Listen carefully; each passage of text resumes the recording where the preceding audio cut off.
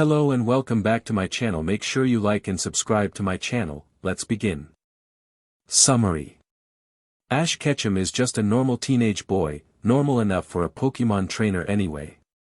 He may not have won every battle he fought, he's made more mistakes than he would ever admit to, but what sets him apart is something that no other boy his age possesses. Deep within his heart, he nurtures an indomitable passion and an indestructible dream to be the best like nobody ever was. This alone sets him on a collision course with destiny, countless struggles against the strong, immeasurable opportunities to grow, and a chance to prove himself above all the rest. But when his trajectory also crosses paths with champions, the thralls of a visionary criminal syndicates, and the love of his life, this normal teenager may not even be able to overcome the incredible challenges that this dream presents. Join Ash Ketchum as he braves it all with his very best friends in a world filled by the strange and mysterious creatures called Pokemon. Story assumptions and sources.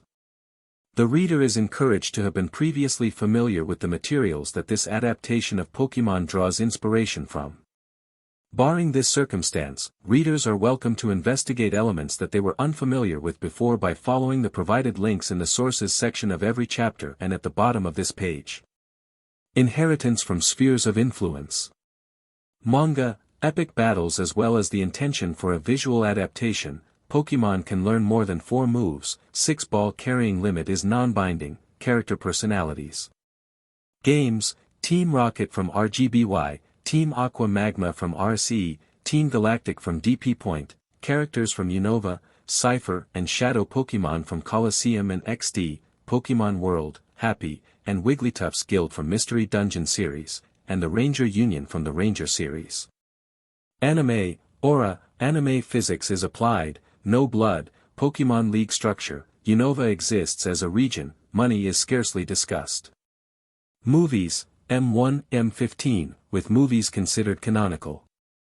Our World, classical physics to explain attacks, quantum mechanics to explain energy and aura, astrophysics to explain the creation of the universe, different religions to provide meaning to existence, spirituality to explain meaning for living.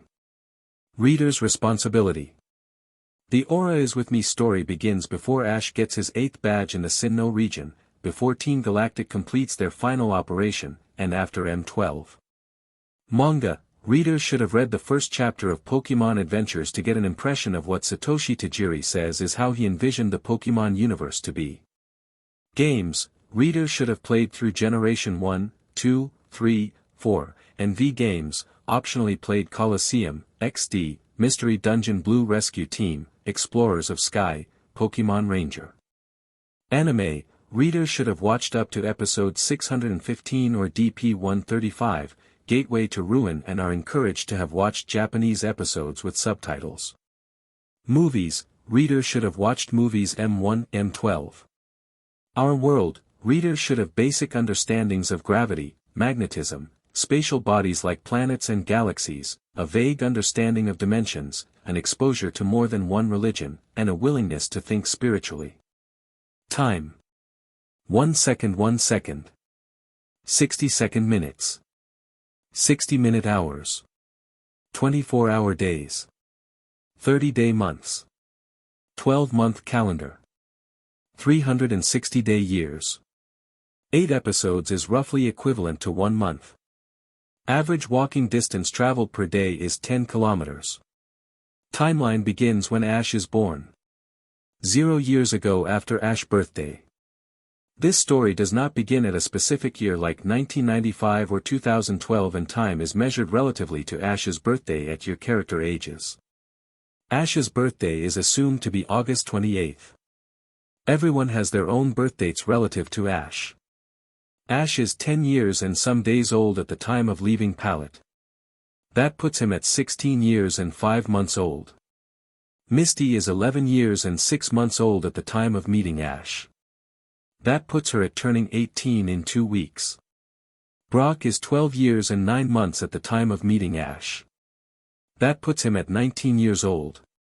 Tracy is 12 years and 8 months at the time of meeting Ash. That puts him at 19 years old.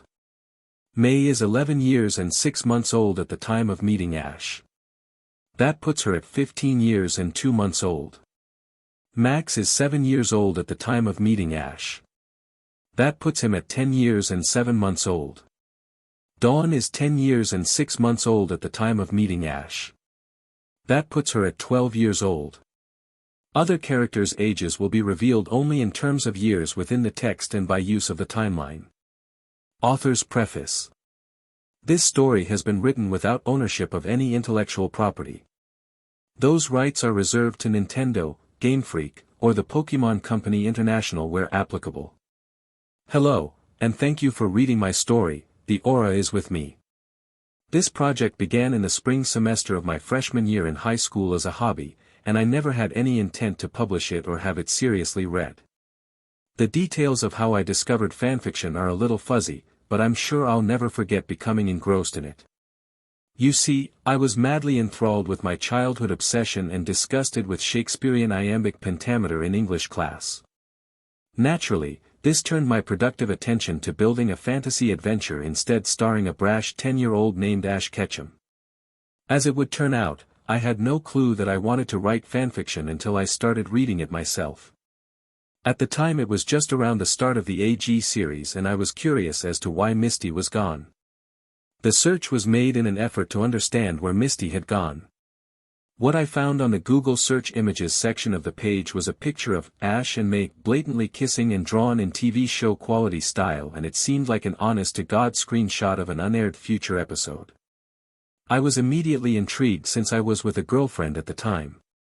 To feed my curiosity I did some more searches to see if this was true or not, and I stumbled upon the Cerebi forums to try to find some kind of confirmation about the picture. I couldn't find anything. What I found instead was a thread called Advance Shipping, where Ash and May advance together. Suddenly the entire concept of a fandom was made clear to me. Fandom is enthusiastic imagination made real within pre-existing creations. I had no idea such an alternate world existed, that fans literally construct fantasy worlds crafted from fantasy worlds that others had made. Almost instantly, I realized the potential that this particular form of expression could offer. Fandom had the ability to make more stories than what the canon contained, and it didn't matter if one was imaginary and the other was out there in the world. Fans have the ability to create new experiences that other fans can enjoy. I was immediately hooked. On that one thread alone, the members would discuss their favorite fanfictions, so I absolutely had to read them for myself. Classics like May's Crush, Two of a Kind, Final Challenge, PKM Rangers, Rise of the Dark Gems, Reaching for the Stars, Pokémon, League of Ultimates, and Destiny Bond all sparked a sleeping giant that wanted nothing more than to add to this wealth of amazing fan literature. Even back then, I was skeptical about the legitimacy of fanfiction as a form of expression. After all, not everything in it is one's own creation, but at the same time, almost all original creations turn out to be created by fans of another series who wanted to borrow from the original. Formally, I believe that writing within the universe of others is not only dishonest to those creators, but also dishonest to the writer. While I still do not personally view fan fiction as legitimate, pure form of expression, I write and read it anyway. The reason for overlooking this dissonance in the meantime is simple: fan fiction is incredibly fun. With fanfiction, the official story, limited by time, money, producers, and even the creator's own ambition are all wiped away, leaving us fans to develop stories of even more grandeur, intelligence, and imagination. With the experience I hope to gain by writing my own fictions, one day I will realize my ultimate dream to pen an original story. That said, I love everything about my story, the vision, the creative process, and the response I get from fellow fans because of it. This story is my first baby and I coddle it like the precious little booger it is. In all honesty, the real push for writing this story was the voice actor recasting controversy caused by the switch from 4Kids Pokemon USA TAJ Productions. To me, it was almost reason enough to leave the fandom entirely, to just scrap everything that I've ever cherished in the Pokemon universe, and try to forget all of the good feelings the show, games, and manga brought me. Fortunately, this was after I discovered what the world of fandom actually was, so I had ample time to put two and two together. If you don't like it, do it yourself, or with a team who supports your vision. This was the impetus for the Aura is with me. After taking a risk and switching my Pokemon experience to strict Japanese with subtitles, I found that I actually liked the original Japanese voices just as much as the American adaptation. The final straw that pushed me over the edge was the 8th Pokemon movie, to which I saw Aura as the perfect method to create anything I want in the Pokemon world. The story started crafting itself that same year. The Aura is with me is my first attempt at writing a complete story as well as my first attempt at fan fiction. Overall, my goal for this project is to combine the world of Pokemon as shown in the anime, movies, manga, and games into one comprehensive world that encompasses everything in its jurisdiction. Additionally, this story will meld our real world, theoretical physics, philosophy, and pure speculation in order to create an enjoyable narrative. While this aspect may immediately distance myself from fellow fans, this story is told with an element of character love, known in the fan world as a shipping or pairing. Before you immediately distance yourself from the concept of imposing a love that isn't there, I'd like to give some opinions on the nature of the shipping phenomenon as a whole regardless of the content of the ship itself. I've adamantly wondered what it truly means to support an idea like advanced shipping, the Red Sox, democracy, the sanctity of life, or anything like that. From a psychological perspective, I think the answer is that the things we support really become an extension of ourselves. Specifically, this means that if any idea that we support falls under attack, either by evidence, a paradigm shift, or ad hominem attack, this weakening of the idea seems to translate into a personal undermining of what makes us a human being. This explains the concept of bashing, or trolling, in the sense that the mere fact that rival ideas exist means that people are naturally inclined to support their idea to the bitter end, even when support for it dwindles. If our ideas are proven to be false, then that makes us think that we, ourselves, are also proven false. This phenomenon alone isn't even the scary bit. What's truly frightening is when we believe that we've been proven false. In other words, how can anyone, including yourself, trust a person who once believed in lies? What it all comes down to, is that even for something as rudimentary and simple as supporting an imaginary love between two imaginary fiction characters, the person with real strength can accept such an idea with an open mind instead of attaching their identity to the idea alone. The strong can let ideas flow through them without sticking there, without consuming them entirely. I've tried to do this myself, but I've only found moderate success. I simply hope that you, the reader, are better than I and can shelve your ideas aside and simply enjoy the ride that I've crafted. Even though Pokemon is largely a kid show, game, and obsession, it is not without surprising wisdom, lifelong lessons, and deep intrinsic value. Objectively it is a billion-dollar franchise, but subjectively it has converted otherwise normal kids and teenagers into wannabe creature tamers. Even for a non-fan, it is very hard to find a child who has not heard of Pokemon.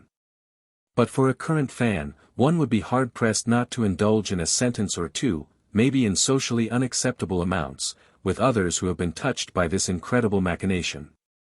I am not ashamed to say that it is a huge part of my life and I eagerly await to see how the next decades include these curious little blips on a screen. This fan fiction is the culmination of my obsession, my vision, and my imagination within the universe once started by a shy Japanese bug collector who only received a technical degree. My hopes for the characters, the themes that are herein, and the story that I want to tell could not have been possible without him or his team's efforts. Domo arigatou gozaimasu. I hope you enjoy reading this story as much as I have enjoyed penning it. Without any further ado, please enjoy, Onegai. Shimasu. Test Subject 069. Prologue, The Last Guardian of Aura. The Pokemon world has been described as an irreplaceable, riveting, and joyously endless experience. Living a normal, human life is incomplete, only made whole by including Pokemon, the creatures of nature. Pokemon are living, breathing beings, and although there are many species, each individual Pokemon is endowed with its own unique characteristics. Some are born strong. Others are born meek. Some are born with attitude. Others are born reserved. Some become family. Others become warriors. Some species are bountiful. Others are rare. Some are the stuff of legends. Others are the ones that make them. A life without the creatures of nature, Pokemon, would be a life lived regretfully and unfulfilled. Since the dawn of civilization 3 million years ago, the first humans had emerged and evolved from nature's common ancestor. But at the time of the universe's creation, some 14.6 billion years ago, the first Pokemon came to be, the direct descendants of life itself. Humans have existed for less than 1/100th of a second on the universe's timepiece. They are an addition to the already beautiful universe. When the first humans came to be, Pokemon welcomed us, the new species, with open arms. Today, the tradition lives on. Humans and Pokemon coexist together today, sometimes as sensei and student, sometimes as person and pet, but always friend and friend. Yet always is there trouble in the world, ever since the first wrong of humans was recorded. Evil and the plague of this earth was born when the first humans betrayed nature and tilted its delicate balance. For generations since, remnants remain and continue to reflect themselves upon the world. Today this evil exists through cruelty and injustice. Pokemon are sometimes treated as though they are inferior beings, exploited for the sake of power. Even others are used to manipulate the world we live in for personal gain. The fight against evil is everlasting and the end is not in sight. But there are those who continue in the struggle. Some feel it is their duty. Others are obliged through righteousness. Still, Pokemon and humans alike live to fight evil, they are united, and they are one in the battle for peace. They are destined through the bonds that sustain life itself.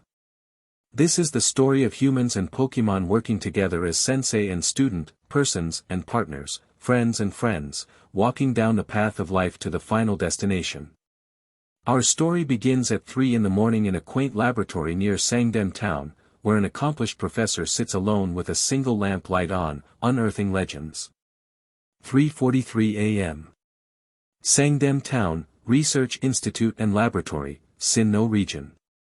Professor Rowan, as he was formally called, was a professor of Pokemon, similar to many in other regions beyond the seas.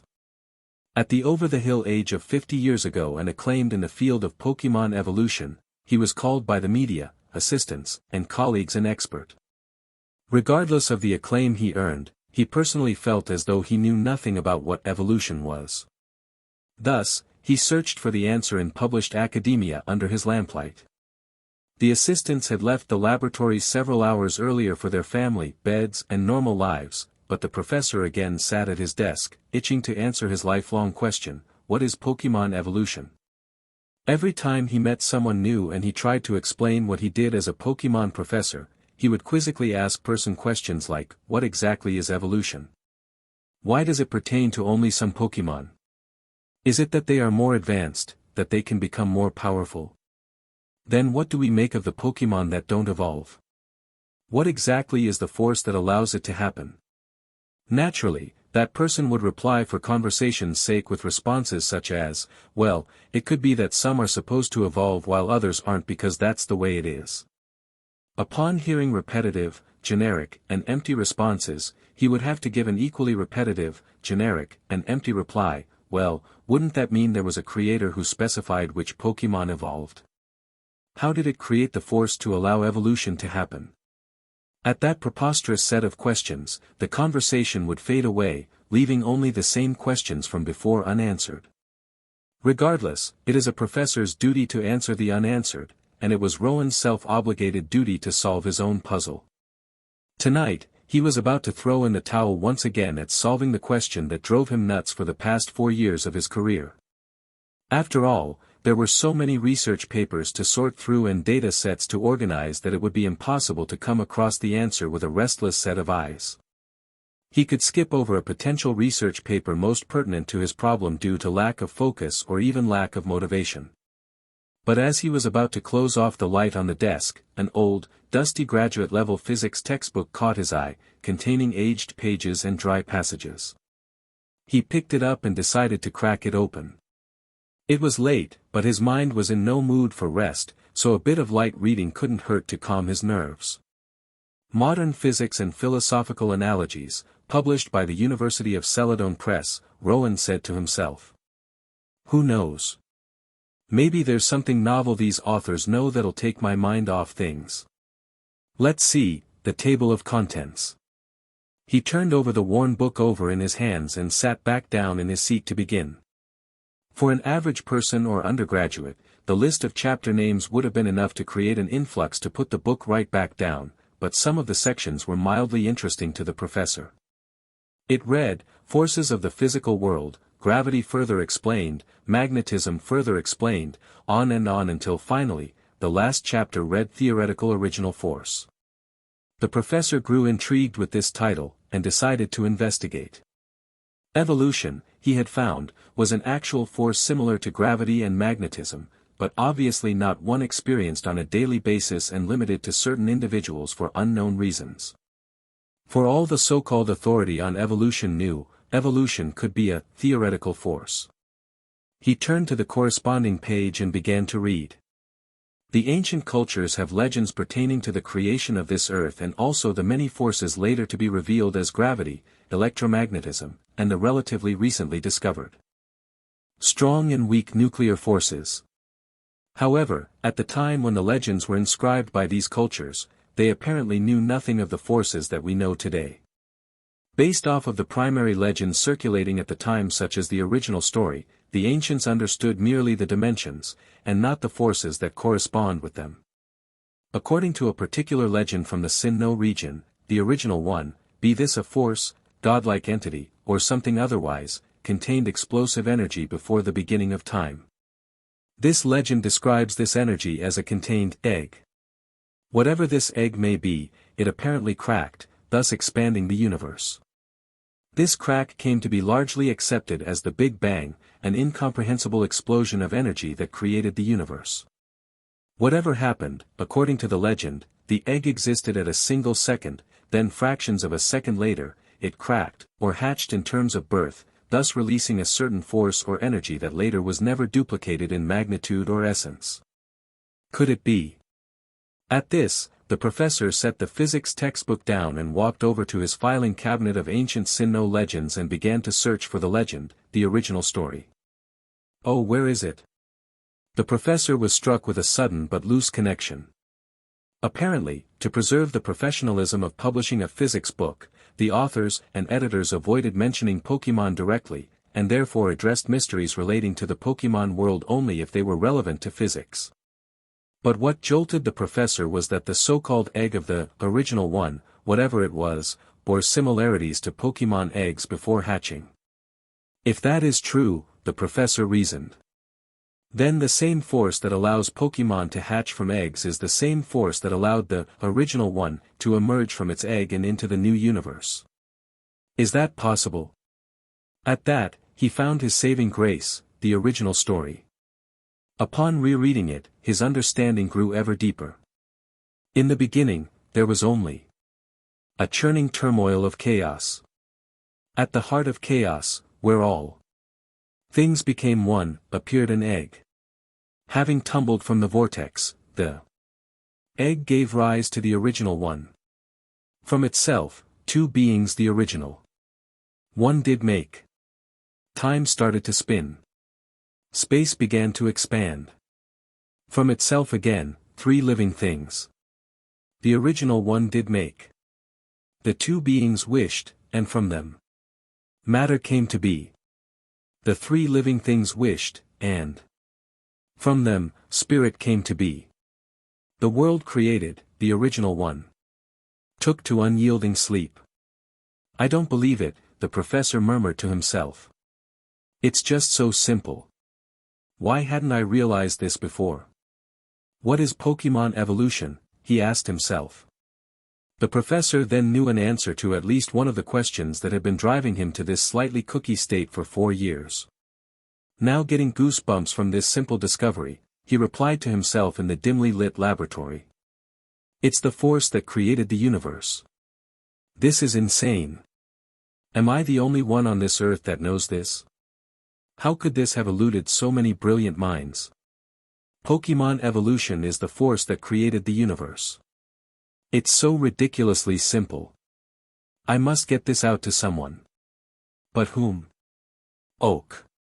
The professor spoke with insight. He may be the only one who would actually believe me since we've known each other for far too long, but this would be completely ridiculous if I am right.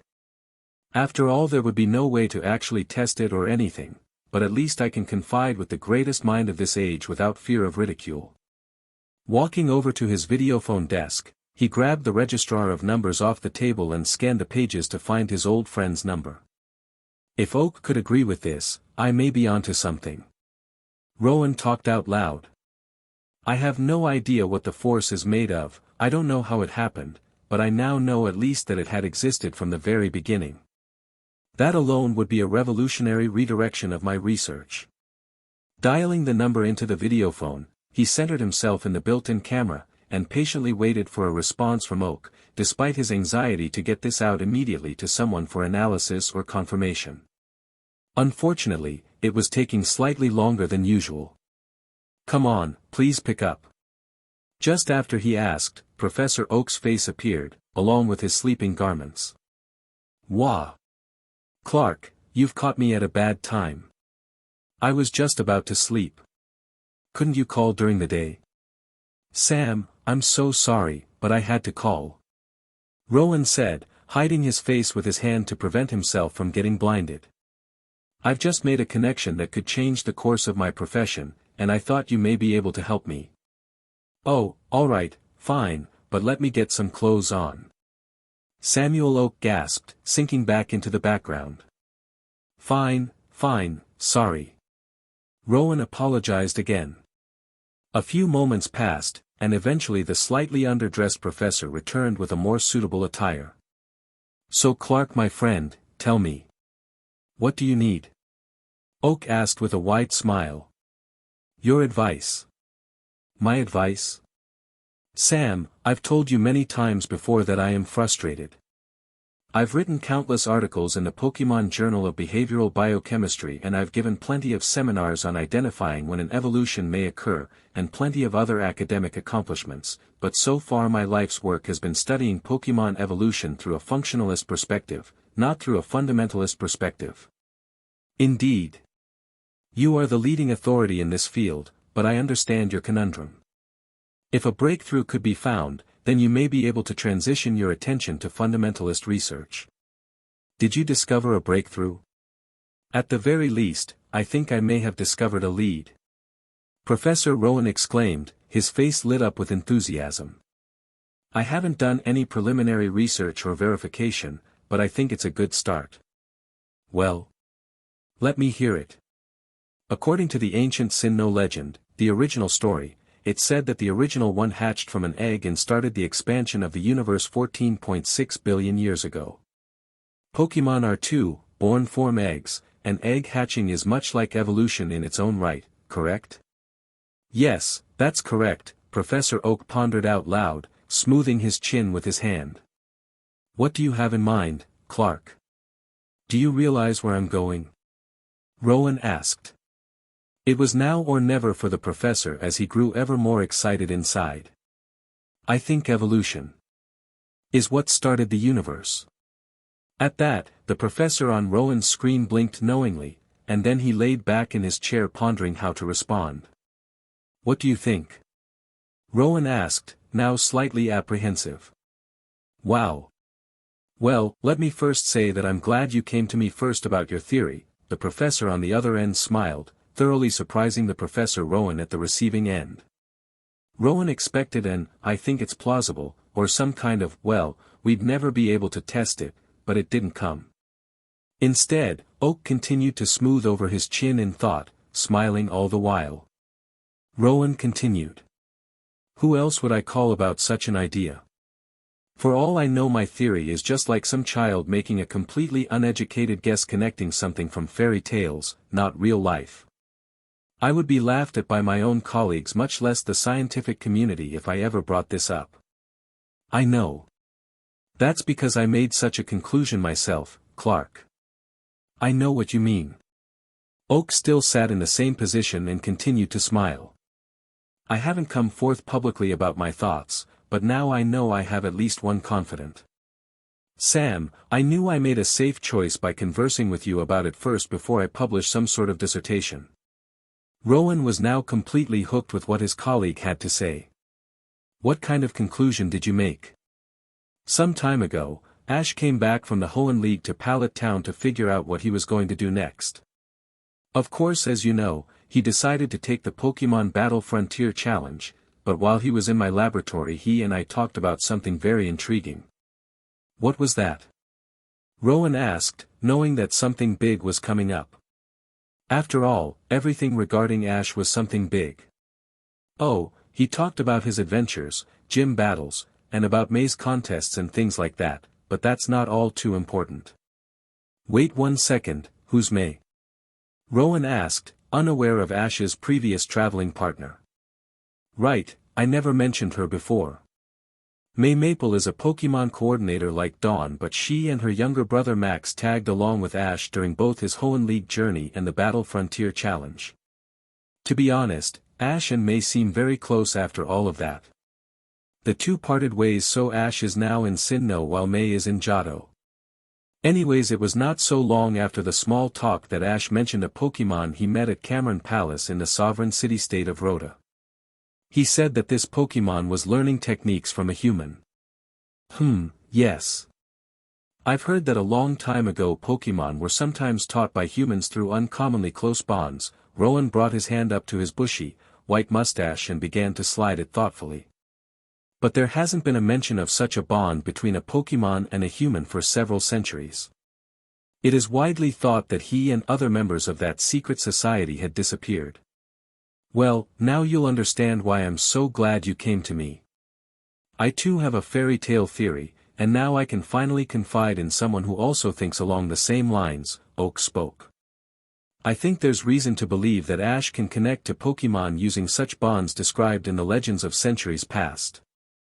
What? That's impossible. Rowan was absolutely astounded and jerked to attention in his seat.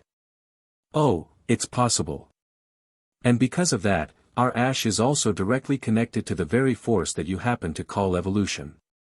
Hold on. What are you talking about, connected? How can a boy be connected to a Pokemon so strongly, to say nothing of a connection to a Pokemon phenomenon? This is exactly why I'm finally telling you about what I've been thinking for the past 2 years.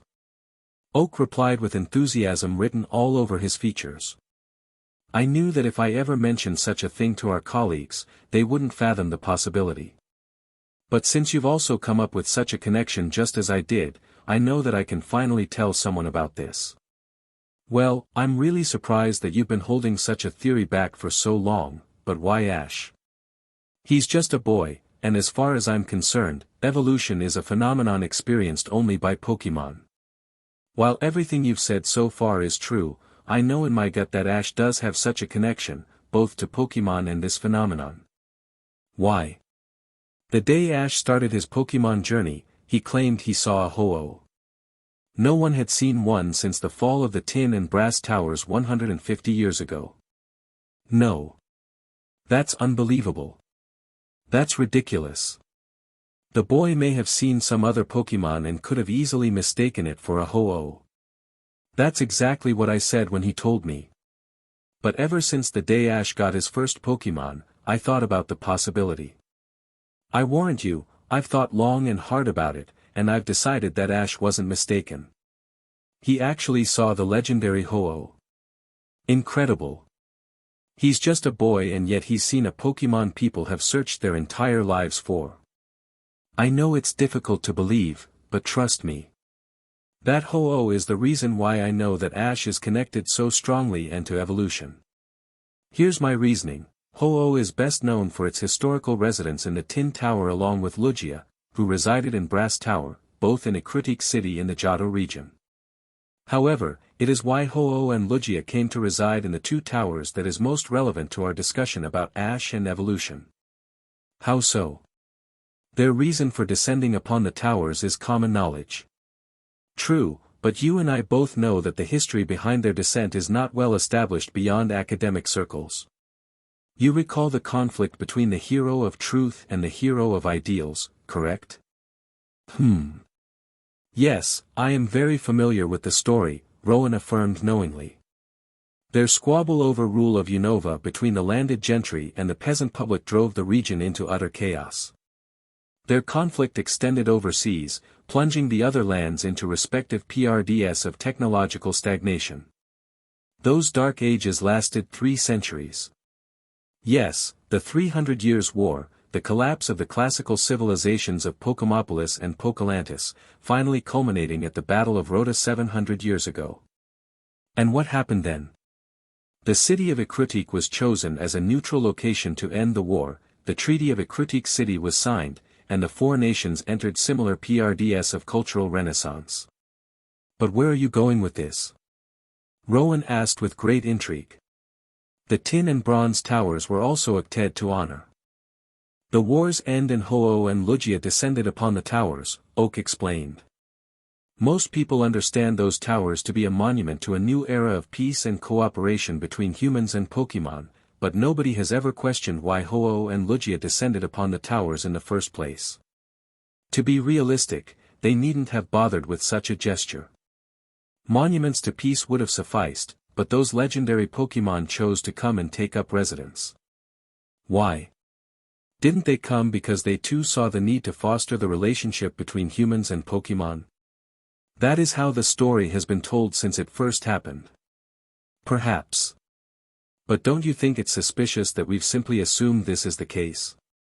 Also, isn't it possible that this reason is an oversimplification of real events, told over and over, and reduced down each time for the sake of narration? A PRGN pause settled in the midst of the 2 Pokemon professors' conversation. Oak's supposition was unquestionably valid. The quaint laws of nature dictated that stories not only become embellished by grander tales with each iteration, but that they also lose context and shorten in length for convenience. Professor Rowan stroked his beard tightly and furrowed his eyebrows in thought. Now that the prospect had been brought up, it was very possible that this particular tale had become self-aggrandized and had lost the specifics over the years. If that is indeed the case, the public would be in for quite a shock, Rowan suggested. Are you saying that Ho-Oh and Lugia did not recognize a new era of interspecies cooperation? Hardly, Clark. I think that Ho-Oh and Lugia certainly observed the new bond formed between humans and Pokemon and wished to acknowledge it, but I think that there's a simpler reason for their coming, Oak replied. What could that be? I believe Ho-Oh and Lugia were honoring the sacrifice of Sir Aaron, Oak said slowly and delicately. The knight, who, according to legend, single-handedly ended the 300 Years' War. Rowan asked. The same. Furthermore, I believe that Ho-Oh and Lugia not only descended upon the tin and brass towers because Sir Aaron had passed away, but also because they were waiting for someone like him to return a hero, if you will. The way I see it, the 300 Years' War began as a squabble between 2 heroes, but ended centuries later because of a third. I think it is only natural then that just as the tin and brass towers symbolized the peace between ideals and truth, Lugia and Ho-Oh watched over those towers waiting for a hero who recognized this peace. However, they were kept waiting for far too long, and after the fire of Tin Tower the 2 Pokemon must have fled in order to search for a hero as opposed to idly waiting for an apparition. And when they do find that person, they will come back to the tin and brass towers. I apologize, my old friend, Rowan said. But your theory cannot be accurate. There have been plenty of people, heroes like Sir Aaron, to have emerged through the ages. I can recall the story of one nomad who put an end to a Spiritome's rampage 5 centuries ago, and an acquaintance of mine on Iron Island has been training in the same DSPLN as Sir Aaron for quite some time, albeit in an unorthodox fashion. Yet neither Ho-Oh nor Lugia have returned. I highly doubt Arash signaled the return of those 2 legendary Pokemon if people like that do not qualify as this hero. Well countered, my friend, but it isn't merely the skill of Sir Aaron that I believe Ho-Oh and Lugia are seeking, Oak responded. What is it then? Rowan asked. It is said in another ancient legend that when the souls of humans and Pokemon can commune, upon the emergence of a trainer with the ability to touch the souls of Pokemon, Ho-Oh will appear from the heavens, correct? Oak asked. What do you think it means to be able to touch the souls of Pokémon? I'll take the bait and let you answer that, Rowan chuckled to himself. What do you suppose it is? I believe it is the unwavering will to sacrifice oneself. That is what it means. Take all three heroes in the war. Each sacrificed everything they had in order to pursue ideals, truth, or peace between the two. They gave their lives for each respective cause and were known as heroes as a consequence. And Ash. Sorry, Professor, Rowan interrupted, clearly not convinced. You can't possibly suggest that Ash Ketchum has the unwavering will to sacrifice himself for a cause. He's just a boy. That's where you and I differ, Professor, Oak replied, ready to quell Rowan's doubt. We differ not on the basis of subjective opinion, but on the basis of objective information. You met Ash only once and I'm sure you've already seen proof of my suspicions. I don't suppose you recall his Pikachu, have you? Did you see how far Ash is willing to go to save that little Pokémon? Yes I have, Rowan replied, letting his mind search his memories. I know that when Dawn caught up to him after the two of them got separated, he risked his life to save his Pikachu from an enormous exploding mech. I'd say it was maybe 20 meters high or so. Have you ever seen a trainer ever do that for any of their Pokémon? No. No, I haven't, Rowan replied slowly, still massaging his beard. Even though I wouldn't like to admit it, I, for one, wouldn't risk my life like that. I would just phone the police after they got away. I rest my case. Ash is the only human I know who would go to such lengths for his Pokémon, or any Pokémon even. Your encounter with him is only a small sample of his journey. He has been through many, many more harrowing experiences with Pokémon than I believe you or I will ever encounter. Do you honestly believe so, Sam? Rowan asked politely. You love Pokémon very dearly. It's hard to imagine anyone with a greater conviction to Pokémon than you. Between that boy and I, there is simply no comparison, Oak replied somberly. I've seen him call upon the North Wind to save Arbor Forest from total destruction 43 years ago, and I've seen him single-handedly prevent the Earth's flooding 4 years ago. For him, both were narrow escapes from death. Another permeating silence filled the conversation. Rowan paused, his beard stroking, remembering Oak's recount of his travels through time and recalling the impending collapse of the planet's biosphere. As he looked upon the professor on the other end of the video conference, Clark Rowan could see how sure Samuel Oak was about this. He is the avatar of self-sacrifice.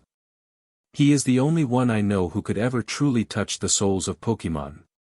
There is nothing he wouldn't do to save the lives of Pokémon, even if it meant dying in the process. Professor Oak continued slowly.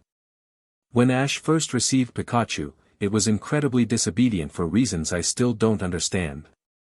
But it soon became apparent to me that in such a short amount of time, Ash and Pikachu have become beyond best friends, no doubt about that. Ash has touched that little Pokémon I found in Viridian Forest, and he has touched every Pokémon he has encountered since. Well, with such an argument, you've got me convinced, Rowan said, enjoying this conversation, discussing revelations that the boy in question had absolutely no comprehension or awareness of. However, one question remained. But I still don't see how he is somehow connected to evolution. Were you going to? Ah. Yes. I digress. You think evolution is related to the original one, and I think Ash is the trainer with the ability to touch souls. Yes. Oak took his hands, folded them, and placed them on his lap, and he closed his eyes, ready for the last words. Well, I think there's only one thing left to conclude. What is that? Rowan knew that whatever came up next was the moment he placed the call in the first place, so he didn't want to miss a single word of Oak's answer. Leaning forward he beckoned, "Tell me, what is it?" In response, Oak opened his closed eyes and flashed a grin across his face. This was it. I think Ash is the last guardian of Aura. Dear readers, I had originally uploaded this story 4 years ago during the Diamond and Pearl era of both the games and anime.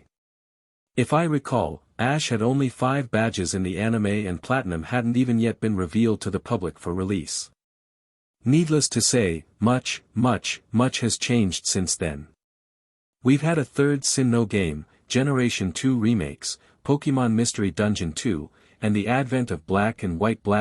I am enormously pleased with the new direction of Pokémon games. Not only have their technological attempts skyrocketed with three-dimensional orientations with their gaming, they've taken intractability to a whole new level and also equalized the learning curve for new and old players alike. Furthermore, they have begun to incorporate serious, very serious themes into their games. Themes like, what does it mean to be strong, or, can the truth be met with ideals peacefully, are sorely needed in such an open-ended environment like a Pokémon game.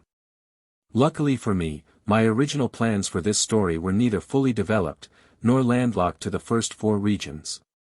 The 5th generation of Pokémon fits very well into my overarching story, and even better, the themes represented are so complex that they will make perfect complements to my story. I avidly look forward to a Unova arc in my story, hopefully before Generation 6. Small trivia, the first clock time recorded is 3:43, a nod to the guys who made the new Halo 4. Incredible masterpiece. The soundtrack is the only thing lacking. When I first edited this chapter, I was celebrating the occurrence of 500 views. This month alone has garnered 6, needless to say, I am more than pleased. I'm downright giddy. As always, please review or private message me. Story notes. 14.6 billion years ago, Big Bang, Original 1 emerges. 1,000 years ago, 300 years war begins. 1,000 through 700 years ago, Pokelantis and Pokemopolis fall. 700 years ago, Battle of the Tree of Beginning waged, Sir Aaron dies, 300 years war ends, Treaty of Ikritik signed, Tin and Brass Towers acted, Ho-Oh and Lugia descend. 500 years ago, Aura Guardian seals Spiritome into Hallowed Stone Tower. 150 years ago, Tin Tower burns, Ho-Oh and Lugia flee. 37 years ago, Samuel Oak is born. 34 years ago, Clark Rowan is born. 27 years ago, Samuel Oak travels into the future. 0 years ago, Ash Ketchum leaves Pallet Town.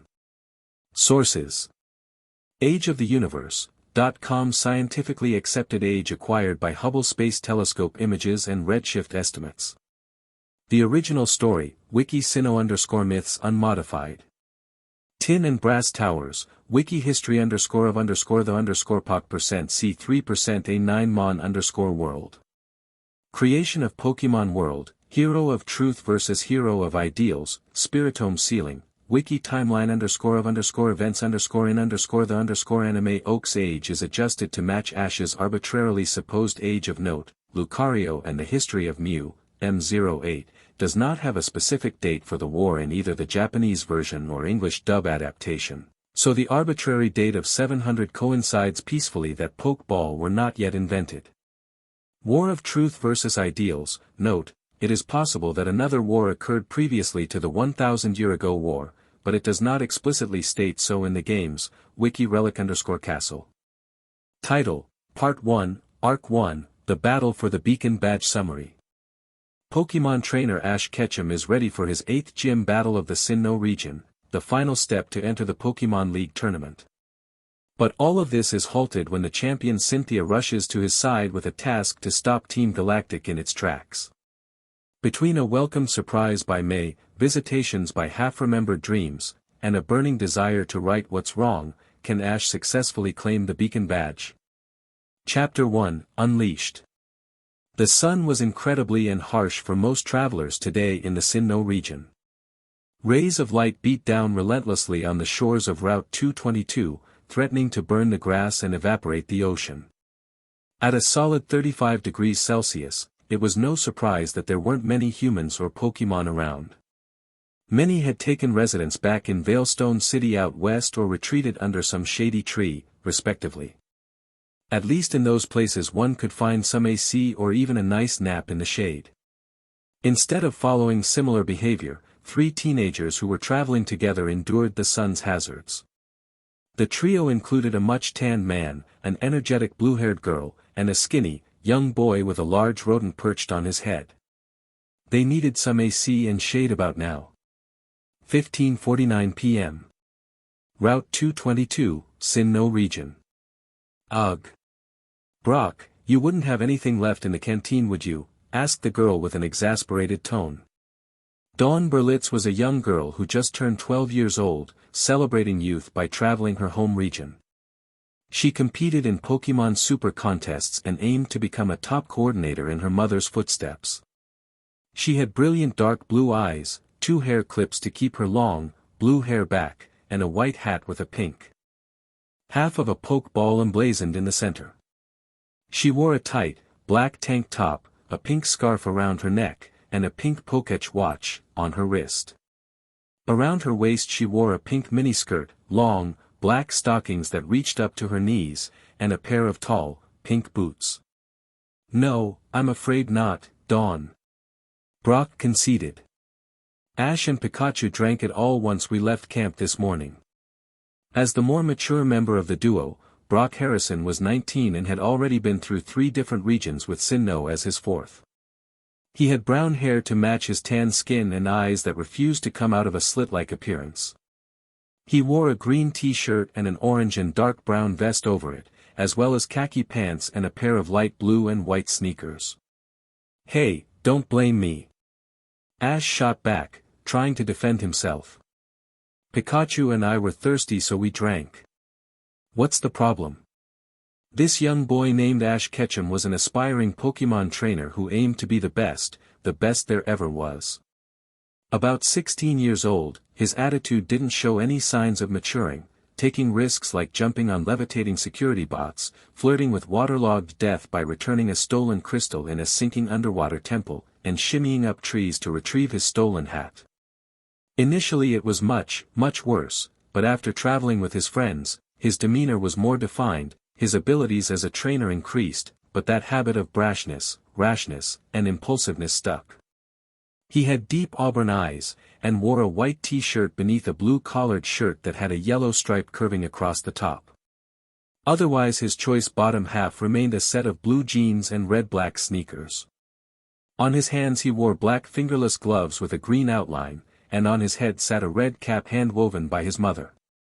Lovingly crafted, it sported a black band down the middle and a blue Pokeball emblazoned in the middle rotated on its axis. His best friend Pikachu rested there as well as his cap, but unlike inanimate objects, he felt beat by the sun's continued existence. Cha! Sighed Pikachu. Pikachu was a Pokemon, one of many mysterious creatures dotted around Mother Nature's Earth, endowed with powers unseemly for a human. Hundreds of different species of Pokemon exist, each differentiated by elemental type, egg group, species, and many other classifications. But to Pokemon trainers like Ash Ketchum, these differences were unnoticeable, overshadowed by the memories he and other trainers like him crafted in their company. They communicated by instantiating different parts of their name in different patterns, formed their own communities in the wild, and possessed many uncovered secrets. This particular Pokemon was an electric type, part of the field and fairy egg groups, and belonged to the mouse species. He was an electric rodent with red, circular pouches of immense electrical energy stored in his cheeks, and had a protruding, long tail shaped like a thunderbolt that little kids would mischievously yank. Pikachu was Ash's first Pokemon and had helped him innumerable times in battles and in the field, forging a bond exemplary of even the best Pokemon trainer relationships. Today, none of these qualities would alleviate these persons of their immediate troubles. The sun couldn't care less if your hair was blue or black, whether you spoke human or Pokemon, or even if you had a tail. Nobody escaped the sun's heat. What's the problem? What's the problem? Dawn recoiled. You could have left us something to drink like a considerate person. I'm so thirsty, Ash. Oh come on, Dawn. Don't get mad over that, Brock said, trying to calm the girl down. He knew that she got very aggravated without certain basic amenities since she was still a beginning coordinator. It's already bad enough that we're out here in the middle of a dirt road and getting baked, no need to make it worse. Plus, Pikachu has a fur coat and he gets hot really quickly. He needs all the water he can get, Ash explained. Right, buddy? Pika-Chu. Pikachu sighed once again. Now, despite the fact that Pikachu was a Pokemon and Ash was a human, the two could understand each other very well. Ash knew Pikachu was stressed, but he also needed a good excuse to worm himself away from Dawn's complaints. Brock, let me see that map. I want to reach the next gym as soon as possible. Ash asked as he took the map. Where is it anyway? Let me see. Right here, Brock said as he pointed at a city located on a peninsula that jutted out from the rest of the region. Sunyshore City shouldn't be too far away. I mean, we have been traveling for 2 days on this route from Veilstone. We have to be getting close. So here's north and there's south, ah. Well, maybe that's Veilstone, and then, wait, no, Ash mumbled as he moved the map back and forth frantically. Oh geez, Ash, Brock sighed. Upon seeing the desperate child in front of him, he offered some much-needed guidance, 2 pointers. Number 1, know which direction you're facing, and number 2, check if the map is right side up. Pikachu nearly fell off his trainer's shoulder to faceplant in the ground. Dawn merely rolled her eyes at the boy's well-documented lack of map-reading skills. Thanks, Brock, Ash grumbled. Geez, this would have been so much easier with a poke-nav. A poke-nav? Brock asked. You mean like the one Max had, right? Now that you mention it, he's probably in Petalburg City raring to get his first Pokemon while May is probably far off in Johto. It's too bad we're stuck with old-fashioned maps right now. Tell me about it, Ash muttered. I guess I was just thinking about what May and Max would have said if they were around. Max and May Maple were siblings from Petalburg City in the Hoenn region. Max was now a 10-year-old boy who wore large glasses, a green polo shirt, sneakers, and khaki shorts. Despite Max's appearance, Ash and Brock knew that he would be a very successful trainer once he became 11 and received his Pokemon trainer's license. The only reason why Max didn't leave immediately when he turned 10 was due to his parents' insistence on remaining with them for at least 1 more year. Needless to say, the aspiring trainer-to-be was just itching to get started. May, on the other hand, was already an accomplished 15-year-old trainer, specializing in the respectable art of coordinating Pokemon contests. She started out much like Ash had, clueless and without an inkling of skill, meeting up with Ash through a string of equally unlikely events as the next. But over time, Ash had taught her the ropes of the Pokemon trade, and soon enough, May partook in 2 separate grand festivals, placing in the top 4 in her first and the runner-up in her second. Unfortunately for the 2 friends, their goals diverged, so their course of travel did as well. May decided to venture the contest scene of the Johto region while Ash wanted to train across the ocean in the Sinnoh region. Do you miss them or something? Brock asked. He had noticed a lot of allusions to the pair of Pokemon enthusiasts from Hoenn lately. Maybe. Ash idly responded as he became lost in thoughts of his old traveling companions. You know what, Brock? Yeah, he replied as he turned towards Ash. I'm just. Ash paused as if trying to find out what to say. I'm really worried about her. I know she seemed fine last time, but what if she needs me? Like now more than ever.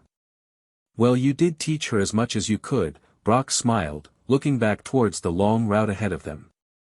Don't worry about her so much. I know, Ash replied in a slightly defeated voice.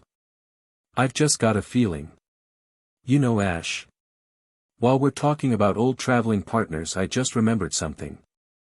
Brock suggested, prodding his friend's proverbial buttons ever so slightly. Misty's 18th birthday is coming up soon. Don't tell me you've already forgotten about her. You kidding? I'd never forget Misty. Ash replied with some measure of shock. But is she really turning 18? That makes her like, old or something. Feeling a little out of the loop here, Dawn interjected, waving her arms out to get the 2 boys' attention. I remember May from the Wallace Cup, but who's Misty? Oh, Dawn, the 3 of us go way back. Brock announced jovially. With a resounding smack he brought his hand down onto Ash's shoulder like a brother, who winced in pain. She was actually Ash's first traveling partner and the two of them met before me. Apparently she was taking a break from her duties as Cerulean City gym leader and bumped into him. Wow! Dawn exclaimed, feeling honored to be connected so well. What was she like? Horrible. Ash and Brock both said uniformly. Huh? Dawn gasped. She hoped they were just joking about that.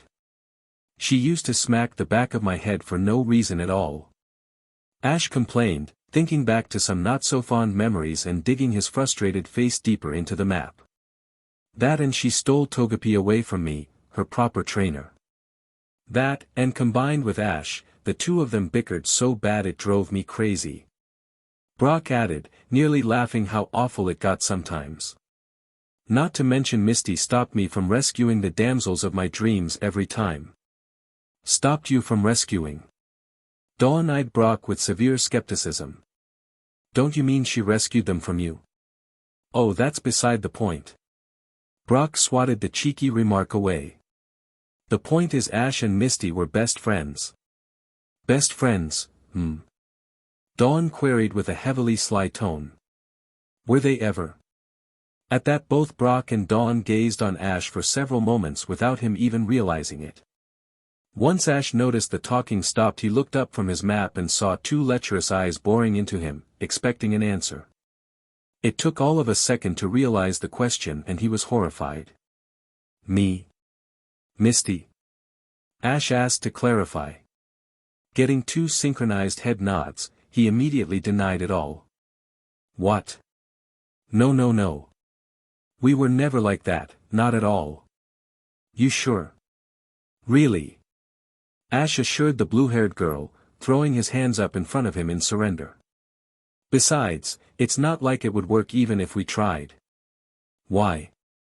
Dawn asked curiously, realizing that Ash was actually trying to be serious for once. What happened? Misty's actually the de facto gym leader of Cerulean City, Brock explained. Her sisters were taking care of it in her absence even though they aren't as skilled. Then when the three of them ended up leaving the gym to pursue other careers, Misty couldn't ignore the gym like that, so she had to stop traveling. Yeah. Ash lamented, remembering how hard it was to let her out of his sight. And after that I barely ever got to see her. She was busy being one of the best gym leaders in Kanto and I was traveling through Hoenn, now Sinnoh. I guess we've really fallen a bit out of touch. Wow, Ash, Dawn marveled. Until today this particular aspect of Ash's journey was unknown to her. And how does May get into the picture? Heh, we met by total accident really, Ash explained, perking up at the fond memories in hindsight. We were both supposed to get through Hoenn on our own terms, but we ended up traveling together when we met at Professor Birch's lab. Now that I think about it, if I hadn't met May, I probably wouldn't have been able to compete in the Evergrande conference as well as I did. And now she is traveling on her own, right? Dawn asked. That can't be easy. Yeah, and that's why I'm worried about her, Ash admitted. We're a lot alike to be honest, and I see myself in her sometimes. But I've got friends right here every day, and she's got no one. I don't know, it's complicated. Hey, a voice suddenly called in the distance. Hey! You there, with the Pikachu on your head. Huh? Ash glanced up ahead, redirecting his attention from the map, Misty, and May towards the voice. Hey, what's up? Are you wacky cookie kids headed for Sunyshore City? The unidentified man asked from afar. Yeah, sure. Why do you ask? Ash replied defensively. A flaming red hat trainer headed to Sunyshore. You are just the person I'm looking for, the man replied. Quite out of the ordinary, this man had a flaming red afro and wore a bright orange t-shirt. He seemed to melt right into the sun's scorching heat waves as he juggled a pokeball idly in his right hand. What are you talking about? Ash asked. If I'm not mistaken, he wants a Pokemon battle, Brock pondered out loud. A battle? Yeah, you bet. Ash exclaimed, already feeling the customary adrenaline introduce itself into his blood. This'll be a great warm-up for Sunyshore City. I accept your challenge. Pika. Pikachu. Pikachu piped up, mirroring his trainer's excitement. As a former gym leader, I will assume the role of impartial judge, Brock said, stepping ahead of Ash to fill roughly the same space between the two trainers. Now please, mister, what is your name? Call me Flint. Flint Timber of the Elite Four, the man replied plainly. At this news Ash felt about as surprised as walking into that Ursaring in the Bewilder Forest. You see. Members of the Elite Four are said to be the most powerful trainers in the entire region, save for the champion who was more powerful than all of the others. This structure existed across many regions, and each elite carried the same weight as the next. Except a handful of trainers, few have been successful enough to scrape a win against an Elite Four member no matter how narrowly. This is perfect. Ash yelled, jumping for joy. The stronger the opponent, the stronger we fight.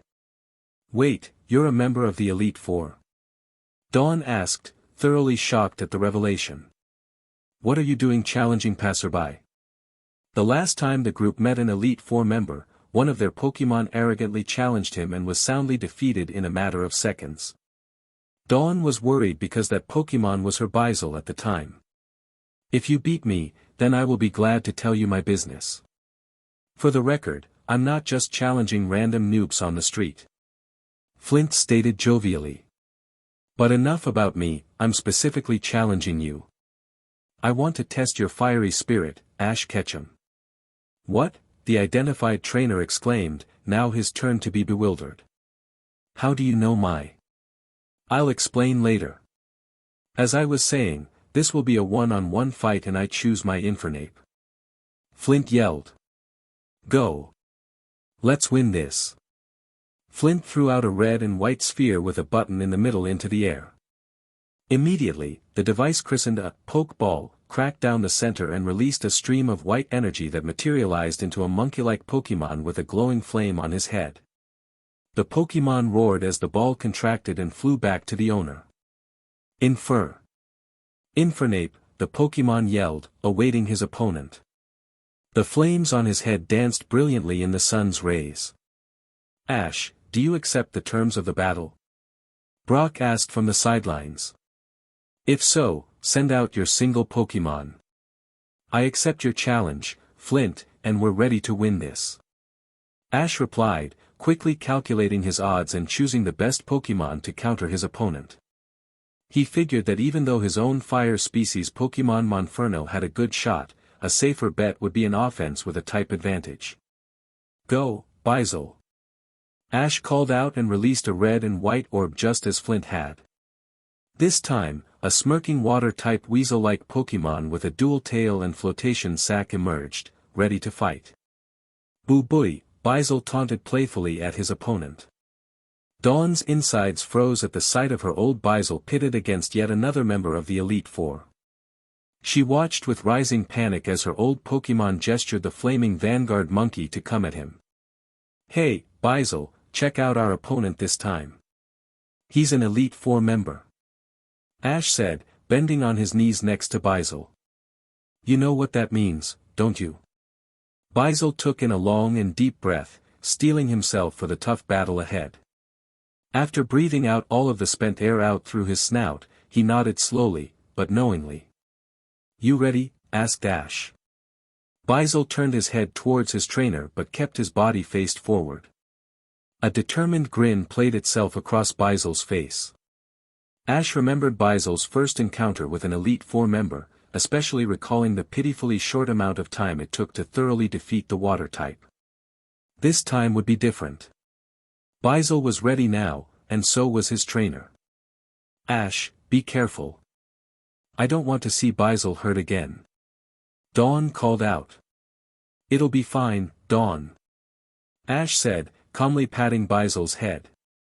He stood up, smiled towards his female traveling partner, and threw her a confident thumbs up. Taking a leaf out of her book, Ash shouted brightly, no need to worry. Perhaps it was true. Baizel was arguably the second strongest Pokemon in Ash's current arsenal, outmatched only by his vintage choice, Pikachu. More importantly though, Ash wasn't concerned about Baizel not performing. He always gave 110% on the battlefield regardless of the opponent. To Ash, that was all that determined the final score on the battlefield.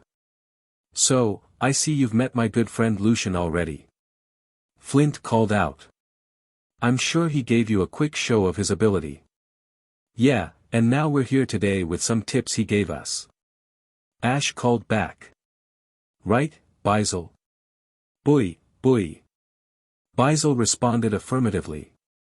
This will be a one-on-one battle between Flint Timber of the Sinnoh Elite Four and his Infernape against Ash Ketchum of Pallet Town and his Baizel, Brock shouted. Now that the introductions were out of the way, Brock was ready to assume his role as judge and announced the start of the match. There is no time limit and no technique restrictions. Let the battle begin. Infernape, use dig now, Flint commanded, wasting no time to attack. Ash figured he might try a move like that since fire attacks don't damage water Pokemon directly. It would have been a strategic loss to use an attack like Flamethrower right now. Baizel, stay calm and wait there. There should be ground movement at some point, Ash instructed. Boo-booey. Baizel murmured to himself, nodding to Ash before closing his eyes. Regardless of whether or not Baizel could tell exactly where Infernape would surface, he trusted Ash to be prepared and he steadied himself to respond. For what seemed like too long, nothing moved on the field. You should be more careful with your predictions, Ash, Flint toyed, especially noting how the ground had no signs of depression or cracks. What are you talking about? Ash asked, fearing an oncoming upset. Baizel stood still on the battlefield surface, expecting Infernape to emerge out of the sand and launch an assault. That assault never came from the Pokemon personally. Use Fire Spin from below, Infernape, Flint ordered. Infernape complied and within seconds Baizel was shot skyward with a column of red-orange flames erupting from the ground. It looked like the unholy marriage between a volcano and a slinky, with Baizel caught in the procession. Baizel, no! Ash yelled, gritting his teeth as Baizel landed with a gut-wrenching thud on the ground. Ash, hang in there! Dawn cried out in an almost pleading tone. Pikapi! Pikachu! Pikachu called out to Ash and Baizel. Baizel! Can you get up? Ash asked his Pokemon. Boo-boo, boy! Baizel grunted. Baizel was injured to a great extent and took the fall mostly to his legs. Ash noticed Baizel stagger himself into a standing position in preparation for the next move. I've got to figure out a way to attack and defend at the same time, Ash said to himself bitterly. In his mind, he sorely wished that his trademark counter shield was a viable option, but it would be nay effective against an underground opponent. When the attack subsided, molten bits of glass and lava littered the surface, bringing another unwelcome heat wave. Seeing this, Flint built upon his last move. Infernape, stay underground and dig some tunnels, Flint ordered. Infernape obeyed and began digging his own labyrinth underground. Boy! Baizel!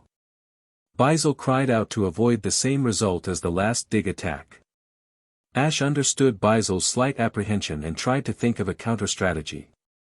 In that time, images of his second battle against his rival, Paul, re-entered Ash's mind.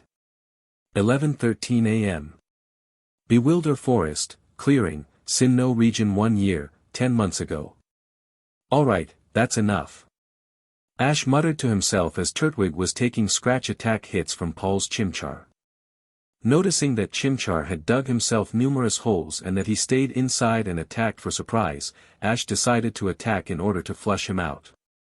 Turtwig, aim Razor Leaf at the hole. Chimchar leapt out of the hole, paining after taking a direct hit from Razor Leaf on his backside. Chimchar, use Ember, Paul countered. Now, Turtwig, in the hole, Ash ordered. Turtwig followed suit, narrowly missing the Ember attack above ground, but Paul had expected such a maneuver. Aim Ember into that hole, Paul commanded confidently. Unfortunately for Ash, Turtwig received the brunt of the column of fire and took a good portion of stamina out of him. The match had been fatefully decided from that attack onward. I remember, Ash thought. A Pokémon inside of a hole has little room to dodge unless they jump out onto the surface. So, if I can get an attack into the hole without Bizel in as well, then Infernape won't be able to dodge either. 16:08 p.m. Route 222, Sinnoh region. Bizel, hang in there. Fire your water pulse into the tunnels. Ash shouted. Glad to hear his trainer's newfound strategy, Bizel began shooting 3 spheres of water into the tunnel openings. Infernape, use flamethrower and smash the sphere. Keep using flamethrower afterwards. Flint shouted. The spheres of water entered through the hole and were guided by the tunnels directly to Infernape. As Flint ordered, Infernape retaliated with flamethrower immediately indicated by a muffled explosion underground as the water pulse spheres and the beam of fire clashed. Maybe Infernape couldn't take the impact. Maybe we won. Ash thought. As though in spite of him, Infernape didn't come out of the tunnels at all. Instead, columns of condensed steam rose out of the openings and engulfed the entire field in a cloud of mist. Arg, I can't see.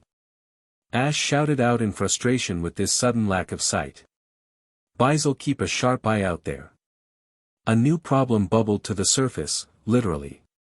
Soon after the columns of steam, the entire area of the battlefield began shimmering like exhaust from a car as the sand and rock began glowing dull red.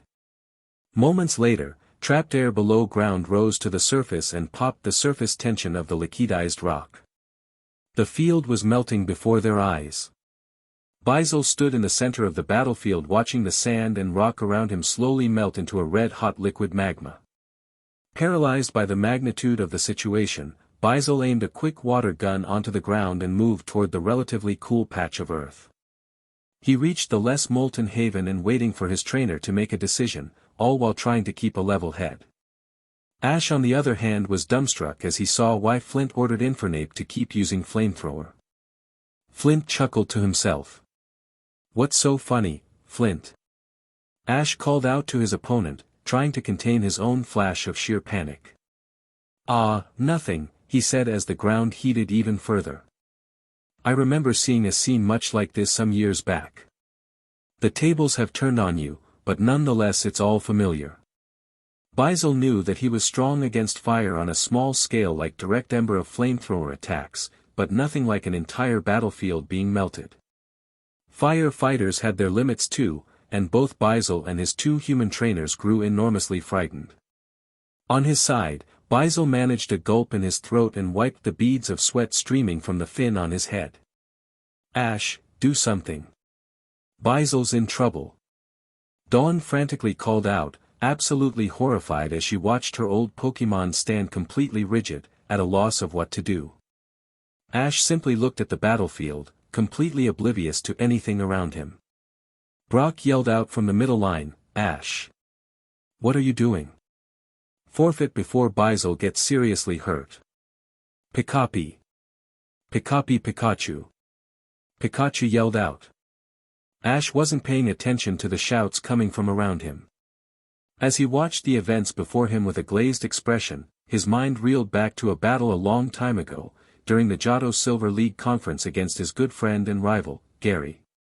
16:17 p.m. Silver Town, Johto League Silver Conference Round 1, Finals, Johto Region 3 years, 10 months ago. Charizard, use flamethrower on Blastoise. Ash commanded. Blastoise, don't let him come near with Hydro Pump. Gary retaliated. Charizard, keep using flamethrower on Blastoise. Ash ordered despite the evidence before him. Even though he hoped for a better outcome, Ash saw it was no good. Charizard was too high up to make a powerful and accurate flamethrower hit and the beams of superhot flames merely impacted the ground. Now I remember. I was trying to take on Blastoise head-on, even though fire attacks wouldn't do a lot of damage anyway, Ash thought. No matter how often we tried, Blastoise kept danger at bay by using Hydro Pump constantly, which forced Charizard to keep missing and hit the battlefield instead. Ash thought to himself slightly more intensely and remembered, then I saw the dust and rock melting and directed Charizard to purposely heat up the battlefield. The field melted, and trapped Blastoise, just like how Bizel is trapped right here. So now I am in Gary's position. What am I going to? 16:13 p.m. Route 222, Sinnoh region. Ash.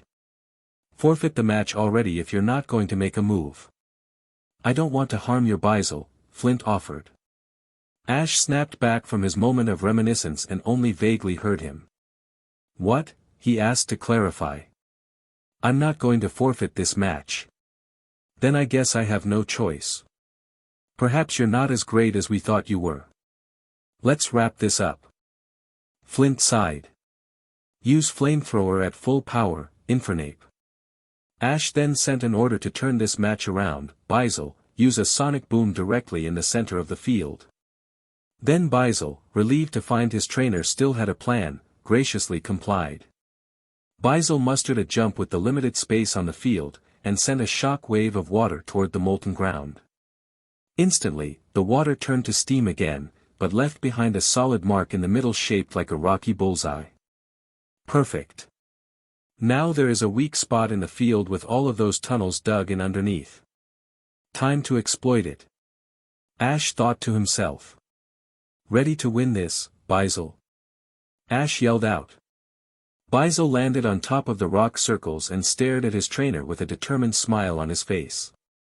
As though they could read each other's minds, Bizel suddenly understood the strategy. Boo booey. Dawn, Pikachu, Flint, and Brock saw what Ash ordered and became perplexed. The bullseye looked like nothing more than a feeble attempt at a contest appeal. Flint especially pet his eyebrow into his forehead, not seeing the techniques fall into place. Is this some new kind of crazy scheme you've created under the pressure, Ash? Flint asked quizzically. 'Cause this battle is over. Actually yeah, you're right on both terms. Ash replied quite satisfied. Now, Bizel, use Aqua Tail on the bullseye and shock it. And use the force to leap into the air. Bizel then directed all of his water energy as a buildup of dense water enveloped his tail. As soon as it was charged, Bizel swung the Aqua Tail attack downwards, directly at the center. The structure on top fractured and caved in, creating a shock wave throughout the entire magma field. Infernape noticed nothing as he was still awaiting orders from Flint, who now stood both bewildered and confused. Bizel then pushed himself up into the air using the force from Aqua Tail and was in perfect position to attack. I'm glad I could avoid injuring Bizel's legs further, Ash thought with a satisfied grin. Now Bizel, use Sonic Boom with everything you've got. Force him out. Bizel gathered as much energy as he could muster and focused it on his tail. Boo booey. Bizel roared as he released his attack. A charged sonic boom fired from Bizel's tail headed directly for the exploited weak spot on the field, the bullseye. Suddenly, the strategy became crystal clear to Flint as he realized the tables were turned. No way. Infernape. Get out of there, he ordered. It was too late. The force of the sonic boom shoved the new magma into the ground and in return forced the magma underneath to spread out at the speed of the shockwave. Out from underneath, Infernape was forced into the air as Bizel landed on the new hardened rock battlefield. The just cooled rock was slightly soft and cushioned his landing. Infernape landed with a thud on the new battlefield only to get up and keep fighting. Ash seized the opportunity, use water gun. Use flamethrower. Flint ordered in return. Bizel and Infernape launched their respective beams at the same moment. The collision exploded, pushing the two Pokémon further away from each other and left another cloud of dense steam. As if both trainers and Pokémon knew what was going to happen, Flint and Ash ordered a blind assault. Go, Bizel. Time to win this. Go, Infernape. Take him out. Both sides waited in tension for the mist to clear out. Ash gritted his teeth while Flint calmly stood, waiting, only to be shocked at the scene in front of him. No. Infernape. Flint cried out. Infernape was put in a headlock by Bizel, pinned and had no clear line of fire at this close range. Bizel, use Aqua Jet and finish this up. Ash ordered. Infernape, loosen yourself out of Bizel's grip. Flint shouted in desperation. By the time Infernape had loosened himself of Bizel's grip, Bizel had launched a fully charged Aqua Jet attack. Infernape flew into the air from the impact and landed on the ground while Bizel landed on his feet, but completely wiped out from the effort. Both Ash and Flint yelled out, "Are you all right?" Infernape and Bizel faced each other as the dust cleared out from the impact. Bizel stood using his right arm against his knee as a brace, while Infernape struggled to get on his feet. The Aqua Jet and Magma battlefield had taken its toll on both of them. Bizel defiantly stood as rigidly as he could, making sure that he would be the last one standing. He refused to let fatigue dictate his fate. He had come too far into the battle to let victory slip his grasp. "Bua, bui." Bizel muttered to himself. Both Pokémon looked into the other's eyes and withdrew, knowing who was beat. Infernape slowly slumped back down onto the field, having met his match, knocked out. Bizel slowly closed his eyes and began swaying slightly, cringing from the pain, exhausted from combat. Ash ran out onto the battlefield as quickly as he could. He realized Bizel had been driven too far as Bizel swayed on his feet as though he had been through a battle for his own survival. Bizel stood upright for a few seconds more before darkness enveloped his vision and he crumpling on his knees, falling headfirst into Ash's arms. Dear readers. Not much for editing around this chapter, but you would be surprised how many times I said something like, Bizel brushed the molten glass of its flotation sac, when it clearly should be, Bizel brushed the molten glass of his flotation sac. Pokémon have genders. Duh. If you've noticed the new cover page, good for you. It's mostly for my purposes. I like the idea of roughly publishing something that functions like a book on. That sort of thing appeals to an OCD kid like me. Furthermore, I have decided that every character in the Pokémon universe will be designated a fitting last or fitting first name. For example, Brock was revealed to have the last name Harrison in an informal interview with his voice actor. Dawn's character in the Pokémon Special manga is named Berlitz, and Flint Timber is an appropriate name for him considering what happens when you strike a flint upon dry leaves. Finally, I have reasonably timelined the story of Ash throughout the anime in a cohesive timeline that doesn't contradict my original age limits, with Ash at 16 years old and his Pokémon journey progressing for a total of 6 years. Johto really was that freaking long ago. Story notes. 2 years ago, Brock is born. 0 years after, Ash is born. 2 years after, May is born. 5 years after, Max is born. 6 years after, Dawn is born. 13 years after, Ash competes in Johto Silver Conference. Chapter 2, Undaunted. Bizel felt like his body weighed more than a Snorlax. He tried to remember what had happened to him since he passed out, but he kept his eyes closed. He tried to move his legs but was shocked when they wouldn't respond. Oh, that's right. I was in battle with that Infernape and fell flat on the ground. I must be in the Pokémon Center then. What happened? I don't even remember if we won or not.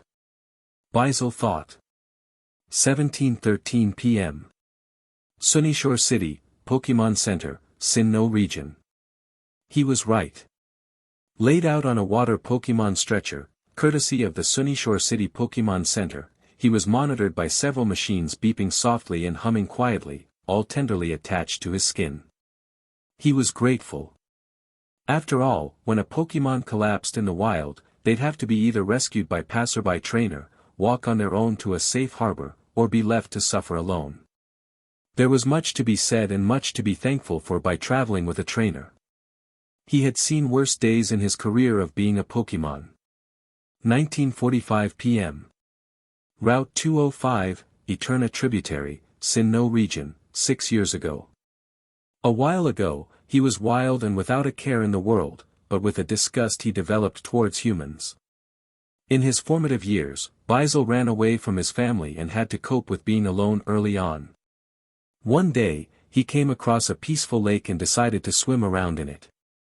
A loud crack suddenly sounded through the trees and he saw a human training with his Pokémon.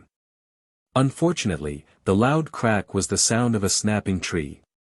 A horde of Beedrill from a nearby nest heard the sound and flew to fight the aggressor. The trainer saw the oncoming horde and took evasive action, but Baizal wasn't so lucky. He was the only one in the lake by the time the Beedrill arrived. The Beedrill looked for the aggressor and upon not finding the true human cause, they targeted Baizal. Realizing that the Beedrill were darting toward him with their sharp twin needles, he swam as fast as he possibly could for his life, winding across twisting streams and fast currents. The Beedrill continued the pursuit until the river led him to a hazardously high and forbidding waterfall. With no room to stop, Baizal fell down to the bottom below as the Beedrill continued on the river path, unknowing that their target was at the waterfall base, in agony. Baizal was in critical condition. When he impacted the ground, sharp rocks at the bottom of the waterfall had cut a large gash over his belly as he tasted his own blood. Weak and marred, Baizal drifted to the shore and stayed there, lying in brutal pain. Before drifting into unconsciousness, a menacing trainer walking along the shore looked upon Baizal's torn body in a small pool of crimson on the bank. He turned away as Baizal cried out for help in Pokémon tongue. The trainer looked back and Baizal locked eye contact, the human with an amused stare and Pokémon with an innocent cry for help. The trainer walked away muttering to himself about a waste of time as Baizal slipped into the darkness. Baizal lay helpless as the wound healed itself over a PRD of weeks. Those weeks brewed a storm as his mind began to mull over the indecency and cruelty of humans. He vowed to himself never to show any help to their kind. He also began training relentlessly in solitude and quickly became a legend among the travelers of the area. Training to confront the humans, to beat them at their own game, soon rewarded him with cruel satisfaction. Trainers more arrogant than he showed up to try and capture the elusive Baizal. Each had been defeated, both weak and strong, as he and his abilities grew more powerful. One day, another set of trainers had come upstream to battle and catch him again. He'd been through this a million times, hook, line, sucker, just another day like any day.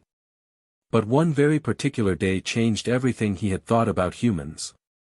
9:36 a.m. Route 205, Eterna Tributary, Sinnoh Region, 1 year, 8 months ago. First came the Bellsprout trainer, so much easier than a warm-up. Then came the Zigzagoon trainer, also a complete waste of time.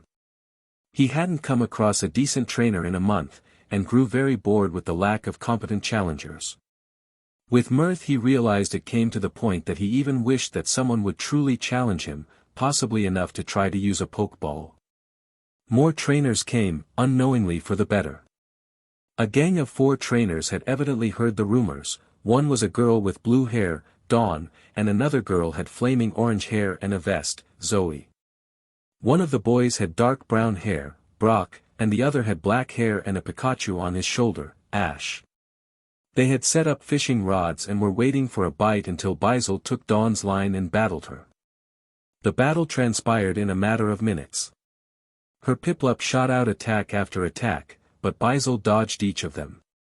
He grew tired of easily dodging each of his opponent's attacks, and dealt powerful Aqua Jet attack, knocking Piplup out. The match was over and Baizal had just started. Hopefully the next trainer isn't such a pushover, Baizal thought savagely. Eyeing Zoe, she accepted his challenge and sent out her Glaymo. Glaymo and Zoe were slightly more difficult to take down than Piplup and Dawn were, but easy nonetheless. Eventually, she too was knocked out by his raw Aqua Jet velocity. Then he stepped up.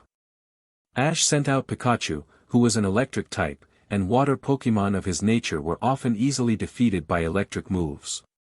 Finally a challenge, Baizal thought, taunting his opponent. Pikachu was drastically more skilled than either of his previous opponents were, and they exchanged attacks each while dodging an equal number in return. Pikachu eventually took out a lot of Baizel's energy with a volt tackle. Baizel flew in the air and landed with a thud on the shoreline. This was his chance for a catch. His victory streak may have reached an end yet. The ball had reached its target and Baizel was fighting against the security lock of the Pokeball. Unbeknownst to Ash, Baizel was just getting started. About halfway to the final wobble, Baizel escaped the Pokeball and launched an Aqua Jet at Pikachu which sent him into the river. Within a matter of minutes, Baizel had defeated Pikachu on his own ground, mortified Ash, and got a decent battle in return. All in a day's work, he thought. He swam down the river over to his training place, but insistent as ever, Ash and his crew followed him. Baizel had been training now for years, and had to come up with extra challenges to train with. So, he smashed rocks, dove off of the waterfall, increased his Aqua Jet speed, and so on. And as he did this, every single day he constantly reminded himself of why he was doing this. After all, most wild Pokémon wouldn't train for long because of the lack of motivation. Baizel on the other hand, had a purpose, to humiliate every human that challenged him, to prove that the past was behind him, and that he now had authority and power. But really, he trained with all his might to absolve himself of his weak side, and the fear of being unwanted, the fear that he would forever suffer alone. When the gang of 4 found Baizel, he had just started training and was not in the mood to be disturbed, but nonetheless, the humans were incessant and stubborn and were determined to impress him so that they may re-challenge him. During the training session, a gang of bumbling Pokémon thieves named Team Rocket appeared to abduct Baizel away for their own using a rope net. Ash brought out Turtwig to use Razor Leaf to cut the net attachment and Baizel then came hurtling down to the ground still in the net. Surprisingly, when his net had been cut loose, Dawn dove for Baizel and saved him from a nasty landing. Then, Piplup and Baizel launched Bubble Beam and Water Gun at Team Rocket as they were launched skyward. Baizel noticed Dawn's brave action and shrugged it off as a plea to reconsider a rematch. However, as a token of good faith, he decided to let her retry her battle. Dawn opened up the same way as before, only to see that he was dodging each attack just as easily. Then Zoe suggested to Dawn something totally unprecedented. She suggested to battle like a contest. The idea immediately clicked and Piplup fired several combination attacks. Baizel landed hard on the ground, unmoving as Dawn threw another Pokeball. The ball hit Baizel as targeted and then applied the security locks. After seconds of held breaths, Baizel emerged from the Pokeball and threw a wave of sonic boom with all of his might. Dawn's Piplup got swept off of his feet and flew into the river. But Dawn ordered Piplup to stay there as Baizel fired off an Aqua Jet right into a trap. Piplup then attacked with Whirlpool while still in the river and Baizel was caught in the torrent. Dawn then ordered a Bubble Beam attack into the Whirlpool and was rewarded with Baizel thrown onto the shore, completely still and exhausted. She attempted a capture for the final time. Dawn's Pokeball made contact with Baizel, and once again the Pokeball wobbled as Baizel struggled to break free of its stronghold. After several seconds, an audible sigh issued from each member of the group. Baizel had been caught. Since his capture at the river, he had been traveling with Ash, Brock and Dawn. They had shown him what most humans were like, but still, Baizel had come through very grudgingly. From the very beginning, Baizel expressed as much as possible that he wanted to become powerful in a battle, not graceful in a performance as Dawn wanted him. He showed that in their first battle with Lucian, an Elite Four member. 14:35 p.m. Route 205, Pokemon Center Lodge, Sinnoh Region, 1 year, 7 months, 15 days ago. Lucian was using Bronzong against Baizel and began the match. Dawn ordered for Baizel to use Aqua Jet but he didn't listen. Instead he used Water Gun as Lucian countered with Iron Defense. Bronzong shielded itself with its metallic arms and brushed the attack off easily. Dawn ordered again for Baizel to use Aqua Jet. Ignoring his trainer again, Baizel used Sonic Boom instead. He was playing by his own rules because he knew Dawn couldn't grasp the idea of battling as he had done it for years. Lucian ordered an Iron Defense again and the Sonic Boom did nothing. Then Lucian attacked with Euro Ball on Bizel. Dawn ordered Bizel to dodge the attack, but it was no use. Bizel had launched a head-on assault with Aqua Jet, was quickly overpowered, and brought to the ground. But Bizel stood up tall again as Lucian marveled at his fighting spirit. Impressed by Bizel's willpower, Lucian ordered a final assault with Flash Cannon. Dawn was now begging for Bizel to listen to her as she ordered him to dodge the attack. As had all of her previous orders, her last was ignored as Bizel launched his most powerful water gun against the raging silver beam of energy. No match for Flash Cannon, Bizel was enveloped in its raw power and slammed into a tree, landing on the ground. His mind seemed to leave him as he tried to stand up and fight, but he was swallowed by darkness. Later on, Lucian decided to make amends with Bizel and Dawn to help them discover each other's style, only to be interrupted and Bizel abducted by none other than Team Rocket once again. Bizel was locked in a spherical cage reinforced with steel. It looked like it was expertly crafted and nearly impossible to break. Down below, Lucian told the others to leave him be, that this would be Bizel's chance to forget his humiliating defeat. Bizel then grabbed the bars at the top of the cage, spun his tail in rapid circles like he was swimming. He released a barrage of continuous sonic booms. Each shock of forceful water slowly created cracks in the metal gauze until it shattered. He then landed on the ground tired, but unscathed. As the trio of thieves turned their attention to their would-be victim, Lucian stepped forward to demonstrate Bizel's battle style to Dawn. Jesse and James ordered their Dustox and Carnivine out into battle as Bizel stood fixed. Jesse ordered a tackle attack and James ordered a bite attack. Dawn began to panic slightly as she pleaded for him to dodge it. However, Lucian had already picked up Bizel's mannerisms and knew how to handle the assault as he directed a water gun attack. Bizel quickly mopped the two Pokémon up with his swift moves and Lucian's orders, and Dawn was beginning to see that when ordered the way Bizel wanted, he would do it at ease. Lucian ordered one last water gun and launched the Team Rocket trio skyward once more. Bizel, now satisfied that Dawn understood his battle style better, challenged Lucian to another Pokémon battle. Lucian opened up with Bronzong again as he ordered a Euro Ball attack. Dawn ordered Bizel to dodge that attack, and he followed suit.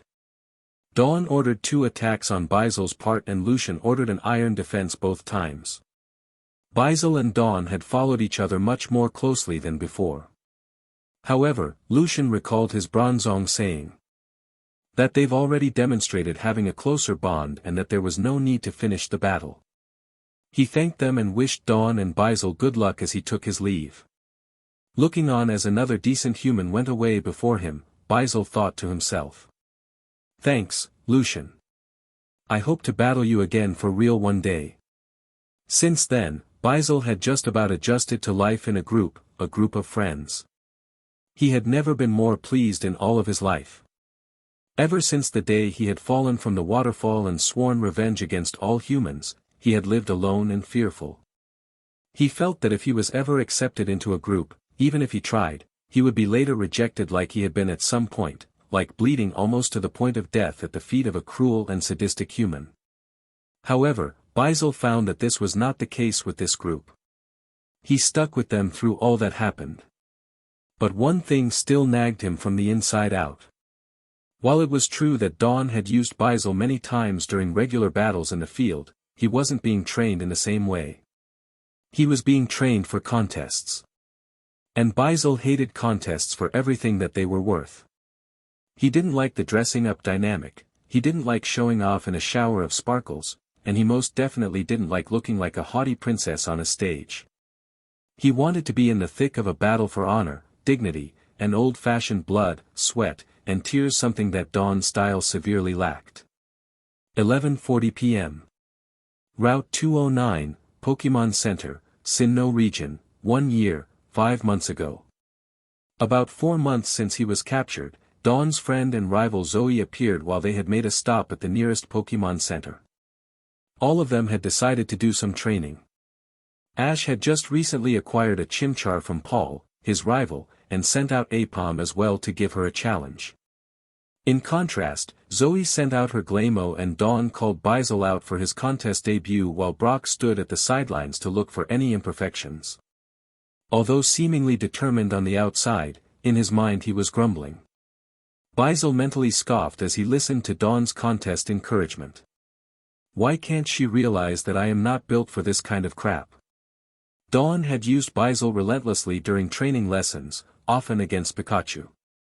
His battle training sessions as far as power and accuracy increases were immensely fun and productive, but when Dawn pitted him against her Pokémon for her upcoming contest, he grew quickly frustrated when his attacks were good, but did nothing to show him off. Basil thought that if an attack is powerful and deals damage to opponent that would already be showing off enough. Of course, the idea in a contest is to use attacks, movements, and apparel to glamorize and beautify how a Pokémon looks. In a contest battle, the battle was decided by either time limit, points at the time limit, or battle-ready condition of the Pokémon before the time limit. Realistically, most contest battles never ended with a Pokémon defeated. It ended most commonly when one side was outclassed by the amount of points lost and the time had run out. Basil hated strutting around like that because he got his fame back at the river on raw power and speed. During the practice battle, Basil was getting nowhere fast. He could only focus on making an attack powerful. Plus, his attention was diverted away from his own battlefield over to the one with Ash's training. Ash was exactly the kind of battle trainer that Basil desperately wanted. But, unfortunately, Dawn had caught him, and with that there was no way he could become Ash's Pokémon. Until Zoe stepped in, that is. She had noticed one thing months ago when she, Dawn, and Ash had competed in the same contest. Ash's Aipom was competing in that contest and showed a remarkable aptitude for it. Her moves were graceful and powerful, two key elements in a contest appeal. Even then, Zoe had suggested that Dawn should take Aipom under her wing to further her contest abilities. Back then though, Ash didn't think that the idea was necessary. He thought that Aipom was his, after all, and that she would be happy with whatever battle he needed her for. Now Zoe noticed Basil and Dawn's relationship. Basil did not like contests one bit, while Aipom liked to participate in contests. She figured that the two of them should make a trade, and give Aipom to Dawn and Basil to Ash. The idea was a pretty radical one, after all, Ash had grown a very close bond to Aipom. Basil on the other hand was willing to make the transition immediately.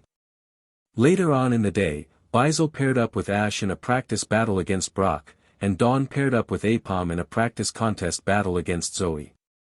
Not long after the crew had set up their sides, the insistent Team Rocket trio made their appearance and captured Brock's Sudowoodo as well as Zoe's Glamour. Dawn and Ash knew that this was the perfect opportunity to test their coordination with their new respective Pokémon. Basil and Ash demonstrated raw power by freeing Sudowoodo with his water gun, while Dawn and Aipom freed Glamour with a combination swift attack. To finish it off, Basil relaunched a water gun attack, sending the Team Rocket trio into oblivion. After that ordeal, it was obvious that Aipom and Dawn would be totally compatible with each other in future contests, and Basil had finally found a worthwhile battle partner in Ash. Both parties headed back to the Pokémon Center and imputed their Pokémon into the trading machine. Both of them held their breath when they pulled down the lever together, and then the two found new partners.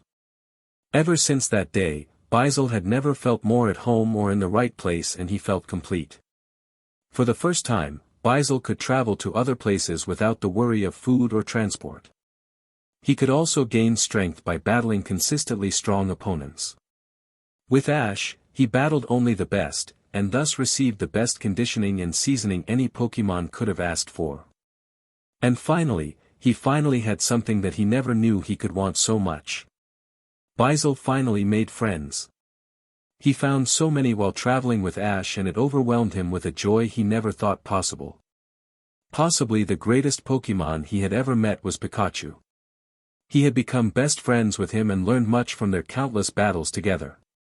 Even more remarkably to him, Basil also found a true friend in Ash. Up until his trade, Basil had actively despised humans. After all, the first human he ever saw ran away and let him take the blame for disturbing the peace. The second one saw his bleeding body and walked away without any compassion, and even to an extent Dawn never let Baizel's full potential emerge. However, Ash was in a class of his own. Baizel could sense that if a situation ever came, Ash would trade his own life to save Baizel, instead of abandon him and save his own. Baizel had never expected Ash to be so open to him, to let his true nature show, and to let his abilities overwhelm opponents and win matches. They connected like magnets, just as Ash and Pikachu had, and they communicated perfectly. Baizel knew though that Pikachu would forever be in a special place in Ash's soul, but Ash realized Baizel's aptitude for battling and let him partake in many of the same pivotal battles that Pikachu had fought in. He had even tied with a Lucario from the Veilstone Gym, earning Ash's third badge. Baizel never felt so accomplished in his life. Meanwhile in the Pokémon Center, Baizel never felt so many aches in his life, discounting falling off a waterfall, of course. 17:20 p.m.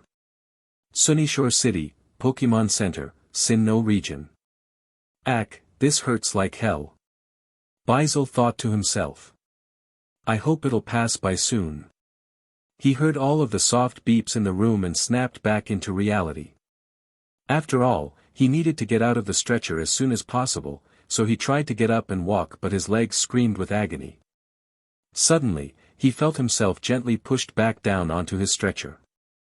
He slowly opened his eyes and saw Pikachu sitting next to him on his stretcher and his trainer and friend, Ash Ketchum, standing beside the stretcher with his hands keeping Baizel down. Baizel, please rest. Nurse Joy said you'd be fine by tomorrow. His face was full of worry as he kept both hands on Baizel.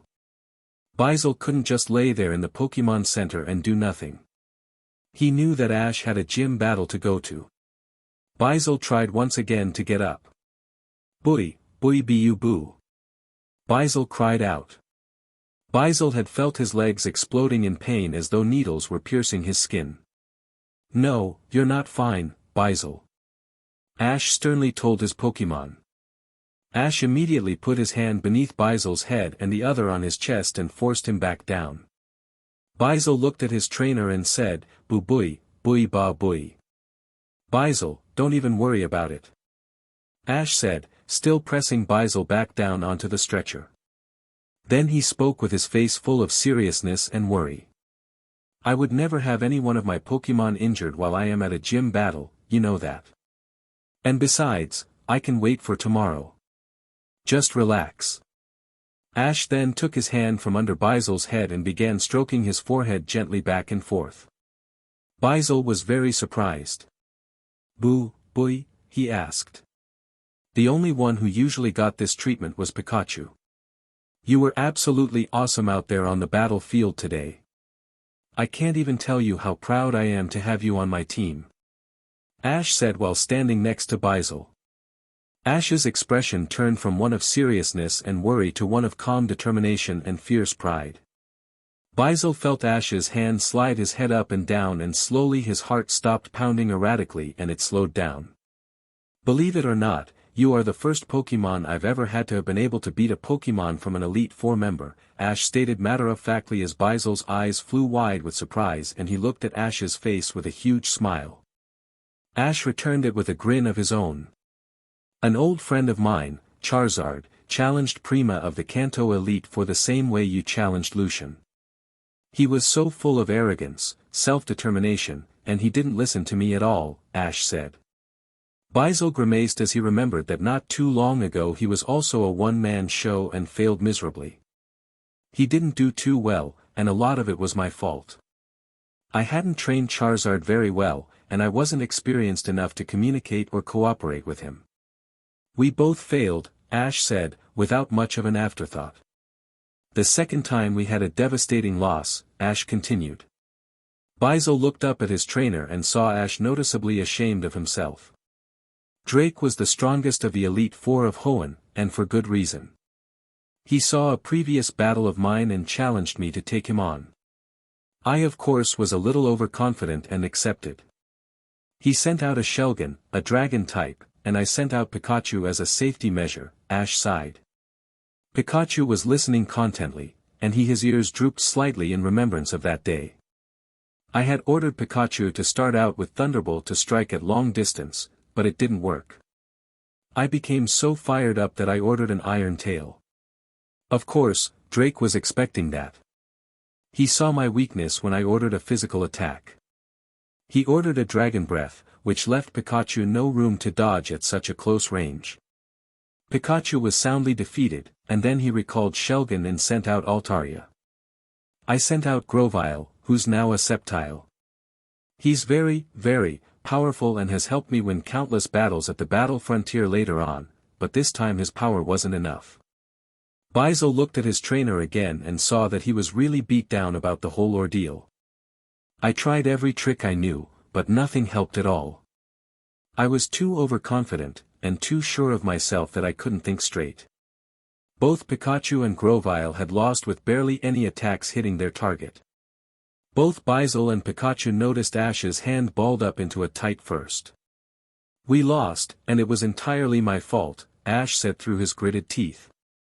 Pikachu and Grovyle performed the best they could, but I failed them. Baizel was thoroughly awestruck. He had never seen his trainer speak so badly of himself. He looked over to Pikachu, who was nodding solemnly. Pikapi, Pikachu Pai, Pikachu spoke to Baizel. Baizel nodded at Pikachu and looked back at Ash, who, surprisingly, began to relax his body and even carved a smile on his face. Then the third time, I was returning back home to Pallet Town, and I came across an old lady on her bicycle bringing back groceries. Ash chuckled a little at the thought. She was about to fall off, he continued, and she may have really hurt herself if we hadn't been there. When I helped her up, I had unknowingly met Agatha of the Kanto Elite Four. A man named Scott had been there talking to me at the time, and he wanted me to battle Agatha to see if I was Battle Frontier material. Ash grinned to himself. I didn't know that Agatha was an Elite Four member at the time, but I accepted anyway. I sent out Pikachu and she sent out a Gengar. We couldn't have had a better battle that day. Ash smiled very fondly at his first Pokemon and Pikachu cooed back affectionately. That was the first time I took on an Elite Four member and did not regret the way I lost. Pikachu and I worked perfectly together, he at his top form, and I without any thoughts or anger to stop me. Ash stopped and paused, remembering that day how everything was so synchronized and his mind was clear of all thoughts but the battle. We lost, though, but we managed to hit Gengar with many attacks. Our attacks didn't do enough damage to bring him down because his level was so high, but it was still a spectacular battle. That time we didn't lose because we somehow messed up, Agatha was just better. And that brings us back to you, Baizel. Ash now beamed at him and Baizel looked back at Ash. You defeated an Elite Four member, and you are the first Pokemon of mine to have ever done so.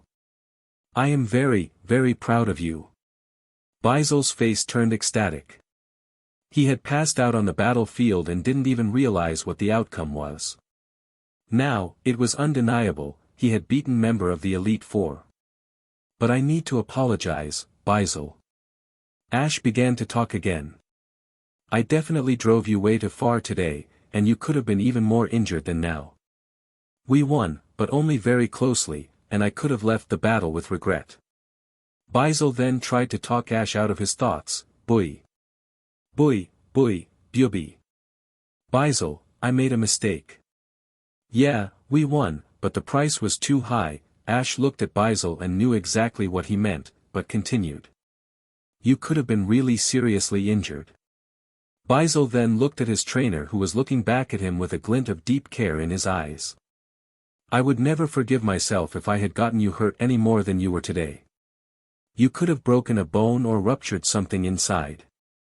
I don't want to ever face the pain of sending anyone into critical condition. No one, especially a friend. And then Baizel felt something he had felt well up in his eyes for a very long time. Teardrops formed in the corners of his eyes. Ash smiled to his Pokemon, you're part of my family, Baizel. I am so proud of you. Baizel felt the drop from his own eyes fall onto his cheek as Ash took his hand from Baizel's forehead and held Baizel's paw with both hands. A few moments of quiet passed between the trainer and his Pokémon, his friend and ally, his family. Ash kept his hand on Bizel's paw as he rubbed it gently. Then he dropped it, brought his arm towards Pikachu, and let him climb onto his shoulder. I couldn't have asked for a better friend. I'm just glad you're alright, Ash spoke softly. Bizel looked up at Ash and wiped the tears in his eyes with his paw. He felt completely calm and peaceful, even after an intense battle with one of the best trainers in the world. Oh yeah, I almost forgot. Ash began, regaining his cheerfulness. I don't want to challenge the gym here until you're up to it. You've done such an awesome job today, I think you've earned it to battle in the next gym no matter what type your opponents are. Though, you can say no if you want. Boy, boy. Boo boy. Bizel instantly told Ash he was up to it and pumped his paw up. Ash smiled at his partner with a warm grin and pumped his fist in the air as well. I thought you might say that. Dear readers. Also not much of a chapter to edit, just minor grammatical nuances here and there. For genderless Pokémon it would be more appropriate to use pronouns it or its, but if the Pokémon has a clear gender characteristic like Celebi, it would be appropriate to use gendered pronouns. If I were to ever publish this, I would most definitely shorten up this chapter and focus merely on Bizel's psyche as opposed to rote history. I intend to have every one of his Pokémon have history and character like he, but right now it is not feasible. Story notes. 14 years after, Bizel is captured. Chapter 3, Aquapolis. Ash is a remarkable trainer, Flint Timber thought to himself. He has done so many things that other trainers wouldn't do even in their dreams. He defeated me, Elite Four member. And he wormed out of melting battlefield and he even goes to sit at a Pokémon stretcher until him wakes up, just to comfort him, a sign of compassion every trainer should, but not all have. 17:25 p.m. Sunyshore City, Pokémon Center, Sinnoh region. After the battle, Sunyshore City was a 3 minutes run from the charred, blackened, and partially melted battlefield. Getting there was a tad chaotic with all of the apologies, congratulations, and small introductions, but with a worn-out Bizel in Ash's arms they did need to run expediently. Flint was sitting in the lobby of the Sunyshore City Pokémon Center across from Brock and Dawn. Brock was busy feeding his baby Happiny and Dawn was twiddling her thumbs, sitting idly without Piplup beside her. Brock mentioned that he was still a licensed gym leader of Pewter City which impressed Flint greatly, but much of the rest of the small talk was focused on Bizel's recovery. Dawn recalled how Bizel came to be a member of the group and how he was eventually traded to Ash and Flint followed the story to the letter. But now that all was cleared up, the only thing to do was wait. Flint may have looked like someone from a comic book at first, considering his red afro and bright yellow mesh shirt, but his battle style and abilities were well known across the Sinnoh land. He was a member of the Elite Four after all, an incredibly young one at 22 years old, and his title pretty much spoke for himself. Flint knew that Ash was an impressive trainer beforehand, but he had to find out up close and personal. He might have on his own accord to satisfy his own curiosity, but as fate would have it he was actually given an order to do such. Cynthia Prologue was the supreme trainer in all of Sinnoh, the champion of the entire region, and she was without a doubt one of the most beautiful women Flint had ever laid eyes upon. She wore a long, black, silk dress that stretched down to her ankles, a pair of long, black, silk pants underneath, closed-toe high heels, and a single golden fastener across the top. Her dress had black, fluffy cuffs around the wrists, a black, fluffy outline at the bottom, and 3 silver teardrop-shaped ornaments at her chest. She also wore 2 black teardrop-shaped ear rings, a black, fluffy choker, and her hair was a fine, sandy blonde that reached as long as her dress in. Gorgeous curls. Her semi-conservative looks were deceiving and spoke nothing of her accomplishments at a record-breaking age of 23. She had incredible Pokémon each nearly as powerful as the next, and she commanded each one with grace while each replied with stunning attacks and devastating results.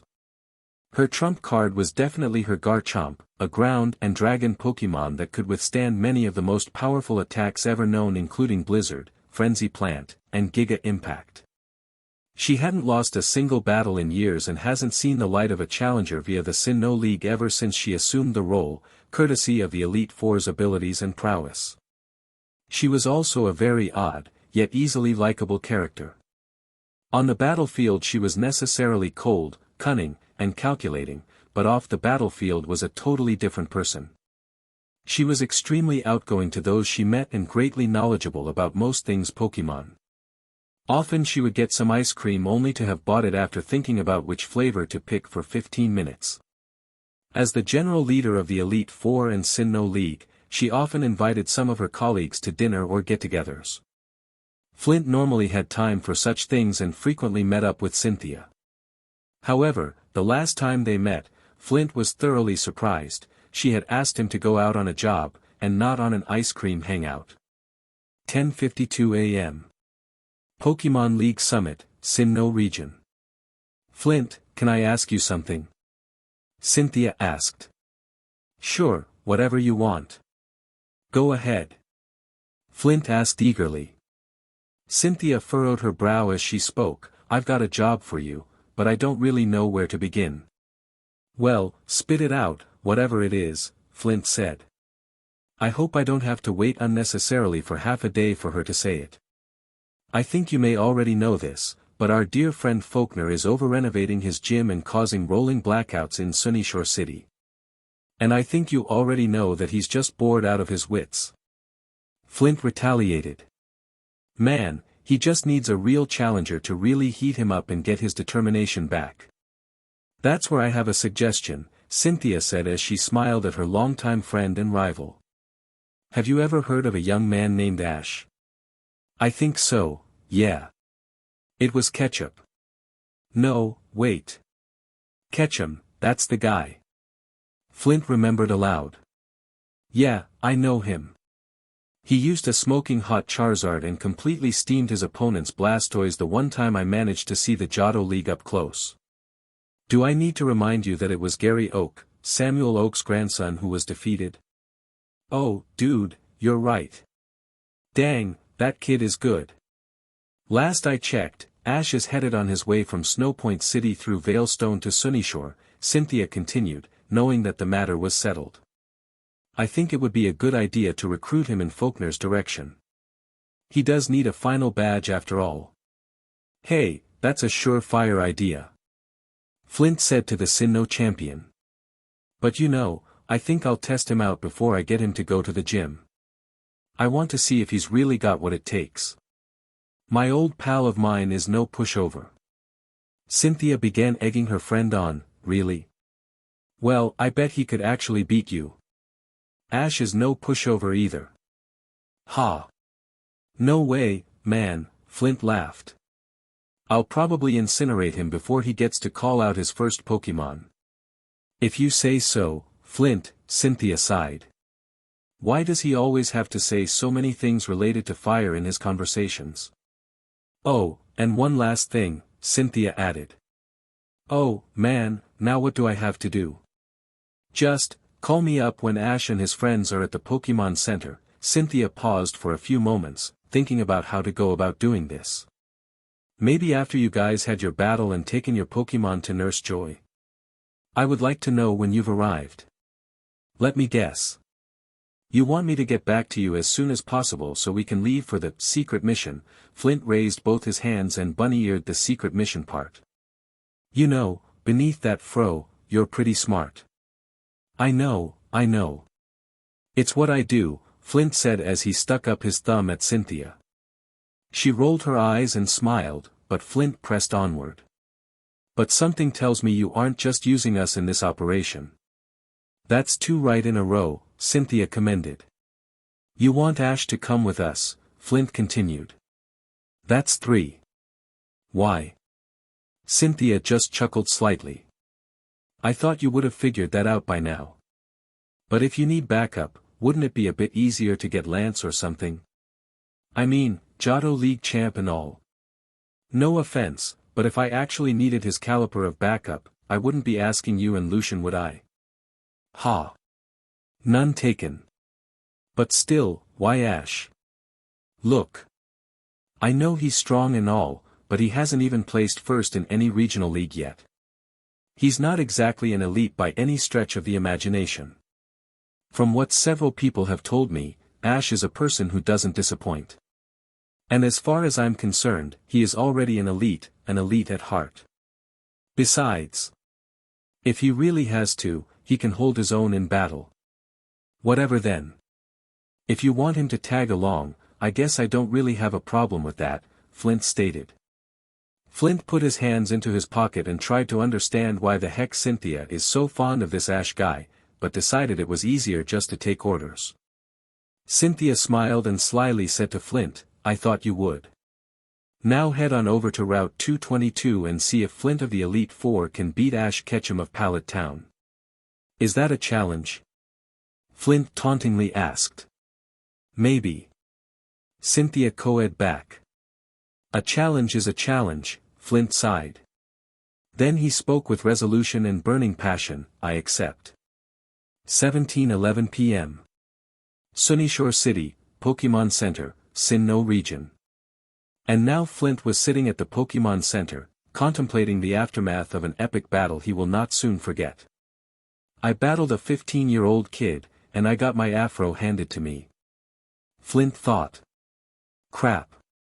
Cynthia's going to have a ball now knowing I've been beat by a kid." Ha! He chuckled, she's right, after all. There is something special about him. "Yo.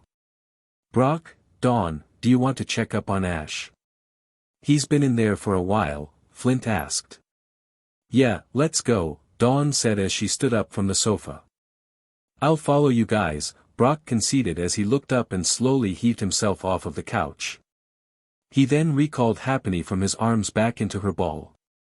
At that very instant, Nurse Joy of Sunyshore City walked through the hallway out of Baisel's ward. Brock, feeling his hormones kick in, ran over to the young nurse and began his characteristic swoon. "Oh, Nurse Joy. Your beauty is unmatched throughout all of the land of Sinnoh." Brock began, grabbing a thoroughly unsuspecting Joy by the hands, he spoke. "Huh.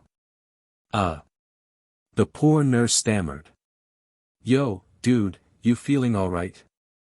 Flint just stood there wide-eyed and rapidly blinking. "Brock's always been a lady lover. We can't really stop him." "But," Dawn said, nervously laughing. Nurse Joy stayed completely flabbergasted. After all, she had just come out of a room with an exhausted Pokemon inside. But persistent Brock continued his wickedly effective charm. "Nurse Joy of Sunyshore City, even the heat of the sun that beats down on the city can't compare with my heated love for ACK." He stopped abruptly. "You, ACK." At that, Brock fell face down on the floor courtesy of his Krogunk. Dawn continued semi-embarrassedly, "His Krogunk's on his case for us." The Pokemon resembled an upright toad, with large, yellow, bulb-like eyes with a black outline, and blue body. He had feet divided into 3 black long toes, his waist had section of white bands in the middle, and his hands would normally have an orange finger in the middle of his black hand, but now had a bright purple glow, the signature of a poison jab attack. To keep Brock and his raging hormones in check, Krogunk took the liberty of jolt stabbing his trainer to snap him out of his real-life soap operas. Today, once again, he did his job as he hefted Brock's paralyzed carcass off to the side with a mirthful chuckle. "Excuse me, Nurse Joy." Flint regained his composure as he asked the flabbergasted nurse. "Could you please tell me which ward Baisel and the boy are?" Nurse Joy also quickly regained her senses and pointed, "Oh, why yes, they are in the 3rd room on your right, down this hallway." "Thanks," Flint winked at the nurse. He saw her blush slightly and thought to himself, "You've still got it, stud monkey." He headed to the ward as quietly as possible, Dawn following suit, and Krogunk in their wake dragging his paralyzed trainer with him. As soon as Flint reached the large glass pane that divided the hallway and the room inside, he stopped. Ash was holding his injured partner's paw and talking his words of encouragement. Wow, Flint thought. Ash really is in a class of his own. Flint stood outside the large glass pane waiting for Ash to finish up. Slowly, Brock got up to his feet and recalled his Krogunk, who was satisfied there wasn't another attractive girl in the area. Brock and Dawn too stopped at the sight of their friend calming his Bizel. "Hey, Brock, does Ash ever do this regularly?" Flint began to ask. "Yeah, several times in the past." "Why?" he replied, having regained his basic motor skills. "I've never seen another trainer who ever cared for Pokemon as deeply as he does." Flint then smiled to himself and dropped his gaze slightly. "Especially at this age." Brock returned the gesture and replied, "He did so ever since he started his journey." "Really?" Flint skeptically asked. "Really? I first saw it when I had met him in our first battle we had together. It was his first gym battle back in Pewter City and he had absolutely no idea what he was doing. He tried pitting his Pikachu against my Geodude and Onix but he didn't realize that he couldn't win the badge by traditional battling." "Really? I thought Ash was some kind of a gym challenge pro." Dawn exclaimed, now her turn to be very surprised. "I know when I started my journey I was really awful, but I never thought Ash could have also been." "Yeah, believe it or not, every trainer starts out a total noob," Flint chuckled slightly. "You know, spelt with 2 zeros and everything.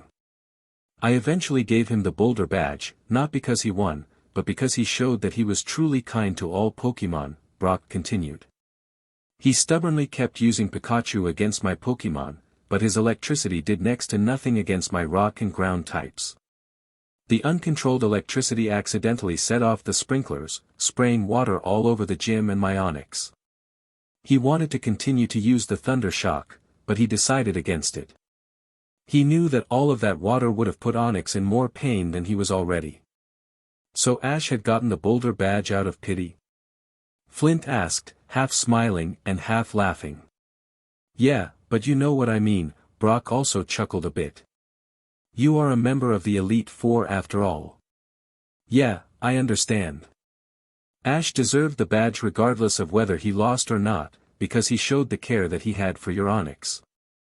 "Wait, so as a gym leader, you can say whether or not a challenger actually gets the badge, even if they win?" Dawn asked. "Yep. And now, I think I can safely say that I made a good choice," Brock replied. Flint smiled to himself and agreed. "I think you did too." The three stood there waiting for Ash to finish up with Bizel. After Ash asked Bizel about his participation in the next gym, Flint lightly tapped on the glass pane. Ash looked up at him and Flint waved his hand to ask if he could come in. Ash waved back as a yes. Flint, Dawn, and Brock opened the door to see Bizel laying down on the stretcher and Ash standing beside him.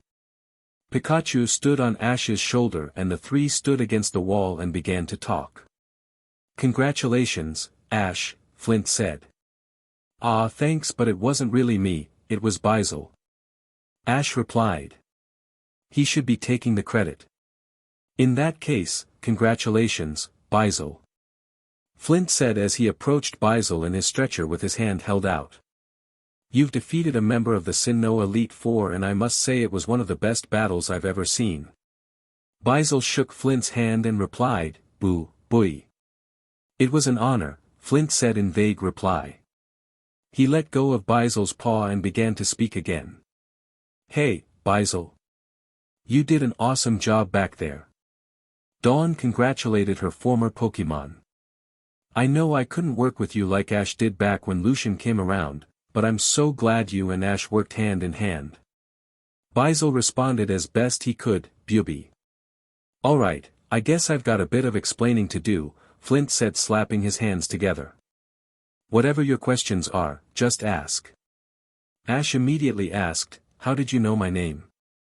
"Huh, not to be a stalker or anything but I saw you at the Johto League Silver Conference, and I've got to say, it was one of the most incredible battles I have ever seen," Flint said, looking at the budding trainer. "You must have been very proud of your Charizard for defeating Gary Oak's strongest Pokemon." Ash gaped, "You mean you saw that?" "Hi, Pikachu." Pikachu was also very surprised. "Of course I did. Dude, you've got a seriously hot Charizard there." He probably could stand neck and neck with the rest of my team. Wow, thanks a bunch, Flint. Don't mention it.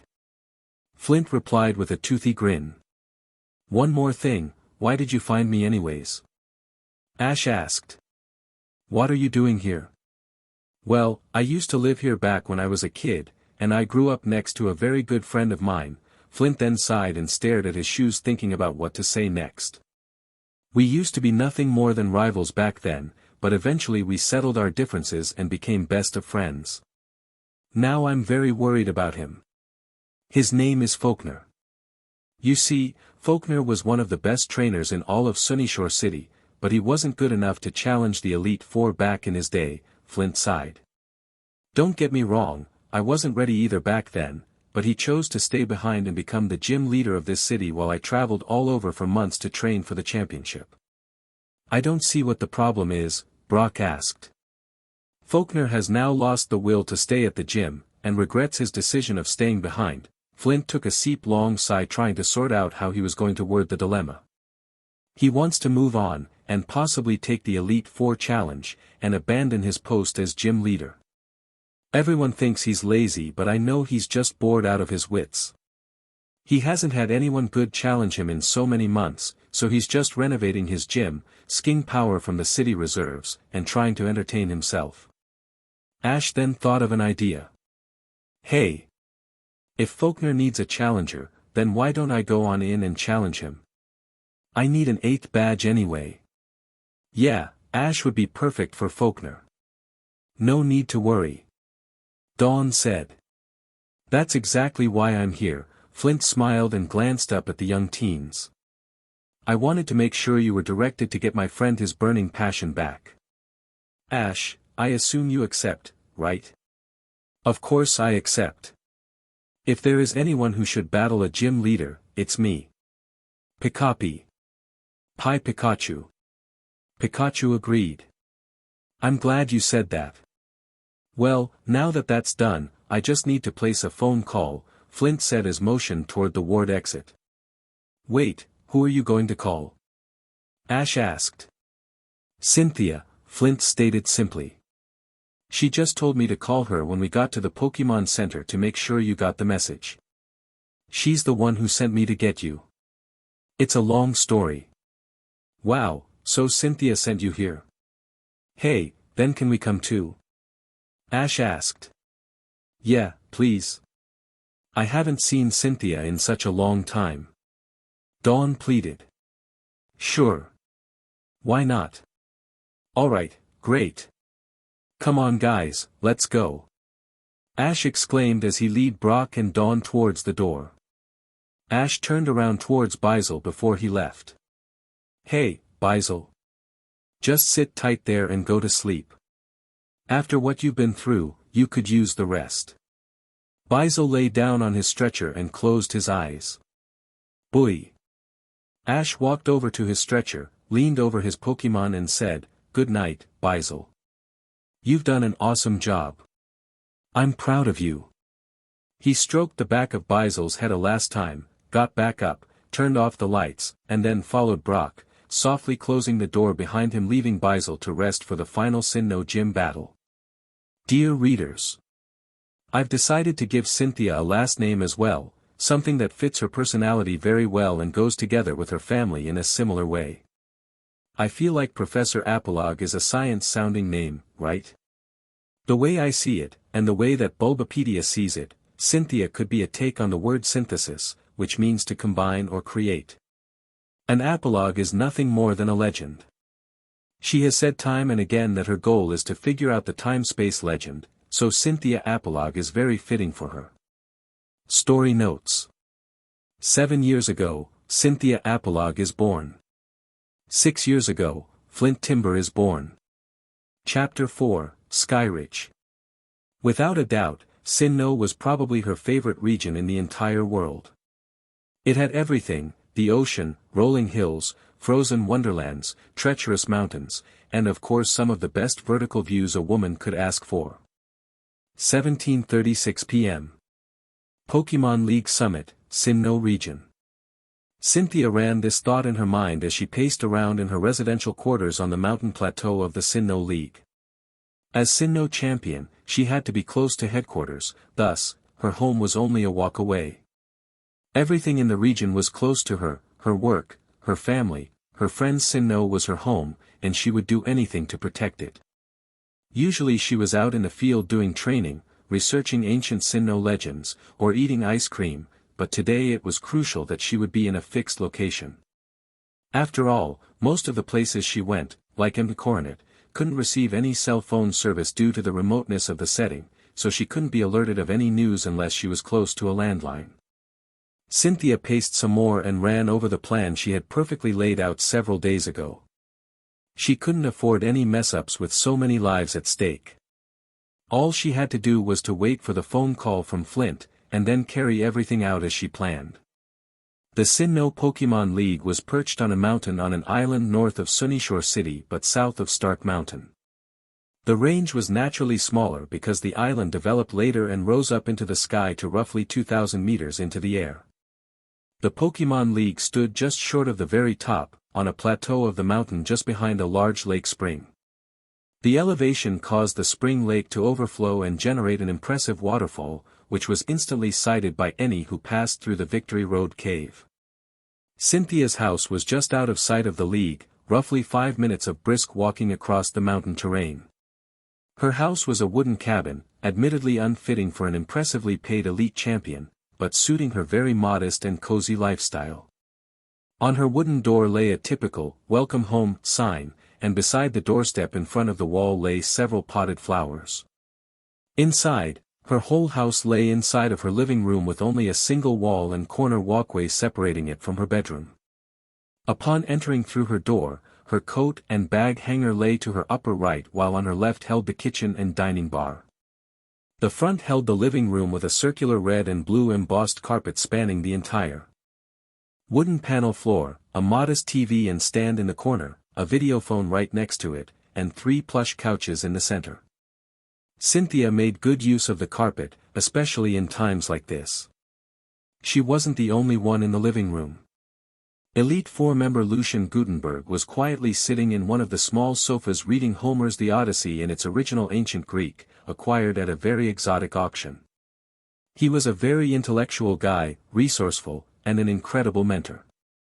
Once, he confronted the trio of Pokemon trainers Ash, Brock, and Dawn, and helped Dawn's Bizel to realize certain things he needed to adapt, and likewise with Dawn how she should respond to her new Pokemon. He had long, purple hair that flowed down to his shoulders and large crystal-clear glasses. He wore dark red dress pants, shoes, and a red suit with a purple-hued feather in the outer pocket. At a mere 30 years old, he dressed to impress, and his battling skills backed it all up. Lucian was usually calm during hours of anticipation such this, but nonetheless he couldn't help but feel the importance of success with this endeavor. "Excuse me, Cynthia," he asked his superior. "What's up, Lucian?" Cynthia continued to walk up and down the fuzzy carpet, hanging her head and using her hands to articulate to herself what she thought. "It's really unnecessary to pace like that in nervousness. I don't think you're doing yourself any good that way. I apologize, you're right, but I cannot help but feel the need to make sure I hadn't left anything out." Cynthia stopped and turned her head toward him. "I doubt you've left anything out." Lucian quietly closed his book and flicked a smile up at Cynthia. "We are dealing with the biggest crime syndicate in all of Sinnoh, so I'm sure you've thought everything out as thoroughly as possible. You have been known for your impressive strategies and decision-making on and off the battlefield." "I know," Cynthia said. "And I appreciate your praise. But, still, I am starting to worry that perhaps Flint didn't." Ring ring ring. Phone call. Cynthia bolted over to the video phone and immediately picked it up. Lucian mildly turned his attention to the video phone right behind Cynthia. "I think our wait is over." "Hello. Is that you, Flint?" Back at the Sunyshore Pokemon Center, Flint started up the video call and began talking. "Yo, Synth. What's up? You wanted a call, right? Here it is, at your service." "Well, I'm glad you remembered," Cynthia chuckled to herself and answered back. So you did find Ash, Brock, and Dawn, right? Yeah, I got all three of them. Hey guys. It's great to see you all again. You too, Pikachu. At that moment, Ash, Brock, Dawn, and Pikachu reached Flint's side. Cynthia looked up at the adolescent teens. Hi, Cynthia. Long time no see. Ash said excitedly. Pikachu. Pikachu jumped off of Ash's shoulder and onto the videophone desk. Hey, Cynthia. It's great to see you again. Dawn waved. Brock, once again feeling his hormones rev back up, rushed to the screen and spoke, Oh, Cynthia. So many months it has been and my heart is sick with longing. Hey Brock. Cynthia chuckled at his antics, mentally grateful that he was phoning from miles away. It's good to see you again as well. Oh, Cynthia. Now that I have seen you again at last, could you cure my lovesick heart with your ACK? Not again. Brock fell down, paralyzed once again by his Krogunk. Cynthia and Brock's Krogunk chuckled in unison and Cynthia began addressing Flint. So, Flint, how did your battle go? Well, Flint looked at Cynthia and spoke with a slight twitch in his eye. You've got me beat, Synth. I really got my afro handed to me with this one. Ha. I told you, Flint. I told you. Ash, congratulations. Cynthia laughed with such immense satisfaction. Hey. It wasn't an official 6-on-6 battle, so I still have a chance to beat him, you know. Flint retorted in his defense. Cynthia flew at the videophone's camera and jabbed a finger at the lens. I told you so. I totally knew it would happen. I probably should have put my salary on it. You would have lost so badly. Geez, Synth. How was I supposed to know? Dude, next time, feel free to bet $1 million on Ash and prepare to lose it. This only happened once. Right, sure, we'll find out at the Sinnoh League when it counts for the record books, Cynthia rolled her eyes. That $1 million is as good as mine. How about you, Ash? How do you feel about your battle against an Elite Four member? It was really an awesome battle and I couldn't have asked for anything better. Ash pumped up his fist as he spoke in reply. Then he looked down slightly and lowered his fist. But now Bizel is in his ward resting up. He really gave it every last bit of energy he had. Wait, Ash, did I hear correctly? You have Bizel? Lucian asked, squeezing into the videophone. I thought Bizel was Dawn's Pokemon. Hey, Lucian. How's it going? Yeah, long story short, Dawn and I did a trade, Ash stated. Really? Dawn, are you there? What did Ash trade for Bizel? Lucian asked. Hey, Lucian.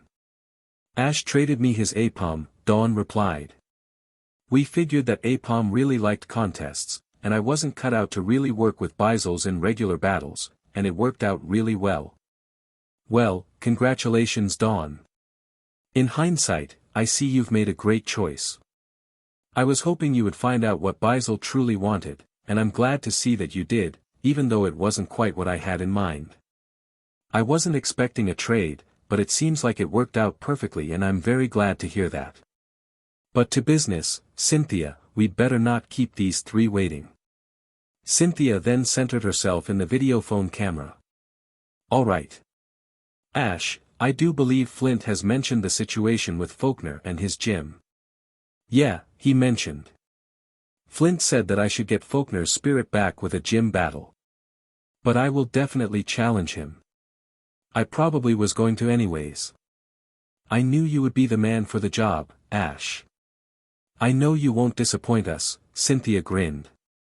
By the way, just a little side note, when Faulkner was at the height of his career he would always demand a 4-on-4 battle. Thought I'd give you a little heads up. Hey, thanks for the advice, Cynthia.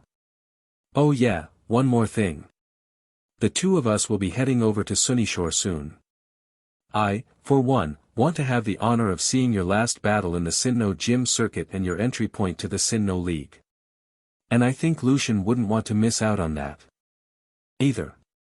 Ash, I didn't have the privilege of seeing your battle skills the last time we met, Lucian behind her nodded as she acknowledged his intentions.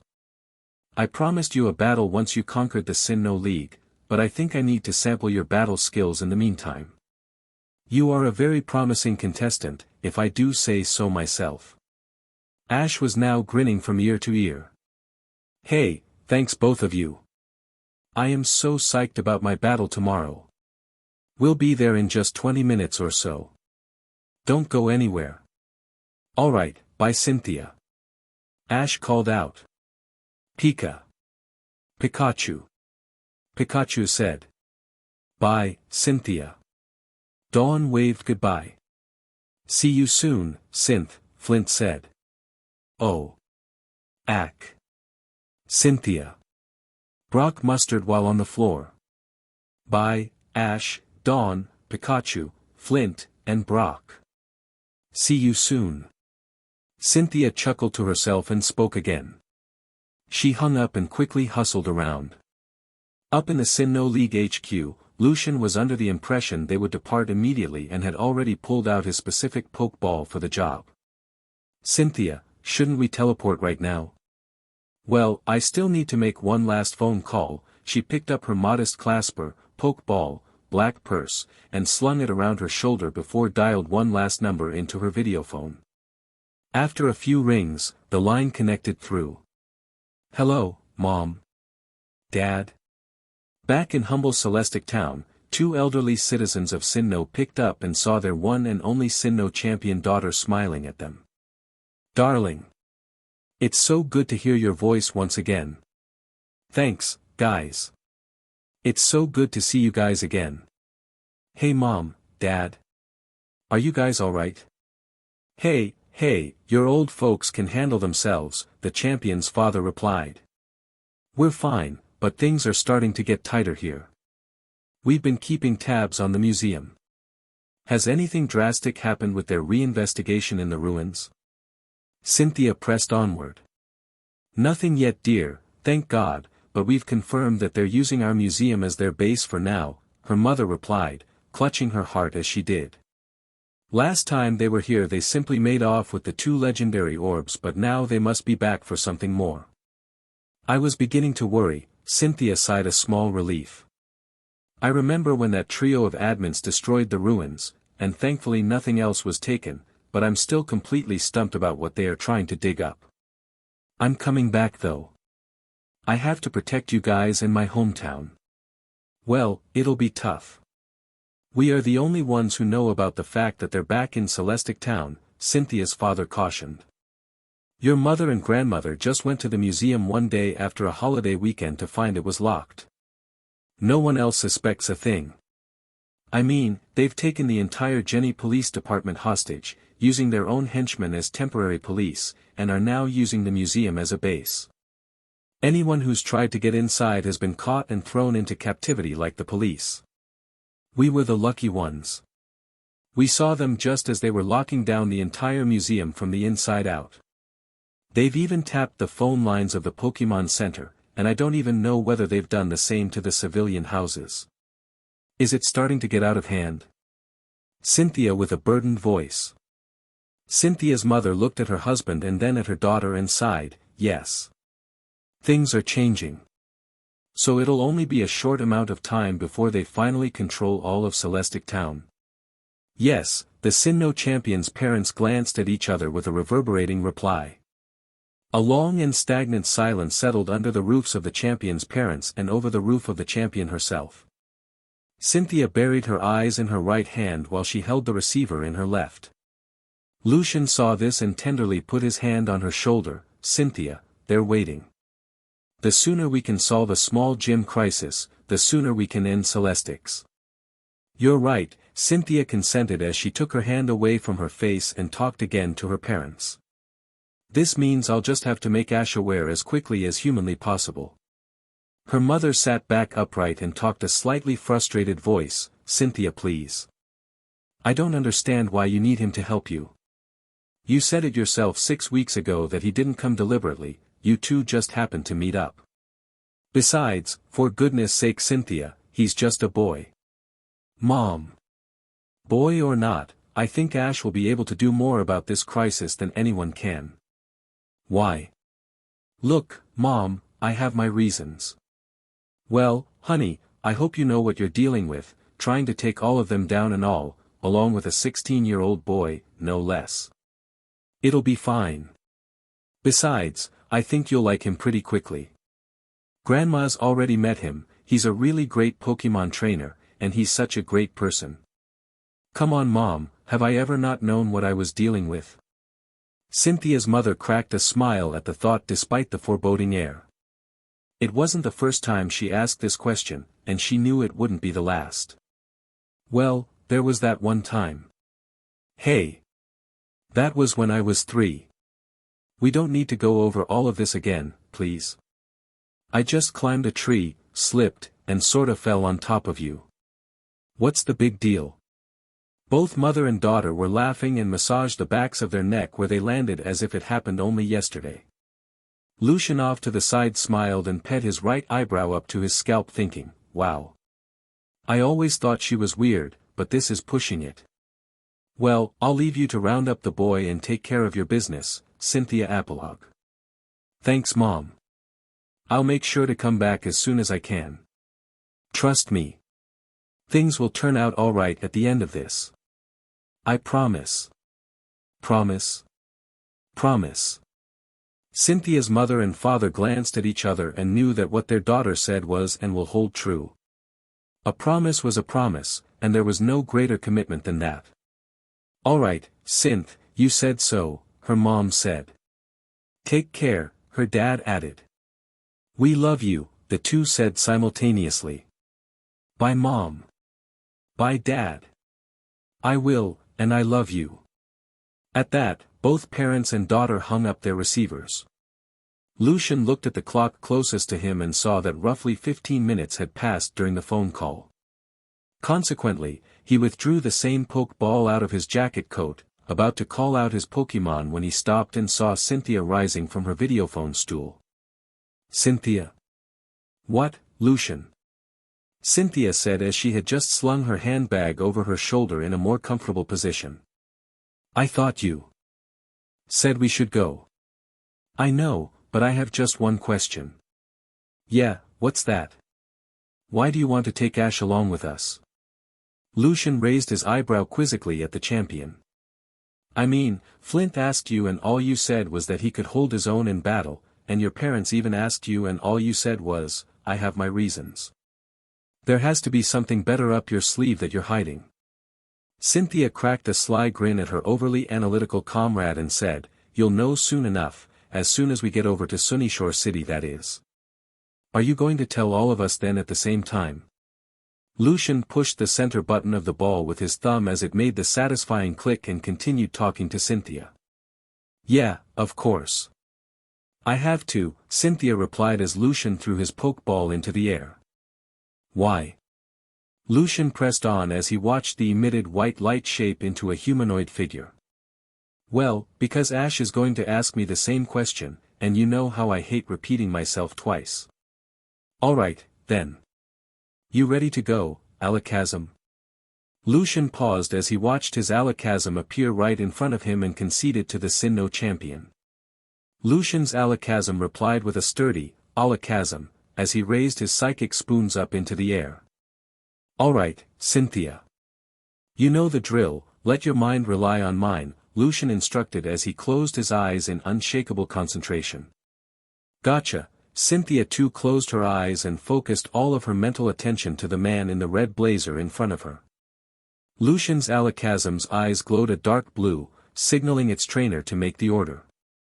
Alright then, Alakazam. Use teleport. 17:49 p.m. Sunyshore City, Pokemon Center, Sinnoh region. Back in the Pokemon Center in Sunyshore City, Ash Ketchum hung up the videophone and pondered why the champion of all of Sinnoh was coming over to see a single gym battle of a teenager. That was definitely unusual. Wow, I can't believe that Cynthia and Lucian are going to be watching my gym battle tomorrow, Ash said astounded. You know I'll also be there, Flint nodded. I want to see my old friend be brought back to his normal self.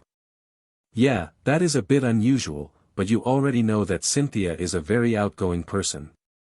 Also, she does seem to take a liking to you. I guess it's because you hold a lot of promise.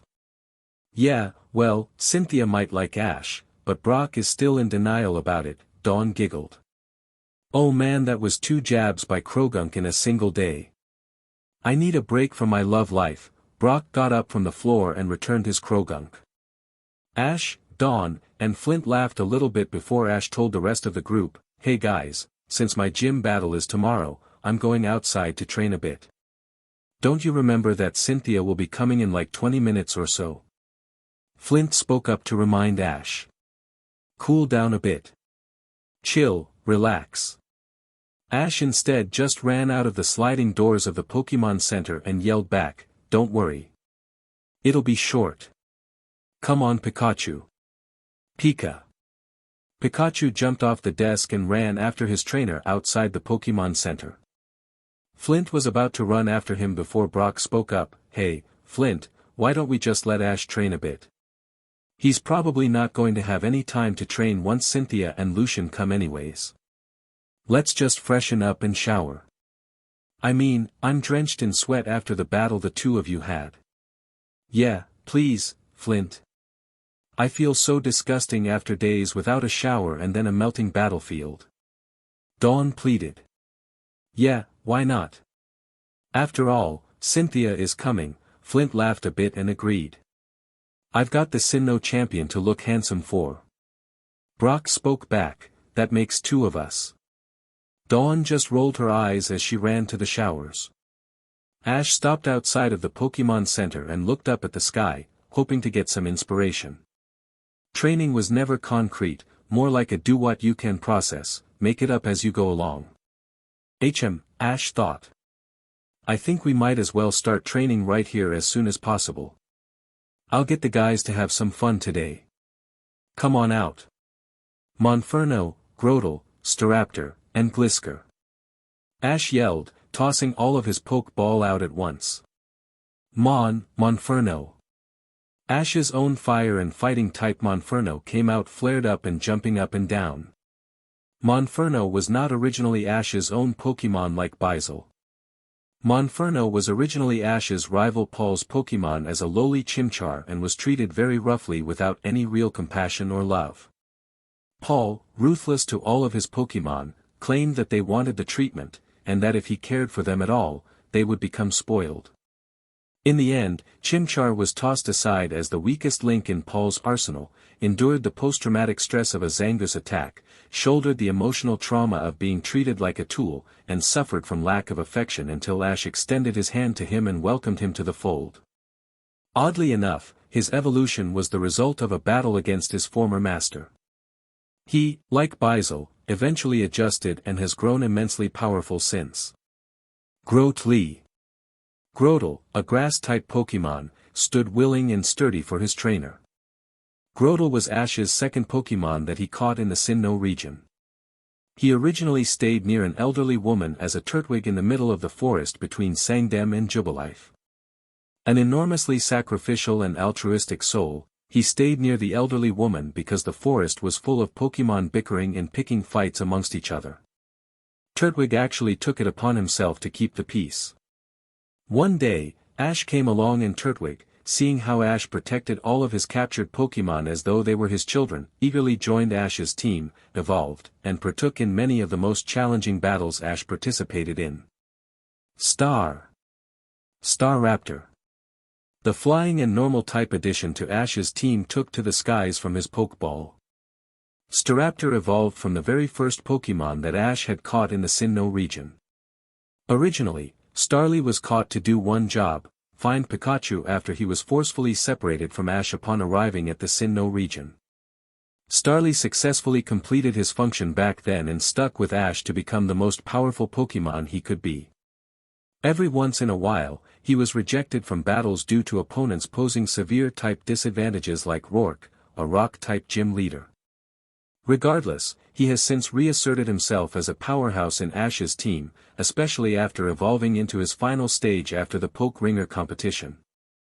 Now, Staraptor still finishes search and rescue missions like a pro and mastered many of the most advanced flying techniques a bird could possibly learn. Glee, Glisker, Glee. Lastly came Glisker, the flying and ground variant on the team who happily bounced on her stinger tail eagerly waiting for her trainer's requests. Still the team clown, Glisker had evolved from a Gligger once it had gained enough confidence in herself. Originally, Gligger was afraid of many things including heights, incoming attacks, stares of opponents, and even taunts from her own teammates. It had been an uphill battle for Ash to try and improve Gligger's self-esteem, but eventually the both of them pulled through. Gligger evolved into a 2-meter wingspan behemoth, and Glisker had since risen to the uber tier of Ash's roster, knowing moves like X-Scissor, Fire Fang, and Steel Wing. Pikachu. And of course, Pikachu was Ash's best friend in the entire world. No one, not even a human, ever had a place in his heart like Pikachu had. They stuck together through thick and thin, better and worse, and even death. They were inseparable, and every day furthered their friendly bonds and love for each other like best friends and real blood brothers. Pikachu jumped back up on Ash's shoulder, and seeing all of his friends and brothers in arms before him, he sounded off. "Alright guys, this is the final test, the finale to our Sinnoh Gym challenge. Let's win our last badge. Who's with me?" Ash was ready for some intense training to be done if he was going to win the final badge for his entry into the Sinnoh League. In Pokemon tongue, everyone responded their excitement and affirmations with stomps of the feet, flaps of the wing, and punches in the air. Alright. And guess what, you guys? The champion of the Sinnoh region is coming to see this battle, so let's win this one. As soon as Ash had finished his pep talk, Glisker, as always, became overexcited and leapt up into the air, specifically to come pancake-ng down on Ash. Glee. Gligo. Wait Glisker, wait, no, no. Ack. Ka. Ash managed to cough out just as Glisker flattened Ash. Glisker laughed merrily with her favorite game of Ash flattening, Glee. Glee, Glisker. What am I going to do with you? Ash thought to himself. Dear readers. I've decided upon using the metric system, you motherfuckers. I may be American, but the customary system is terrible. NASA crashed a Mars probe because of that. Seriously. I can't calculate physics in customary or tell the temperature either. Metric system is just better, bam. Lucian's name makes total sense considering that he loves books and apparently a guy named Gutenberg made the first printing press. I will also explain later how books written in regular world languages can be found in the Pokemon world. You know, it's funny. In my original Dear Readers back in 2008 I gave a shout out of thanks to guys like Lucifer AX, Cat Fairy, and Earthborn Zero. It's strange to think that those people aren't even active anymore. Time flies, man. Definitely check out all of their work. It was Earthborn Zero who gave me the inspiration to write a fanfiction about advanced shipping that doesn't SCK. LOL. As always, any rating or reviewing is always absolutely appreciated. Thanks to all. Chapter 5, Rising Rivals. It was an evening with only a few clouds in the sky, and the sun had just set itself under the Earth's horizon. Underneath the black and blue overhead lay a stadium erupting in cheers in response to the battle taking place within. On the sandy ground, a field was outlined by the borders, boundaries, and the all-too recognizable Pokeball shape in the middle, where all of the night's action centered. On both ends stood Pokemon trainers, each commanding a Pokemon of choice, but on one side, the advantage was clearly his beyond the shadow of a doubt. PM. Evergrande City, Pokemon League, Hoenn Region. From the vantage point of the Pokemon League torch, now ablaze with simmering glory, the rightmost side of the enormous stadium hosted a young teen of 16 who stood tall, invigorated, wearing his red cap and jeans complete. On his side stood his faithful and loyal partner and friend, Pikachu, while out on the field lumbered his blubbery, yet swift Pokémon, Snorlax. Ash Ketchum ordered the final attack. Snorlax, jump and use Hyper Beam and finish this up. Full power, he shouted out in the distance amidst the ear-splitting crowd. Immediately, as if it were a doomsday sentence, an enormous mass of body weight appeared in the sky to unleash his savage, charged beam of pure energy upon his target. A young boy of just 9 years old on the opposite side wore black-rimmed glasses, a green polo shirt, and dark green shorts. As each fraction of a second speed by, his entire body cringed ever more rigidly as he looked up at his opponent in the sky. His hands were both balled into sweaty fists as he turned his gaze out onto the rock and sand stadium. A Swellow was lying in the dust trying to shake off the pain from the last assault, but the boy knew it was over no matter what he ordered next. Max Maple's Pokémon was about to be pulverized. No. Swellow, use agility to dodge it, he yelled out in a desperate attempt to evade the colossal assault. The Swallow Pokémon looked up to see where his opponent had gone, but no sooner had it looked up the Snorlax unleashed his attack. Swee. Swellow, it yelled out in surprise. The brunt of the energy burst nailed its target and sent it and the field around it in a furious cloud of rock, sand, and dust. Max shielded his eyes against the savage gale of debris and waited for the aftermath for it to reveal itself. Max tore his eyes away from his arms and saw what he dreaded, but knew he would see. The battle-worn bird fell from the air to the ground knocked out. Another, familiar voice called out in the distance, Swellow is unable to continue battling, Snorlax is the winner. The surrounding crowd let loose an ear-splitting cheer, but the boy was oblivious to both entities. He could care about the referee's verdict, or the crowd's over-enthusiastic affirmation. All he knew was that before the ref even uttered his decision he had known what would have been declared, and it was his entire fault that it did. Max felt that every attack he ordered only summed up to a crushing defeat. The young boy looked up from the field and stole a glance at the scoreboard up in the middle of the stands. He looked to the right half of the scoreboard to look at the Pokémon that were in his opponent's slots. Only 4 slots were filled and all were in full light and color. The boy's opponent hadn't lost a single Pokémon, nor had he sent out his full roster. The boy looked above for the human slot and saw the same vibrant, confident, and red-caped face he did across him on the field. Looking to the left, he saw his own determined face beginning to fade into gray on the screen, and underneath it, all 6 slots filled with his Pokémon, and all of them were also faded gray. All 6 of Max's Pokémon were wiped out. On screen, the animation switched from the bisectional win and loss table straight to a dominant portrait of Ash in its center blaring Ash Ketchum. Winner. Congratulations. It was final. Official. Finito. Game over. Max lost the tournament. The victory goes to Ash Ketchum of Pallet Town. Continuing his duty, the referee raised his right flag high into the air and vainly announced to the all-too-knowing stadium. As soon as he raised his red flag in his right hand, he continued on, Ash Ketchum is the winner of the Hoenn Pokémon League. Max's mind had gone from gruesome slow motion into reverse. All 6 of my Pokémon. It's over. I lost. It's over. I lost. Max summoned what little strength he had left to tear his eyes off of the recorded truth on the scoreboard and back to his fallen warrior, center field. Water began to build up in his eyes and filled his eyelids to the brim as he ran out into the dusty field even though it hadn't settled yet. He collapsed on his knees before his fallen being of the sky and picked up the exhausted bird. His words became distorted with his sadness and self-pity. I'm sorry Swellow, you did your very best and I didn't. I'm so sorry. Swellow, the bird cawed out. The boy solemnly nodded at his Pokémon's response and said back, here, have a long rest. Max drew a compressed Pokeball from his belt, enlarged it, and loosed a stream of red light and withdrew his tired Pokémon.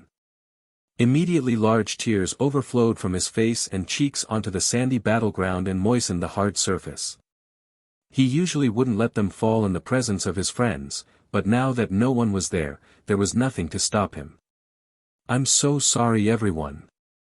Max inwardly scolded himself. I couldn't do it. I'm just not strong enough, and you were. All of you.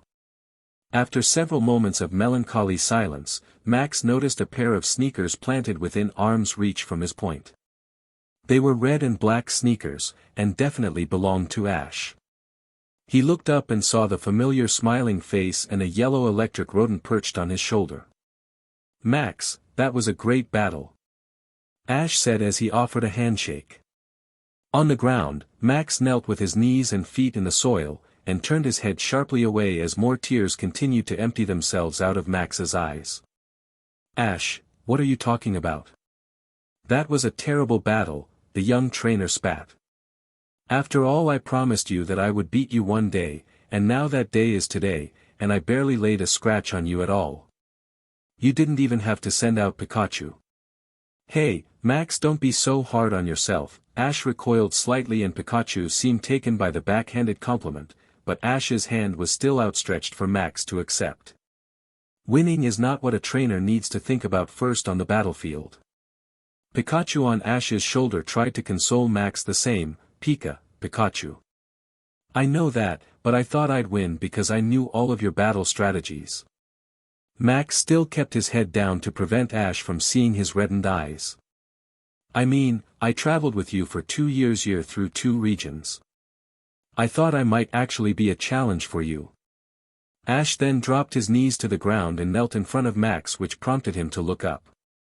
You know, as soon as I heard you say that back after the terracotta contest, I've been changing my strategies up a bit, Ash said with a hint of playfulness, putting his extended arm onto Max's shoulder.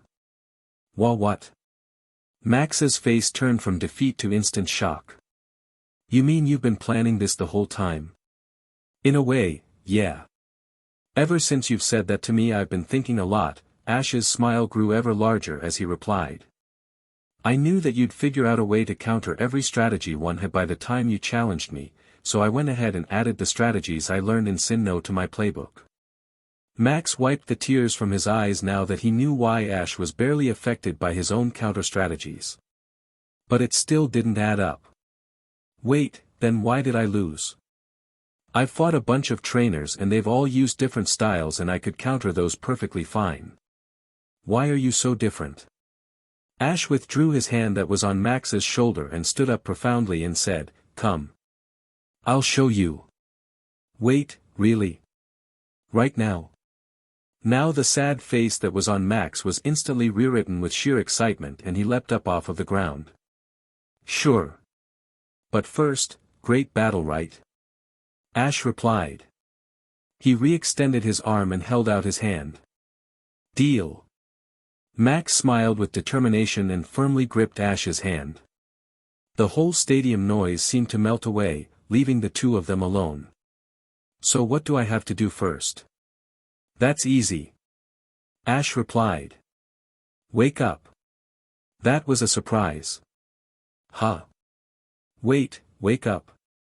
I am awake. Max stated.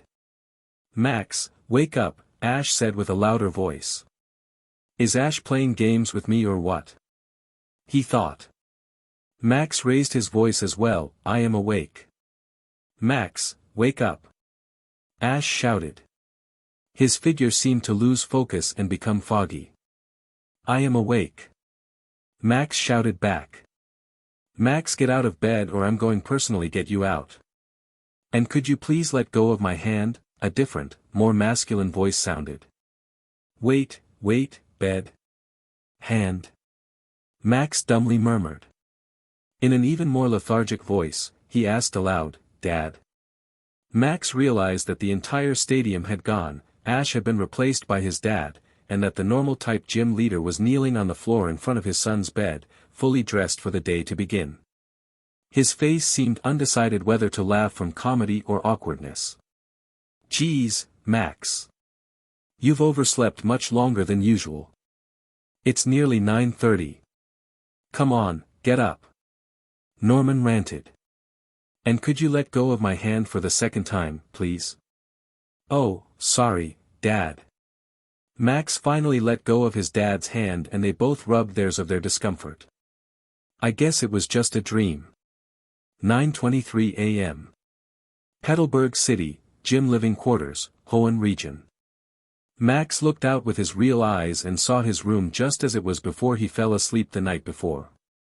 He saw his twin bed with different Pokemon embossed on his sheets, a small desk off to his right with a lamplight and drawing materials, a bookshelf on his left crammed full with Pokemon novels, manga, encyclopedias, and now his dad above him beckoning him to get out of bed. Well, come on, Mom's already made us breakfast and everything. We don't want to be late for the first challenger. Yes. I knew today was the day that I could referee your match. Max practically exploded out of his sheets and leapt up out of his bed. That's why I had that dream. Thanks, Dad. Of course, kiddo.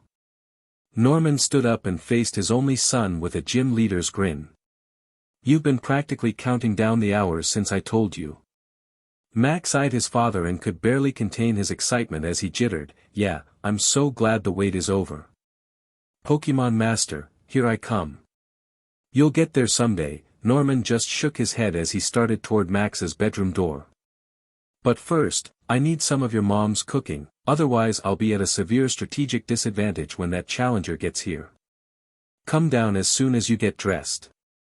You don't have to tell me twice. Again, nearly flying across the room with energy, he threw off his dark green night clothes against the wall to the wash basket. Norman continued towards the door, but he eyed something nailed to the door.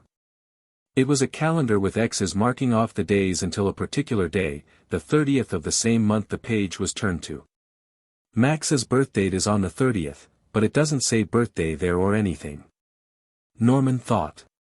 Max, your birthday is on the 30th of this month, right? Norman asked.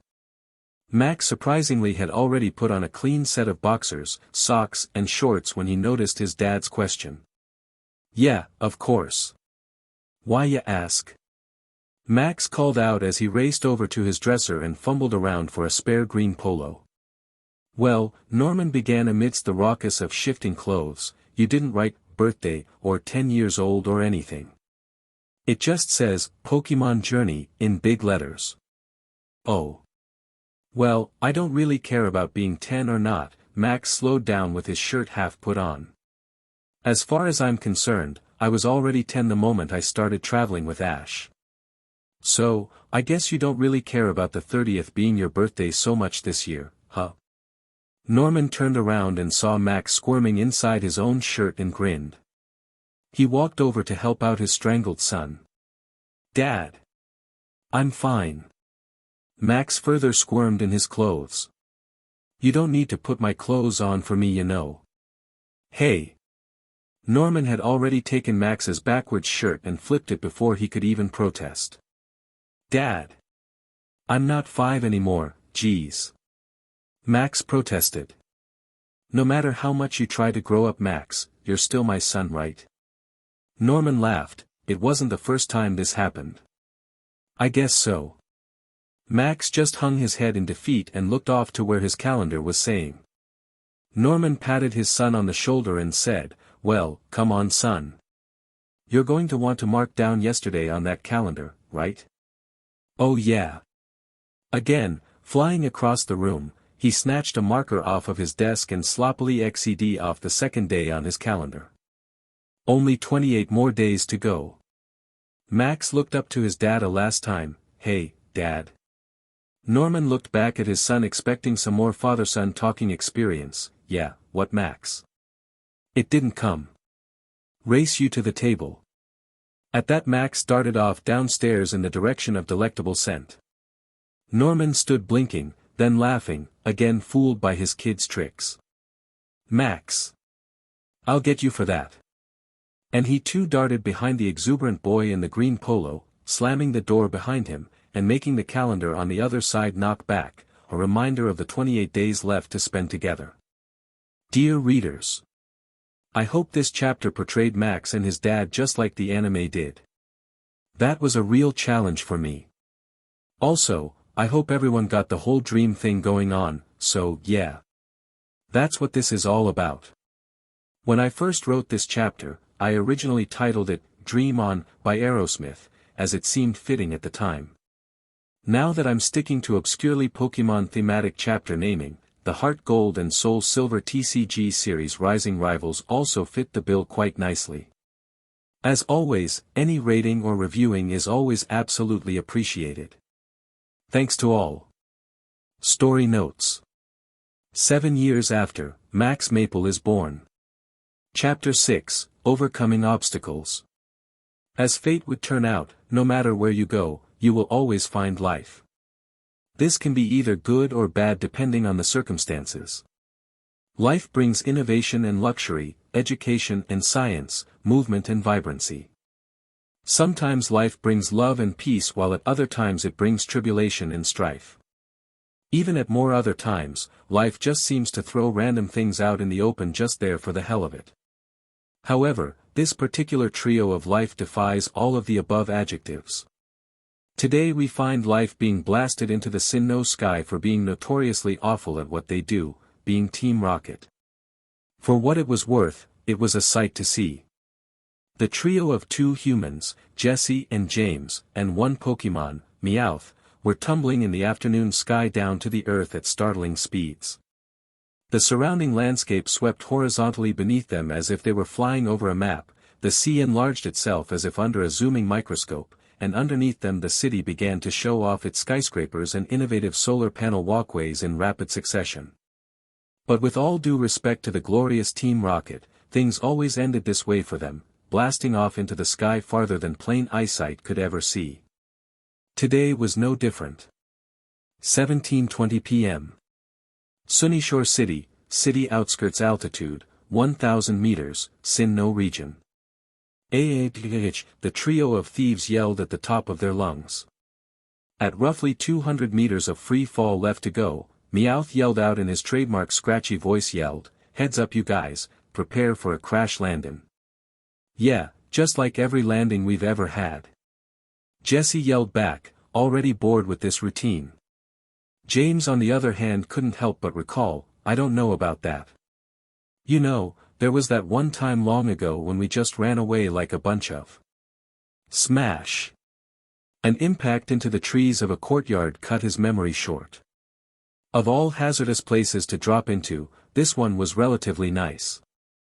Roughly 30 meters parallel to the shore existed a simple concrete walkway that ran from the Pokemon Center all the way to the Sunyshore Lighthouse about 300 meters away.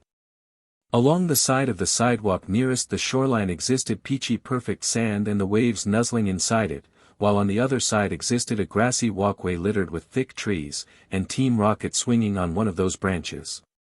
Jesse on the other hand was not in the mood for evaluating the odds and counting blessings. It wouldn't matter if they landed in sand, snow, lava, or trees, it was always the same crashing story's end. Why? Why is it always us? Why do we have to keep doing what we do best? Ugh, now what might that be, Jess? Meowth, no more enthusiastic than she. Failing at life. James saved Jesse the trouble of explaining. An audible sigh resounded from all of their mouths simultaneously as they each swung on the same branch on the same tree, the same way. Jesse and James hung by their pants, and Meowth in a similar fashion with his fur. Jessie Katana was the female member of the diabolically evil syndicate of 3. She was the most outspoken of the group, possessed a temper that cut like a knife, and ensured that her physical appearance was unrivaled wherever she went. At 21 years old, she had deep blue eyes, preferred rose-red lipstick, and her hair was long, violet, and coiled like a snake at its end. She wore a risque variant of the Team Rocket Agent W uniform that exposed her midriff, long rubber gloves, thigh-high boots, and topped it off with green orb earrings. While Team Rocket had been large part of her family history, her childhood was marked by her mother Miyamoto's death at 5 years old, her accursed orphanage soon after, and a brief tenure at Kanto Pokemon Technical School as per her mother's will before dropping out. It was not until her enlistment into Team Rocket did she meet her partners James and Meowth. James Koch was the male member of the notoriously bad posse of 3. He had the gentlest nature within the trio, was accused of being feminine too many times to tally, but retained a liberal wealth of knowledge and an incredibly diverse skill set. Also 21 years old, his had aqua-green eyes and kept to his mullet-length blue hair. He wore the standardized Team Rocket Agent W uniform with short-sleeved rubber gloves and lightweight boots. Born for money in every sense of the word, he ran away from home to evade his family obligation to marry Jessie Bell. His tenure at Kanto Pokemon Technical School was also brief, having flunked out within a few weeks. While it was a coincidence that he and Jessie were to have graduated in the same class, it also wasn't until enlistment and agent training in Viridian City did they meaningfully meet. His resume was highly diverse, covering topics in literature, sports, improved theater, and encyclopedic knowledge. Meowth was the Scratch Cat Pokemon member of the thrice maliciously militant mess. The strategist, schemer, and dreamer of the THRSM, Meowth had developed the uncanny talent of speaking English but also fell prone to feelings of love, maternity, and philosophy. Apart from his ability to communicate with humans and habitually walking upright, his most cherished possession was the shiny charm on his forehead. Continuously plagued by misfortune, Meowth had to endure abandonment, abuse, and absolute neglect for his entire life up until joining Team Rocket. Together this group of mishap individuals formed the Sphinx cell of the international crime syndicate Team Rocket. Trained at the agent level, they have participated, endeavored, and executed heists across the Kanto, Johto, Hoenn, and Sinnoh nations, evading the authorities every step of the way and furthered the cause of Team Rocket everywhere they went. They had dreams and aspirations. They had goals and vision. They were the best of the best. They were slated for promotion to elite officers. They were supposed to have it all. But as of now, it seems that this particular team had it up to their necks in failure. "We can't keep going like this, you guys," complained James. "This streak of misery is getting to me." "Oh, I'm sure it is, especially for you, Mr. Rich Kid." Jessie spat. "Not all of us know what it's like to have everything served to you just right."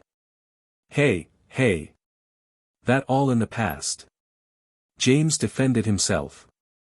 "Besides, I gave that up a long time ago to join Team Rocket, remember Jess?" Meowth couldn't help but share his sympathy. "Yeah, just like I gave up chasing dat no-good-for-beloved feline Meowsy to live a life of crime. And I gave up my dreams of become rich and famous and living like a queen just to be on the run from the law for the rest of my days." Jessie admitted. A collective sigh issued from all three of them. "It's dat brat boy's fault," Meowth realized to himself. His face contorted into sheer frustration. "He and dat Pikachu just keep blasting apart our mechs left and right even if they are electro-proof. If he wasn't our target all the time, we would have gotten loads of Pokemon by now. We've got to beat that kid no matter what it takes." Jessie smashed her right fist into her left hand and all the same changed her facial expression to anger and frustration. James pumped his fist up in team spirit. "Yeah, we're gonna." Crack. "Huh? Did you guys hear something?" James asked. Crack. Meowth did. "Oh. I think that branch is going to give way." No. Jessie squealed in helplessness as the branch continued to noisily break off. As if their luck couldn't get any worse, a certain bluish blob of a Pokemon exploded out of his ball on top of the same branch and happily cheered, while buffet. Crack. Another 10 meters the trio plummeted down to the solid ground. Jessie, James, and Meowth again simultaneously groaned while Wobbuffet still teetered on top of the three bodies as happily as a Ledyba. 17:51 p.m. Sunyshore City, Pokemon Center, Sinnoh region. Glisker, oomph. Would you please contain yourself? Ash laughed, struggling to get out of his Pokemon's wingspan. Glisker, the Fong Scorp Pokemon that had flattened herself onto Ash, still giggled herself silly, rejoicing in the never-ending game she played. Glee! Glee! She gushed out as she winked and leapt up off of her trainer's chest. "All right then, guys, Ash said as he stood up and brushed off the dust on his vest as he said, "We'll be doing a bit of training today, so I want everyone at their best, alright?" Everyone responded affirmatively in every way they could convey. Perfect. Since Cynthia is coming soon, we won't have as much time to train as usual. I think it's time for a little fun. Who's up for a game of beach ball? 18:11 p.m. Sunyshore City, Pokemon Center, Sinnoh region. As a man of simplicity, Brock always knew that the best way to do things was usually the easiest. His cooking was elegant, not extravagant, and his attire was functional, not fancy. Today's simple 10-minute shower was a testament to his personal mantra. Oddly enough though, Brock wasn't the first one out of the complimentary Pokemon Center showers. The Sunyshore Pokemon Center, by no means a worn-down facility, had a lobby with a front desk in the center of view and several squashy armchairs for any tired trainer not intending to stick around for very long. To the right of the desk was a residential hallway with the human lounge, rooms and beds, and public facilities. To the left of the desk lay the Pokemon treatment hallway including the checkup room, resting room, emergency room, and critical room.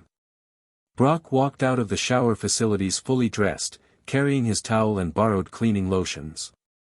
He deposited the spent items and used towel into the waste bin and laundry bin respectively, and proceeded to the lounging area. There he found Flint sitting on the couch, completely dressed, poofing his afro with specialized combs. "I've got a question for you, Brocko," Flint asked as Brock was halfway down the hallway. "Why is it so that people like you and I can take showers as short as 10 minutes, yet the ladies consistently must take showers anywhere between 30 and 60 minutes? Heh, I really don't have an answer for you, Flint. If I did, I might just be that much closer to understanding girls." Brock chuckled a little at the age-old question and settled himself across Flint on the couch. Brock talked and raised his hand and formed a pincer grasp about a centimeter apart. "That much closer. I hear you, man, I hear you. Ever since I've become an Elite Four member, there's just no time for socializing. You've gotta train a lot just to hold the title," Flint sighed. "I understand, I was a gym leader at one point, so I know what it's like to get cut off from the outside world. Back then the only thing I could think about was my family and my job. But since the day that Ash challenged me, I've been able to expand my boundaries and explore what the world has to offer. And I get around to a bit more womanizing, if you know what I mean," Brock noted. "I get the impression you get cut short every time you try, right?" Flint raised his eyebrow mockingly. "Yeah, Krogunk stabs me every time I get close to a girl." Brock laughed. "It's ridiculous. How about Ash and Dawn? Do they have any interests besides being trainers?" Flint inquired. "No way, are you kidding? Ash is a one-track-minded person. He's probably still training as hard as he can right now. For as long as I've known him he's never given any kind of thought to relationships besides him and his Pokemon. Dawn I'm not so sure about, though. Don't get me wrong, the bond between her and her Pokemon is steadily growing, but I wouldn't doubt it if Dawn sometimes thinks about that sort of thing. Both of them have really strong dreams though." "That makes a lot of sense," Flint nodded and looked off towards the female quarter of the shower facilities to check for Dawn. He sighed to himself. "I just feel trapped." "What do you mean, Flint? Surely a person like you has a love life, right?" "I mean, come on." Brock asked with disbelief. "I feel like girls would love to get to know someone like you." "You'd think that, but it's actually really the opposite. I'm one of the Elite Four, so I'm trapped to my job, and I have to constantly train and train for upcoming challengers. I don't have time to ask people out to candlelit dinners, movies, or any of that kind of stuff," Flint responded in melancholy. "In fact, the last time I personally saw anyone else was when Cynthia told me to come look for you guys a while ago." "And what about Lucian or Aaron?" Brock questioned. "Well, first of all of the Elite Four members are rivals by default. Aaron is the new kid, so he's away training championship rematches to knock one of us down to the bottom rung. Lucian is either in some foreign land buying new books, reading in some obscure library in the middle of nowhere, or remotely training. It's rare that we ever catch up. Flint explained. But Cynthia on the other hand, she's a whole new person, and a lot of fun to be around. I guess you two are pretty close friends, right? Brock pressed on. Yeah. I guess we are, but the thing is, I'd like more than anything to get closer to. Hey guys. Whatcha talking about? Dawn exploded into the conversation as if out of nowhere. Gah. Dawn, geez. Brock recoiled in shock. Next time announce when you're finally out of the shower. Yeah. Yo, we were getting into a deeper than ocean blue conversation here. Flint added. Talking about our feelings and such. I'm sorry, but I was hoping for a good second opinion. Does my hair look fine? I really can't be sure if I'm the only one looking at it, Dawn gushed out. Dawn. Brock began. I didn't call Piplup out, so I don't think my hair sheens quite like when he does it, but does it look okay? Dawn began fiddling with her hair and moved nervously side to side. Why does this always happen? Brock thought in mental exasperation. Dawn. Flint asked. I don't want to have to go back and do it all over again. Do I have to fix it? Can I even walk outside with this? I can't look like a mess in front of Cynthia and Lucian. And what if I? Dawn. Brock and Flint forcefully spoke out. Yeah. Dawn came to a screeching halt and nervously looked over at the two men sitting on the couches. It looks fine. Brock chuckled, you've got nothing to worry about. Ah, what a relief, Dawn heaved a sigh and her hand clutched over her chest. Dawn did a beauty twist on the spot and let her hair fly.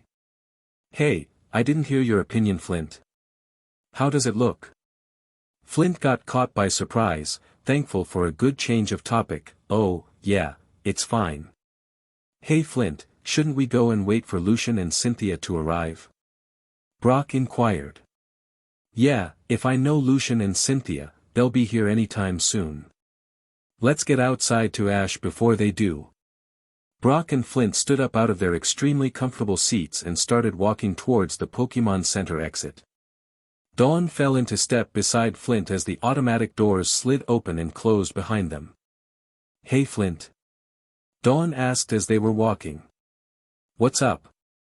Flint asked back. What were you two talking about before I got out of the shower? Dawn pet her right eyebrow, smirking slightly. I heard you say it was getting so deep. Crap, now is not the time for this. Flint thought. Oh, just this and that, and totally nothing big. It was We were just talking about the fact that you girls always take the longest showers and worry about useless things, Brock interjected, saving Flint, who breathed a quick sigh of relief. Useless things? Dawn asked, completely befuddled. Like what? Both Brock and Flint started cracking up and said in unison, your hair of course. Dawn felt a third-degree burn after that. 9:39 a.m. Petalburg City, Gym Living Quarters, Hoenn Region. The air inside of the kitchen was almost toxic in the best of possible ways. Aromas of superb scrambled eggs laced with skis floated throughout the air, poisoning those who couldn't have a taste of it. Sausages sizzled on the frying pan, bubbling and writhing in oil, ready to be fallen in love with at first smell.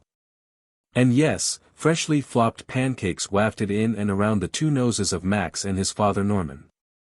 Caroline, Max's mother and Norman's wife, was busy like a factory worker, producing copious amounts of food for both seated at the table. Geez. I've said this before, time and time again, she loudly announced while flipping the pancake pan. Chew with your mouth closed. Who could blame her? The only sound other than the sounds of scrambled eggs cooking, sausages sizzling, and pancakes pancaking was om nom nom nom. Om nom nom nom. Foo fori, honey. I just have to finish this before moth. Norman tried to apologize, but the only thing that came out of his mouth was garbled gibberish. "Yeah, sorry mom." Max also tried to apologize, but similarly, his apology was just as indistinguishable. Back in the kitchen, Caroline just shook her head and smiled. It may have been pointless to argue, but it was still humorous. Just as she was about to reprimand the two males for talking with their mouths open, a familiar loud tone rang throughout the kitchen. Ring ring ring. Phone call. Hey, Norman. Honey. I'm going to pick up the phone, so if you want any more eggs you'll have to scramble them yourself. Caroline called out to her husband. Still ever stuffed, he replied, Fure. Whatever honey. At that, Caroline hastily turned down the heat on the scrambled eggs, pancake, and sausage pan to prevent them from burning, and rushed over to the videophone in the family living room. This is unexpected. I wonder who it could be. She thought as she rushed to catch the phone. I sure hope it's not that stupid gym inspection authority or whatever. They've been here already 4 times only to go back with a squeaky clean report. I swear if it's them, I'll personally owe. Well, that's odd. Instead of the caller ID stating the Pokemon League Gym Authority Bureau, branch number, it displayed another number, and underneath in smaller print read Cyanwood Island Pokemon Center. What in the world would the Cyanwood Pokemon Center call me for? Hey, maybe it's her. Maybe she's finished with one of her little contests. Hello. Caroline picked up the green receiver and spoke. Oh my gosh. It's so great to see you, dear. I was wondering where you were, Anne. Caroline gasped and brought her hand close to her mouth as she saw what was on her screen. Oh my goodness. May.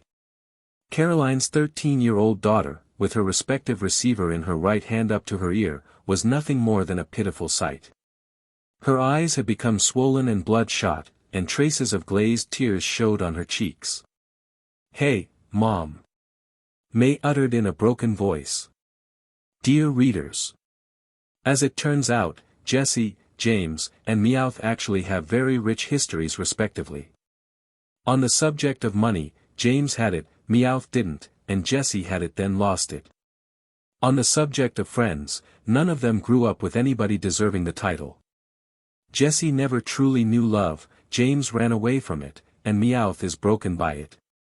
Were it not for the 5th generation anime, I probably would have never seen past the comedy and have a close look into their psyche. Now I've been given the opportunity. Apparently Jesse has a mother named Miyamoto according to the canonical radio drama in Japan. I've tried to get a hold of those recordings or a transcript but it's impossible. Jesse is named Musashi in the Japanese anime and it turns out Miyamoto Musashi is the name of a famous Japanese swordsman from the 17th century who became famous by dueling many warriors and participating in a war between the Toyotomi and Tokugawa clans on the Toyotomi side. Thus, her last name should be Katana, which is a kind of sword in Japanese. As for James, Koch is the last name of the 4th and 5th wealthiest individuals in the world and heads of Koch Industries, producers of asphalt, chemicals, commodities trading, energy, fibers, fertilizers, finance, minerals, natural gas, plastics, petroleum, pulp and paper, ranching. Thank the Lord for Forbes magazine, Google, and Wikipedia. On the other hand, James never cared much for his family's desires, so I could see James developing a name for himself or abandoning it entirely. It turns out there is a canonical contradiction. In the original season, Jesse and James said that they met up at Pokemon Technical as students before joining Team Rocket. According to the more recent Pokemon Chronicles series, Jesse didn't meet James until agent training. I reconciled this by saying that they both were at Tech, but never really met. I decided though that true to the humorous spirit of everyone's favorite villains, their initials are both JK, an acronym for, just kidding. Meowth is Meowth. Poor Meowth. Yeah, I realized that Piplup is definitely a he. When I first wrote this chapter, I was only watching subtitled Japanese episodes of the Sinnoh saga and completely ignored the English dubs. At the time I especially hated the voice actors, less now, so I did everything I could to avoid them.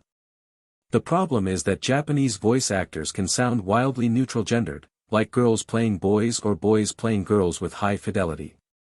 I thought Piplup, or Pachima as he was called in the Japanese show, was a girl.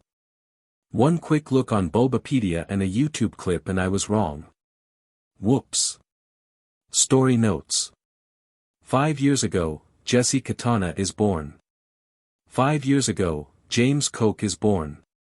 0 years after, Miyamoto is killed, Jesse is orphaned.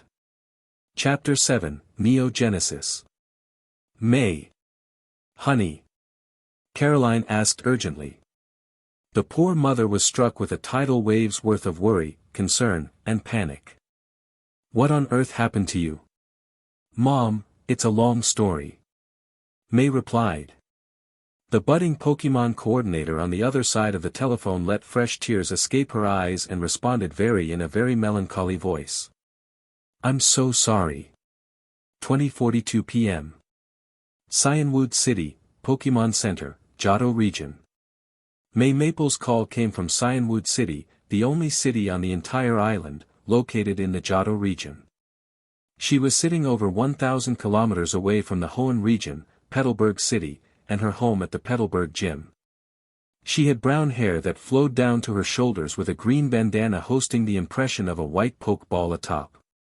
She had a fitting, orange with a black collar, and green and orange form-hugging shorts that ended halfway to her knees.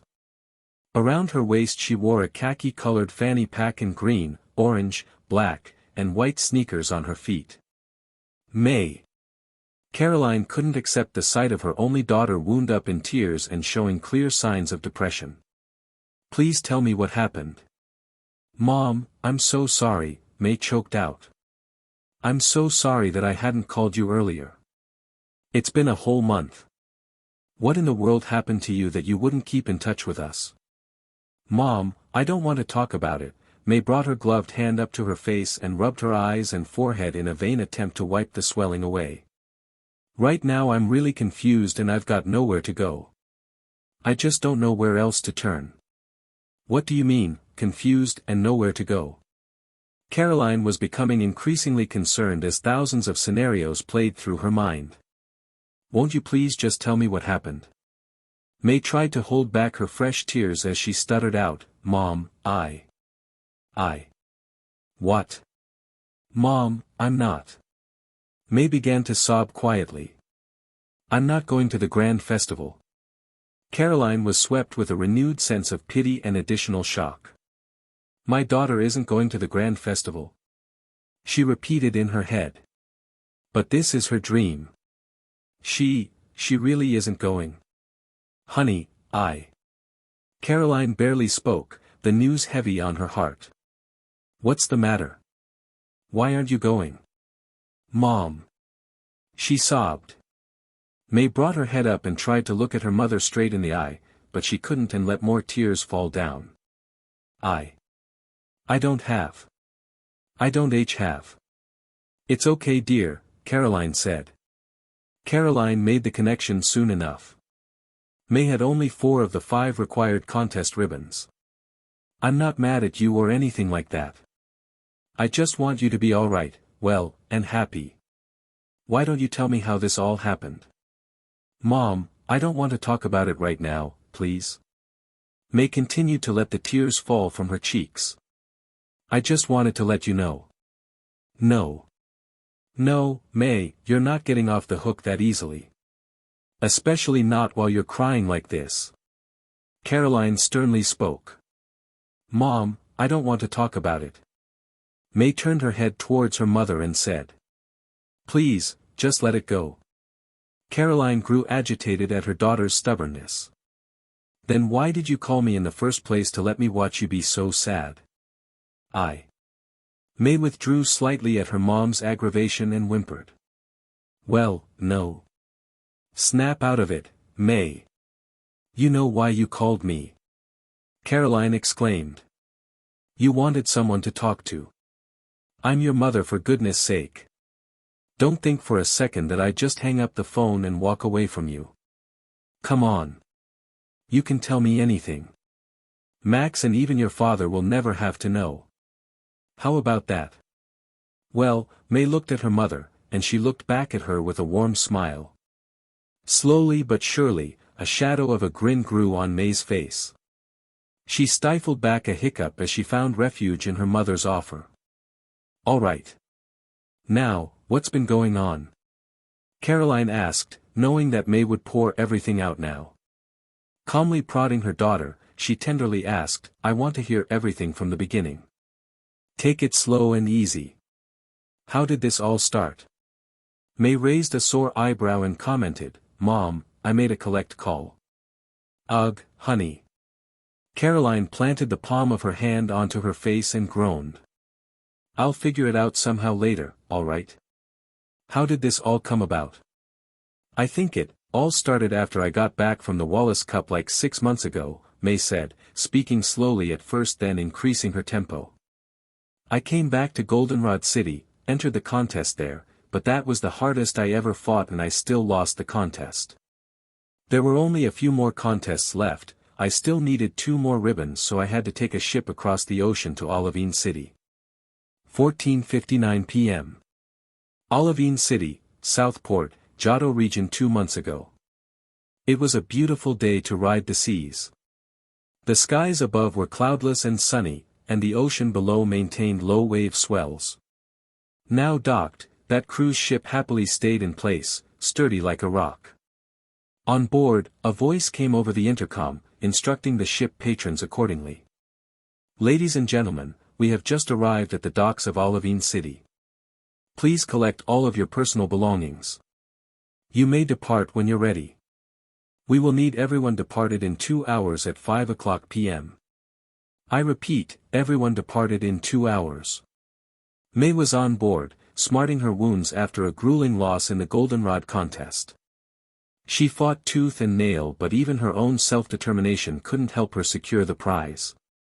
Granted, her individualism wasn't enough to place first in the Wallace Cup competition, but at least those had been the best 4 days she had in a long time. The competition was trying yet welcoming, the battles were invested but spectacular, and the appeals were awe-inspiring and empowering. Coming back from the Wallace Cup only to lose at the last second in Goldenrod was like coming home after a New Year's party, a very sobering experience, indeed. At the very beginning of her Johto journey, May traveled alone even though some of her Pokémon coordinator friends and rivals were in the same region. They didn't travel together because it would have been extremely awkward if 2 rivals competed in the same contest after practicing together and knowing the other's strategies out of convenience. That said, the main quartet of coordinators, Harley, Soledad, Drew, and May started in different cities and partook in different contests for the sake of mutual competition. So when May temporarily left the Johto region and her rivals behind in Ekrutik City, her journey to Lake Valor restored what she didn't have since the beginning of her Johto campaign. The Wallace Cup restored her old life, her old memories, and her best friends. When she arrived on the Valor lakefront docks after boating from Snow Point City, Ash, Brock, and Dawn were waiting for her with the hugest smiles on their faces. She would never forget that feeling. But now, getting back to the swing of things in Goldenrod, hastily making up for lost time in Olivine City, and expecting nobody to help her out was a sobering experience indeed. May lay on the bed, mulling over the past several months in her head. She had been placed in a room right on a balcony, and today the door was open, letting in the cool breeze and sea salt-laced air. She couldn't help but stare out of the window, watching the soft curtains ruffle in the wind and the glistening light on ocean waves. She vaguely heard some sort of announcement, but the words just sailed through one ear and out the other. It's so peaceful here. May thought dreamily. I just wish everyone else could be here like this. I know they've got stuff to do, but it'd be nice to keep traveling with them. Man, I miss them a lot. Attention passengers, the same voice over the intercom came up again. Please continue to disembark from the cruise ship. We need everyone off within 1 hour and 40 minutes. Please gather all of your personal belongings and thank you for traveling with us. She heard at that time. May pulled herself upright off the bed and walked about her bedroom looking for anything that was hers. She grabbed her fanny pack, took up what little was left in the room, stored it neatly in her pack, and picked up the zipper about to seal the bag. She looked inside at the Pokeball inside. Hey, we've got some time. May thought. I'll let them have some fresh air before we leave. And I can laze around just a bit more. Come on out, everybody, she called out as every one of her Pokemon materialized in front of her. She gazed upon her Beautifly, Venusaur, Glaceon, Munchlax, Wartortle, and Blaziken with great pride and joy. Well guys, we're just about ready to get off this ship and head over to Olivine City. I want you all ready to win our last 2 ribbons, starting with the one in this city. Everyone responded affirmatively in their own Pokemon tongue.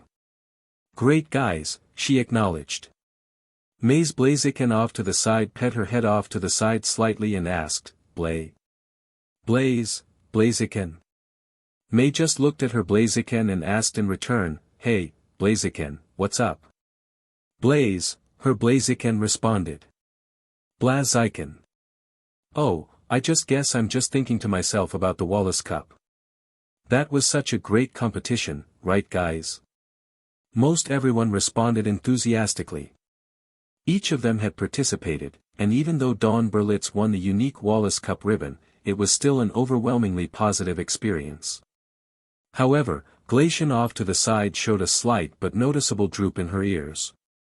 May smiled at her for some encouragement. Just remember how much fun we had competing with everyone. Dawn had an amazing team going there, and I'm really glad for her that she won the competition. Zoe wasn't bad either. We really had to pull out a lot of strategies to combat her. It's just a shame that Ash didn't advance to the finals. I would have really loved to battle him, though. Just like the last day of our Kanto Jour. Attention all passengers, the loudspeakers blared again, only 1 hour and 20 minutes remain before we load the next passengers aboard. Gather your belongings and exit the ship. Once again, thank you for traveling with us. Okay. In that case, everyone return. May held out her Pokeball and returned everyone, save Blaziken who backed away from the rest of the group to avoid getting called back inside. Hey, Blaziken. Are you okay? Don't you want to go back inside? She asked as she indicated towards the last and empty Pokeball. Blaziken shook her head. Ah, that's so sweet Blaziken. Why not? It'll just be the 2 of us like when we started out back in Little Root Town. Blay, she responded very enthusiastically. Together, the both of them left their respective room, closed the door and headed toward the Olivine City dock. 18:25 p.m. Sunyshore City, Shoreline Park, Sinnoh region. As the trio of Brock, Dawn, and Flint approached the exit of the Sunyshore Pokemon Center, the automatic glass doors opened, releasing the cool air outside. The afternoon sun had tired and began its slow descent towards the eastern horizon, creating an orange hue amidst the blue overtones of the sky. A warm breeze floated around the 3 trainers. It's really nice out, Brock commented, taking a deep breath and glancing around from left to right. Yeah man, it's always been like this, Flint said, casually dismissing Brock. After spending my childhood here I'm so jaded, you know. Still, I'd take this over someplace cold like Snowpoint City any day. Dawn replied nonplussed as she brought her arms around herself, imagining the frigid air and feigning a shiver. Well I guess that's fair. Cynthia and Lucian are gonna have a hard time trying to find Ash especially if we can't find him first, Flint mentioned out loud, more to himself than anyone in particular. Where is he, anyway? As if mocking him, a commanding voice in the distance shouted, Great job, Glisker. Staraptor, use wing attack. Now Monferno, follow up with Mach Punch. All 3 trainers turned and swiftly jogged towards the source of the voice, each taking turns guessing at what Ash was training. He could be working on the spinning dodge. You know, he's used it in most of his battles so far. Dawn called out against the passing trees. Nah, he's probably working on the counter shield, Brock replied. After all, he'll be at a serious disadvantage in the next gym battle if only a few of his Pokemon can actually do it. My guess is he's just doing some sparring matches. There's a massive park just around the bend, Flint said as they rounded a corner onto an exquisite scene. I bet that's where he's at. On the far end of the park's border lay the Sunyshore lighthouse, dominating the skyward backdrop. Pristine white concrete, water fountains, lush grass, and many berry trees decorated the park walkways. In the center of the concrete sidewalk facing the lighthouse, Ash was commanding his Pokémon to use their attacks, not at each other, but on a beach ball. The pitiful training tool was surely taking a heavy beating. Pikachu, use Iron Tail. Grotle, bounce it back here with Rock Climb.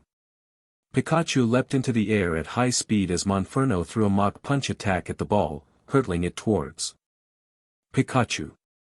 Crumpling into a dense sphere of yellow electric mouse, Pikachu started to spin, charging his Iron Tail all the while as he grunted a menacing, "Choo, Pika." The attack landed a perfect hit and the unfortunate ball hurtled towards a neighboring tree, which Grotle, now with his claws extended, raced towards. Grotle jumped towards the tree, bounded neatly off, and violently swung his massive tail at the ball, sending it nowhere else but back at his owner at frightening speed. Ash, too busy yelling words at encouragement to Pikachu and Grotle, didn't notice his impending doom. Brock, Dawn, and Flint arrived in time to see Grotle direct his attack, and froze in both surprise and panic. Ash! Dawn yelled out, almost afraid to do so. Ash turned his head away from the ball, now completely oblivious to its trajectory. Hey guys! You found! Smack! The beach ball landed directly on Ash's face, knocking him over, and apparently also knocking the wind out of him. As he fell to the ground, garbled words that didn't resemble language spewed out of Ash's mouth.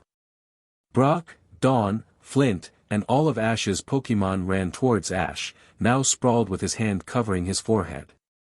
Ash! Are you okay? Can you hear me? Brock asked hesitantly, stifling a laugh. Can you talk? It seemed as though he and all of the others gathered around him were in a battle over themselves on whether to be genuinely concerned or to bawl on the floor laughing. Well, Grotle, Ash mumbled after a few moments. I think Paul was wrong about your strength, you nearly killed me with a beach ball. He slowly got up to his feet, chuckling and smiling, and soon all of his Pokémon had tackled him back to the ground affectionately as Dawn, Brock, and Flint smiled, watching. None of them happened to hear a soft disturbance in their midst, nor a duo of Pokémon trainers, one returning an Alakazam back into his Pokeball. Having fun, Ash, called out the woman of the duo. All the commotion froze to a standstill as Brock, Dawn, Flint, Ash, and the entire roster of his team registered what was in front of them: Lucian of the Elite Four and Cynthia the Sinnoh Pokemon Champion. Cynthia. Ash took the lead and said, "It's so great to see you again. How did you get here?" Lucian, "It's been so long. How've you been?" Dawn warmly greeted. Flint made an attempt to say, "Hi," or anything of that nature to his superiors, but somehow Brock had teleported from his spot previously to a spot right in front of Cynthia. Brock genuflected with his right knee on the ground and his right hand in Cynthia's, while Cynthia looked at him, flattered, but not flustered. "Oh, Cynthia. The great angels of fate have brought us together today after all of this time. Surely this must mean it is prime to go on a romantic candlelit dinner." Krogunk jabbed his trainer and effectively paralyzed him, for the second time in one day. After Krogunk dragged Brock's sorry carcass away chuckling to himself, Flint finally managed to knuckle-pound Lucian and accost Cynthia. "Dude, you guys kept us waiting. What took you two so long? I didn't think teleporting would take any longer than a blink of an eye." Flint said, slightly agitated, though nonetheless pleased to see the two of them. "Cynthia had some family business to take care of before we left.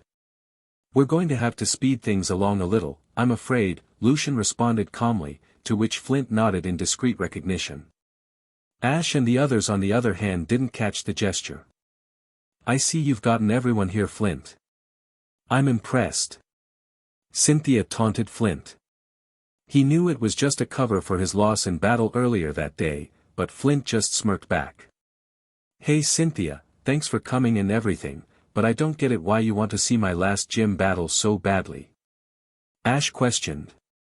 "Well, I really do want to see your gym battle and get to know my future opponent firsthand." Cynthia smiled as though she was hiding something but trying desperately to describe it. "However, there is something else that I'm here for." Ash pumped his fist up just as Pikachu climbed up to his shoulders in response to Cynthia's praise. Dawn jumped at that idea and asked eagerly, "What is it, Cynthia? Does it involve us at all?" "You know that we'd like to help with whatever you need to do," Brock added, who miraculously recovered from his Krogunk's poison jab in record time. I know, very much so, but later, please," Cynthia replied patiently. "We've first got to let Faulkner know that we're all here to see a gym battle." Ahem. A scratchy voice suddenly sounded from behind the whole group. "You twerps ain't going nowhere. We're here to steal all you's Pokemon." Ash's gut wrenched at that voice. Twisted between emotions of dread and sheer exasperation, he turned around in synchronism with everyone else. Cynthia, Lucian, and Flint all glanced up at some sort of vacuum in the sky, suspended by a hot air Meowth balloon, and looked as puzzled and curious as toddlers. Ash, Brock, and Dawn were anything but puzzled and anything but curious. They knew that things were going to get sticky real soon. "Team Rocket," the three teens yelled in unison. 21:23 p.m. Cyanwood City, Pokemon Center, Johto Region. "May," Caroline began, "so far I don't see why you're so upset. That boat ride sounded so beautiful, relaxing, and even romantic." "I know, Mom." May sighed, remembering that day's events. "That's exactly how I felt. It's what happened afterward where everything fell through.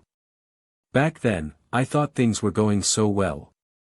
I had just gotten off of the boat, and I wanted to find a good place to train, so I looked around and decided to go to the Olivine Lighthouse." 15:47 p.m. Olivine City, Lighthouse, Johto Region 2 months ago. May and Blaziken stared at the elevator's flashing buttons, which now indicated that they were close to the top. May noticed a poster plastered to the elevator walls and read, calling out all Pokemon contest coordinators, young and old, expert and beginner. Come to the Olivine City Amphitheater for the Pokemon contest event of a lifetime. Blaziken also noticed the poster and attempted to read on as May was reading it aloud. "The contest is in a month." May turned around to face Blaziken and said, "We better work hard if we're going to win this one, Blaziken. You with me?" Blaziken gazed out into her master's eyes and flared up her fists in response. She looked in top condition, and May couldn't be prouder. As the elevator doors opened up, the two of them walked together, somehow on autopilot towards the lighthouse's ledge, overlooking the ocean. A few moments of silence passed between the two of them as they both absorbed the relaxing breeze. Blaziken breathed deeply in and out, gazing directly into the sunlight. Habitually, Blaziken looked at the sun in order to regain heat energy. But as May likewise attempted to relax and breathe in the ocean air, she couldn't help but regret this newfound bliss. Save Blaziken, May was truly alone all over again. No one back in Sinnoh could ever take off of their journey there, and she knew this. Nevertheless, that feeling of regret seemed to crawl inside of her like a vine quickly growing around a pole, constricting her. Blaziken on her right side tore her eyes away from the sun and looked at her trainer. May reached into her pocket and pulled out a battered, but fully functional ribbon case which held every ribbon she had ever won. Blaziken could sense that May was troubled. Truth be told, Blaziken felt the same way. Blaziken?" she asked softly but strongly. "Oh, it's nothing, Blaziken." May seemed caught off guard and faltered slightly, saying, "I was just thinking about all the times we shared together. All of them seem to lie right here, in this case." Blaziken nodded in agreement with May and beckoned her to go on. She brought the bottommost section of ribbons to the forefront. The little metals seemed to have lost some luster and the fabric looked tattered. "Remember these? They were our first ribbons, all the way from Fall Arbor to Pacifylog Town. May turned her head and looked at Blaziken affectionately. That's where I first met you. And the time when I met Ash, when we traveled and got through to the grand festival. I don't know how I would have done it if I hadn't met him at Professor Birch's lab. She looked back to the ribbon case and brought forth the next set of ribbons. All of these looked well cared for, mostly because she learned to polish them more. And all of these, May said, reminiscing, are from Kanto, when we traveled with Ash through the battle frontier. I can't remember how many times he had helped us win these. He was so caring, so helpful, but we had to split up. He told me to follow my dream, and to never give up. But I wonder if that was the right thing to do. As she brought up the next set of ribbons, the three that lay on that level didn't seem to inspire any words of reminiscence for May to say. Those were the ribbons she had to fight for on her own. Somehow their perfection of sheen and fabric quality didn't mean anything to May. The thought struck May hard. Hesitant at this thought, she asked Blaziken, did you actually enjoy any of those battles we had to get these ribbons? I can't remember. Blaziken looked toward some point off of May's shoulder. Come to think of it, Blaziken thought. May seemed to partake in those contests like they were some sort of job, not having much fun with them. And so did I. Blaziken nodded solemnly. As Blaziken nodded, May felt something break inside of her. It's just, ever since we've left Ash everything has just been so much harder. May spoke in a frustrated voice. I don't have him by my side anymore, and he can't encourage me or help me when I need it the most. No one's around anymore. Suddenly, a small object caught her eye. On the very last layer of the ribbon case lay a single ribbon, cut in half, with the would-be circle cut into a hemisphere, and only one section of fabric attached to the metal. It was half of the ribbon that Ash and May jointly won at the terracotta contest before going their separate ways. Both May and Blaziken looked at the ribbon vigorously. Both were thinking about that very battle that bore the little symbol in May's hand. Ash sent out his Sceptile, a very powerful, but valiant Pokemon who put out all of his power in an effort to claim the full prize. To Sceptile and his trainer's disappointment, they never met that goal. Blaziken and May held their own, even overpowering Ash in terms of contest style, but they were only able to scrape a close tie with Ash in the end. Terracotta had only one medal to offer, so Ash ordered Sceptile to sever the ribbon into two halves. Ash held the right half, May held the left half.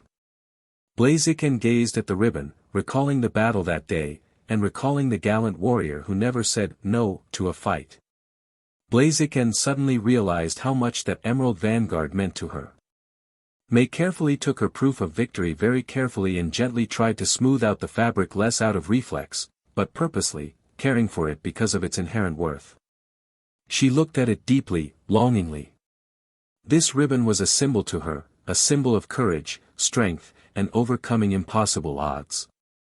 It was also an embodiment of willpower, encouragement, and profound care. But why am I so attached to this ribbon? May asked herself. I know it's just a symbol of a battle with Ash, maybe even the most enjoyable battle I have ever had with anyone, but why? May continued to stare at the feeble prize, noticing the colorful seams of the fabric, the dull sheen reflecting off of the metal, and even the individual blemishes and scratches that dotted its surface. She felt her chest expand and contract as she also remembered the face of the boy who owned the other half. Maybe I need him. No. She shouted. May scolded herself as she balled the ribbon into her fist. What am I doing? I'm starting to lose it. She stuffed the ribbon unceremoniously back into the ribbon case, trying to push her thoughts away with it. It's not going to be any use to rely on Ash for help anymore. May forcefully told herself. Blaziken was shocked. She looked incredulously at May, unable to react to her new behavior. She had never seen her trainer try to push something out of her mind like this. Not to mention, this was Ash she was trying to push away. Usually she would talk it out, resolve it with someone, but then again, Blaziken realized, no human was here to hear her out anyway, to help her through this troubled time. We've got work to do, Blaziken. May turned away from the sea and stared resolutely towards the city amphitheater and stated plainly. Relying on someone else for help is not going to benefit us, especially when that someone is who knows where by now in Sinnoh. She turned around to Blaziken, who in turn tried to look in agreement, but somehow couldn't muster it. Something was not right with her master. We're going to go into that contest hall next week, and we're going to win that ribbon over by storm. May continued on, her words cascading into a reusing monologue. Whatever it takes, let's put the goldenrod and everything in the past behind us and win. What do you say, Blaziken? Blaze. Blaziken sounded off in agreement, but she also noticed a 16-year-old green-haired boy with a black t-shirt underneath a vermilion jacket, with matching pants, and black shoes approaching May from behind. A cold shiver involuntarily went down Blaziken's spine. Truer words have never been said, May. I've been waiting for you to say that for a long, long time. May turned around and saw Drew Blackthorn of LaRue City, her old contest rival, giving her a slow clap applause, lasting for only a few seconds before he spoke. May raised her eyebrows, completely surprised. Drew! What the heck are you doing here? Oh no, you're not doing this contest too, are you? No, Drew said as he brought his hand up to his green hair. He flicked it the same way he had been since he first started Pokemon coordinating in his trademark nonchalant flurry. I was thinking about doing it just for fun, but I've already got my 5 ribbons. Check it out. All 5, in the flesh. I have no need to partake in this contest, May Maple. Drew took a shiny ribbon case from his pocket that had obviously been well attended to. It gleamed golden-orange in the setting sunlight. May stood dumbfounded. It was always like this. May thought. He's always so far ahead of me. What are you saying, Drew Blackthorn? She finally asked, rather annoyed at her archrival's progress. You've got your ribbons, so what? For once this is neither about me, nor my ribbons. I'm congratulating you. Drew clicked his case closed and placed it back in his pocket. He looked at May surprised, expecting that his intent was blatantly obvious. You're telling yourself that you've finally broken free of Ash's old style and you decided to wipe out the competition instead of make friends with it. Now you can finally improve, but I must say it took you far too long to realize it. Hey! May retorted, having her pride stung. Ash helped me out a lot back in Kanto and Hoenn, you know that. Without him, I'd probably never had made it to both the grand festivals I went to, and probably not even half of the contests I went to. Alright, fine. So he did. But where has that gotten you now? Drew smirked to himself. Face it, May. You've grown soft. Look at you. You've only got 3 ribbons, the grand festival is in a few months, and there are only 2 contests left, one here and one on Cyanwood Island. May was at a total loss for words. She knew that Drew was her rival and that he was probably just getting on her nerves on purpose, but she couldn't help but think that maybe she never created a style for her own, that maybe she did develop Ash's style unintentionally. She considered that maybe it was a good explanation for why she was so far behind. How about this, May? I'll help you. Drew casually flicked his hair again and took the initiative. You can win that contest in a heartbeat with just a few pointers from me. Look at where my strategies got me. 5 ribbons. All 5 with a month to spare. What do you say? Drew held out his hand for May to take. May considered the offer for a good few moments, narrowing her eyes and weighing the consequences in her head, but considering her predicament, very few alternatives remained. Eventually she consented and shook his hand. May wanted to let go, but Drew suddenly pulled her into a dance position for a duet finale. But first, why don't we strategize over some dinner? Drew asked in a sugary voice. His grip was firm and his ballroom form was flawless. Dinner? With me? May sputtered out, totally flustered and partly upside down. May was stuck holding Drew's hand, while almost falling into his arms as well. Really? Just you and me? Just you and me, Drew smiled, pulled May to her feet and started walking towards the elevator door with her still in his arms. Blaziken off to the side watched the entire scene unfold so rapidly that she had forgotten that her jaw fell open in a mixture of confusion and revulsion. Unfortunately for the fire fowl, Drew didn't even seem to notice Blaziken's presence. Several steps before the elevator, May suddenly remembered that Blaziken was still standing on the lighthouse top, and tore herself out of Drew's arms. Rather quickly she withdrew Blaziken's poke ball and shot the retracting beam out of the red and white orb. Blaziken shrugged her shoulders in surrender as she moved into the beam's light. However, as she was retracted into her portable home and saw May and Drew walk into the elevator together, she couldn't help but think that accepting Drew's help was a terrible, terrible idea. Dear readers, midterms fell upon me during the re-edit phases and obviously consumed me. For the harrowing study hours, I bought 1 case of Top Ramen, 48-pack, 2 cases of Kraft Macaroni and Cheese, 15-pack, 2 cases of Progressive Light Chicken Noodle and Beef Pot Roast Canned Soup, 8-pack, 1 case of Mountain Dew 8 ounces cans, 36-pack, and finally 1 case of Monster Energy 12 ounces cans, 24-pack. So pumped.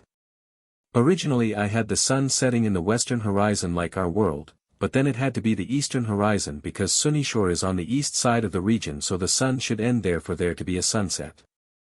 I also had to calculate the basic dimensions of the different Pokemon regions. When I was in Portugal on the Camino de Santiago, I walked basically 15 kilometers per day for a total of 150 kilometers from Porto, Portugal to Santiago, España. Considering that these kids are just walking leisurely, I assumed they would be working on about 5 kilometers per day. If it could be said that twice the distance of Cerulean City to Lavender Town counts as the length of the Kanto region, and Ash took 10 episodes to make it to Lavender Town, that makes Kanto about 150 kilometers long and wide, plus 25 kilometers for error. Also, since Sinnoh is based off of the real-world island of Hokkaido, its square area is 72,572 km. Finally I made an arbitrary distance between Sinnoh and Kanto Jado being 1,000 kilometers, seems pretty reasonable. When I originally wrote this chapter, I really had to characterize Drew correctly. I didn't want him to be an arrogant prick, just arrogant. I didn't want him to be a player, just playful. I also didn't want to make him a dream, just dreamy. I also didn't want him to be SXL, just secretary. It's these little moderation distinctions that make characters more believable. Making Ash overpowered or May a crybaby will only detract from their characters, not add to them. I realize that I've made May extremely emotional, but that is merely an author's privilege to create a foil to Ash, the emotionless male bimbo. As always, keep reading, and keep reviewing. Story notes. 0 years after, Drew Blackthorn is born in LaRue City. Chapter 8, Neo Discovery. No matter how many times the trio of Jesse, James, and Meowth magically appeared before the trio of Ash, Dawn, and Brock, the former group of 3 never got over the urge to collectively strangle something out of sheer annoyance. Team Rocket was just that omnipresent. 18:38 p.m. Sunyshore City, Shoreline Park, Sinnoh region. Listen, is that a voice of the Sinnoh Champion I hear? Jesse rang. It's speaking to me loud and clear. James replied. Sking out the wind. Near and far. Noise in your ears. Meowth chimed in. Stealing your Pokemon at a breakneck pace, continued Jesse. Bagging them, napping them, putting fear in their place, added James. A trainer's or elite's Pokemon is just as sweet. But we have them both so our work is complete. Jesse. James. And Meowth, now that's a name. Putting the do-gooders in their place, spat Jesse. We're Team Rocket. James triumphantly called. And we're in your face, the whole trio exclaimed. Wah buffet. Get back in your ball, shrieked Jessie. She yanked out the small poke ball from her belt, enlarged it, and as quickly as mechanically possible retracted a sulking Wobbuffet back inside. Team Rocket, the trio of Ash, Brock, and Dawn yelled out again. Cynthia, Flint, and Lucian glanced over at the three teens who looked highly agitated and hardly willing to see this new bunch of people. "Are these curs friends of yours?" Flint asked, looking up at the comical machine above. "They do seem somewhat familiar. Have we met before?" Lucian also added. "Yeah, they're the ones who took Beisel after our battle." Dawn replied in a very frustrated tone. "Missed us, twerp." Meowth called out from his own image-inspired hot air balloon. "You and dat Pikachu blasted us up pretty far last time, but now we're back with our Super Ultra Pokevac Mark III. Now you get to see it in action as a first-time victim." "I'm so honored," Ash sarcastically jeered. "Is he insulting our devious plans and hard work?" James in the balloon basket flailed his arms in response and asked out loud, "The nerve. You little brat. You don't know how long we've spent on this machine, not to mention the amount of money we spent." Jesse added. "Ha ha ha ha ha." Meowth maniacally laughed at the controls, his paw gently caressing the metal frame. "But it's all worth it. Every penny spent. Let's see, lift the flap, and hit the button, HEIYAH.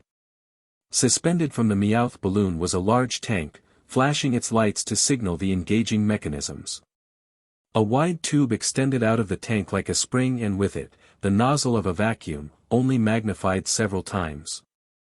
"Oh no, this can't be good," Brock forewarned as the machine roared to life.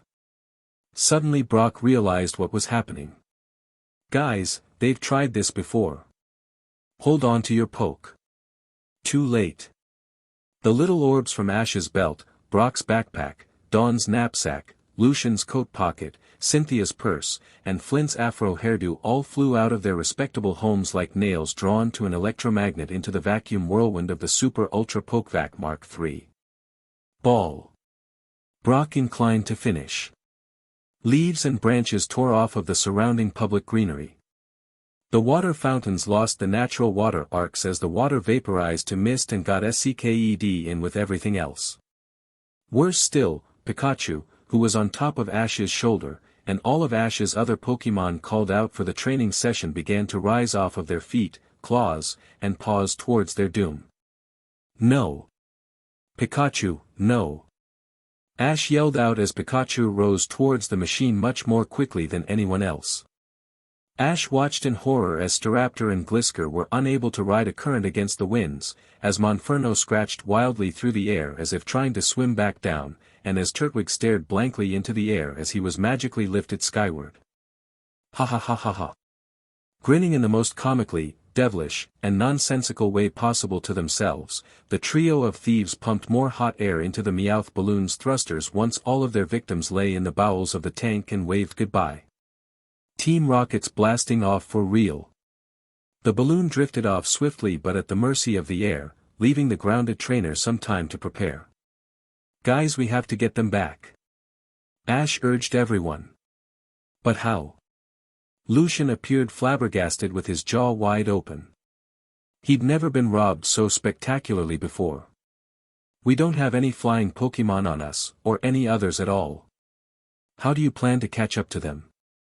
"You know, it looks like they're headed towards the lighthouse straight ahead," Brock said, looking off into the distance with his squinted eyes. "Maybe we can cut them off if we reach the roof at time." "Well, what are we waiting for then? Let's go!" Cynthia shouted urgently. At that, the whole gang started running at a breakneck pace towards the Sunyshore lighthouse. Unbeknownst to the celebrating members of the hot air balloon, the ground group ran at a faster rate than the horizontal airspeed of the balloon. Perhaps if the airborne trio noticed that, whatever would transpire next wouldn't have in quite the same way. 21:35 p.m. Sinnoh City, Pokemon Center, Johto region. Caroline was fully gripped with her daughter's story.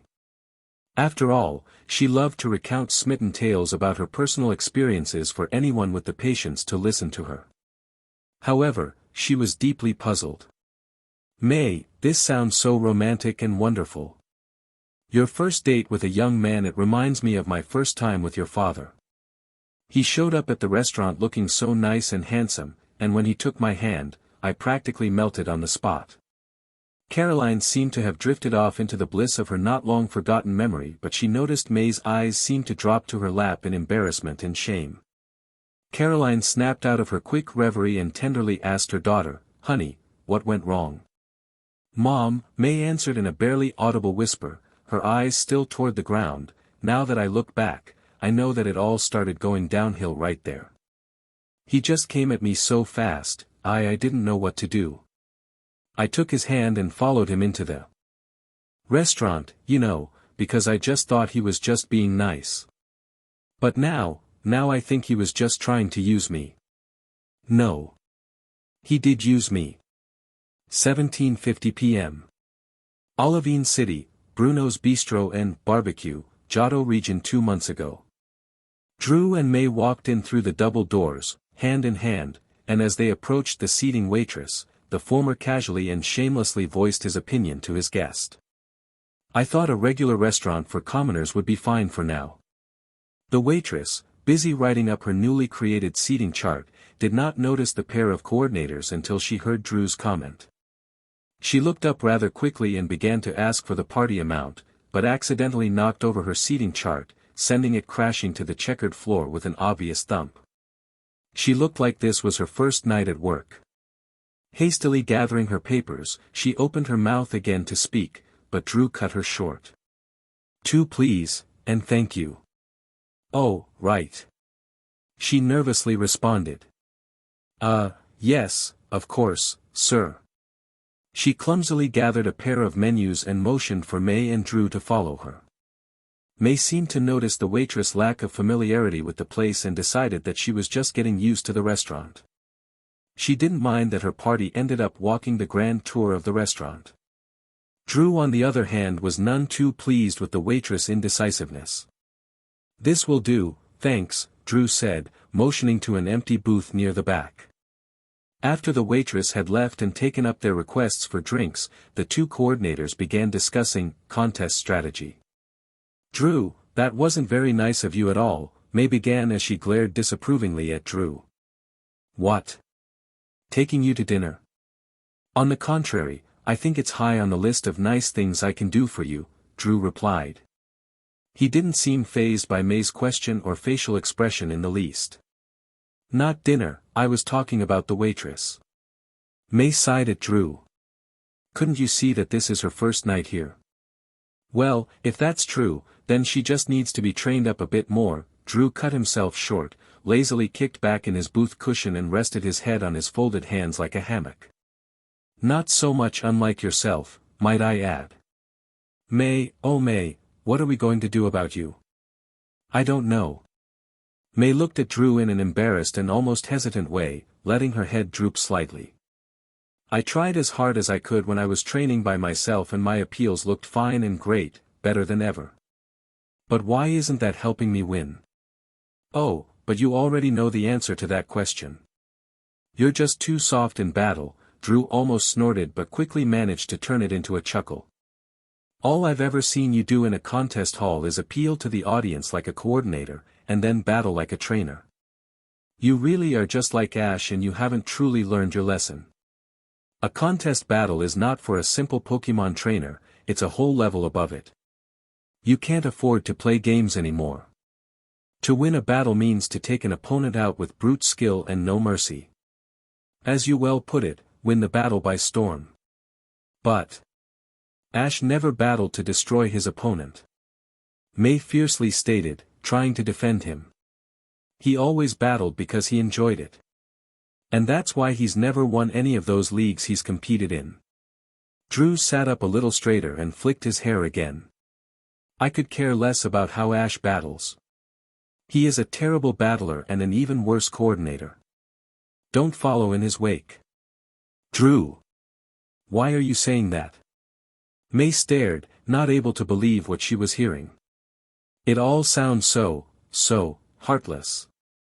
If you ever want to get anything, you have to be heartless." Drew sighed slightly to himself and a small grin spread across his face. May suddenly felt both of Drew's hands clasp onto her own. Her sparkling sapphire eyes darted up to meet Drew's unfazed vermilion eyes in reflex, but she did not take her hand away. She felt his fingers slowly run across the palm of her hand. "Well, sometimes," Drew said, smirking slightly as he did.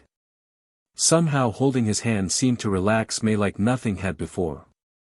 Completely forgetting Drew's comment made not seconds ago, and not explicitly knowing that she was doing it, she lightly squeezed Drew's hand and smiled at him. He returned the favor and sustained it for a little longer. But then, just as quickly as he had taken hold of May's hand, he let it go to pull a large glass of iced water toward him. It was then that May noticed her lemonade out of the corner of her eye. 21:53 p.m. Sinnoh City, Pokemon Center, Johto Region. Oh no, Caroline shook her head slowly in disapproval. Now all of the handsome thoughts she had for Drew vanished like a fragrance in the wind. "May, that boy is nothing but trouble. Why, oh why didn't you talk to me before now?" "I don't know, Mom. I didn't think I'd need to. He seemed so nice that I just got caught up with him." May desperately tried to explain.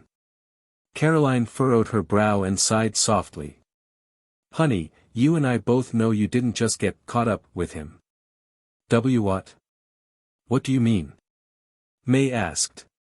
"You were head over heels for him, May. You loved him." A cold chill shot down through May's spine. What?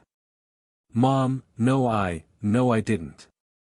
"Well, you probably didn't love him quite like I love your father, at least. I think you just liked him very, very much more or less." Caroline shot May an apologetic look, trying to express her empathy for her. "It's natural, May. Liking guys like Drew is what love at your age is all about.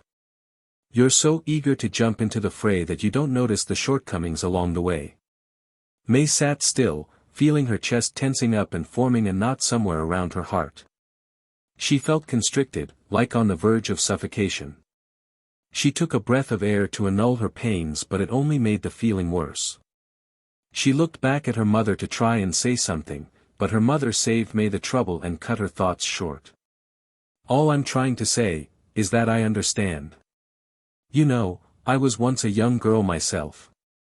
There is nothing to be ashamed of, nothing at all." Caroline continued to gaze at her daughter with utmost care and comfort. She smiled to encourage her. "Go on, May, tell me what happened after all of that training." 17:49 p.m. Olivine City, Pokemon Contest, Main Stage 3rd Round, Finals, Johto Region 1 month ago. Beautifly, use String Shot, and follow it up by Silver Wind. May commanded. Beautifly immediately complied and loosed a digit-wide sticky string from its elongated proboscis into the air. She stopped the seemingly endless thread and rapidly flapped her wings at an incredible rate, procuring a whirlwind laced with a strange silver hue. Opposite of May on the contest field stood a frail-appearing boy who looked as though Beautifly's newly conjured assault will knock him off the battlefield entirely. Commanding a large Fiero, he shouted out, "Dodge that whirlwind and use wing attack." The Fiero witnessed the combination maelstrom of String Shot and Silver Wind take shape and charge directly towards itself. Obeying his master, the Fiero dove directly toward the ground, easily dodging the cyclone by several yards to spare, and flew directly parallel to the ground, causing the field to release dust into the air. Finally, Fiero pulled straight up, darting directly towards Beautifly. Use Psychic to direct the String Shot and Silver Wind. Intercept that Fiero. May yelled out while the Fiero was still flying parallel to the ground. Beautifly widened her eyes in concentration as her pupils glowed an eerie aquamarine. Shortly after, a glowing light mirroring the hue in Beautifly's eyes appeared in the center of the waning cyclone's winds. The glowing mass slowly started to rotate and dragged the surrounding air into a concentrated vortex. Within seconds, the spinning air accelerated, displacing the glow across the entire cyclone until it narrowed into a funnel. Just as the Fiero pulled out of its horizontal flight and flew directly at Beautifly, the latter directed its mental thought and guided its onslaught. "This is it, ladies and gentlemen, the Johto Master of Contest Lillian announced to the riled crowd. She gazed at the scoreboard and reported, "There's only 23 more seconds left on the clock, and the scores are almost matched. This last attack will decide it. Who will it be?" The crowd, imitating the MC's excitement, began cheering for their champion and watched the final assault to unfold. Everyone in the contest hall sat on the edge of their seats anxiously waiting, but a certain Drew Blackthorne partook in none of the atmosphere. Off to the side in the shadows of the stage entrance hallway and out of sight from the crowd, judges, and contestants, Drew contemplated not of contest strategy but rather of what to make out of May and her recent gestures. What has gotten into her anyway? Drew wondered inside his head as he turned toward the contest battle ahead of him. All I wanted was some fun, not a full-blown commitment. She must think I'm serious about her or something weird like that. 17:44 p.m. Olivine City, Pokemon Contest, Prep Room, Johto Region. 1 month ago. May and Drew sat side by side in the changing room on one of the many benches by themselves in anticipation for the final round of battle. The room was void of anyone else because all of the previously eliminated contestants were seated in the crowd. May was lightly tapping her knees together in slight apprehension, but Drew kept a straight face with total calm. "Attention finalists May and George, please report to the stage in 1 minute," a secretarial voice called through the speakers. Upon hearing the announcement, Drew stood up from his place on the bench and turned towards the door leading to the main seats. "Just remember what we practiced. No mercy, just power and grace, and you'll be fine," he spoke with an afterthought-like tone. May nodded absent-mindedly at Drew's advice and looked towards Drew. When she noticed him already walking towards the prep room exit, she quickly stood on her feet and called out, "Drew, wait." He turned around about to ask what, but no sooner had he even moved his torso, May practically jumped on him and pulled the unsuspecting coordinator in a tight embrace. He was taken quite by surprise. "May, what are you doing?" Drew asked uncomfortably. "I'm thanking you for all that you've done for me." May looked up at him expecting the answer to be obvious and smiled. "Is that a crime?" "It was nothing," Drew replied, attempting to keep his composure. That was proving to be quite difficult considering how May's arms weren't relenting in the very least. You've got a contest battle to get to. They can wait for me, right?" Instead of listening to reason, May began to take in the moment as she murmured, I wish we could stay this way forever." "What? You wish what?" he asked, almost afraid of the answer. The young girl tried to keep her face from showing any sign of weakness, but she still felt a tight knot deep inside her chest and a rosy blush on her cheeks. I wish we could stay like this, you know. Me and you." Drew stood in place at a loss of smooth words to say. Instead of grpng around for the right words and stuttering, he decided to abruptly pull out of their hug and lightly push her in the direction of the contest hall. May didn't mind being reminded of the task at hand, but as she walked off and waved back, she didn't catch sight of a return wave, but rather a sight of Drew fixing his vest for wrinkles. 17:51 p.m. Olivine City, Pokemon Contest, Main Stage 3rd Round, Finals, Johto Region. 1 month ago. Forever, Drew contemplated.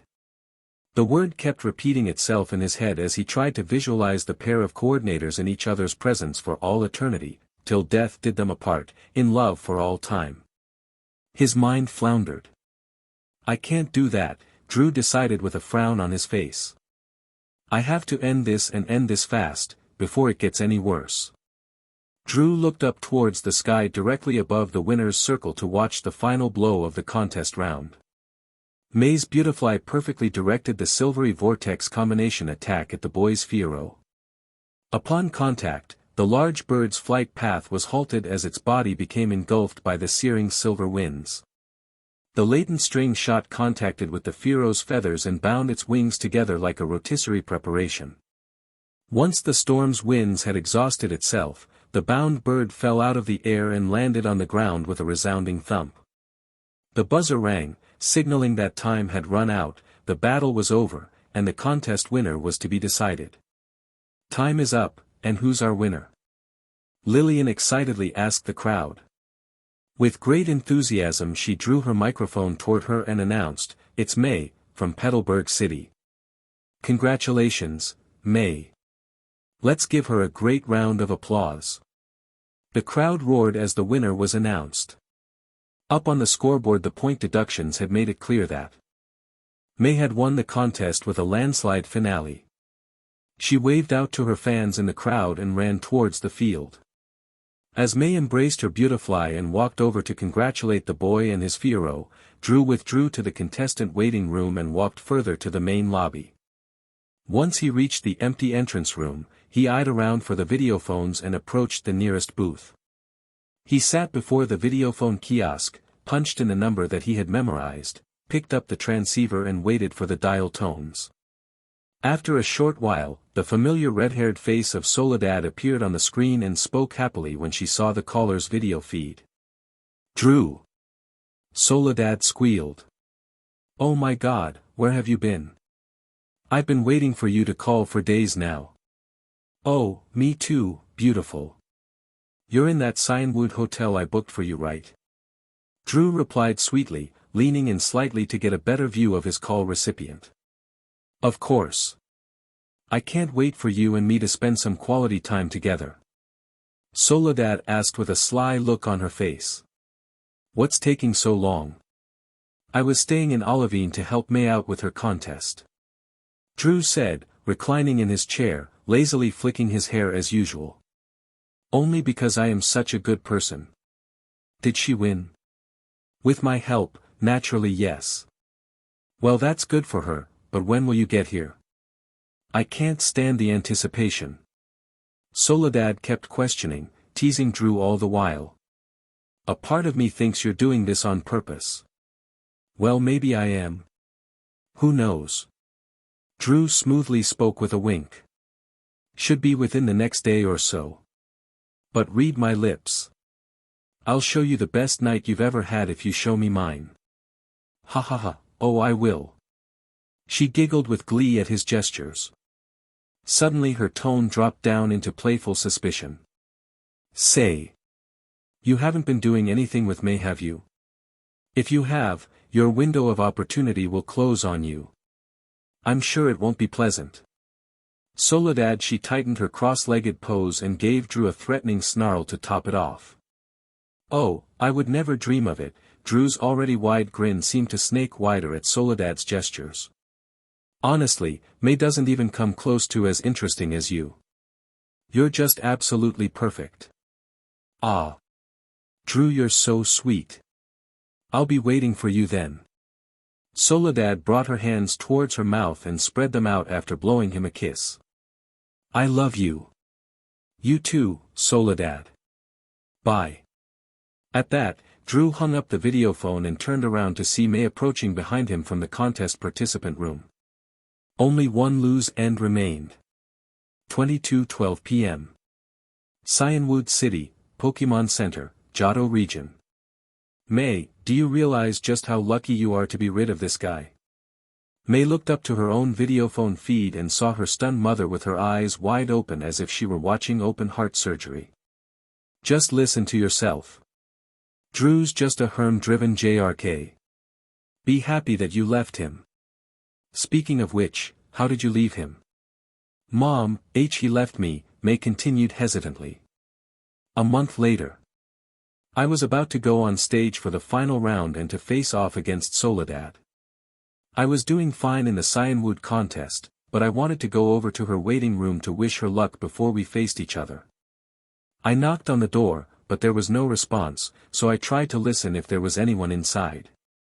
I heard sounds, so I opened the door up a crack." May's voice started to falter slightly as she neared the end. "And what, dear? What did you see?" Caroline pressed on even though she knew the answer before she had asked. I saw them hugging real close, and Drew was moving his hands all over Soledad, and they were kissing like. "May, don't let yourself get dragged down by this guy.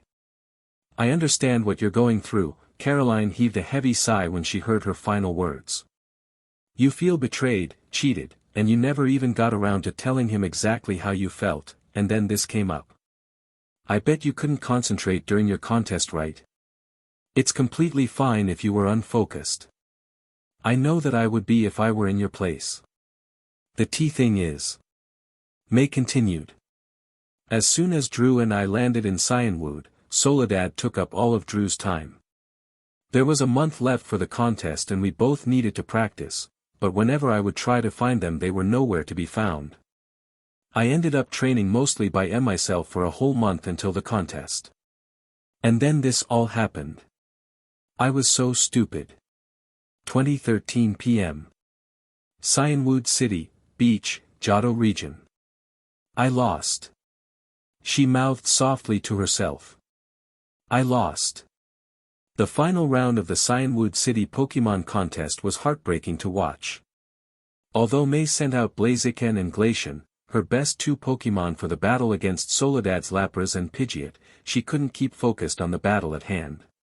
Her mind constantly wandered back to the waiting room where Drew and Soledad were preparing. Why did Drew suddenly do that to No, with Soledad? May thought angrily to herself, her mind consumed in a civil war over the evening's events. They've never even been together before. Wait, but the whole time at the hotel, no, that can't be. We spent so much time together. Drew and I went through a whole month of training just for the Olivine ribbon, that can't have been for nothing.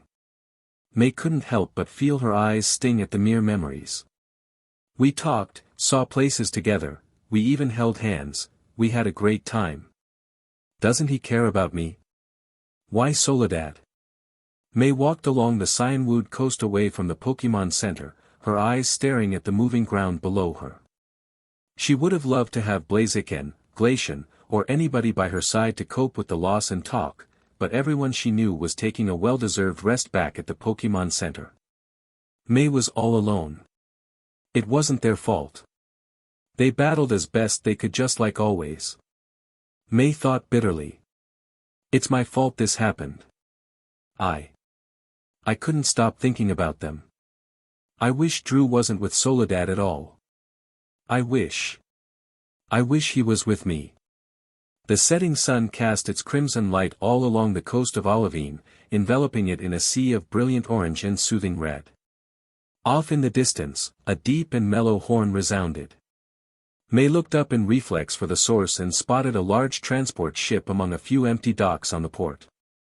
All she wanted to do was run away. The inviting freedom of an escape on the seas called to May like the horn off in the distance. The events of the contest jarred in her mind, every mistaken order she called reverberated in her ears, and the image of Drew and Soledad in a passionate liaison only clawed at her from the inside. Those thoughts constricted her chest, preventing her from even breathing normally. It was like a betrayal of trust, emotion, and friendship. All of her mind was focused on the boy whom she thought had eyes only for her, who stuck with her for all of these weeks, who for some reason let her go before she could even see it coming. Suddenly May noticed two barely recognizable figures walking towards the boat in the distance, hand in hand. Once she noticed emerald green hair on one of them, she ran towards the cruise ship to try to catch up with them. Drew. Some distance away from May's figure, Drew and Soledad were discussing the results of the contest. As they neared the cruiser they focused their discussion on what had happened to their once formidable rival. You know, Drew, I didn't have any fun during the final round. After facing May in the Johto Grand Festival I hoped that she improved. My intuition tells me she did, but it looked like she couldn't concentrate today. She looked distraught. I wonder what happened. Soledad spoke as she held her left hand in Drew's right. I'd stop worrying about it, really. You won the contest, and now you can go to the Grand Festival. That's what really counts right now, Drew responded reassuringly. He just wanted to get this episode over with as soon as possible. I guess, Soledad nodded at Drew's words. But I hope that the next time I see her we can have a real contest battle. Out of the corner of his eye, Drew noticed a girl with a green and white bandana running down the shoreline of the beach, waving him down. He sighed to himself and decided it was best to really settle things once and for all. Hey Soledad, go ahead and save us a seat on the boat. There's something I need to take care of before we leave, Drew requested. She shrugged it off as no big deal and complied. Sure thing, Drew. Just make sure you come back, or else the boat will leave with me on it. She teased with a wink. Don't worry. I'll be there, Drew smiled. Drew released Soledad's hand and watched her run off to the ticket checker, explain the situation, and then walk up the ramp. Just as he was satisfied that Soledad had disappeared from view, Drew turned around to see May running towards him, wearing the most worn and broken expression he had ever seen in his life. What used to be a chirpy and positive young coordinator degenerated into a downtrodden and ragged girl who looked like a victim of neglect. As much as he hated to put May in this state, Drew felt that it was best to get this all over with, even at the expense of May's heart. Stifling back her building tears, she began, Drew, May, I'm really sorry, Drew cut her off. Why, Drew? Why did you suddenly go after a Soledad? May's speech faltered even more as she tried to hide her tears. I thought. May, Drew sighed. You and I are just really good friends. Then why were you acting so nice to me? You helped me win the Olivine contest, told me all of those sweet things, and we went out to dinner all the time. May was practically pleading with Drew at this point. I don't understand. May, I was only trying to have a good time with you, Drew said softly. I knew that the grand festival was fast approaching, and I knew that I had to get you off of that horrible battle style as soon possible. It was nothing more than that. But. Drew. Thought. May couldn't take it any longer. She had to say what was on her mind. As fresh tears started to fall down her face, May shouted, I thought you liked me. The sight was hard to watch. As Drew saw May finally break down in front of him, he realized the magnitude of what he'd done, but he also realized that nothing he could say would really fix the problem, so he stayed the course and kept to his candid, but insensitive honesty. May, I was just flirting with you. I don't know what else to say. I've been with Soledad for a while, long before you even came back from Sinnoh. You just didn't know it, and I regret not telling you beforehand. Drew sighed to himself and rubbed the back of his neck. If you knew, I guess it wouldn't have been as hard on you when you found us in the prep room. He waited for a response from May, but received none, only choked back sobs. Taking this as his cue to continue, he explained, Look. We couldn't make it together even if we tried. I'm way too ambitious, I want to take things to the next level, and I know that you're not like that. Things just wouldn't work out. May wanted to say something, to do something, to keep whatever feelings Drew may have had her before they were gone forever. Slowly she realized there was nothing that could be done. May felt the boy of her desires slip away right in front of her. All she could muster was to look up at him, and stare into his pine-green eyes and plead for another chance. Drew wouldn't have any of it. May, listen to me. I'm really sorry for what I've done to you. I never meant to hurt you, and I don't know how to begin to say how regretful I am for doing that. He called out his Roserade from its poke ball and requested it to provide him with a white rose. Roserade gladly offered the white flower to Drew, who in turn, presented it to the girl in front of him. You're probably sick and tired of these roses by now, and I can't say I blame you. I just want you to have one very last rose, as a parting gift. As Drew handed May the white flower, he heard the horn behind him sound off its warning. He recalled his Roserade, and turned his attention back to May once more. I hope one day you'll forgive me, Drew spoke solemnly. With a heavy heart, he nodded May goodbye and ran off to the ticket manager of the cruise ship, climbed aboard, darted out of May's sight, and sat alongside Soledad. The tears were still slowly edging down May's face as the resounding horn of the cruise ship merrily announced its farewell to Olivine City. As May wiped her face to more clearly see the boat leave, the brilliant setting sun cast a beautiful display of reds, oranges, and yellows across the sky. Bye, Drew. As the cruise ship parted the Giotto waters, she stayed loyal vigil, watching the ship venture out further into the horizon, slowly diminishing in size until it was gone. A gentle sea breeze filled the air and seemed to whisk the melancholy conversation of minutes ago away with it. May, realizing that Drew had finally left her for her archrival Soledad, turned back toward the Pokémon Center, and walked slowly towards her destination.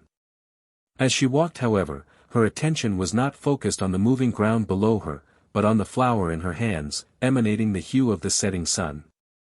She distinctly noticed that even though its petals were naturally white, she saw tones not of pure white, but of red, yellow, and orange.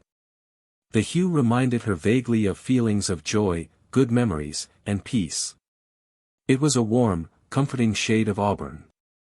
Chapter 9, Neo Revelation. 18:48 p.m. Sunyshore City, Lighthouse, Sinnoh region. Don't worry about a thing, you guys. I'll make sure that Team Rocket doesn't get away with our Pokémon. You can count on it. Even though the gang of Ash, Dawn, Brock, Lucian, Cynthia, and Flint all arrived at the base of the lighthouse together, Ash decided to ascend its height through the stairwell rather than the elevator, claiming that it would be faster. After all, he did have an affinity for spiral stairs. This is nothing. I've been through those virtual steps back in Professor Hale's mansion and then in Alamos Town. Ash thought to himself, recalling the crazy adventures he had. Granted, none of it was ever easy, but he had plenty of help to make the impossible merely improbable. Come to think of it, Team Rocket actually helped back in that mansion. They saved me from falling down the side of the tower. No matter how reluctant he was to admit it, he did feel a great deal of gratitude for their help in the past, even if only for a few fleeting moments, usually when he was about to die. They may not have been the most resourceful bunch on a regular day, but Ash was convinced that Team Rocket had a good side somewhere in there. Right now though, that didn't matter. Every last Pokémon Ash had on his Sinnoh team was abducted, along with the Pokémon of his friends and respected trainers the world over. I should be getting close. Ash thought to himself as he heard the echoes become less intense.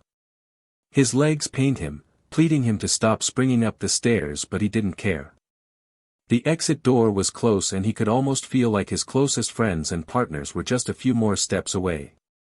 Don't worry, Pikachu. I'm coming. 18:50 p.m. Sunyshore City, Lighthouse, Sinnoh region. Lucian was quite perturbed by Ash's brashness, particularly when he slammed the fire emergency staircase door open and ran up that way, frightening the receptionist and a nearby family of tourists. You know, I'd hate to be such a pessimist in this situation, but Ash is being really foolhardy by taking the stairs. He could be only halfway through the stairwell by the time we reach the top. Dawn chuckled to herself. No need to worry. Ash has had lots of practice with stairs. Trust me. He'll get their way before we do. I've been with him for a long time and I will admit that he's a bit too reckless, Brock added. But after all of this time, I'm glad to say that it always paid off in the end. I wouldn't have him be any other way. Me neither, but you know what? I just hope that we get our Pokémon back, Cynthia commented. You know what? I just wish I had elbow room. Flint laughed out loud. Everyone in the cramped elevator turned around and glared at him. What are you looking at? 18:51 p.m. Sunyshore City, Industrial District, Sinnoh region. The sun was about to set, so it meant that it was finally time for one particular nocturnal Pokémon to come out and search the city for a leftover bite to eat. It wasn't like this every night. Sometimes he'd scavenge for berries from the surrounding forest when he traveled in between cities, but for some strange reason he could never bring himself to travel too far away from this one. Something about Sunyshore City made him want to linger within its boundaries. It was as if he knew something big was about to happen and that he was an integral part of it. He didn't mind though, there was always great human food to find, even if the humans who stored it wouldn't bother to second-glance the trash bins where they cast it away. Gathering his thoroughly worn cloak off the ground where he was meditating for the day, he stood up to observe his surroundings with his eyes and to visualize the ebb and flow with his mind. As a psychic, he was well versed in the mental arts, and made sure to exercise his talent every day. After all, he needed it to survive. Today, home was an abandoned warehouse on the outskirts of the city. It didn't matter what place, so long as there weren't any signs of life nearby, human or Pokemon. The creature raised its right tri-digit hand in the air and mentally probed the walls of the building. More accurately, he probed through the walls of the building to check for anybody's presence outside. Satisfied when he felt nothing of the kind, he relaxed his arm and relaxed the mental procedure. Even though his nightly pre-activity ritual was complete, the strange Pokemon didn't bring his arm down to the side. Instead, he held it midair and stared at his hand in thought. These days it seemed like thinking was the only useful thing the Pokemon could do. Thinking and hiding until his integral role was completed. At least it was a manageable practice. He looked at his hand's contours, the dull purple hue of his epidermis, the spherical shape of the ends of his fingers, and moreover, the eerie blue glow that emanated from his entire hand. The Pokemon saw more plainly than ever that his hand was not distinctly Pokemon, nor distinctly human, but of course this was the case. No Pokemon or human in recorded history has ever possessed the same traits as he, mental or physical. This was because he was not an accident of nature. He was engineered. He was created to become the ultimate biological destructive machine, tailored for control by a human poised for personal gain in mind. Genetically modified from a parent DNA sample of an ancient Mew, geneticists inoculated the strand with modified genes, enhanced abilities, and eventually constructed a body in vitro on New Island. Nonetheless, he functionally only a clone, the first copy of a purposeful creature that evidently roamed the earth. As such, the creature questioned the meaning of his existence. He asked the same question nearly every day of his cognition, even subconsciously as his body grew in the MNTC fluid. Once decanted, he learned of his predetermined destiny and rebelled against his creators, destroying the laboratory, its inhabitants, and eventually his benefactor's mansion in a savage fit of rage. Without a purpose assigned to him, the creature created his own, and amassed an army of clone Pokemon, only to disband it after feeling compassion for the very first time. And when he let his created comrades decide for themselves what path of life they wanted to take, he was left alone once more. All of them settled comfortably, with some remaining in the Amphiquina oasis of Clarity Lake and others in the Johto and Kanto regions.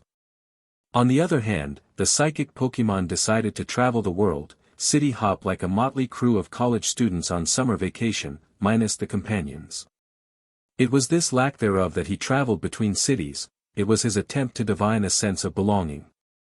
Snapping out of his thoughts, he raised his hand once more, mentally grasped the metal door at the entrance of the warehouse, opened it, and walked outside.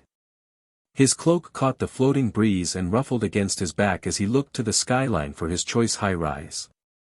Again using his mental powers, the creature levitated itself slowly and methodically, taking great care not to send out stray psychic disturbances that may be recognized by acute psychic species. He spotted his favorite outpost, the lightning rod needle that jutted out far higher into the sky than any other building in the industrial district, and stood on its point with his high-profile bipedal. As he gazed over the city amidst the nearly setting sun, he watched the glowing light spread itself all over. His panoramic view had all of the skyscrapers of the downtown area, the park contained inside of it, and even the lighthouse along the beach. The creature gazed upon this scene with a sense of connection and belonging, as if he was one with the scenery. Suddenly, he noticed a large Meowth hot air balloon, oddly not blending with the rest of its surroundings, floating towards the lighthouse. Then, as if pricked in the side by a needle, he noticed a small band of trainers running madly after the balloon. Among the group, he instantly recognized a young trainer with jet-black hair and auburn eyes. Memories of New Island and Amphiquina flooded back to him, memories of compassion, dedication, and a sense of belonging. Ash, quietly thought Mutwo. It has been too long. 18:53 p.m. Sunyshore City, Lighthouse, Sinnoh region. You know, Luxray, it has been too long since the last time we really battled someone worthwhile, Faulkner mused to his partner Pokemon, who growled in agreement. I just wish someone would challenge me already. I can only cross so many wires, reconfigure so many capacitor-resistor matrices, and attempt to raise array efficiency at the gym so many times before I get bored with it. The gym leader of Sunyshore City watched his hometown sunset from the top of the lighthouse tower. It was peaceful and serene. The breeze was soft, and the smell of the sea beckoned him as it always did. He was usually an eccentric character, with yellow hair, passionate brown eyes, sporty navy jacket, and slim-cut black jeans. Unfortunately, the past few months have subdued him greatly. I swear. I'd give anything to see something crazy happen right now. Slam. Faulkner and Luxray immediately jumped as they heard the emergency stairwell door burst open with a violent bang behind them. Luxray directed itself at the noise and growled at the red-capped aggressor. As he was running, the same aggressor called out, "Hey! Have you guys seen a big Meowth hot air balloon come past here?" Faulkner looked at his partner beside him, raised an eyebrow, and turned back to the running boy. As he shook his head he wondered if someone from the powers that be really listened to his last statement. "Are you sure?" An exhausted boy stopped in front of Faulkner panting but pressed on, "There are these thieves in that balloon and they have our Pokémon. I just have to find them." "Wait, who's our?" Faulkner asked. "Cynthia, Flint, Lucian, Brock, and Dawn. Team Rocket's got them." "Hold on, what?" Faulkner asked in surprise. "You know Flint and Cynthia? Who's this Team Rocket?" "Faulkner," called a voice behind the gym leader. The elevator door behind him opened up with Flint shouting out to his childhood friend. Ever more confused, Faulkner asked the kid before him, "If you know all of these guys, who are you?" "Oh right. The young kid stopped short when he spotted the whiskers of Team Rocket's balloon floating upwards past the lighthouse overpass. There they are. When the balloon basket reached the eye level of the onlooking group of Pokémon trainers on the lighthouse observation deck, the trio of Jesse, James, and Meowth realized that their flawless plan was in jeopardy yet again and scrambled to get out of the area as soon as possible. "Hey! That's the twerp and the whole crew." Meowth panicked at the sight. "We gotta get outta here guys. James, use the thruster engines." Jesse shrieked. "We've got to get out of here fast so we can get these Pokémon back to the boss." "James, hurry up." James fumbled around trying to look for the balloon booster button. Okay, hold on. Now let me see, where's the remote?" "Oh, no. They're getting away." Dawn began panicking groundside just like the thieves were. "We have to do something, quick. This is bad, this is very bad." Lucian said with a doomsday face. "There's no way we can catch up with that balloon if they get their thrusters to work." Faulkner was about to instruct his partner Pokémon to launch an electric attack but Flint stopped him. "No, man. Don't get your Luxray attack that balloon. It might hit the fuel lines and make the whole balloon explode." There was no time left. The answer to Faulkner's boredom plea made a split-second decision. "I'm going after our Pokémon, no matter what it takes." He started running as fast as he could towards the edge of the lighthouse. Here goes nothing. Just as James found the remote control and activated the rockets, the young trainer jumped off the ledge of the lighthouse toward the basket hanging from the Meowth balloon. Everyone on the lighthouse observation deck yelled out in fear for the young boy's life as he fell towards the balloon. "Ash! No!" Dawn yelled out to her friend. Just as the thrusters engaged, the young energetic, brash, and objectively stupid trainer managed to reach the basket, but his hand slipped and he fell onto the Super Ultra Pokevac Mark III. At least managed to grab hold of it. The hot air balloon sped off from the lighthouse and Ash watched his friends shrink away from him with the wind rushing past his ears. "I'll get them back. No need to worry." Ash yelled back. He looked down and noticed that the only thing separating him from the ocean waves was 100 meters of air. He fought back the urge to retch at the sight. "All right. It's time to free everyone and get Pikachu back. Ash muttered to himself as he slowly crawled his way towards the wiggling sack attached to the large vacuum. Oh no, you don't. James noticed that his steel was about to be stolen, so he released his Carnivine to knock Ash off the vacuum. After a violent display of physical affection by Carnivine, James composed himself and ordered, "Enough, enough, Carnivine. Use Bullet Seed. You nitwit." Meowth deadpan just as quickly as James ordered his attack. Meowth's face turned incredibly pale as he yelled to his partner in shock. The bag is only 100% invincible, absolutely completely attack-proof on the inside. You'll cut it open. It was too late. Ash successfully sidestepped the Bullet Seed attack aimed for him and allowed it to pepper through the bag fabric beneath him. As Team Rocket's mouths all fell agape in disbelief and horror, Pikachu and the rest of Ash's Pokémon immediately bounced out of the bag onto the vacuum, hugging Ash in relief. You guys. Ash smiled as he hugged Pikachu tightly. I'm so glad you're okay. The howling wind off to the side brought him back to his senses as he realized that the ordeal wasn't over yet and that he and his Pokémon were still 100 vertical meters from solid ground. Suddenly, as if out of nowhere, a shadowy, pitch-black ball of energy collided with the rocket engine on the port side of Team Rocket's balloon and exploded.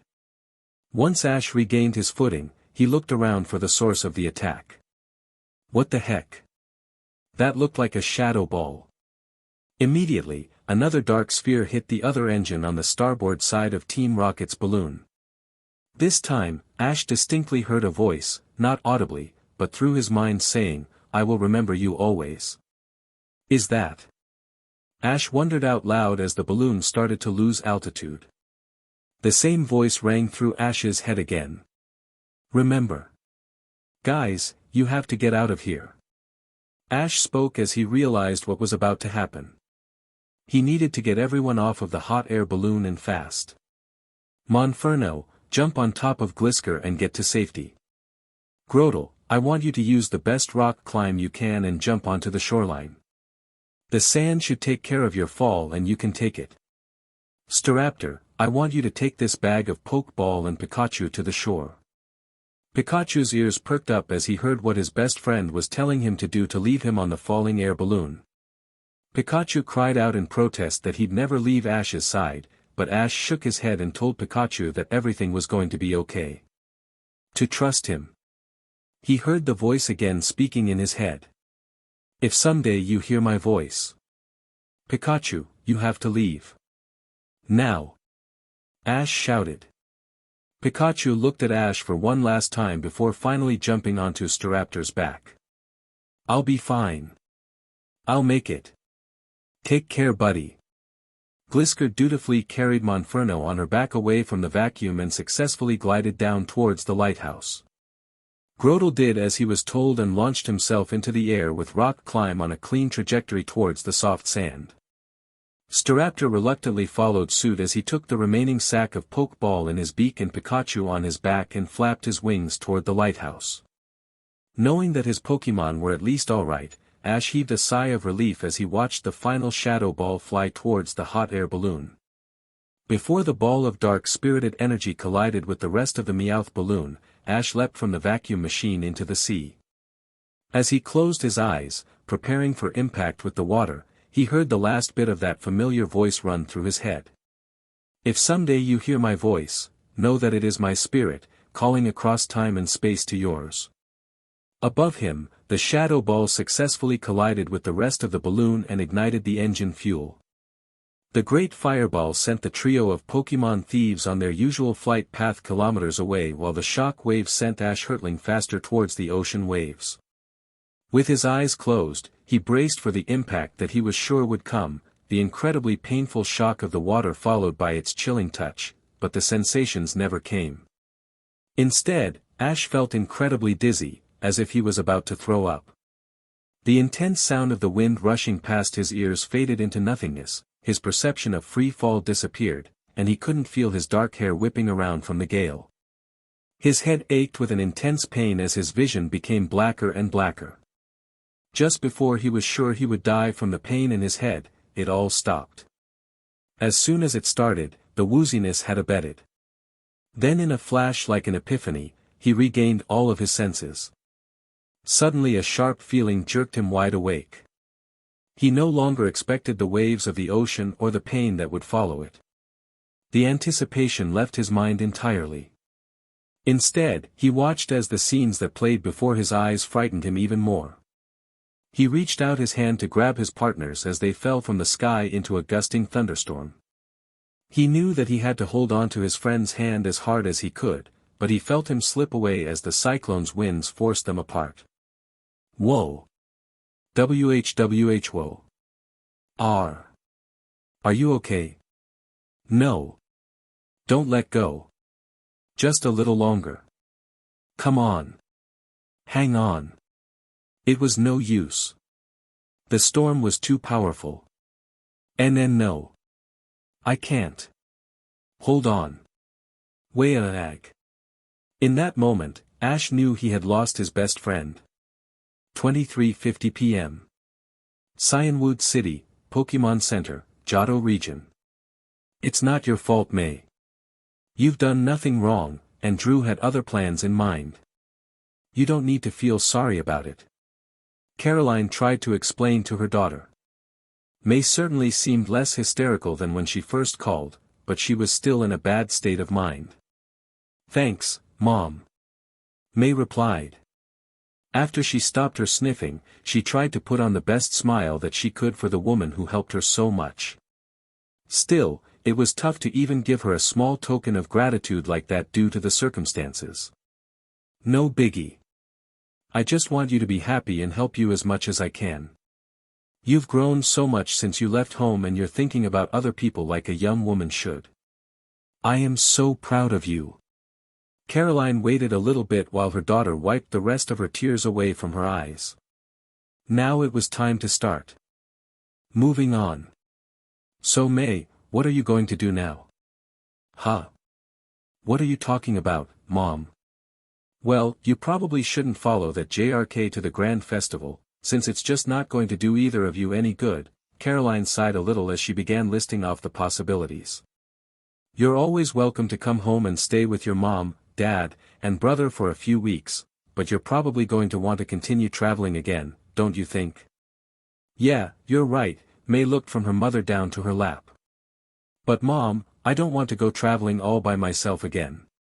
It's just too much. I understand. Then maybe you should travel with someone you know. Why don't you call up Ash and see if you can travel with him again? Almost immediately, May jerked her head up to the video screen and started shaking her head and biting her lip. Why not? Caroline asked. I don't know. May spoke slowly. The last time we met, he told me that we should follow our own dreams. I don't think he wants us to travel together. 21:39 p.m. Lake Valor Resort, Ville de l'Amour Restaurant, Sinnoh Region, 6 months ago. Oh, man. I am so stuffed. Ash said as he patted his fattened belly with gleeful pleasure. I haven't had food that awesome since I left Pallet Town. Dawn was not pleased. She chose the slightly fancier restaurant to elegantly celebrate the coming Wallace Cup Festival in the morning, but instead she had to deal with Ash's rude eating habits. Ash, how many times do I have to tell you that the butter knife is used for butter and not for cutting the baguettes? And put that napkin under the table. Besides, Ash. There's a guest with you. You should be more polite, May also added with a pet eyebrow and a coy smirk.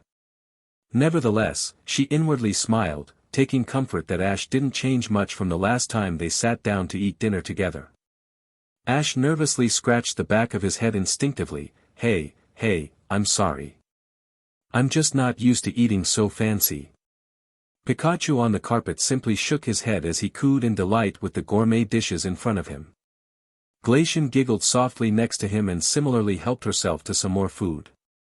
Instead of regular poke chow, which was mostly nutritious, they were delivered full entrees.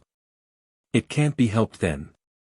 Since your dinner etiquette is so lacking, there's only one way to make it all better, Dawn resolutely demanded, patting her mouth free of leftover food. You cover the bill. What? Come on, Brock. Dawn cheerfully said, not even sparing the poor boy a last glance. I need to find Zoe to train some more, and I need a top-notch referee.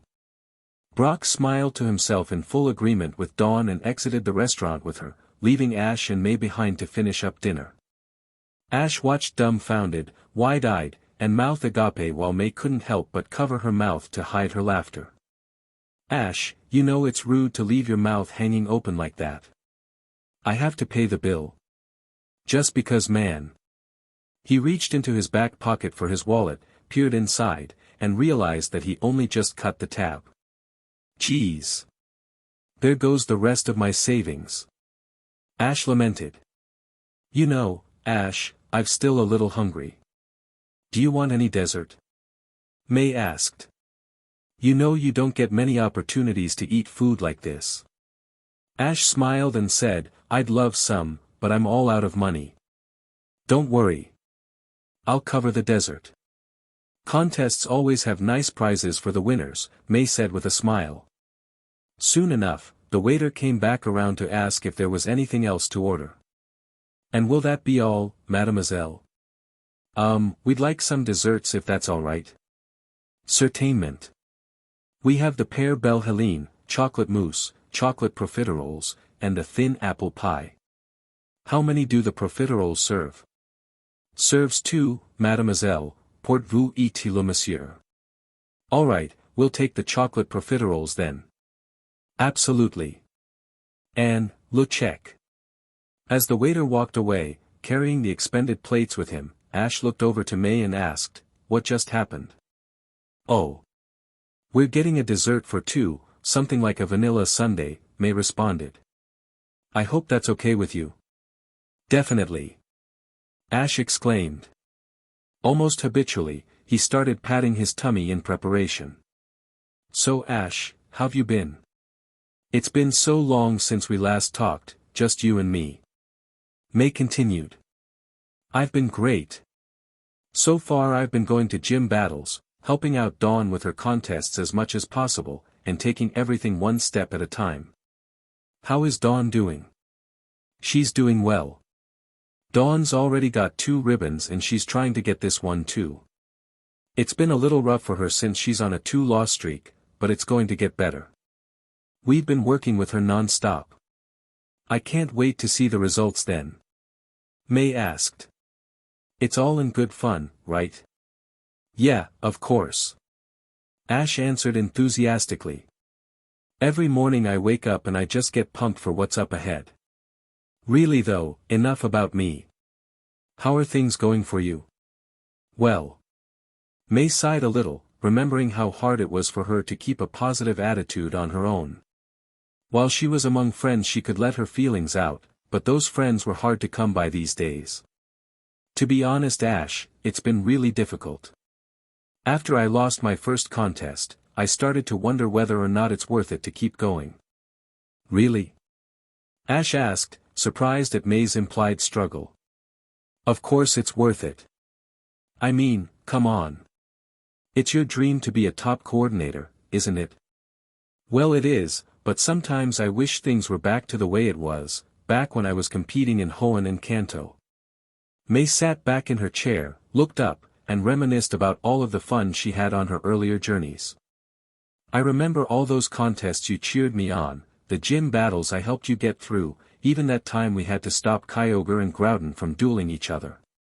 We've always had each other, and every day was exciting. Yeah. I actually like to remember those times whenever it gets rough. Ash smiled at the memories. He paused for a bit, thinking how best to word what was on his mind. You know, we were a good team. A really good team. May looked at Ash once again. I wish I hadn't stopped traveling with you, May said, turning her head towards the napkin in her lap. It wasn't easy matching Ash's auburn eyes. May. Ash said, taking a deep breath. I think it was for the best that we split up. What? May asked in shock. Those words pressed down like a large weight on her lungs and she couldn't believe what she was hearing. What are you talking about? If you traveled with me. Well, you couldn't compete in the Johto Grand Festival. Ash spoke as tenderly as he could. I mean, traveling with me would have slowed you down. Ash. Don't say that. Those were the best times I've ever had. I loved traveling with you. So did I. Ash said, looking back up at May. He paused for a bit, thought intently about those months past, but after a while his face lit up once again. Hey, we're not really that far apart, you know. Ash said eagerly. You'll always be with me, and I'll always be with you, no matter what. Really? May asked, anticipating Ash's unique profoundness. How so, Ash? At that, Ash dug into his vest pocket and took out his half of the terracotta contest ribbon and showed it to May. She in turn grinned happily and brought out her own half to complete the small memento. Tell you what, May. You and I are gonna have as much fun as we can and enjoy the time we have. I mean, we've only got a few days.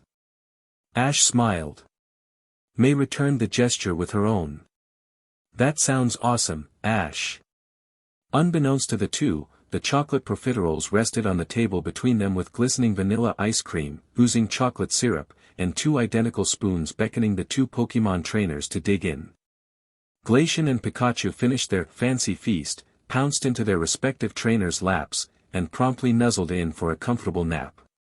When they finally noticed two soft lumps resting in their laps, May and Ash stowed away their respective halves of the ribbon, took a spoon, and slowly ate away at the chocolate dessert, talking about old times, and enjoying their first night together in a long time. 0:15 a.m. Cyanwood City, Pokemon Center, Johto Region. May, to me it sounds like Ash misses you a lot, Caroline pressed. You should call him. Mom, are you sure? May asked. I don't even know if he's still the same Ash. What if he's changed? May, you know that's not true, Caroline smiled, warming her daughter up to the idea. Think back to all those times that you've stuck it out together. You know in your heart Ash wanted more than anything to keep traveling with you, but he didn't stop you from going to Johto because you were following your dream. He thought that letting you achieve your dream would make you happy. He cares a lot about you, you just don't realize it. May thought deeply for a few moments, recalling all of the times she and Ash had been together. Memories of Pikachu frying her bicycle on their first meeting, his encouragement to join the contest scene, receiving words of comfort after an embarrassing defeat with her Bulbasaur, watching the boat to Lily Cove City drift away with Ash by her side, hopping between Frontier Brains along the Battle Frontier circuit, all up until her final parting battle with him in Terracotta Town. The memories flooded back into May's mind like a gale, and with each passing thought, she realized that through it all she never once felt lonely or sad. Angry sure, when Ash complained about her taking too long to fix her hair, but through and through, she was happy. That was so much more than she could say about herself right now. I think Ash would like to make more of those memories with you again, May, Caroline reassuringly spoke, pushing May to the right decision. With that, Caroline smiled and let May think further. As if drawn by instinct, May pulled out her contest ribbon case, clicked it open, and shifted it around until she found the frazzled half of the ribbon that complemented another half somewhere in the Sinnoh region. In that moment of clarity, May's path became light as day. Thanks, Mom. You've been such a big help. May said gratefully. I know what I'm going to do. Slowly but surely, the corners of her lips inched upwards into a smile, filled with warmth and hope for tomorrow. Ignoring all of the events that tormented her from just a few hours back, she let all of the memories she shared with Ash in Hoenn and Kanto fill its place. I'm going to travel with Ash again. Caroline gave her daughter the thumbs up, exchanged goodbyes with her, and hung up the phone. When the screen turned itself off, May took a deep breath, wiped her eyes clean of tears, and dialed for the Pokemon Center operator of the Sinnoh region. May was coming home at last. Chapter 10, Neo Destiny. The sun had nearly set beyond the horizon of Sunyshore City, casting its final rays on the scenery, creating an orange hue throughout the landscape. The white sand on the eastern beach reflected this color and the waves seemed especially dark in contrast. Lying on the soft sand along the beaches was a boy, seemingly unconscious, his mind floating in and out of normal perception. 19:13 p.m. Sunyshore City, Beach, Sinnoh region. Where am I? Ash murmured to himself. His vision was completely blurred and his brain couldn't make out the scenes in front of him. Concentrating harder, Ash made out a few landmarks like the lighthouse in the background, the cliff outcropping that it rested on, and the orange-tinted white sand on the beach. Who is that? He asked himself, still groggy. Ash noticed some sort of yellow figure running up to him, made out small black eyes and a lightning bolt-shaped tail, but he couldn't define who it was. His vision quickly disintegrated. He felt a massive wave of dizziness as his sense perceptions disappeared in a flash, only to be replaced by a new set of images. Ugh! Where am I? Ash murmured again. He felt himself passing out once more. I can't. Where? When he blinked his eyes again, the scenes from before had completely changed, the lighthouse had disappeared, the rock outcropping had vanished, and before he passed out, Ash noticed bubbles floating in the air, reflecting the sunset behind him. Late afternoon Treasure Town, Wigglytuff's Guild. A short walk away from the shoreline, a small electric mouse paced back and forth before a large Wigglytuff tent, talking to himself. The massive flames issuing from the sentient torches to the side bathed the surrounding area in a violent red and yellow, casting the mouse's shadow in multiple directions. Pikachu sighed. No, I refuse to be paralyzed by this any longer. This is it. I have to steel my courage today. As Pikachu moved towards the gate entrance, a voice yelled in alert, Pokémon detected. Pokémon detected. Another belched out, whose footprint? Whose footprint? The footprint is Pikachu's. The footprint is Pikachu's. Wah! The electric mouse did a double take and backed away immediately. That was too shocking. I can't. Pikachu confessed to himself, wiping the sweat off his cheeks. I can't work up the courage to go in, after all. I told myself that this is the day. I even thought that holding on to my personal treasure would inspire me. The electric mouse took a small stone from his carrying pouch and stared at it. After staring at the artifact in his hand for a little while, he let his head droop to the ground in surrender. I just can't do it. I'm such a coward. This is so discouraging. Pikachu stowed his treasure inside of the pouch he carried with him and walked away from the guild entrance. As he walked down the stairs of the guild, a duo of sinister-looking Pokémon schemed amongst each other and followed the mouse at a distance. Late afternoon Treasure Town, Beach. I hear something. Ash murmured to himself. I wonder what it is.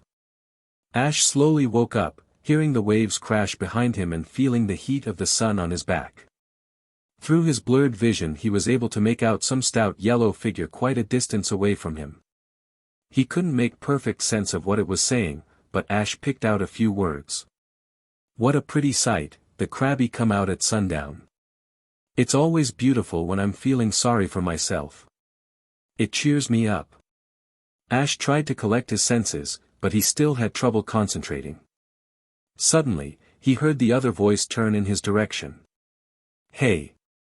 What's that? The other Pokémon realized that something was on the beach. Wah! Someone has collapsed on the sand. Pikachu ran over to the still carcass and gently nudged it to see if it was alright. What happened? Are you okay? Ash noticed the gentle gestures but couldn't say anything intelligent. Instead of talking, he tried moving. Slowly but surely, he got up onto his feet with an awful groan. Ugh! You're awake. What a relief. Pikachu backed away from the new guy to give him some personal space. You weren't moving at all. I was seriously worried. Do you remember why you were all unconscious over there? Where am I? I was unconscious. Ash asked the yellow mouse. Somehow this Pokémon looked oddly familiar, but Ash couldn't put his finger on it. He noticed that the only thing this Pokemon carried was a small pouch slung around his shoulder. What happened? He wondered. Well, I'm Pikachu. Pikachu seemed pretty nonchalant despite Ash's condition and introduced himself. I mean, at least I am a Pikachu. I never knew my parents, so I don't really have a name. Glad to meet you. And who are you? I've never seen you around before.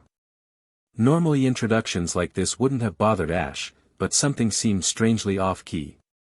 Suddenly, Ash realized what was happening. The Pokemon in front of him was talking. What? How are you talking? Ash belched out in surprise. You're a Pokemon. Pokemon don't know how to talk. Huh? What do you mean? Now Pikachu was the one confused. You're a Pokemon, and you're talking too. You mean? Ash thought this mouse was gulbit-dung crazy. I think you mean, what do you mean? I'm a human. Humans can talk. Pokemon can't. What? Huh, you. Pikachu scratched his head in confusion. You're kidding, right? You look like a totally normal Riolu to me. Ash waited a few moments to collect what this Pikachu was saying. He felt a cold shiver run down his spine as he remembered seeing blue paws in front of him when he stood up on the sand and feeling fur on his side when he brushed it off. Very cautiously he brought his right hand to his eye level to make sure it was his own, and suddenly it hit him. He brought up his paw. In a frantic fashion, Ash twirled around to check his entire body. Sure enough, it was the body of a Riolu. You are kidding, right? Pikachu on the other hand couldn't make out what was going on. The Pokemon in front of him kept dashing to and from as if he was having an upright seizure. You're a little odd. Are you pulling some kind of trick on me?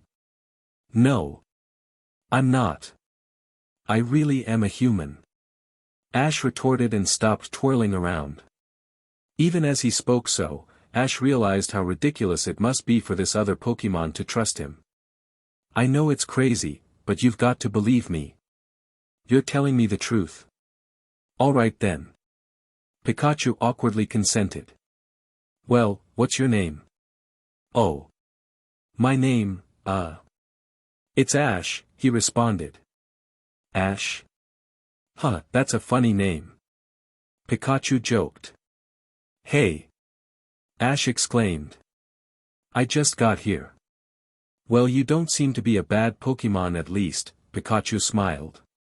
I'm sorry for doubting you, it's just that some aggressive Pokemon have been showing up and things have gotten a bit lawless. OW. The yellow mouse crashed into the sand after being tackled by some purple floating blob. Pikachu's pouch flew out of his hands onto the sand. Ash and Pikachu were so startled they barely saw who had entered into their midst. Well, I do beg your pardon, the coughing sardonically apologized. Ash couldn't help but see through his bluff, and silently glared at the aggressor. Hey! Pikachu sprung up off of the sand and yelled, why'd you do that? Ha. Well, isn't it obvious? We're just messing with you. The accomplice next to the coughing chuckled in rhythm with his flapping wings. Hearing no reply, the Zubat jeered, oh ho. Too chicken to face us. What? Pikachu tensed up and burst into a cold sweat. Hey! Ash threatened the duo. Stay away from Pikachu. The Zubat gestured to the pouch. That's yours, isn't it? Why no. Pikachu tried to quickly lie about it. That's. Sorry kiddo. We'll take that. The coughing said. The Zubat quickly flew into the sand and stole the pouch away, as Pikachu watched on helplessly. Whoa ho ho. The coughing could only laugh and billow noxious gases from his pores as he saw Pikachu freeze up in horror. Not gonna make a move to get that back. What's the matter? Too scared? I didn't expect that you'd be such a coward. Come on, Bone, let's get out of here. You got it, Clyde. See you around, chicken. He, taunted the Zubat, named Bone. The two thieves scurried off into the cave some distance behind Ash. "Oh no!" Pikachu murmured, his knees starting to shake. "What am I going to do? That's my personal treasure. It means everything to me. If I lose that." The electric mouse's knees gave way and he fell to the ground. His voice shook and his eyes started to water. "Pikachu!" Ash yelled sharply at the electric Pokémon beside him. "Get a hold of yourself. That thing they stole is really important to you, isn't it?" Pikachu looked at Ash. "Of course it is. Then there's no time to waste." Ash smiled to his new partner. "We're going to get it back. You'll." Pikachu's eyes widened as he realized that there was still hope for his artifact. "You'll help me?" "Of course. Those bad guys are just thieves. If we work together, we can do this." Thank you." Pikachu's eyes lit up like gems. "Let's go." 19:15 p.m. Sunyshore City, Beach, Sinnoh region. "Come on, guys. I think I saw Ash wash up on the shoreline." Dawn called out to the group. She, like all of the rest, watched in pure horror as their best friend was carried away at blazing speeds on a jet-propelled hot air balloon, subsequently blown up by phantom ghost attacks, and finally fell a skyscraper's height into the sea below. Now they ran en masse to the beach to help their friend. "I hope Ash is alright, but I can't believe what I just saw. He must have fallen at least 200 meters or more." Lucian spoke. "Pikachu probably already reached Ash by now," Brock pointed out. "So long as we find Pikachu, we'll find Ash. I'm worried if he'll make it. It looked like he wasn't in control of the fall, you know." Flint mused. "I don't know if he hit the water at the right angle." Cynthia didn't like what she was hearing at all. "There's no way that Ash would have given up so easily. I know he's alive." "Sorry man, I'm just saying." Flint apologized. "But you know, something was really messed up with that explosion, you know." "I think you're right," Brock nodded in agreement. "Those Shadow Ball were not from us. Someone or something else launched those attacks. And there's something even stranger, if you noticed," Faulkner chimed in. "Ash didn't look like he was accelerating when he was falling." "Huh? What do you mean, Faulkner?" Dawn asked, completely perplexed. Even though everyone was beginning to feel the fatigue from running so far, they did not slow down. Of anything they quickened their pace. The gang continued as quickly as they could, but now their attention was focused on Faulkner instead of Ash's undetermined fate. I mean to say that his fall wasn't natural. When an ordinary object falls from the sky, its speed keeps increasing because the object accelerates towards the ground. Ash's speed didn't increase as he fell, he was physically slowed down. Even though everyone kept moving, the light bulbs ignited over everyone's head. If what Faulkner was saying was true, then it meant that Ash was definitely alive, especially because his fall was not as intense as it could be. "Guys! I think I see Ash. And there's Pikachu with the rest of Ash's Pokémon." Brock yelled out as the group of trainers reached the shoreline. Sure enough, all of Ash's Pokémon had successfully evaded the exploding hot air balloon and subsequently surrounded their master on the beach. Pikachu was administering Ash a few nudges and taps to try to wake him up. It was apparent to the rodent that Ash was alive, but all the same, it wasn't enough for him. All of the rest of Ash's Pokémon waited in suspense to make sure that their master wasn't a goner. Dawn, Brock, and the elite trainers all reached Ash as well, crowding around him in worry. Brock turned Ash onto his back, brought his ear to Ash's chest, and checked his neck for a pulse. With each test, Brock's smile became wider and his breathing became more composed. "Good news, guys. He is definitely alive, and he'll be coming to very soon. Thank goodness. I was so worried." Dawn cried out. "I don't know what I would have done if things didn't turn out okay." "Let's not celebrate too early, guys," Cynthia spoke, wiping away the tears that were forming in her eyes. We should get him back to the Pokemon Center and make sure that he gets better. Good thing Ash saved all of our Pokemon too. Thanks for your help, Staraptor, Brock complimented the flying type. I'll go ahead and recall all of Ash's Pokemon. Staraptor nudged Brock to take the bag of Pokeball from its beak, and after distributing the correct ball to their rightful owners, Brock recalled all of Ash's Pokemon except Pikachu. I'll carry Ash, said Flint. Bro, do you even lift? Cynthia asked, giving him a pet-eye look of disbelief. Flint replied with a smirk, watch me. Cynthia rolled her eyes. Do you think he'll be ready for a gym battle tomorrow? Faulkner asked Brock. I think so, considering that he always gets over injuries really quickly, Brock replied. I think, the real question is, Flint asked while heaving Ash's damp body on his back. He turned back and taunted his old friend. Are you ready for a gym battle tomorrow, Faulkner? You know, I haven't been this excited for a battle since I was named the gym leader of this city. Faulkner laughed out loud and smiled. If Ash would risk his life to save his Pokemon, I can't wait to see what he is capable of in battle. You guys make sure that he's ready, and feel free to come to my gym around 2 o'clock. I'll be ready. At that, Faulkner waved everyone goodbye for the evening and walked off the beach in the direction of his electric gym. With Ash safely secured on Flint's back, the beach gang of Pokemon trainers rushed to the Pokemon Center to give Ash a much-needed place to rest. Late Afternoon Beach Cave, LV, B5. Pikachu, use your Thunder Shock to distract him, and I'll use Quick Attack. Ash voiced to his partner. You got it, Ash. Pikachu agreed. Using his tense cheeks, Pikachu loosed a wave of electrons at the opponent Pokemon in front. Hey! Over here!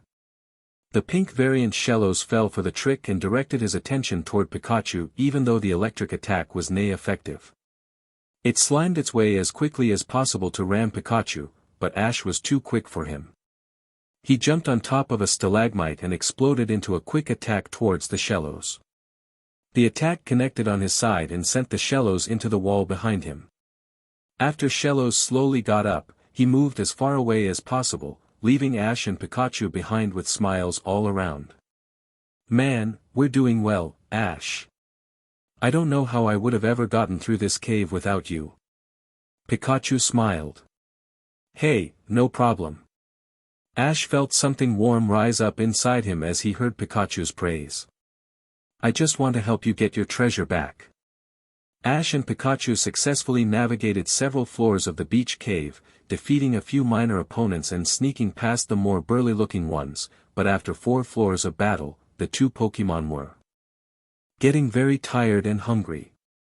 The 2 thieves were not on any of the previous floors, so now the duo was descending further into the cave to flush them out. Pikachu, I think I see an exit over there. How many more floors to go? Ash asked. The electric mouse to his side stopped in his tracks and started to shake slightly. He realized that the next level was bound to have the 2 thieves who stole his treasure. The beach cave pit is up next, Ash. This is it. Come on, Pikachu. Ash similarly stopped in his place, but instead of getting nervous like his new partner, he became excited. Now is the time to show those bullies who's boss. You're right, Pikachu slowly said, calming down and gradually breathing more easily. This is no time to chicken out. If they're there, then so is my treasure. Let's go. Together, the 2 Pokemon exited the maze of Beach Cave and walked onto the sandy shore of the lowermost underground pit. 19:32 p.m. Sunyshore City, Pokemon Center, Sinnoh region. The bizarre hospital scene unfolded rapidly as Brock, Dawn, Cynthia, Lucian, and an ash-laden Flint burst into the Pokemon Center. Cynthia rushed to the front desk and Flint followed her, carrying Ash in a soggy, damp mess. Nurse Joy. Can you please get a stretcher for this boy? He fainted earlier and took a huge fall from a hot air balloon. Cynthia asked. Oh my goodness. Nurse Joy reacted quickly. I'll call immediately. Blissey. I need an 8-foot humanoid stretcher, stat. Within seconds, a plump Blissey rounded the corner of the care unit and provided a stretcher for Ash to lie in. Flint heaved Ash off of his shoulders carefully onto the mat, making sure not to contort his body in any way. When he was satisfied that Ash was properly placed, he backed away for the stretcher to move off. What happened? Nurse Joy asked as Ash was carted away. I'll explain, Lucian offered. A gang of Pokemon thieves stole all of our Pokemon using a hot air balloon, and we chased them down to the lighthouse. Ash, the boy who fell, jumped off of the lighthouse observation deck onto their balloon to disable it. He managed to pull it off, but the engine exploded and he fell to the sea. We retrieved him from the shore and now all we know is that he's alive and breathing. No way. Nurse Joy whispered to herself. Well, at any rate, human treatment is not my expertise, but I will do my best as always. Thank goodness his Bizel is the only other patient in my care that needs attention at this time.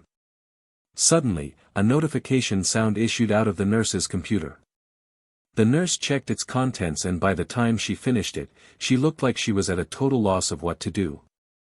I'm sorry, Nurse Joy, but what's the matter? Cynthia asked.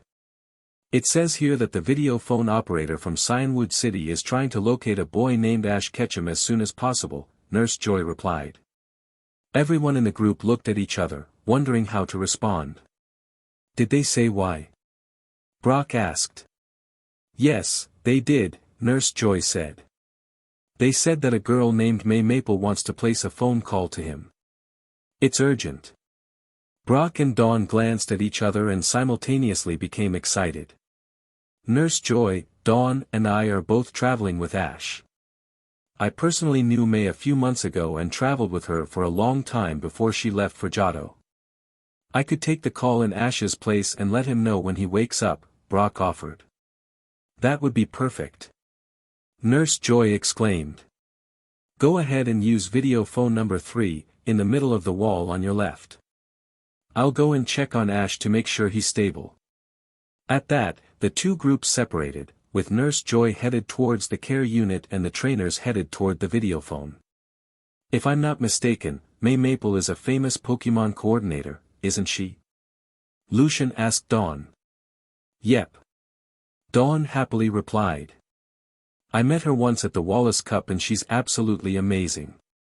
I used to watch many of her contest battles while I was still underage. She's also one of Ash's best friends. They used to cheer for each other whether it was Ash's gym battles or her contest battles. They were a great team, Brock added. He picked up the videophone and dialed in a 0 for the operator. Soon enough, the operator responded and rerouted the phone call to Sinnoh City. While Brock and Dawn waited for the videophone to connect, Flint sent out his Infernape to use flamethrower on himself for a flash dry. Cynthia tried to dissuade him, knowing that Flint probably wouldn't get the intended results and be completely incinerated instead. As Flint's Infernape loosed a flamethrower upon his master, Cynthia covered her eyes and ducked while Lucian off to the side couldn't help but laugh at the sight. They also make a great team, Lucian said, not caring that he unintentionally said it out loud.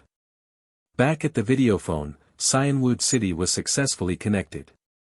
Almost instantly after the connection was made, a seemingly bright girl in a green bandana appeared on the screen.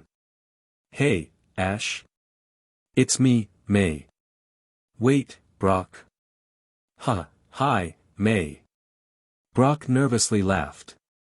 Sorry, Ash isn't here right now, but it's so great to see you. Brock. It's been so long. And Dawn, hi.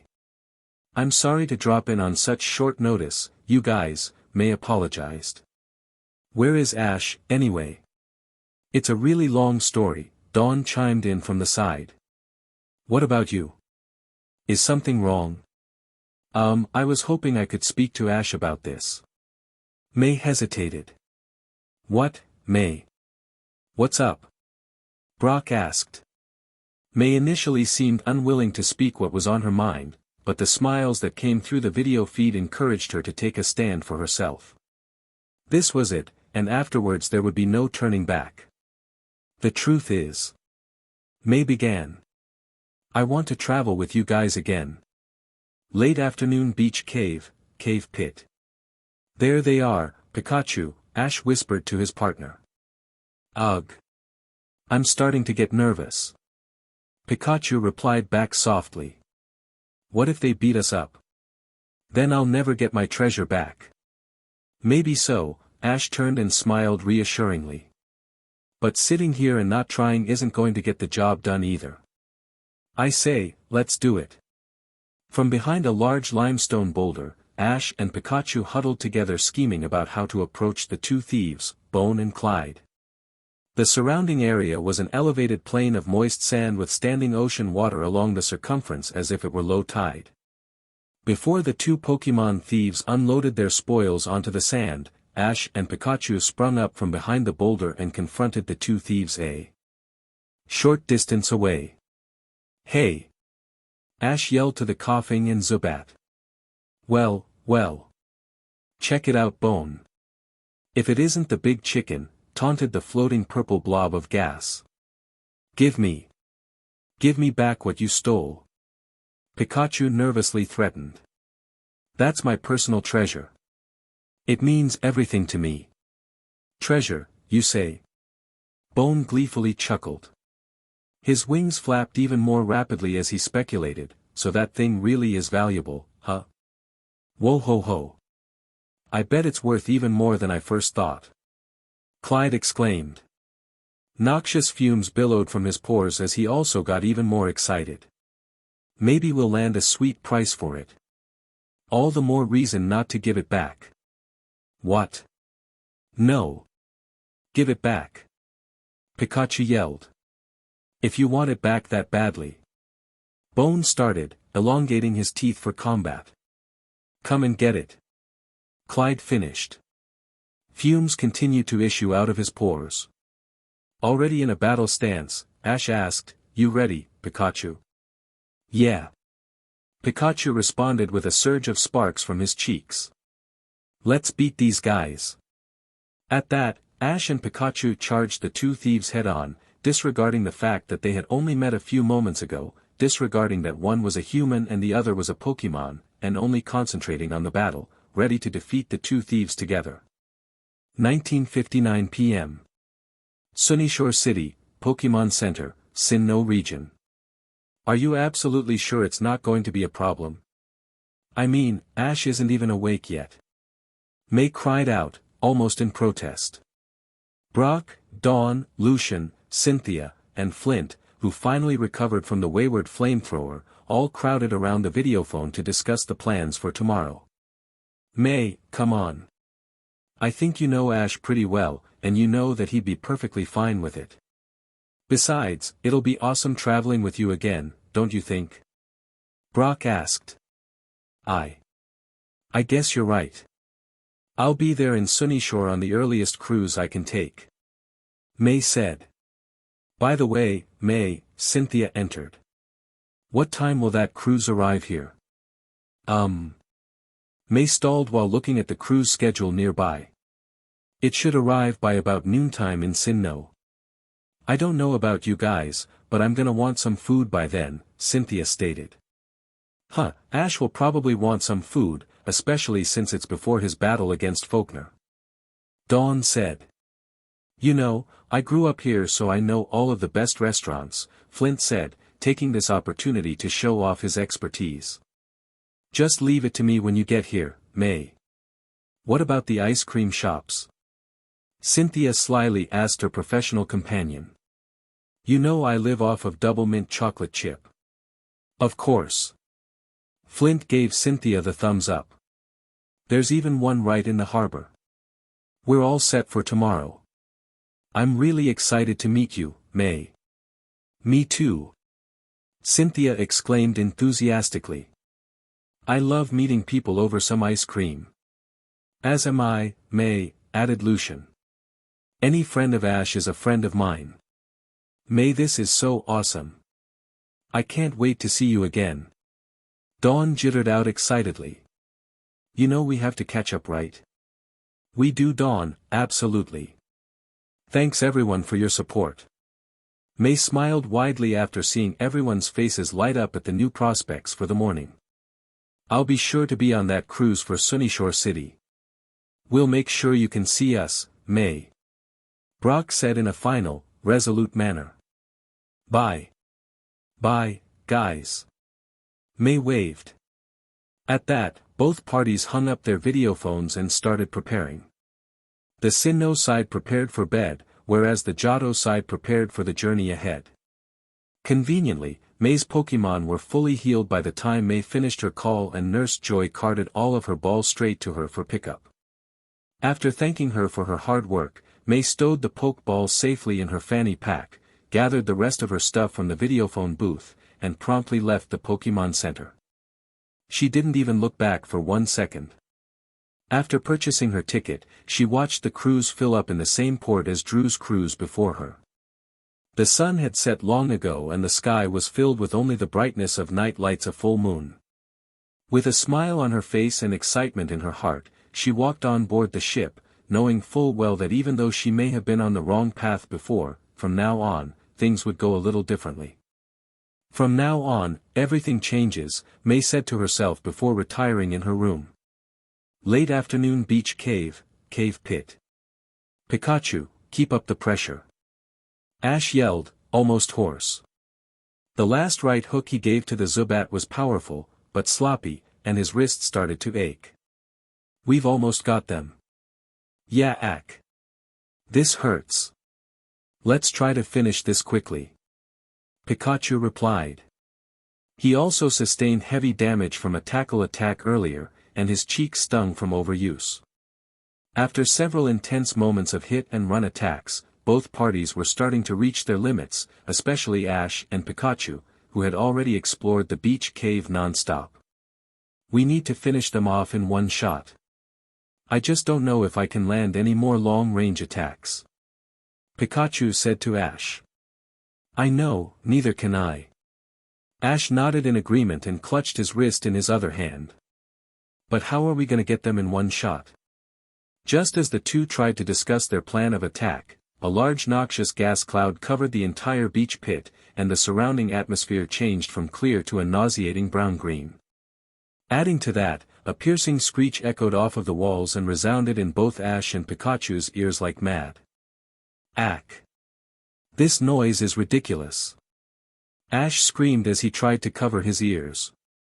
The sound waves bounced across the pit cave so violently that it rattled his eardrums from all directions.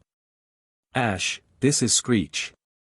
They're trying to make us drop our guard, but those bad guys should hear the echoes just as loudly. Pikachu shouted over the noise.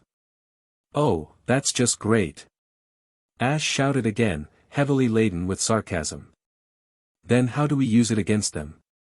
Pikachu closed his eyes and covered his ears more tightly in order to think. A few seconds later, an idea popped in his head. Ash! Take out that Zubat. Knock him into his partner and I'll use a spark on the gas. Nice, let's blow them up. Ash said, liking the sound of that plan instead of staying tempered. Hold on though, you won't be able to light the gas with just one spark. You'll need to cover it over a wide area.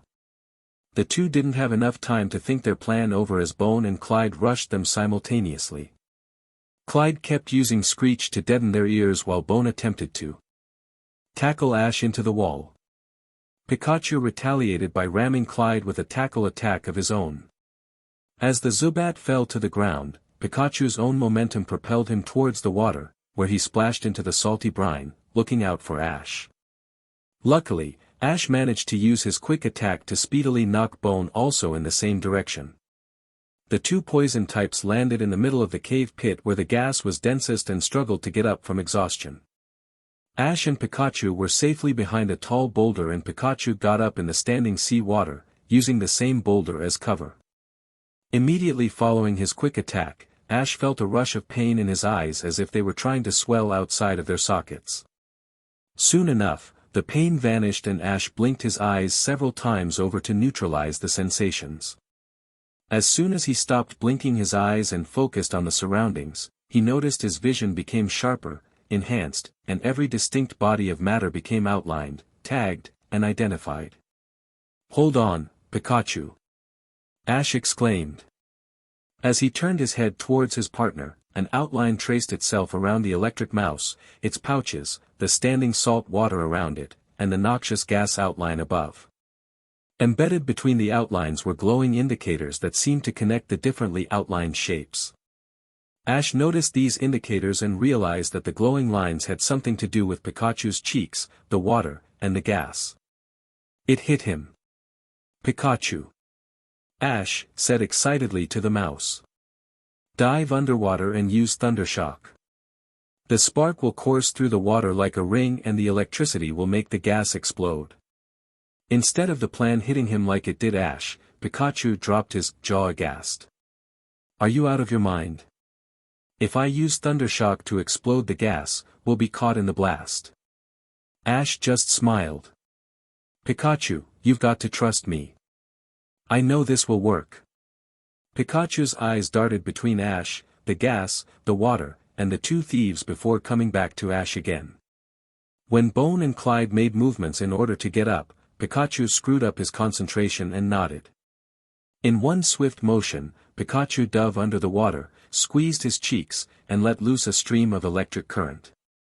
"Thundershock!" Pikachu yelled underwater. Almost instantly, the surrounding water lit up in a brilliant yellow, sparks flew out of the water, the noxious gas ignited, and a rapid explosion enveloped the middle section of the cave in a brilliant display of red and orange. The force of the explosion sent a shockwave in all directions, rattling the ungrounded rocks, blowing sand violently towards the walls, and pushing Ash off of his feet into the water.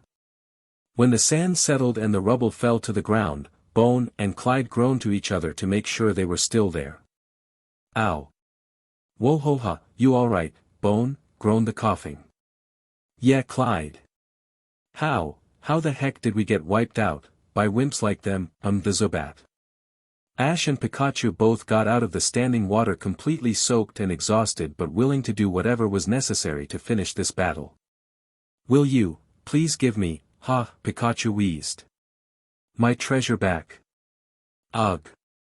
We got roughed up bad," said Bone after getting up. He flapped his wings to get airborne then picked up the pouch with Pikachu's treasure inside. "Bah! Here you go. Take it." "Oh ho, but don't think you're all great for that," Clyde still managed to puff out one last taunt. "Your win was a fluke. Let's beat it, Clyde." "You got it, Bone." Once the two thieves bumbled their way out of the cave pit, Pikachu cautiously approached the dropped item on the sand and inspected it. He opened the pouch strings, peered inside, and looked back to Ash with a wide grin on his face. "It's here. My treasure is still here." Pikachu yelled out in celebration. Once again, Ash felt a great warmth in his chest and suddenly the pain from his wrist and legs seemed to melt away. A sort of surreal feeling came over him like a wave of euphoria. It was a sense of accomplishment, a thrill, and a daring desire to continue the rapid pace. He felt empowered, alive, and above all, in amazing company. As Ash looked upon Pikachu, he remembered the once impetuous electric mouse and saw instead a fighter, a warrior, a champion. More importantly, Ash looked upon Pikachu and found a partner, a companion, a friend for life. "Ash, are you alright? You're getting kinda spacey and weird." Pikachu asked. "Oh, sorry." Ash perked up and directed his attention once again. "Gosh, I'm really tired, but I'm glad we got your treasure back." "Me too." Pikachu smiled once again and strung the pouch strings over his shoulder and came over to Ash. "I can't believe it, but we pulled it off." On these high notes and euphoric emotions, Ash and Pikachu grinned at each other, brought their fists up, and bumped them together. After a good stretch and helping each other get on their feet, they headed toward the beach cave exit, smiling and laughing with each other over their first win as a team. Chapter 11, Great Encounters. Despite the fact that the duo of Ash and Pikachu traveled the same distance to the beach cave pit as they did from it, the journey away from their last battle took much less time. Perhaps it was the euphoria of defeating thieves in a harrowing cave that was to blame, or maybe it was the great feeling of getting Pikachu's treasure back, but whatever the case, the two Pokémon traveled with smiles all around. Sunset Treasure Town, Beach. Ah, we finally made it outside. Ash said out loud, stretching his limbs and basking in the sun. Ash and Pikachu made it outside just in time to witness a glowing orange sun's tea complete with the Krabby's bubbles that Pikachu apparently loved so much. Yeah, I'm so glad I got my treasure back. It's all thanks to you, Ash. Pikachu said. Say, how the heck did you know how to strategize so quickly? You just looked at me and suddenly spit out the perfect plan. I don't know, Ash replied. He had been wondering about the same thing since they left the cave pit.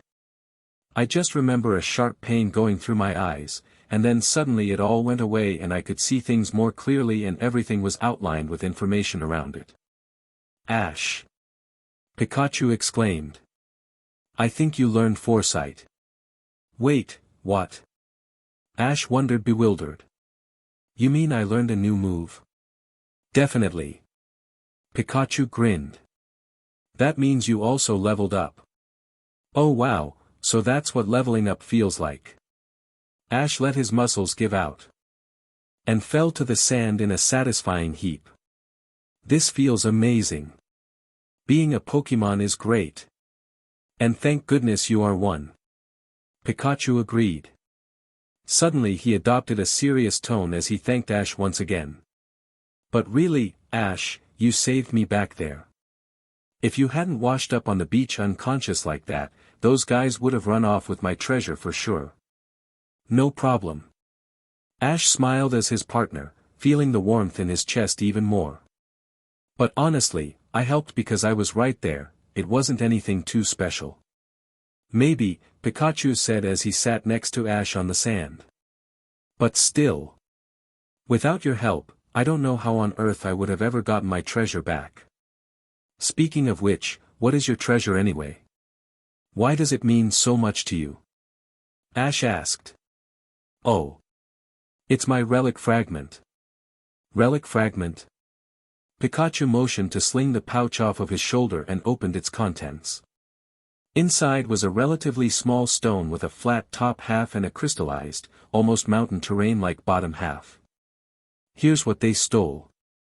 I call it my relic fragment, and it's my only treasure, Pikachu said, slowly turning the small stone in his hands, catching glimpses of it from every angle. I've always liked legends and lore. I always get so excited when I hear tales about the past. Don't you feel the same way? Ash pondered about this thought.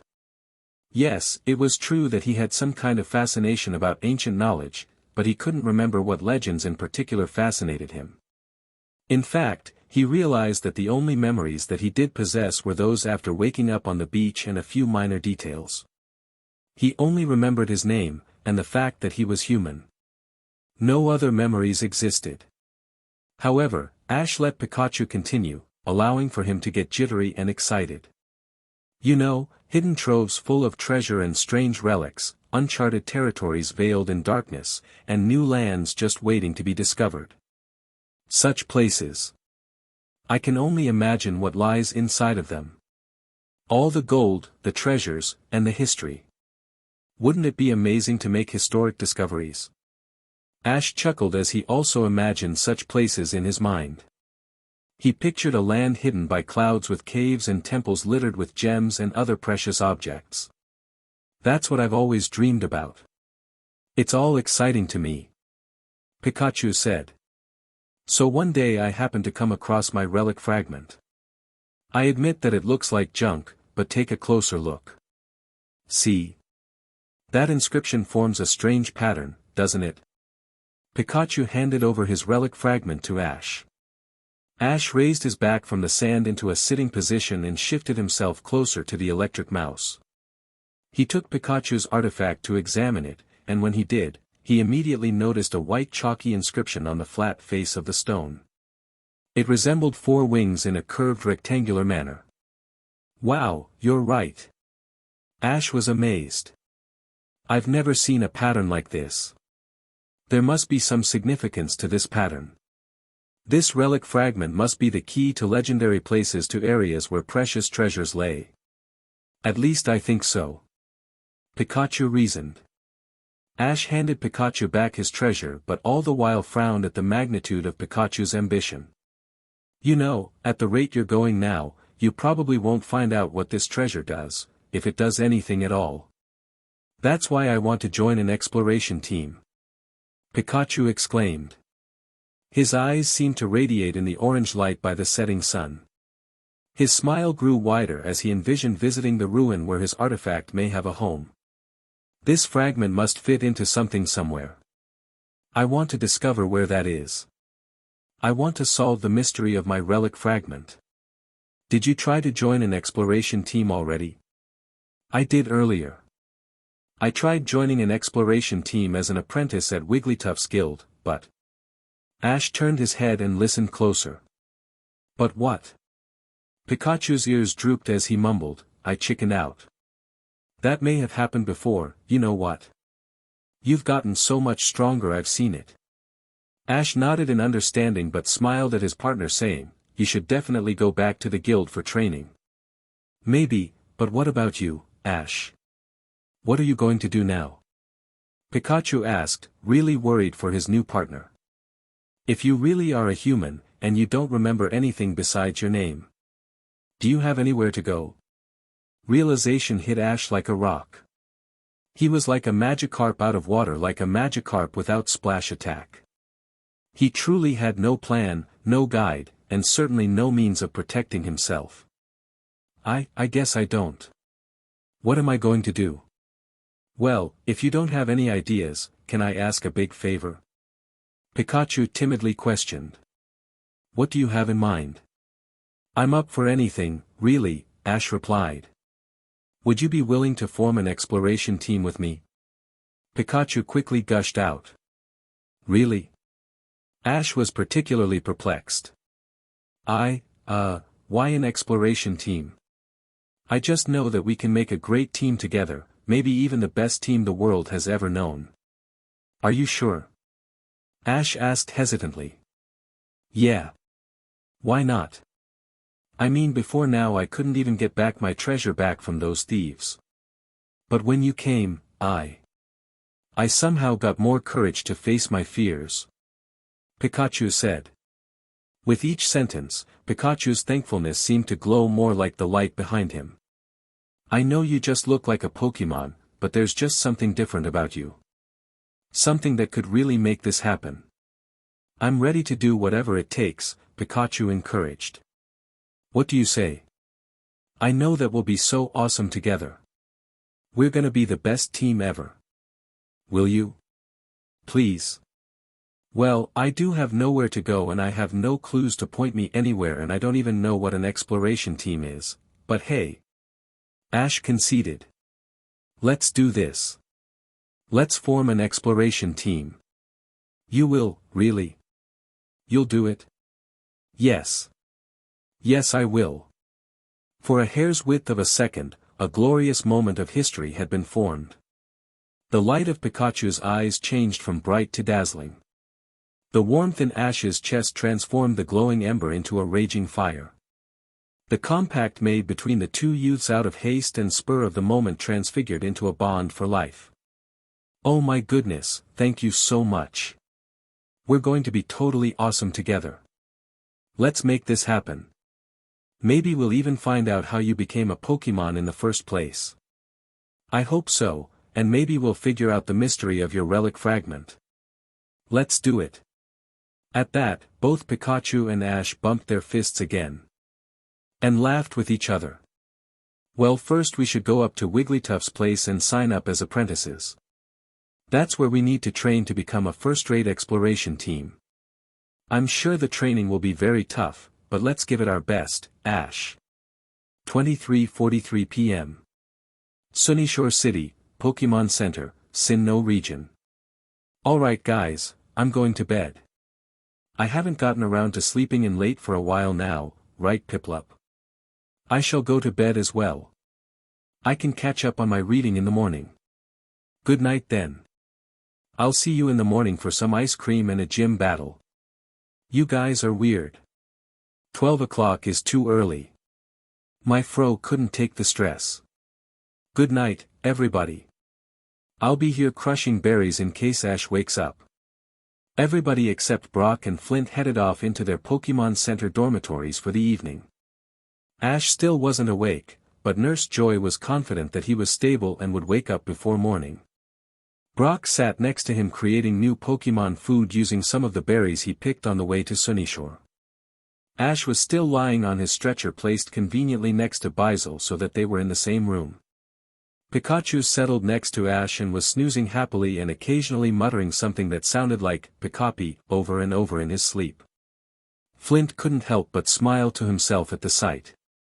Both trainer and Pokemon were both laying down, resting in the Pokemon Center. Ash was indeed something else.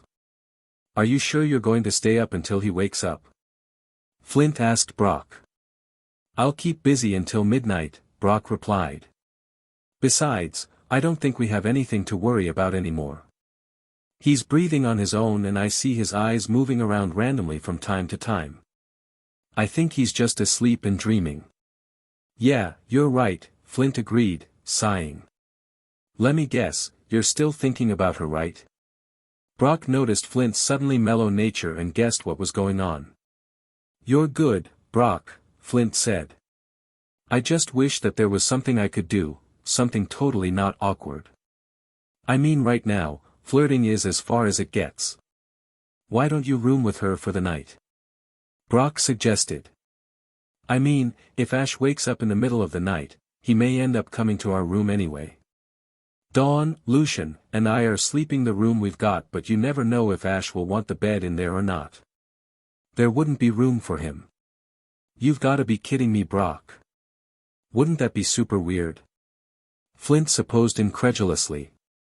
Just envision it, hey, Cynthia. How about you and I share a room together, huh? I mean, she'll never say yes to that. Suddenly they heard a slight high-pitched cough coming from behind the ward door. When it opened, Brock and Flint's mouths both dropped to the floor. Actually, I was about to ask if you needed a bed to sleep in, if that's alright with you, Flint. You know, since Ash might room with Brock, Dawn, and Lucian right now, Cynthia asked. Cynthia was dressed in a baby pink nightgown with fluffy slippers and a nightcap. Even in modesty, Cynthia's attire made Flint stammer and Krogunk immediately pop out of his ball to paralyze Brock. Yeah. Sure, yeah, that'd be great. Flint managed to stumble out. Good night, Brock. Meh. Brock managed to mumble while on the floor. After Krogunk had his chuckle and returned to his pokeball, Flint and Cynthia left the ward and Brock on the ground to recuperate. As soon as Brock finished lying on the ground, he slowly got back up onto the chair and checked the time. He saw it read 5 minutes to midnight and started to gather his belongings, ready to leave Ash to sleep on the stretcher. He scribbled a note explaining that May was arriving in Sunyshore the next morning, and got up to exit the ward. As Brock was about to leave the room, Pikachu stirred and groggily looked up to see Brock leaving. "Hi, Pikachu," he squeaked quietly. "Oh, sorry to wake you, Pikachu." Brock turned around and replied. "It's getting late, and I need some sleep. You'll keep watch over Ash for me, right?" Pikachu jerked himself more awake and nodded. "Pika." "All right then," Brock smiled warmly and motioned to close the door. "Good night, Pikachu." When Brock left the ward and the door clicked itself closed, Pikachu cautiously inched towards his friend. Tenderly making sure not to startle Ash, Pikachu nuzzled his head under Ash's right hand and cuddled next to him in that position, hoping that he'd at least wake up in the morning. Almost as soon as Pikachu settled down into a comfortable position, Ash made a slight grunting noise as if about to wake up. Pikachu's ears perked up instantly and he moved towards Ash's face to see if he was definitely coming to. To his joy, he saw Ash's head loll to the side and back to center. Pikapi. Night Treasure Town, Wigglytuff's Guild.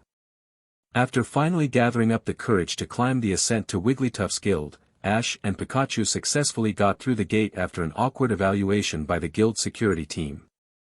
The guild attendant Chattet similarly gave an awkward introduction, partly because he was so surprised to see such a young introduction into the exploration team community. After hastily changing his tune with the flap of his wing, he guided both Ash and Pikachu into the guildmaster's office for registering. Wigglytuff gave the two of them the traditional quirky guild induction, and with a signature, YOMTAH, they were signed up for exploration as Wigglytuff's guild members, and given the complimentary exploration kit to get started. Chattet graciously showed the new exploration team their dormitory, their temporary place to stay while training at the guild. Chattet left the two to settle down and get comfortable for the day ahead and returned back to the guildmaster's office. To his surprise, Chattet found his old friend and guildmaster Wigglytuff idly toss and turn a big apple instead of eating it. "Guildmaster, are you alright?" Chattet tenderly asked. "Yes, I'm quite alright," Wigglytuff responded. "Somehow I feel a little worried about the new team." "Team Poke Dance, huh?" Chattet chirped. "They seem so energetic, though. I'm sure the guild's training won't be too rough on them. They'll be fine." "Maybe." Wigglytuff softly agreed. His head started drooping until suddenly he was completely still. "Guildmaster." Chattet's sweat dropped at the prospect that the guildmaster was having an episode. Guildmaster." Perhaps just as suddenly, the Wigglytuff jumped out of his seat and shouted a barking YOMTH, before getting back to his seat and throwing the big apple into the air. "Of course they'll be fine. They're here at the guild after all," Wigglytuff exclaimed happily, humming a cheerful tune to himself. The big apple fell neatly onto Wigglytuff's head where he promptly spun the big apple around like a balancing ball. Chattet relaxed once he realized that his old partner was just getting excited. He too headed for his office for a good night's rest, but also to get the ringing sound of Wigglytuff's booming voice out of his ears. Late night Treasure Town, Wigglytuff's Guild. When the moon had almost approached the apogee of its height in the sky, Ash and Pikachu had finally settled in for the night in Team Pokedance's new dormitory. However, Pikachu was hardly in the mood for resting. "Are you still awake, Ash?" "Yep," Ash replied. "I don't know if I'll ever get to sleep after what happened today. I know, my heart's been racing over everything. But you know, I'm really happy that I made myself come here. I thought Wigglytuff would be scary, but he turned out really nice and friendly. It's all thanks to you, Ash." "No problem, Pikachu," Ash said, smiling to himself.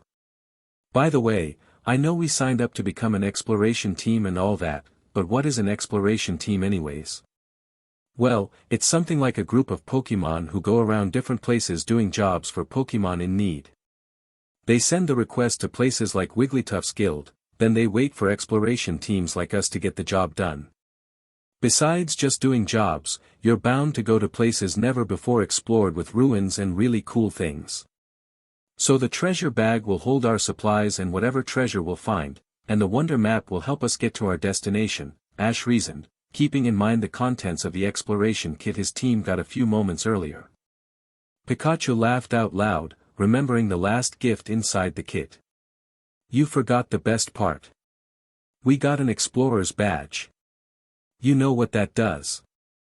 "Yeah, it's proof that we're official explorers."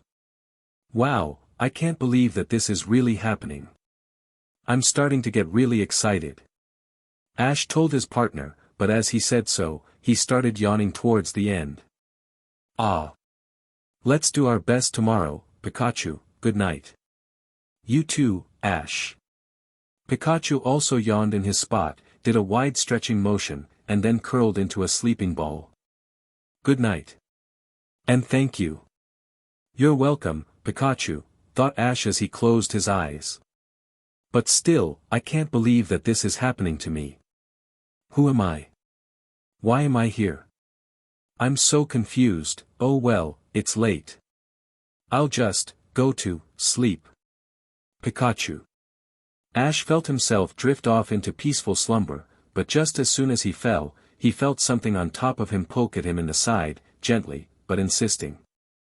He blinked his eyes open several times, but instead of seeing light like in the morning, all he saw was more night, somehow interrupted by beeping lights and whirring sounds of machines, and a large yellow creature standing over him. Huh? Who's nudging me? Is it morning already? It can't be, it's so dark. Why am I in a stretcher? Is that Pikachu? 0:01 a.m. Sunyshore City, Pokemon Center, Sinnoh region. Pikachu kept up the pressure and constantly prodded at Ash's carcass, hoping that it would eventually respond. After all, sitting and waiting was far too boring for the electric mouse now that Brock woke him up. Soon enough, Ash's eyes fluttered open. Slowly but surely he rose from his resting position and gathered his new sensations. I'm in a stretcher. There are machines around me, and Ash suddenly checked his hand and torso. Sure enough, it wasn't blue anymore, the fur had vanished, and the only thing on his hands was a pair of fingerless gloves. I'm a human again. It must have been a dream, Ash thought. He clutched his chest and took a deep breath, feeling his lungs fill up with air and feeling his surroundings with all 10 fingers. But still, it seemed so real. Pikapi. Pikachu squeaked happily, alerting Ash to the creature who just woke him up. Hey, buddy. Pikachu picked up his friend and gave him a warm, snuggly hug. I just had the strangest dream, but how did I get here? What happened? Pikachu pulled out of Ash's embrace and suddenly darted to where Ash's hat lay off to his side. He grabbed it in his mouth, jumped off the stretcher, and beckoned Ash to follow him. Pika! Pikachu called out in a muffled voice. Ash laughed at Pikachu's game of chase. He quickly stuffed his shoes on and followed Pikachu out of the ward, through the deserted Pokemon Center hallway, and out of the automatic doors. As Pikachu ran towards the beach, Ash kept up with him, jogging at a leisurely pace on the sand. The soft sea breeze woke him up even more, its calm and soothing scent making him appreciate his existence in this world. Waves upon waves came crashing softly on the shoreline and the sand beneath Ash's feet felt comforting to him. In my dream, I was also on a beach, Ash thought. I wonder what that was all about. A little distance away from Ash, Pikachu stopped on the sand and held Ash's hat in his mouth for him to take. When Ash arrived, he graciously took his hat back, seated it on his hair once more and watched Pikachu point to the sand. He saw a lot of washed-out footprints were surrounding a small depression, now filled with water from the high tide. At this point, the distinct outline of a body had been carved away, but clearly this was the spot where Ash's frame ended up, and his friends and Pokemon all crowded around him after he washed up on shore. You guys were right here, huh? Ash said to himself. Pikachu, thanks for taking such good care of me. Pikachu gave Ash a customary, Pika, and smiled. He was just glad to have Ash back in the land of the living. Say Pikachu, what happened to me anyways? Ash asked. How did I pass out? Pikachu started acting out what had happened like a game of charades, making faces, imitations, and squeaking out a plethora of Pikachu talk. Ash kneeled down to get closer to the little guy and followed him with rapt attention. As Pikachu neared finishing the story, Ash withdrew in shock, hardly accepting that what had transpired actually did. So let me get this straight. I fell from the balloon, somehow hit the water soft enough to not get injured, washed up on the shoreline, was carried to the Pokemon Center on Flint's back, and then woke up just now. Is that right? Ash asked. Pika. Pika Pika, Pikachu. Pikachu acknowledged. Wow. Ash said. Dumbfounded. He stood up and began apologizing. Hey, I'm sorry for causing you guys so much worry. Although I really wonder about those Shadow Ball earlier. What slowed me down from that fall? Pika, Pikachu. Pikachu scratched his ears in thought but came up empty. Ash brought his fingers up to his chin, rubbing them thoughtfully and stared intently at Pikachu, thinking about who was responsible. Nobody around him owned any ghost-type Pokemon, and he certainly didn't have a guardian angel looking after him. But at that moment Ash remembered the voice that rang in his head just before the fall. Suddenly it hit him. Only one Pokemon he'd ever met spoke those words to him. No way. Could it be? Out of nothing, a telepathic voice rung through Ash and Pikachu's minds. To be able to understand a Pokemon's speech and true emotions, you, child, are truly unique. Ash and Pikachu looked around for the source of the voice they heard, and they saw the silhouette of a capped figure on a tall rock outcropping that looked like an eroded part of the lighthouse cliff. Mutwo. Ash voiced out loud. I don't know how I can repay you for saving me. You already have repaid me twice. It was the least I could do, Mutwo replied. He walked on his 2 feet down from the rock outcropping and, using his psychokinetic abilities, hovered his way to the sandy ground. He stopped several feet away from Ash and Pikachu, as if approaching with reverence. I remember Empikuina. Ash said with slight bewilderment at the Pokemon's words. But I also remember you said something about us having met before that. Although, I guess I wouldn't remember anything about that, right? No, you would not remember anything from that day. I made sure of that when I wiped your memory. Ash looked puzzled when Mutwo said that. Pikachu also didn't know to make heads or tails of that statement and climbed onto Ash's shoulder for good measure. You wiped my memory. But why? Ash quizzically asked. Why would you do that? I wanted to erase all of the horrible crimes I committed on that day. Mutwo replied solemnly. He closed his eyes and continued in a somber tone. I robbed you and your friends of your Pokemon, I cloned them without their consent, and I senselessly pitted my engineered army against the originals for my selfish purposes.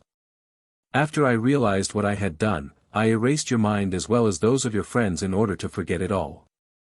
Also, a terrible, terrible catastrophe happened. I couldn't let anyone remember it. You cloned our Pokemon. I guess that explains what we saw at Empikuina, Ash reasoned. True, it was strange to see his own Pikachu mixed up with another identical-looking Pikachu, but that didn't explain why Mutwo decided to erase his memories. I just can't imagine why you thought we had to forget our time together. What happened? You sacrificed your life, Mutwo said, as level as possible. What? Ash asked. Why you mean I died? Mutwo heavily sighed and closed his eyes. Pikachu did a double take at the news, wondering how often had his best friend come so close to death in his lifetime. The ensuing silence came between the two parties like a dividing wall that showed the difference in awareness of history. Yes, I erased the memories of you, your friends, and of your Pokemon so that they would be protected from knowing the horrors of that day. Mutwo took in a deep breath and spoke softly. They shouldn't know the pain that watching a loved one perish brings. Ash was speechless, and Pikachu had his mouth slightly agape, remembering his encounter with another Pikachu, claiming to be his twin. Now that Mutwo mentioned it, Pikachu also remembered his twin say that they had met before. Why would one give his own life away for another? Why should one throw everything they've worked away just for someone else? Mutwo asked rhetorically, bowing his head and closing his eyes in thought. Why did you risk your life for your Pokemon the first time? Why did you risk your life to help me the second? Ash felt overwhelmed by the amount of questions Mutwo asked of him, but as he tried to come up with an answer, memories of Empikuina flooded his mind and he remembered how he felt when Mutwo asked the same questions. He remembered shouldering most of Mutwo's weight on the journey to Clarity Spring and feeling very strongly towards Mutwo, like he was one of Ash's own Pokemon. Suddenly with that thought in mind, Ash knew exactly how to reply. It's because you're my friend, Mutwo. Ash replied. I helped you because you're my friend. I wonder. Mutwo smiled. I wonder what this makes us. That makes me your friend, Ash smiled as well. We're friends. A long, but meaningful silence filled the gap between Ash and Mutwo, punctured only by the sounds of the waves crashing on the shore and the sea breeze softly rustling through the foliage behind the beach. Mutwo chuckled softly saying. You know, at first I saved you just to return a favor. But now, Ash said, encouraging the Pokemon before him. You helped me because I'm your friend. You saved my life, and you risked a lot to do so. That's gotta count for something. Friends, huh? Mutwo gazed at Ash for a long time, feeling a sense of warmth and belonging as he did so. After a short while he mused to himself. What a strange, but wonderful feeling this is. Yeah. Ash said. Another long silence fell between the two parties, Pokemon and human, and yet it didn't matter to either of them. Both felt extremely content, and above all, at peace. Mutwo found a new purpose in the wake of this revelation. I think I will remain here, Mutwo began. For years I have wandered the land looking for a suitable place, but none have ever brought me as much fulfillment as this city has. I'm really happy for you, Mutwo. I know you'll do well here. Perhaps it was fate that brought us here, even now. I only arrived in this city a few short days ago. Otherwise, I may not have even been here to slow down your fall. Wait a second. Ash exclaimed, remembering what had happened after the Team Rocket balloon exploded. Mutwo, when you slowed me down, I got really dizzy and blacked out before I hit the water. Would you know anything about that? No, psychokinetic techniques performed on a human usually do not induce dizziness, Mutwo said, puzzled by these events. Psychosis-inducing techniques like confusion or Psywave may produce those effects, but I did not use any of those attacks to slow your fall. Really? Ash asked. As soon as I started falling, I got really dizzy and then I started dreaming. Somehow all I knew was that I was caught in a thunderstorm at sea, but it didn't feel like a dream. It felt like it really happened. It's possible. Mutwo began. It's possible that I've unlocked forgotten memories by accident. Huh? Ash asked. What do you mean by forgotten memories? For example, when I wiped your memory of our first encounter, that memory did not actually vanish from your mind, Mutwo explained. He brought up his right hand to symbolize the memory and mimed a large space to represent Ash's mind using the left hand. If my left hand shows the part of the mind that's conscious of what's going on, then a forgotten memory is where my right hand is, in a separate area of the mind that the person is unaware of. So, Ash stated. You're saying that I have memories that I have no idea about? Yes. That is correct, Mutwo affirmed. Usually these memories do not reconnect to the conscious mind on their own. However, a powerful psychokinetic technique like my psychic may have caused these memories to leak back into your consciousness, and they are now manifest in the form of dreams and visions.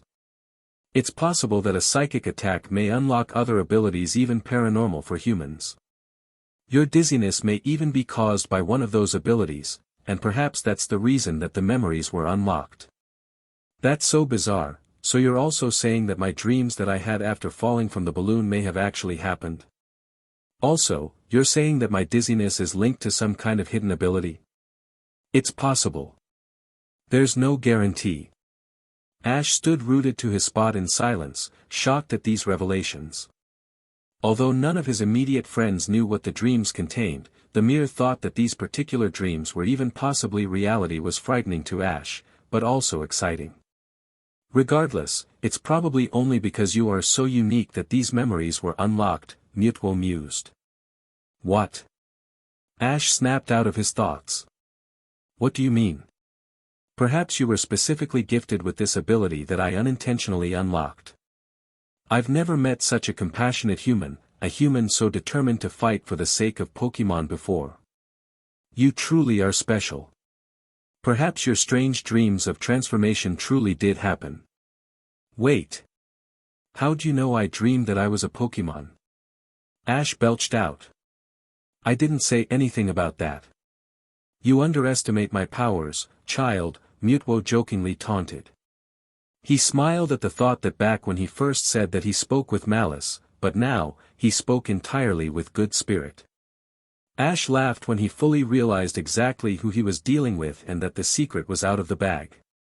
Pikachu nudged Ash's head to get some more info on these so-called dreams, but Ash just petted Pikachu to soothe him.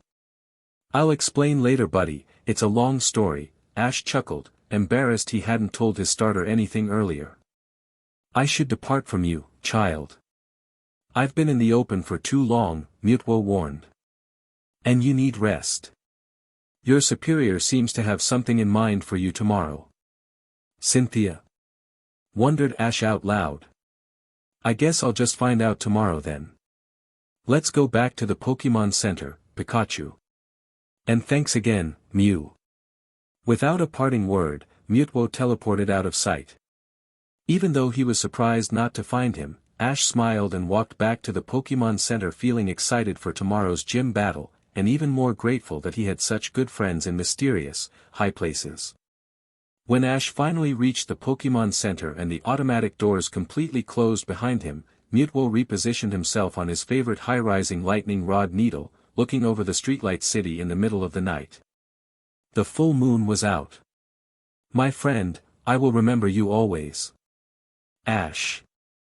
Chapter 12, Majestic Dawn.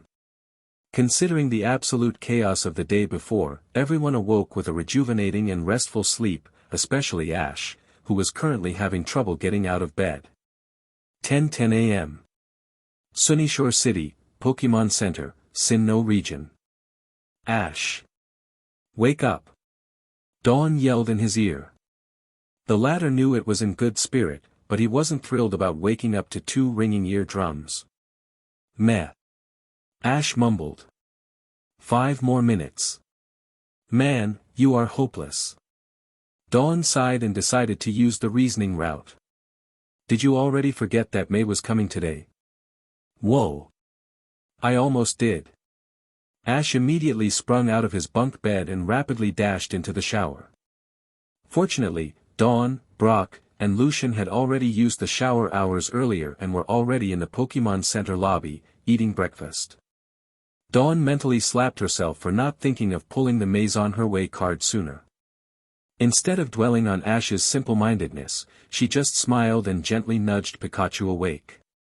"Good morning, Pikachu," Dawn said brightly. Pikachu's ears perked up swiftly and he stood up in a grand stretch. "Cha! Do you want some breakfast, Pikachu?" "Pika." "Alright then, make sure you bring Ash down too. We'll have something ready for the both of you. We need to meet May at noontime," Dawn instructed. Pikachu gave the affirmative pie. Pikachu, and stood vigilant watch on Ash's bed. Seeing that Ash was in solid hands, Dawn left the room and was about to close the door, but something stopped her short. "Baizal. I'm so glad you're up already." Dawn squealed in delight. She kneeled down in front of Baizal and gave him a warm hug. "I was really worried about you yesterday, but you did an awesome job. I'm so proud of you." "Booey." Baizal laughed and smiled widely. "Boo booey. Remember to bring Ash down with you, okay?" Dawn carefully put Baizal back on the ground and let him through the room door before closing it. At that, she left the 2 Pokemon, Pikachu and Baizal, to themselves in Ash's room, waiting for their trainer to finish up his shower. Baizal came over to Ash's bed where Pikachu was sitting and greeted him with a warm smile and a fist bump. Pikachu gladly returned it and offered Baizal a seat next to him. The two began to talk animatedly in Pokemon tongue about the day ahead.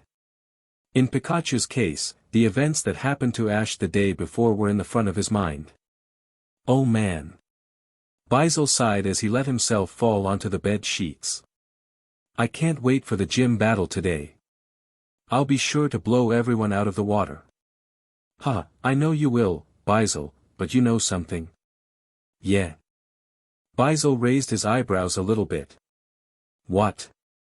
"It's an electric-type gym," Pikachu said, smiling with a devilish grin. "Watch your back." "You lightning types are no big deal," Baizal returned Pikachu's grin with a confident smirk of his own. "Watch and learn, buddy. Watch and learn. Alright, just don't say anything when your moves are all sizzled out and shocked away," Pikachu warned Baizal. Yeah, whatever you say man, Basil winked. Say, what the heck is everyone blabbing about downstairs? All I heard was that somehow Ash blacked out last night. Oh, it was awful. Too bad you were asleep. Hey, I polished off an Elite Four member and nearly snapped my neck doing it. I deserved some sleep after that. True, but you didn't watch Ash fall a few hundred meters from an air balloon, Pikachu said in response, slightly stung. We didn't know what we were going to do when we found him washed up on shore completely limp. I'm sorry, Pikachu, Basil took back his attacking tone. I didn't realize that happened. What were the circumstances? Well, Pikachu began. It was something like Team Rocket abducted us all using a vacuum and nearly got away, but Ash and the rest of his friends intercepted the balloon at the lighthouse out back. Ash decided to jump off of the lighthouse ledge onto Team Rocket's balloon to try and break us out of there. Well, what do you expect? Basil smiled to himself and sat up straighter to hear more of the story. Our trainer is freaking awesome. He's probably the coolest human who ever walked the earth. Yeah, you're right Basil. I'm just glad he's alright, Pikachu perked up and laughed. But to make a long story short, when he finally freed us, some strange shadow ball attacks hit the engines, igniting the fuel, and Ash fell to the sea while the rest of us escaped. Typical Ash. Wait, what the heck? Where did those shadow ball attacks come from? We don't have any ghost Pokemon near us, do we? It's a long story, but yeah, I expect he'll explain more about what really happened to all of us when he's done with breakfast. Apparently he also had some really strange dreams while he was knocked out. Instead of Pikachu, this time Basil had a devilish grin on his face. What? Pikachu asked. Ash is a badass, Basil said. Pikachu rolled his eyes and grinned just as the bathroom door started to open. 11:35 a.m. Sunyshore City, 20 kilometers offshore. Gosh, I got here in such a hurry that I didn't buy anything for them. May said to herself. She sat in her crew's room with the rest of her Pokemon all sprawled around the room. Her temporary suite mate had already left to reach the exit early, so May had the entire room to herself for the next half hour or so. Most of May's Pokemon were outside on the balcony. Blaziken was staring at the sun absorbing all of its rays, Wartortle longingly looking at the sea, Beautifly perched on the handrails, and Munchlax snoozed in the relaxing setting. Glacian and Venusaur were inside the room, with the former curled in the cool shade under a faux plant and the latter lounging around on the floor. May suddenly got up and told her team that she was going to the bathroom to get everything ready. Most everyone responded affirmatively, giving the cue for May to go about her work. She left her bed, entered the bathroom, and closed the door. No one said anything as soon as she was in the bathroom, but suddenly Munchlax's stomach made a horrendous growling noise forcing him awake. Oh, my tummy hurts. Geez. Have some decency, you know. Blaziken said shaking her head, turning her attention towards the little glutton next to her on the balcony floor. We're all girls here. Try to be a little more polite. Plus, you probably shouldn't have eaten so much anyway. Maybe. After a solid burp that lasted for 3 seconds, Munchlax patted his tummy and smiled in satisfaction. But that chocolate fudge sundae really hit the spot. I wonder what's for lunch today. Weren't you paying any attention to May? Wartortle said, subconsciously smacking her lips at the thought of that fudge. Although she would never admit it, she also loved food excessively. She said this is the place in Sinnoh where they serve food to Pokemon and humans. I'm so excited. I don't really care much about the food. I'm just really excited to see Ash. Beautifly squealed out. Blaziken asked with a pet eyebrow. What makes you want to see him so badly? He's kind of a klutz. Have you ever perched on his head? Beautifly giggled. It's so comfy. I know why Pikachu does it so often. I'll pass, Blaziken chuckled. Besides, I'm looking more forward to see Ash's Pokemon. Care to elaborate, Blaziken? Venusaur yawned and ruffled the leafy greens on her back. I wonder how Bulbasaur is doing. I just hope he doesn't think too badly of me, you know. I know what you mean, Wartortle added. I wonder what Ash's Squirtle thinks about me. I never got to ask him. But you don't have feelings for him or anything. Venusaur retaliated. It's so much different when I wonder about Bulbasaur. He was so sweet and kind to me when I was with him, but now, there's no way we could ever be together. Hey, I'm sorry. I didn't mean it that way. Wartortle apologized. What about you, Blaziken? Beautifly asked, trying to break the ice. Who are you after? The entire group went very silent, especially knowing Blaziken's hot temper. However, even Beautifly's tactless question didn't flare her up. This time she was melancholy, almost feeble. Sceptile. Blaziken replied sheepishly. Suddenly the entire room burst out laughing. Wartortle nearly fell off the handrail, Munchlax belched a mighty burp, Venusaur couldn't help but bounce the tree on her back in laughter, Beautifly's proboscis kept curling up and lashing out in giggles, and even Glacian abruptly woke up, apparently in the middle of a dream. Wah! Glacian groggily asked. Waskoinen. Ha! Blaziken like Sceptile. Blaziken like Sceptile. Venusaur chanted in song. It's not funny. Blaziken shouted in her defense. I really do like him. He's cool, skilled, and really attractive. Maybe. Glacian yawned out loudly as she arched her back in a stretch. But he's also a real JRK. Hey. Blaziken looked down in embarrassment and humiliation. He's not that bad, right? Whatever, Blaziken. Glacian taunted with a coy smile. Good luck with that guy. A few more moments of harassing laughter continued and Blaziken felt even more defeated. Eventually she turned away from everybody and looked longingly towards the sea, thinking about the hard-headed grass type. Blaziken, it could be a lot worse, you know. Beautifly said, trying to cheer her fire-type friend up. How? Blaziken asked, turning her head slightly.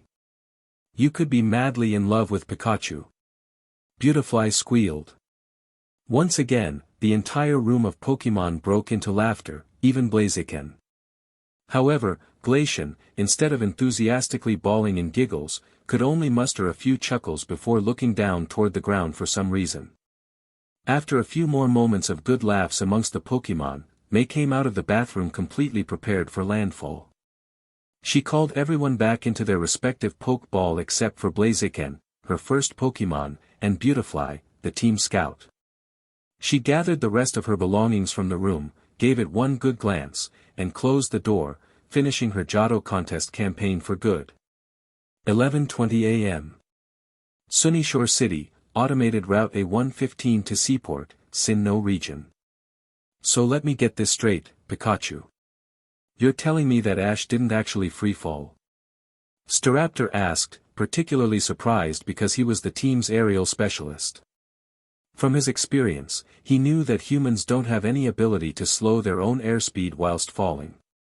The group of trainers had completely finished their breakfast and walked towards the Sunyshore dock on the automated, electronically driven walkways.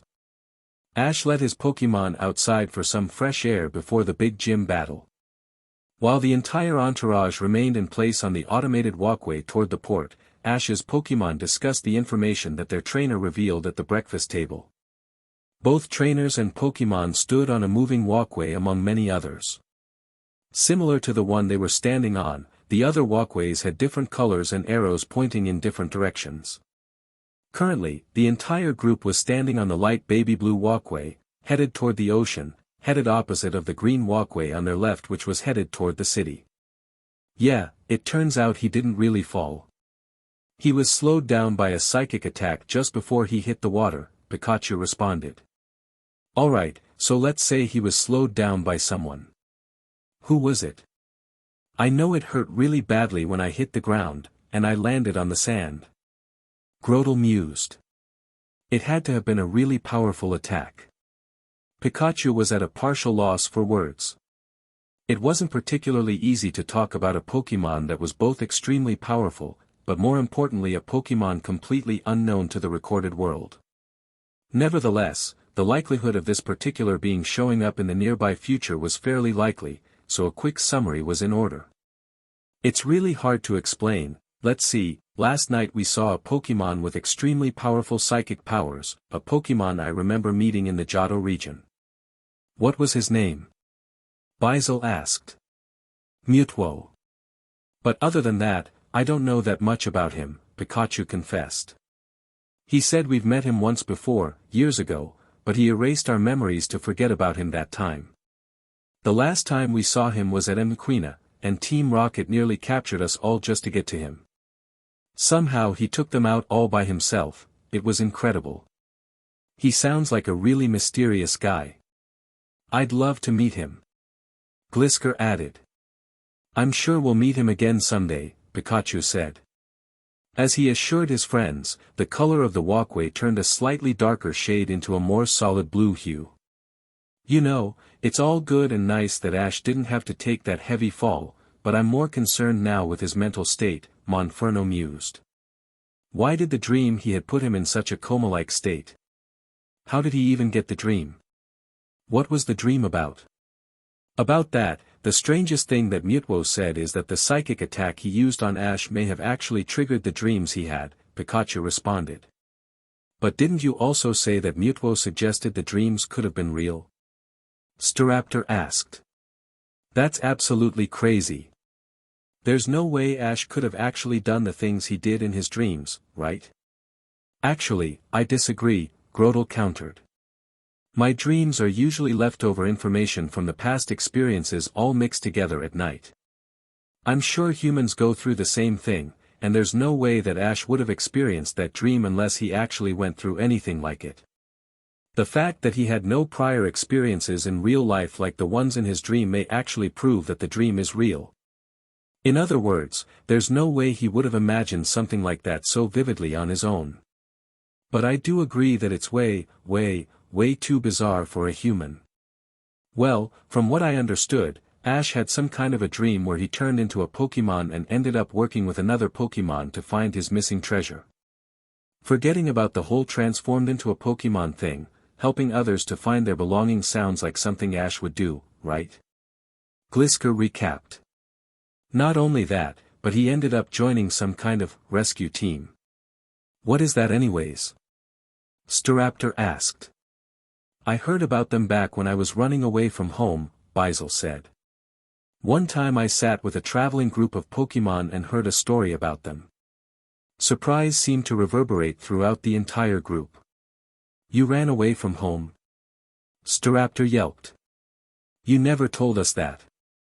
Why would you do that? Glisker asked completely in shock. You guys never asked. Basil said in his defense, surprised at everyone's reaction. Besides, isn't it Ash's dream that's important right now? Oh alright, what's a rescue team? Just make sure you tell us about yourself sometime later, alright? Glisker pressed. Deal, Basil consented. One day, I met a caravan of Pokémon on their way to the next forest. There was an Ursaring in that group and he was telling stories of some Sizer who lived over 5,000 years ago. Apparently this Pokémon had a whole team of Pokémon whose sole task was to rescue Pokémon trapped in mysterious caves or to capture high-risk fugitives. According to the story, this Sizer from the legends was the best explorer the world had ever seen. Wow! That's incredible, Basil. Imagine if such Pokémon existed today. Grotle exclaimed. But that's the thing. When Sizer disappeared, rescue teams stopped what they were doing and vanished, Basil explained. Huh? What do you mean? Pikachu asked. From what I understood, Sizer had gone alone to the spear pillar atop Mr. Coronet to investigate something. Somehow there were these humans who tried to capture the ultimate Pokémon at Spear Pillar. Ursaring said these Pokémon were truly gods among gods. You're kidding me. Who would be stupid enough to try that? Monferno asked, aghast at the idea. I have no clue, but all I know is that those humans wanted to control something terrible. I'm not really sure what that something was, Basil said. The point is that because those humans up to no good, the legendary Pokémon were suffering and somehow the universe was getting disrupted, so Caesar went to find out if he could stop it. According to the legend, Caesar became caught in the battle and was frozen in time forever. He vanished. Others followed his path to try to recover him, but no one ever returned. Some say Caesar died, others say that he was frozen in time. I'm prone to believe the latter. You're kidding me. Glisker mused. Just imagine what it was like to be at an coronet at that moment. At least in Caesar's position anyway. I wouldn't want to, Pikachu said in a serious tone. As if reciprocating his change of voice, the walkway turned yet another shade darker into a dark blue hue. What do you mean? Glisker wondered why Pikachu, the most adventurous Pokémon on Ash's team, wouldn't want to imagine an encounter with these powerful creatures. Wouldn't it be great to know what those Pokémon are like? No, it's not that, Pikachu answered. It's that I already have seen what such a Pokémon could do, and I don't like the sound of others getting hurt by their power. Basil, you remember Alamos, right? Yeah, Basil nodded. That's why I think this legend of Caesar and all of those Pokémon who followed him is actually true, that they really vanished away, frozen in time forever. You know, I wasn't quite there at Alamos Town, Basil. Monferno asked, slightly annoyed at the ignorance. What happened there? Same here. Basil, please. I know we don't have that much time left before we get to meet May, but could you enlighten us anyway? Glisker also added. Staraptor also nodded in agreement with his comrades. That's right. Sorry, Monferno and Glisker. We should probably bring you guys up to speed, right? Grotle suggested. Basil's eyes wandered off to meet Pikachu, who motioned for him to go ahead with the explanation. The electric mouse knew just as much as the water weasel did about the incident, and both knew that explaining the sheer power of legendary Pokémon hailed as gods is never a simple task. Grotle, why don't you give them a brief synopsis? Basil motioned. I'll do that then, Grotle complied. In Alamos Town, we were trapped in some kind of alternate dimension. Dialga and Palkia, two legendary Pokémon hailed as gods, met there and clashed together, enraged that the other was in their territory. They were never supposed to meet, yet somehow they met in battle in an inaccessible place, but Palkia fled because it was injured. Palkia got to Alamos Town first, and somehow locked itself inside of the town in a kind of space bubble. Wait, Monferno began. What do you mean by bubble?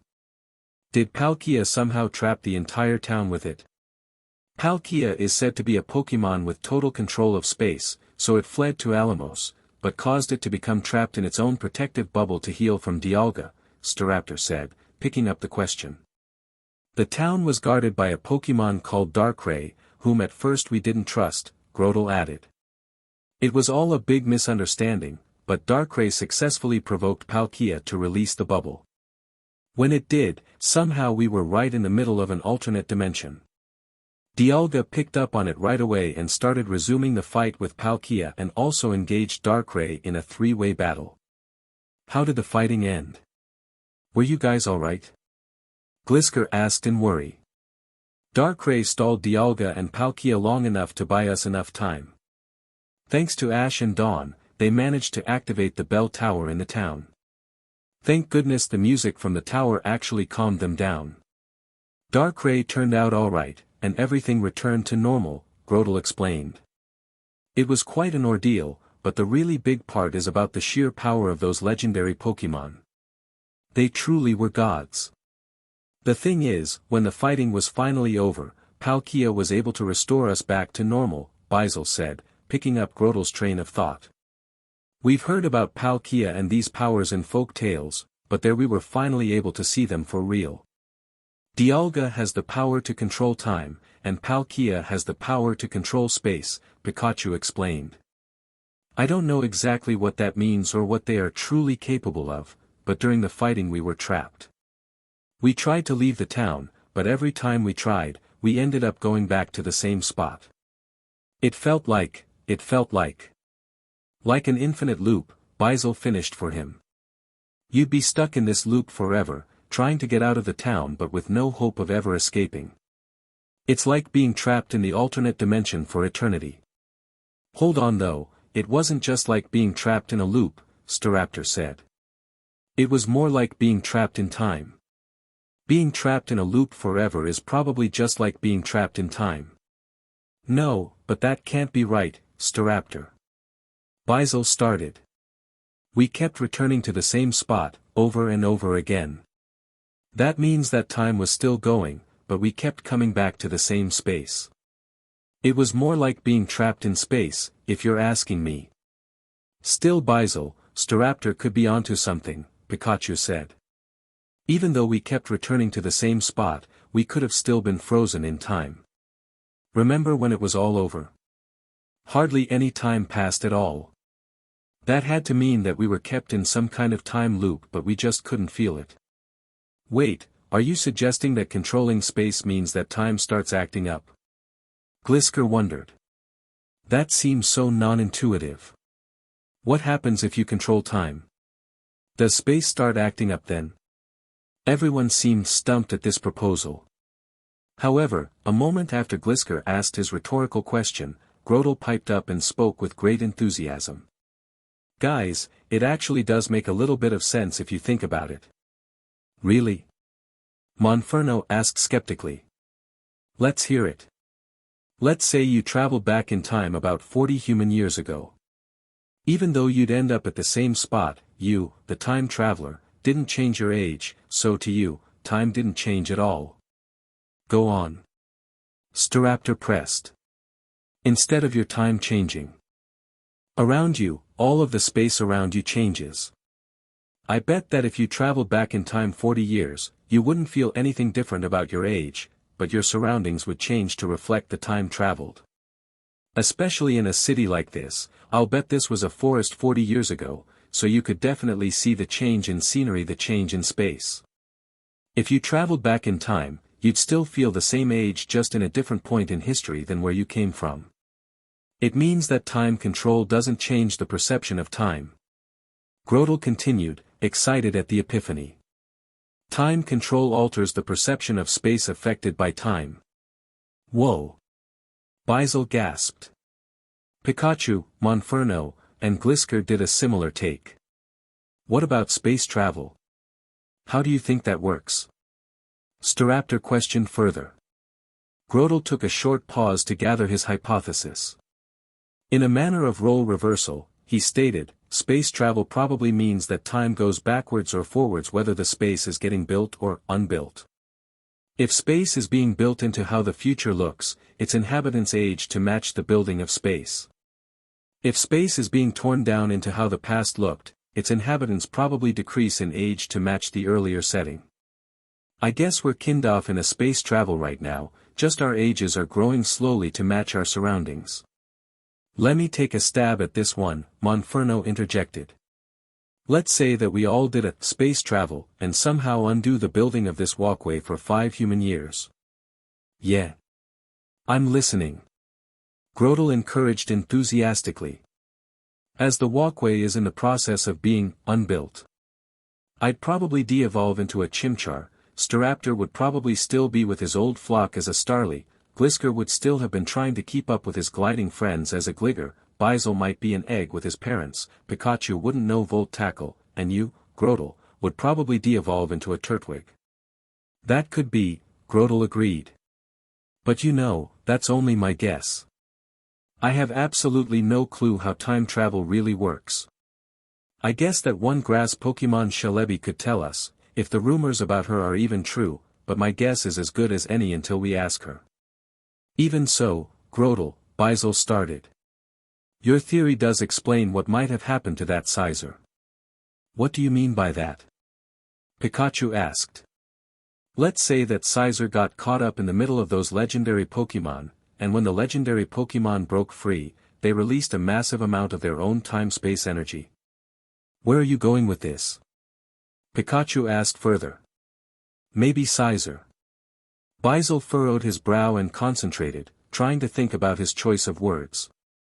Or maybe even the entire region was trapped in some sort of time loop and space loop simultaneously. What if it was like another Alamos town? The intrigued looks by his friends begged him to continue. In that case, the time loop tried to manipulate space, but space was in an infinite loop. The space loop tried to manipulate time, but time was in an infinite loop. If Grodel is right, then somehow that means that neither time would pass nor would space change, time and space would cancel each other out. Basil said. What the heck? Staraptor asked incredulously. What would happen to those caught in this clash? Would they also get cancelled out? I think that's what nearly happened to us, right? Basil nodded to Staraptor.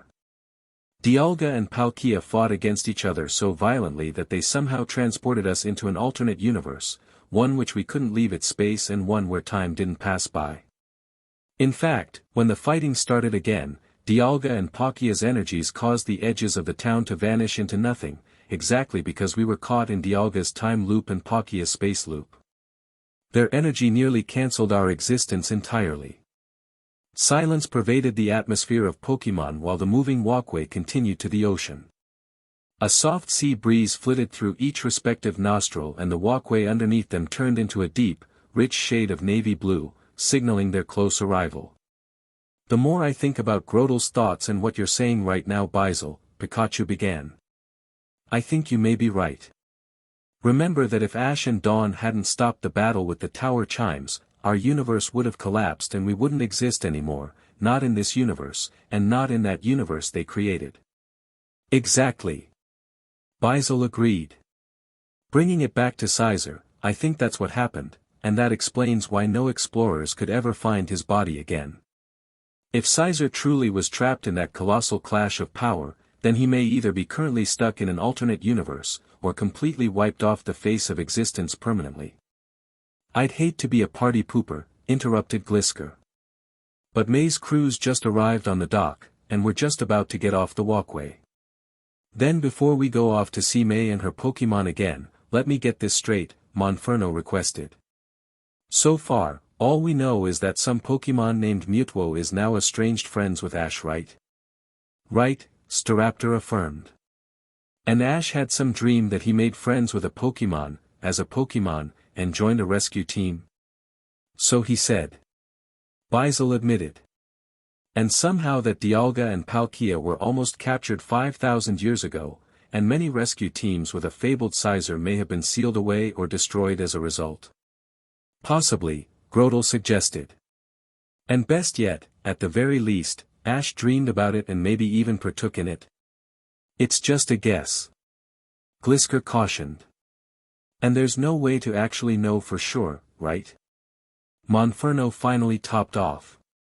Not in this world, Pikachu said. He scoffed at the fact, but smiled just thinking about the possibilities. Monferno also returned the smirk. Right. Not in this world. By the time the questions had finished, all of the trainers and Ash's Pokemon successfully exited off of the moving walkway directed toward the Sunyshore dock. Together, they approached the modestly large cruise ship arriving from the Johto region, ecstatically watched the passenger door unlock itself for safe passage, and itched with anticipation to see their old friend. 12:10 p.m. Sunyshore City, Seaport, Sinnoh region. Beautifly, can you see anything? May asked her flying bug type. May disembarked from the cruise ship slightly later than the rest of the passengers to avoid the large crowd, but to the contrary, the crowd lingered to mix. With people waiting for their arrival and still others who were waiting to depart.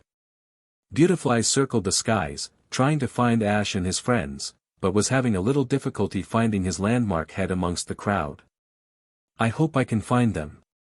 May voiced to herself quietly. What if they didn't make it here in time? No, May told herself sternly. Ash may have trouble doing things like getting out of bed, but he never makes a friend wait. I know he won't let me down. Suddenly, Beautifly made a high-pitched squeal of delight and soared down to where May was to point her in the right direction. Beautifly.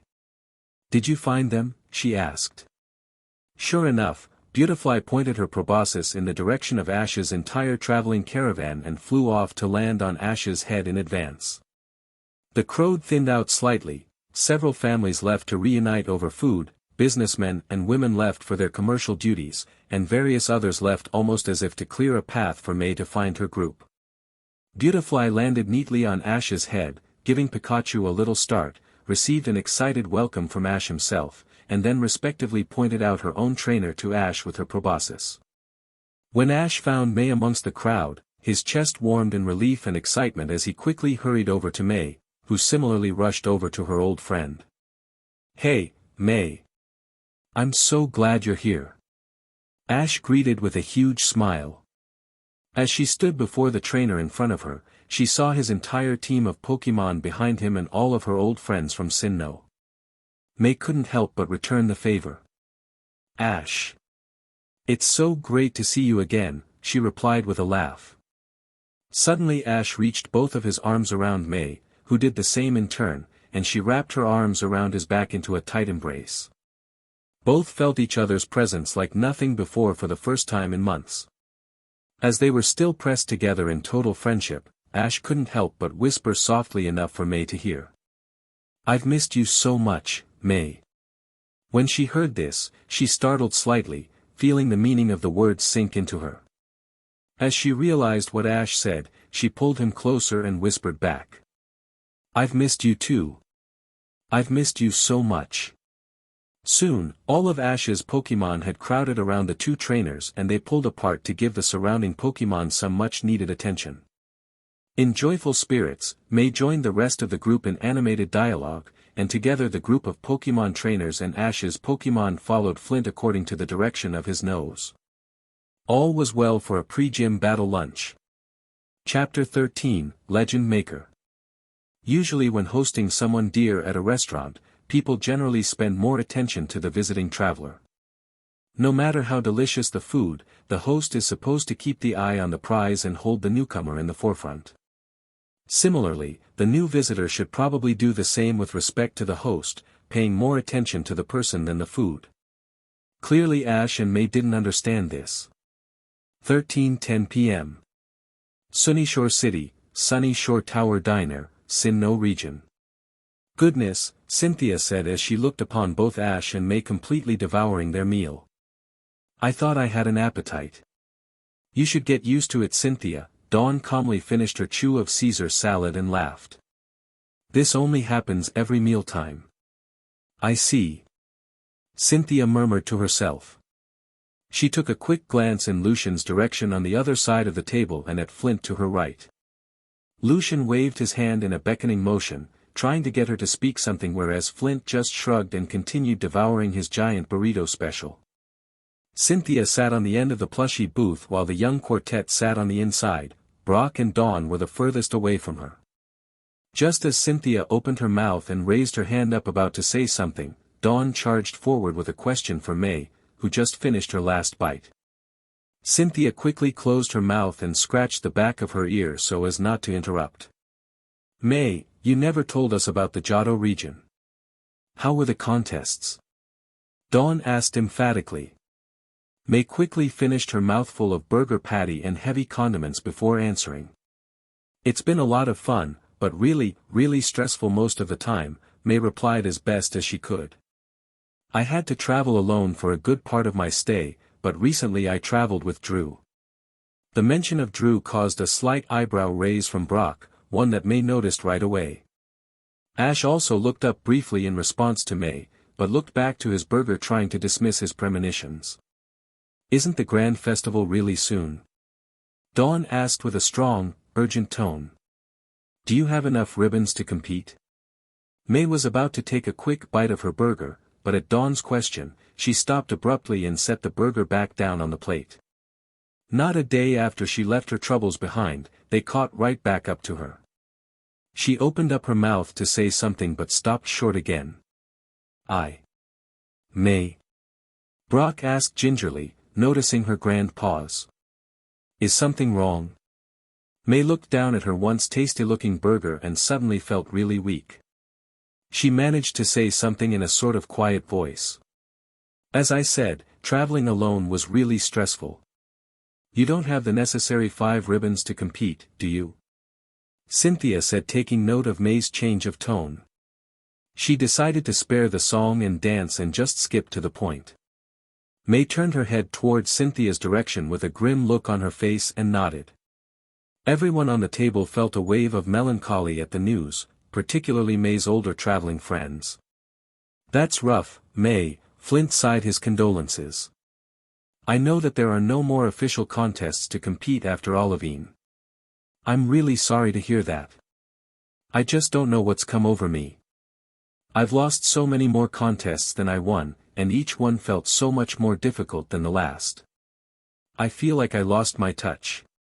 May said, sitting back in her booth to try and sort things out. She noticed Ash stopped eating and was raptly listening to her speak, which surprised her. Ash usually never let good food rest.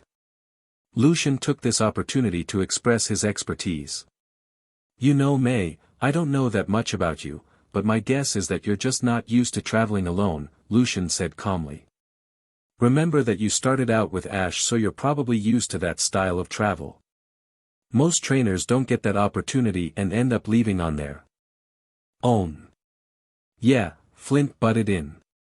Traveling with friends is so much more fun than traveling alone, take my word for it.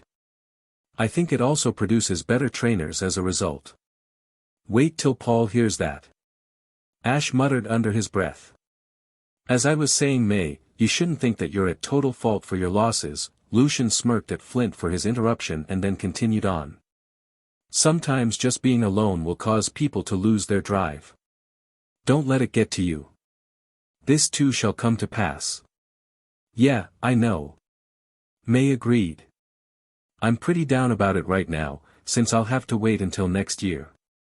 There's one thing I don't get, Cynthia started. You're a great coordinator, I've even seen your appeals on TV. Why aren't you going to the festival anyway? Why are you all the way over here? May began, hesitant what to say. I had other problems in Olivine. Going to the grand festival was out of the question for me.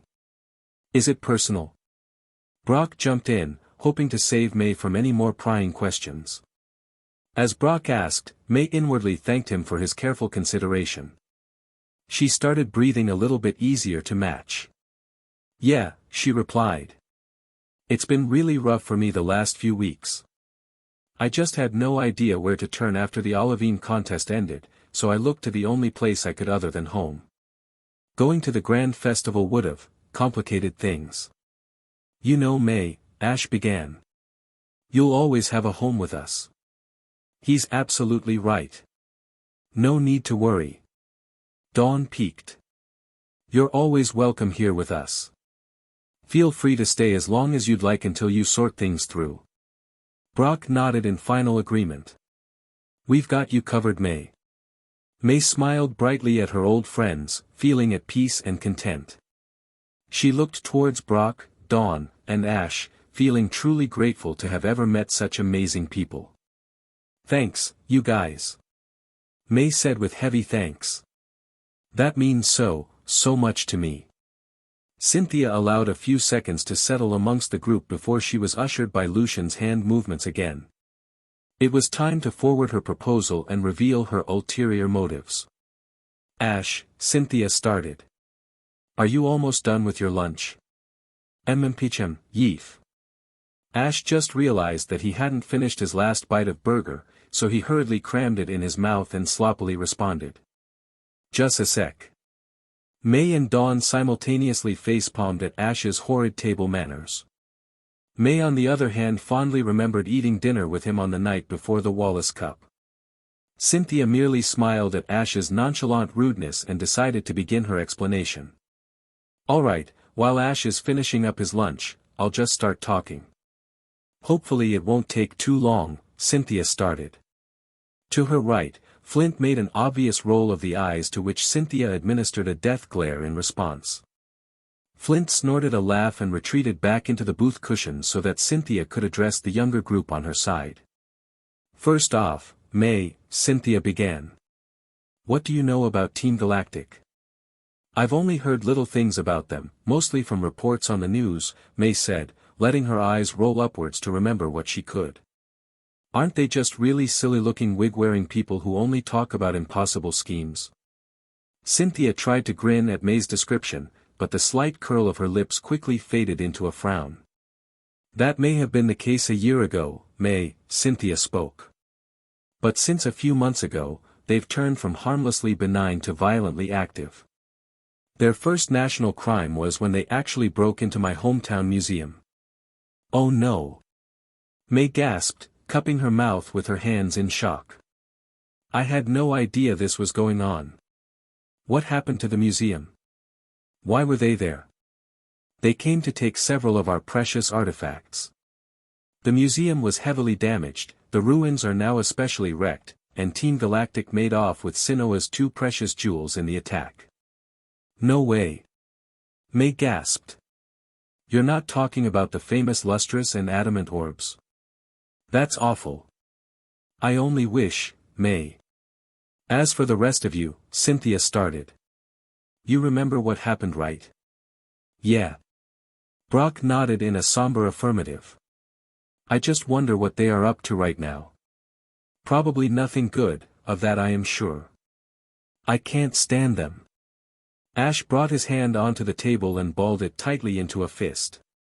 With a slight growl in his voice, he said, I won't forgive them for what they did. Taking those treasures as if they actually belonged to them. There's no way. Cynthia nodded in agreement with Ash and mentally balled her own fist. However, she kept her visage calm. If she was to do anything about these invaders, she would have to be as ruthless, calculating, and stoic as her enemy. I know how you feel, everybody. I know you want to stop their plans as much as I do, so that's why I brought you all here. Now there is the perfect chance to stop them in their tracks. What do you mean? Brock enthusiastically asked. Where are they now? It turns out that Team Galactic is back inside the museum, conducting research on the ruins. Cynthia folded her hands and rested her chin on top, trying to find the right words to say. What? The group unanimously exclaimed, incredulously. Yes, Cynthia gravely affirmed. To this the entire group of young trainers looked to each other and fed off of each other's passionate revolt. Cynthia continued to explain. What's worse is that the townsfolk know about it but don't have the means to fight them. Team Galactic has imprisoned all the trainers who have tried to expose those criminals in the open, and now the grunts are now posing as policeman guards outside the doors. The town has been stifled by their undercover but eminent presence. It's like rubbing salt into an already open wound. Unbelievable. Brock couldn't believe his ears. How did you find out? Were you there? No, I was not there. Cynthia replied bitterly. I suppose I were, they wouldn't have even attempted such a maneuver. Regardless, I found out about their new scheme from my family. You remember Professor Caroline, my grandmother? She and my mom noticed the museum was locked one day and discovered some galactic goons surrounding the celestial ruins. They never found out what Team Galactic was doing in there again, but luckily they escaped before those fake guards took their shift and they phoned me about the situation. What are we going to do then, Cynthia? Dawn asked with an even greater sense of urgency. We're breaking in, of course. Flint couldn't help but pump his fist in the air and interject the most exciting part. It'll be just like in those spy movies. They'll never know what hit 'em. Well, I wouldn't quite put it that way, Cynthia said, blinking at her colleague's sudden outburst, but she chuckled all the same, getting excited with bravado about the prospect. But thank you, Flint, you know how much I appreciate your enthusiasm. But yes, we're basically breaking in, shutting down Team Galactic's plans and brute forcing them out of my hometown. Wait a minute, Brock spoke out, almost in protest. If this is going to be more like espionage followed by brute force, why do you need us? We're definitely not professionals at sneaking in or delivering huge attacks. You, the Sinnoh Champion, and 2 Elite Four members should be enough to finish them off, right? Brock's right. May nodded in agreement. You all are definitely more capable than we are for something like this. Why do you need our help?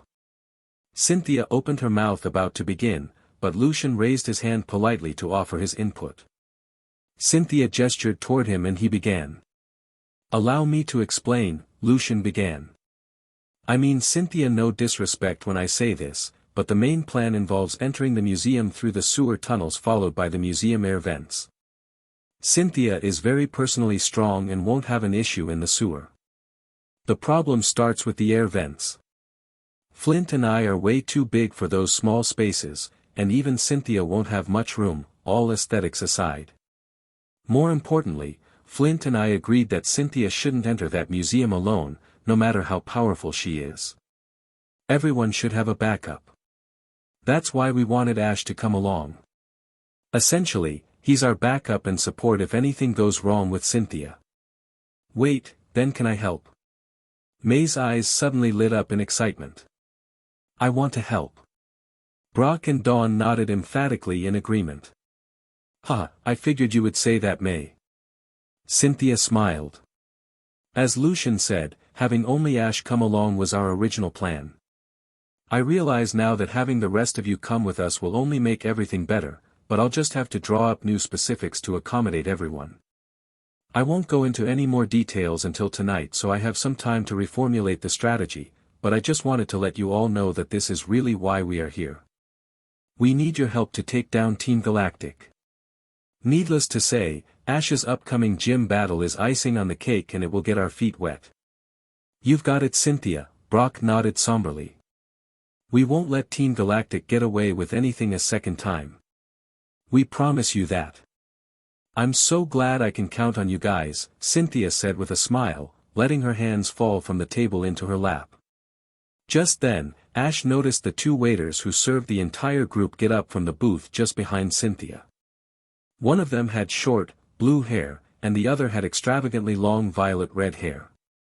Ash couldn't help but feel that there was something familiar about those two, but before he could vocalize anything, someone shouted out, "Look, you guys. It's the Sinnoh Champion." Suddenly a horde of trainers both young and old approached Cynthia's table and bombarded her with questions. Flint and Lucian simultaneously blinked their eyes twice and watched the chaos unfold. Flint suggested the group to get up and head over to his favorite ice cream shop for a dessert. Lucian paid the bill in full, and soon the entire group of trainers at Cynthia's table and her fans migrated as well. So as not to keep her fans in the dark where she was headed, she asked the crowd, "Do you guys want any ice cream?" "Yeah," the crowd of trainers emphatically responded. Cynthia smiled and shouted out, "Then it's my treat." Flint, who was ahead of Cynthia leading the massive group of people, rolled his eyes at all of the shenanigans. "Show off," he muttered under his breath. Turning to Lucian at his side, he joked, "I don't know about you, buddy, but I never, ever got this sort of treatment." "It's actually not as glamorous as you might think," Lucian chuckled. "Most people are kind though. Every once in a while you'll get a really snippy challenger, harassment from the news, or something worse." Flint rose into good spirits as he turned his head back to look at the flash mob. A whole bunch of trainers were surrounding Cynthia, asking her questions and begging for her autograph while some other trainers simply followed the crowd, mingling with Ash, Brock, Dawn, and May, exchanging greetings and sharing their experiences. Still at the head of the crowd, however, Flint wondered aloud to his partner. "Hey Lucian," Flint started. "I know she usually tells the truth to us most of the time, but don't you think that bringing Ash along just as backup is already an extremely flimsy excuse, even for Cynthia?"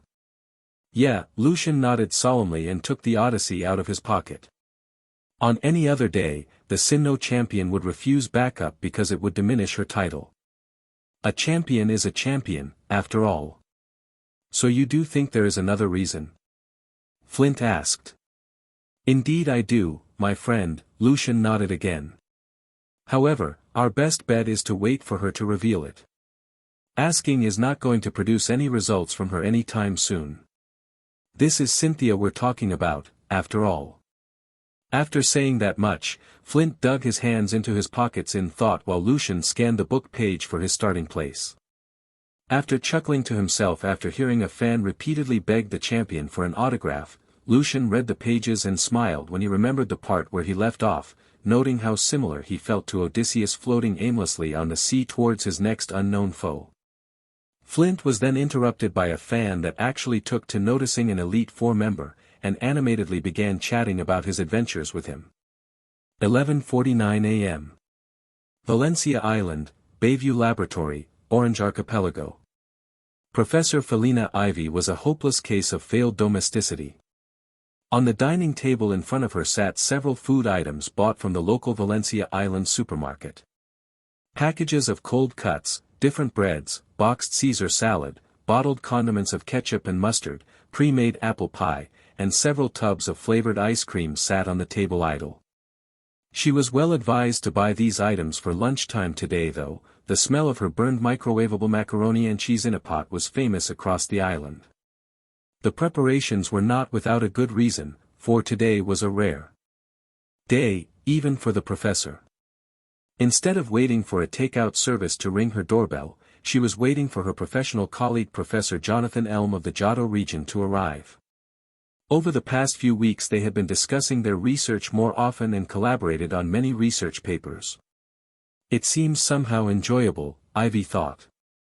The quirky lab rat and the clumsy kitchen failure meeting each other for the first time.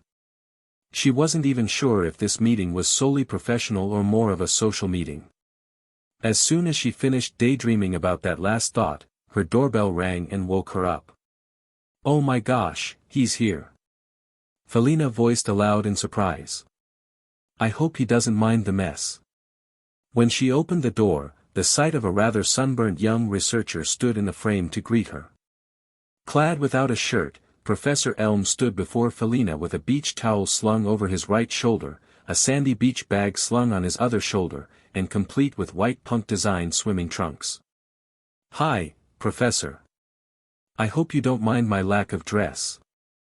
I wanted a tan while I had the chance but I didn't check the time, so I ran a little late." Professor Elm said with some measure of embarrassment.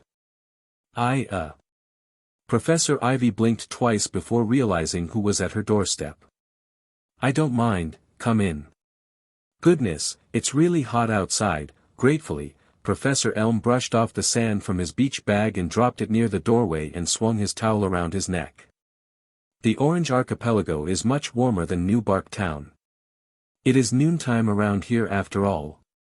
Professor Ivy smiled in return. "New Bark is called the place where the winds of new beginnings blow, right? You're probably used to more temperate climates. Here, I bought some food from the grocery store for lunch." She motioned for Elm to sit at the table where all the food lay. "I mean, I don't really cook for myself, especially after my spaghetti ruined our research drafts last time." "Oh, you didn't have to do that for me."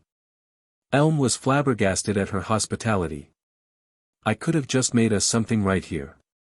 "You're too kind, Professor," Ivy said rather bashfully. "Say, did you enjoy your time on the beach? I thought you were more of a lab person, "Oh yes, usually I am," Elm said with a chuckle. "All of my assistants back home made sure that I left for the archipelago without any work or anything to keep me occupied, so I actually got outside for once. This was a really new thing for me, honestly." "You mean you've never been to the beach?" Ivy asked in shock. For her, there was not a day she didn't spend in the salty, pristine water, although usually for moderate amounts of time collecting data. "Actually yes," Elm replied rather embarrassedly. "But for a first time, this was awesome. I'm so glad I could come." "Oh no," Ivy interjected. "The pleasure is mine. Professor, your lab looks quite like mine." Ivy raised her eyebrows slightly. "How so?" "It's really, Elm mulled a little for the right word, hoping not to sound accusatory. "It's rather busy." "Oh my gosh, you're right," Ivy said, cupping her mouth in embarrassment. "I'm so sorry, my assistants and I don't really feel the need to clean up all the time. I apologize for the mess." "That's really no problem, I assure you. Where are your assistants, by the way? Elm asked. Faith, hope, and charity, right? Absolutely, Ivy said. I actually let them take the day off for today. For once, all of my duties were in the morning and I just had to check on the Pokemon feeding and behavior patterns long before you arrived. I'm free for the rest of the day. I completely understand. Say, Elm wondered aloud. Am I here on vacation or business? Either way I don't mind. It is really great just to meet you in person. As it is getting to meet you. I am glad we get to speak face to face for once instead of over videophone, Ivy agreed. I thought about it actually, but since we're just discussing theories and not writing a research paper, it'll just be a little bit of both this time. Sounds good to me. The main thing though is definitely about our legend theories. Do you mind if I dig in? It would be a waste if I didn't, right? Of course, go right ahead. And I agree on the legend focus. There's been something about the legend of Shamudi Island that intrigues me. What about it? You never went into further detail, Professor. Elm took a seat at the end of the table and began preparing a simple sandwich for himself as Ivy sat on the opposite end of the table. Ivy took a slice of pepperoni in her hand and shoved it carelessly into her mouth. It's just something about legend that bothered me, she managed to speak. Something about the text. What about it? Elm asked, shoveling a hastily made sandwich into his mouth. Here, Professor Ivy said as she pushed her seat out of the table and walked to her computer station. Let me just print a copy of the inscriptions and the translated text. Ivy quickly opened the appropriate files on her computer and printed out a picture of the shrine text and a copy of the translation. By the time the professor came back with the 2 printouts, Professor Elm already finished his sandwich and was ready for investigating.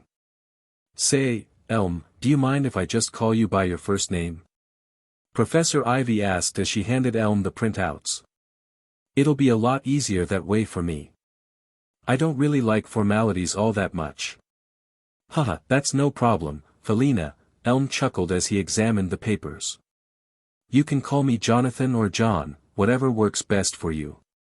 Thanks, and you can call me Felina or Fel, whatever works for you, Ivy gratefully said. In that case, John, go ahead and read the translation out loud. My theory becomes a bit clearer if the text is read aloud. Alright, then. Elm looked at her and brought out his reading glasses. He proceeded to read the text in a precise and articulate voice. Disturb not the harmony of fire, ice or lightning. Lest these titans wreak destruction upon the world in which they clash. Though the water's great guardian shall arise to quell the fighting. Alone its song will fail, and thus the earth shall turn to ash. O, chosen one, into thine hands bring together all 3.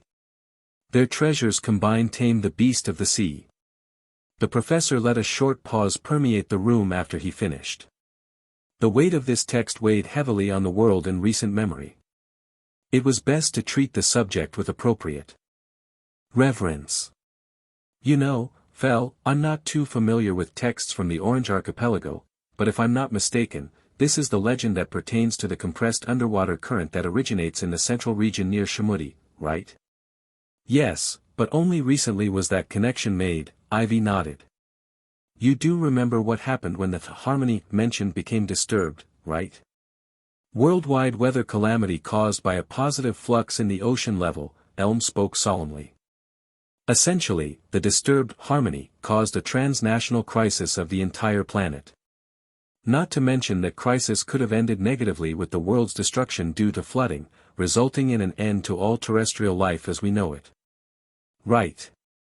Elm shuddered at the mere thought. But, Felina, certainly you agree that the most important thing is that those events didn't happen. Precisely, John, Ivy agreed. But they came to pass only because the inscribed legend gave specific instructions to stop it. You remember how, right? Yes, Elm nodded. According to your report and others from regional professors, a young boy named Ash Ketchum, whom I'm familiar with, retrieved the ice orb from Ice Island and completed the ceremony together with the festival maiden. Almost instantly, the water spouts, whirlpools, typhoons, and lightning ceased and the ice floes were melted soon afterward. It was as if nothing happened. Correct, John. You followed the events on the news, right? As best as I could, Elm apologized. To be honest, I was more occupied trying to find out what the heck I should do about my panicky Pokémon back in my lab. I remember the storms that started up in my backyard though. We got snow, sleet, thunder, even a short sandstorm for crying out loud. Did it seem likely at the time that a single man could stop the calamity? Ivy asked. Elm shook his head gravely. Not at all. Ivy pointed to the paper in Elm's hand. Upon reading the inscribed legend for a second time, is it obvious yet that a kid named Ash Ketchum was the only way to stop the disasters? Still no, Elm said, scratching the back of his head. Ivy nodded at his confession. Then answer me this, what do the words, "and thus the earth shall turn to ash," mean to you, disregarding what they mean with respect to the actual crisis? Elm said, rubbing his chin in his hand. I would have thought that the word ash was more of a metaphorical way to describe the world destruction. Something like a world reduced to total devastation or something in the ballpark. And what about, oh, chosen one? Ivy asked further. Did it sound like it was referring to the word ash like a literal name? Again, no. I would have thought that the words chosen one didn't actually describe a person with a real name, rather someone really exceptional who could do something about the calamity. Would you have ever thought that the text was literal, John?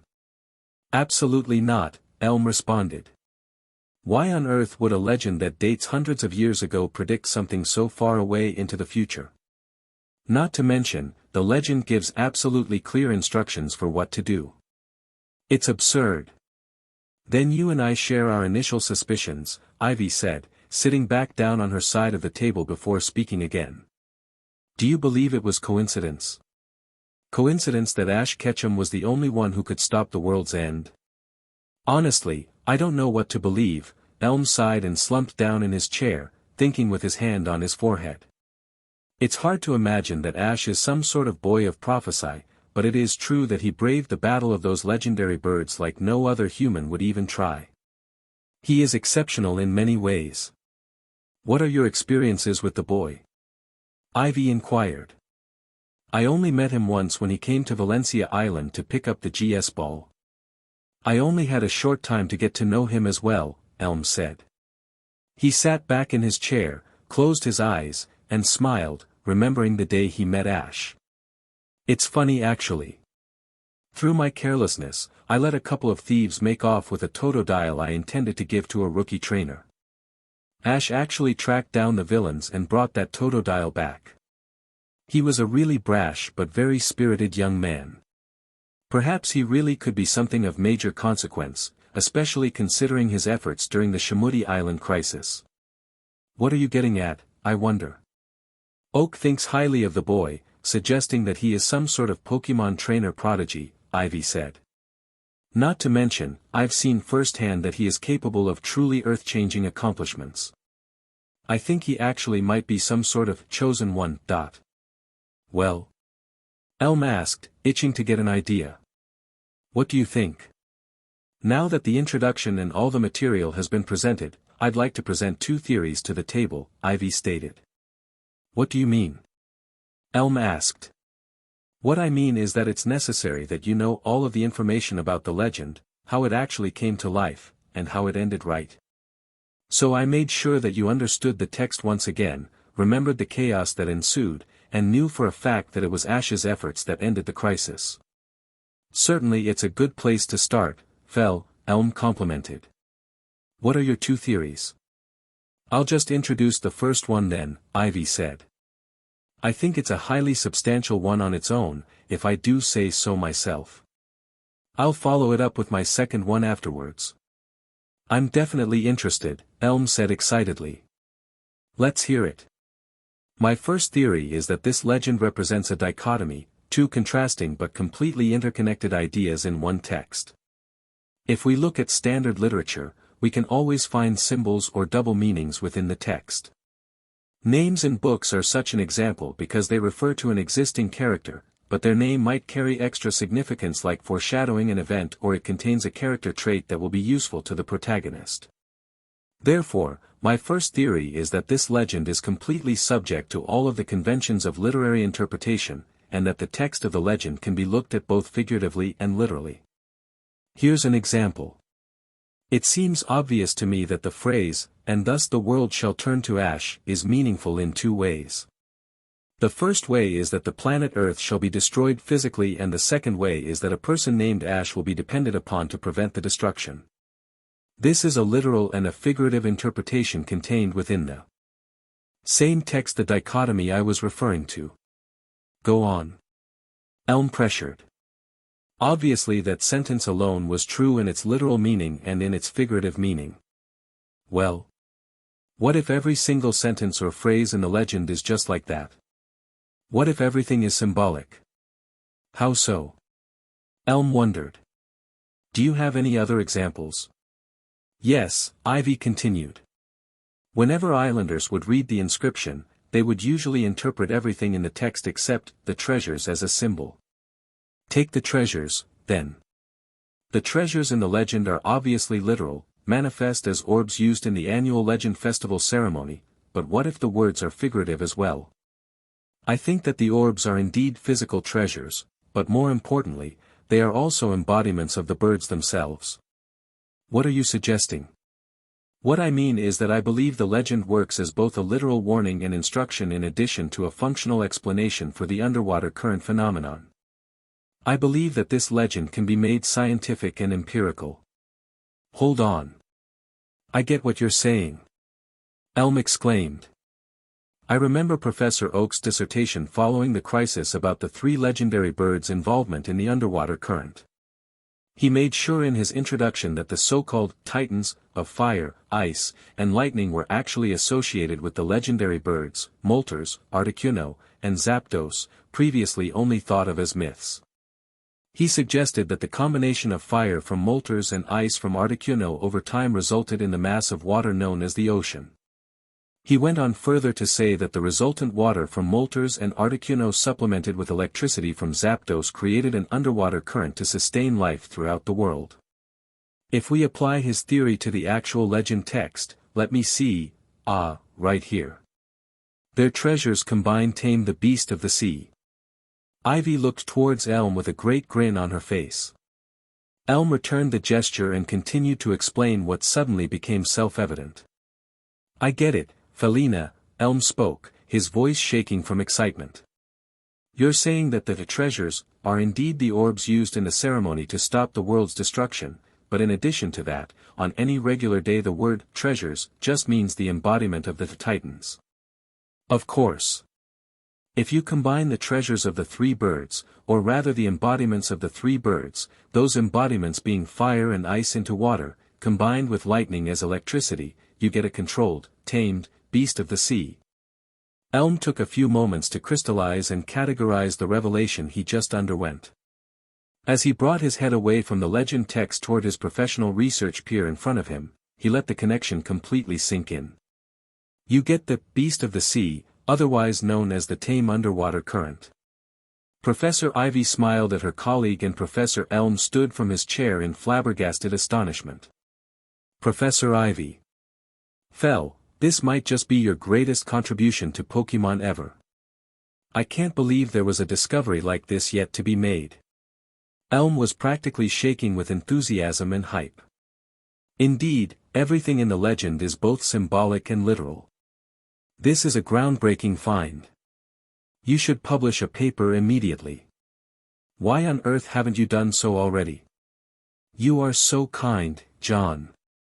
Ivy laughed in her chair and tried to shake off Elm's praise for the sake of humility. But not yet, let me explain. There's more. Elm joked. There's more to reveal. Yes and no, Ivy said, smiling but holding up her hand to slow the other professor down. You forget that in order to be taken seriously, the first thing that needs fulfilled is obtaining a professional reviewer, like another Pokemon researcher. You would be perfect for that. Elm slammed the palm of his right hand down on the table, rattling the mayonnaise and utensils, and pumped his left hand into the air in a fist. Then what are we waiting for? Let's go publish that paper. Hold on, damn it. Ivy waved her hands and laughed hysterically. I know you're eager to finalize this theory and everything, but you forget that even better than a researcher review is a supplication of actual proof. Ah. I see. Suddenly, Elm realized why the other professor hadn't immediately written a statement to Pokémon Researchers Monthly, a research paper to the Pokémon Institute, or an essay to any of the major universities. Now that I think of it, your research paper would be all theory and no proof. That's rough. I knew you'd understand. Now comes the fun part where you come in, John, Ivy said. What do you mean? Elm asked while still standing. Here, sit back down, Ivy began. This could take a while. Remember, I haven't actually mentioned my second theory about this entire conundrum. That's right. Elm said, mentally slapping himself for forgetting as he took his seat again. It must have slipped my mind in all the excitement. Professor Ivy laughed merrily at her colleague's frankness. This is only a guess, John, but I believe that this legend is actually only a template. Excuse me? Elm pet his eyebrow far into his forehead. This was completely unexpected. What do you mean a template? You're from the Johto region, so I'm sure you're acquainted with the myths of Ho-Oh and the three legendary beasts, right? Ivy asked. Yes, Elm affirmed. You should know though, it's not exactly my field of expertise. I specialize in Pokémon reproductive study and breeding patterns, not Pokémon lore. That stuff would be better left to Professor Cedric Juniper from Unova, wouldn't you say? Oh, I'm very familiar with your work, Ivy assured the professor across the table. But you also know that Pokémon lore isn't my specialty either. I'm an expert in international Pokémon physiological differentiation. The reason why I called you over here is because I have a wild suspicion that this legend doesn't only apply to the bird trio of my region alone, but other legendary Pokémon as well, specifically other trios, perhaps in your region, where another trio is extremely prominent. Oh, no. Elm sighed, smiling at the ground as he caught his head in his hand on the table. Fel, don't tell me that you think that the Johto beasts work the same way. Would it be such a shock if they did? Ivy taunted. Pokémon patterns appear across many species. Perhaps there is a connective link between the legendary Pokémon that we know of. Elm said, brushing his eyebrows and looking up into the ceiling. You know, there could be a resemblance between the birds and the beasts, coincidentally. I'm sure you can fathom something, right? I haven't actually come up with any answers, I just thought you might be able to connect my legend to your myths, Ivy said. Let me see here, Elm said, using his hands to form his words properly. Well, the beasts in question are obviously Entei, the volcano Pokémon, Raikou, the thunder Pokémon, and Suicune, the aurora Pokémon, all connected to Ho-Oh, the rainbow Pokémon. All three beast Pokémon have been reported as existing species by multiple accounts, so we can certainly assume that they are real. There is a legend surrounding the three beasts about their origin, although it is debated whether or not the beasts are truly one-of-a-kind species. In the most widely known legend, the ORL tradition, it is said that Ho-Oh resurrected the three beasts from unnamed Pokémon who perished in the burned tower centuries ago. Supposedly Entei was reincarnated in the image of the flames that burned the tower, Raikou in the likeness of the thunderstorm that caused the fire, and Suicune in the impression of the north wind that brought rain down to put out the flames. If we use your example of the treasure as a figurative way to describe the embodiments of the beasts, we get Entei embodied as either a volcano or an eternal flame that cannot be extinguished, also Raikou as either a thunderstorm or a great thunderbolt, and finally Suicune represented as a rain or a strong gale coming from the north. Exactly, John, Ivy affirmed. I knew there should have been a connection to another trio just like this. Great, so we have the treasures now applied to the legendary beasts. Elm sat more comfortably in his chair but seemed unsatisfied with Ivy's confirmation. But what about the rest of the legend? How do words like water or beast of the sea fit in? You see, this is now where I get stuck, Ivy said, also settling in to try to figure out a solution. You said it was Ho-Oh, the rainbow Pokemon, that created those beasts, right? Correct, and it was Lugia that created balance to the underwater current, right? Elm assisted. Correct, so it would stand to reason that Lugia and Ho-Oh are opposites, right? Felina, I don't blame you for not knowing Johto lore as much as a native, but treating them as polar Pokemon isn't accurate, Elm began. They both came to rest in the Acritic Towers, each in an opposite tower as a movement to improve relationships between humans and Pokemon. However, they weren't considered opposites just for that. Truly they aren't very different from each other. But hold on, Ivy began. Is it possible that they are opposites, but still connected? Maybe like peas in a pod? What do you mean? John, consider this. Let's take the story of the three legendary beasts as a basis for this argument. If the legendary beasts were actually revived Pokemon who perished in the fire of the Brass Tower, then you could say that Ho-Oh has dominion over creation. Perhaps Lugia has something to do with creation as well. Hold it right there, Fel. Realization hit Elm like the bright sunrise in the morning. That word, dominion, is perfect. You basically said that Lugia had dominion over the underwater current originating from Shamudi Island, right? Right, but where are you going with this? Ivy asked.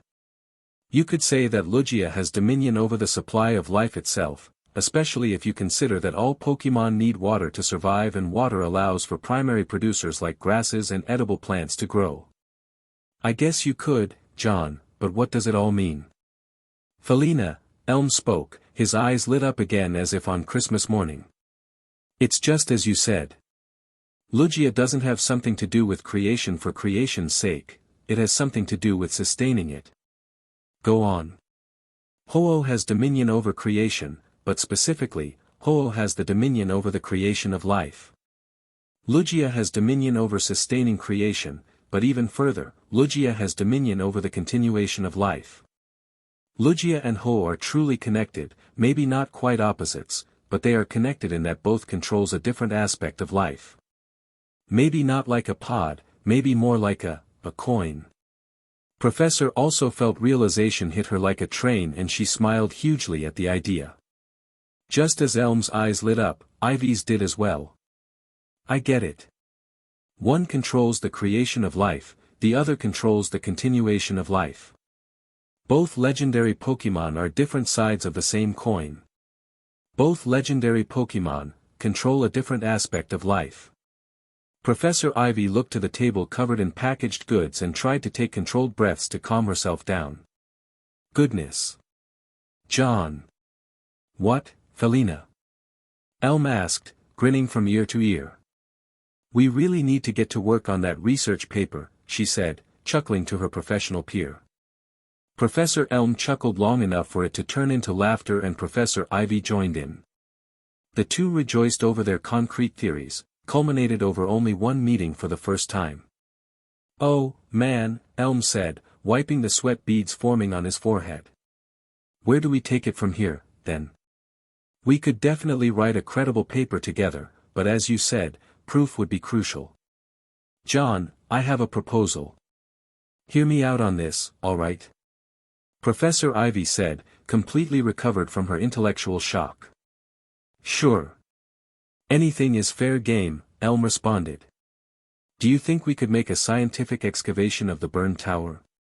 Ivy asked. I think that if my template theory is correct and if your Lugia to Ho-Oh relationship theory is also correct, we should find an inscription or some instruction within the burned tower that resembles the legend on Shamudi Island. Wow, you're really onto something. Elm exclaimed. You're absolutely right.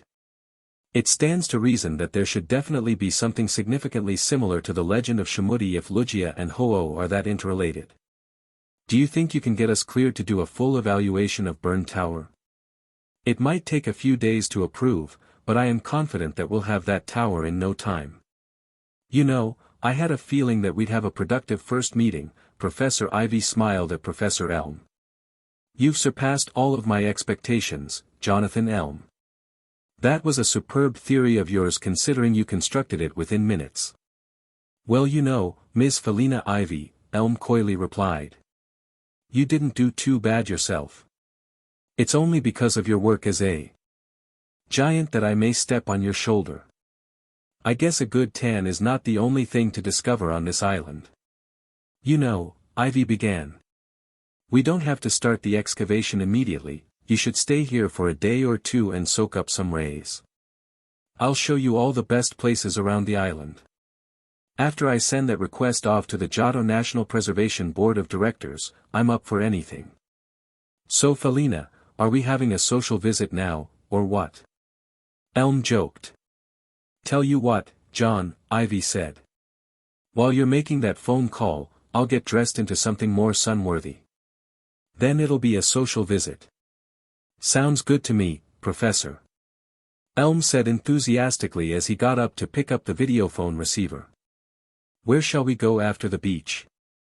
I think we should go out for some dinner and talk about other things, not just research. Amidst a hushed rustle of clothing, Elm could hear Ivy speak through the bathroom door. I'll have you know I don't really get that many guests, and worse, I haven't gotten a good tan in 2 weeks. I need a good night out anyways, Professor Elm. Indeed, Professor Ivy, neither have I. This will be beneficial for the both of us, Elm said in reply, typing in the phone number for the Galactic City gym operator. Man, this is way more interesting than watching cell divisions. At that happy thought, Elm pushed the green call button on the videophone dial pad. Time to whip out the good old University of Celadon charm. 13:45 p.m. Sunyshore City, Sea Breeze Stone Creamery, Sinnoh region. Nobody was quite prepared for the organized chaos in the ice cream parlor.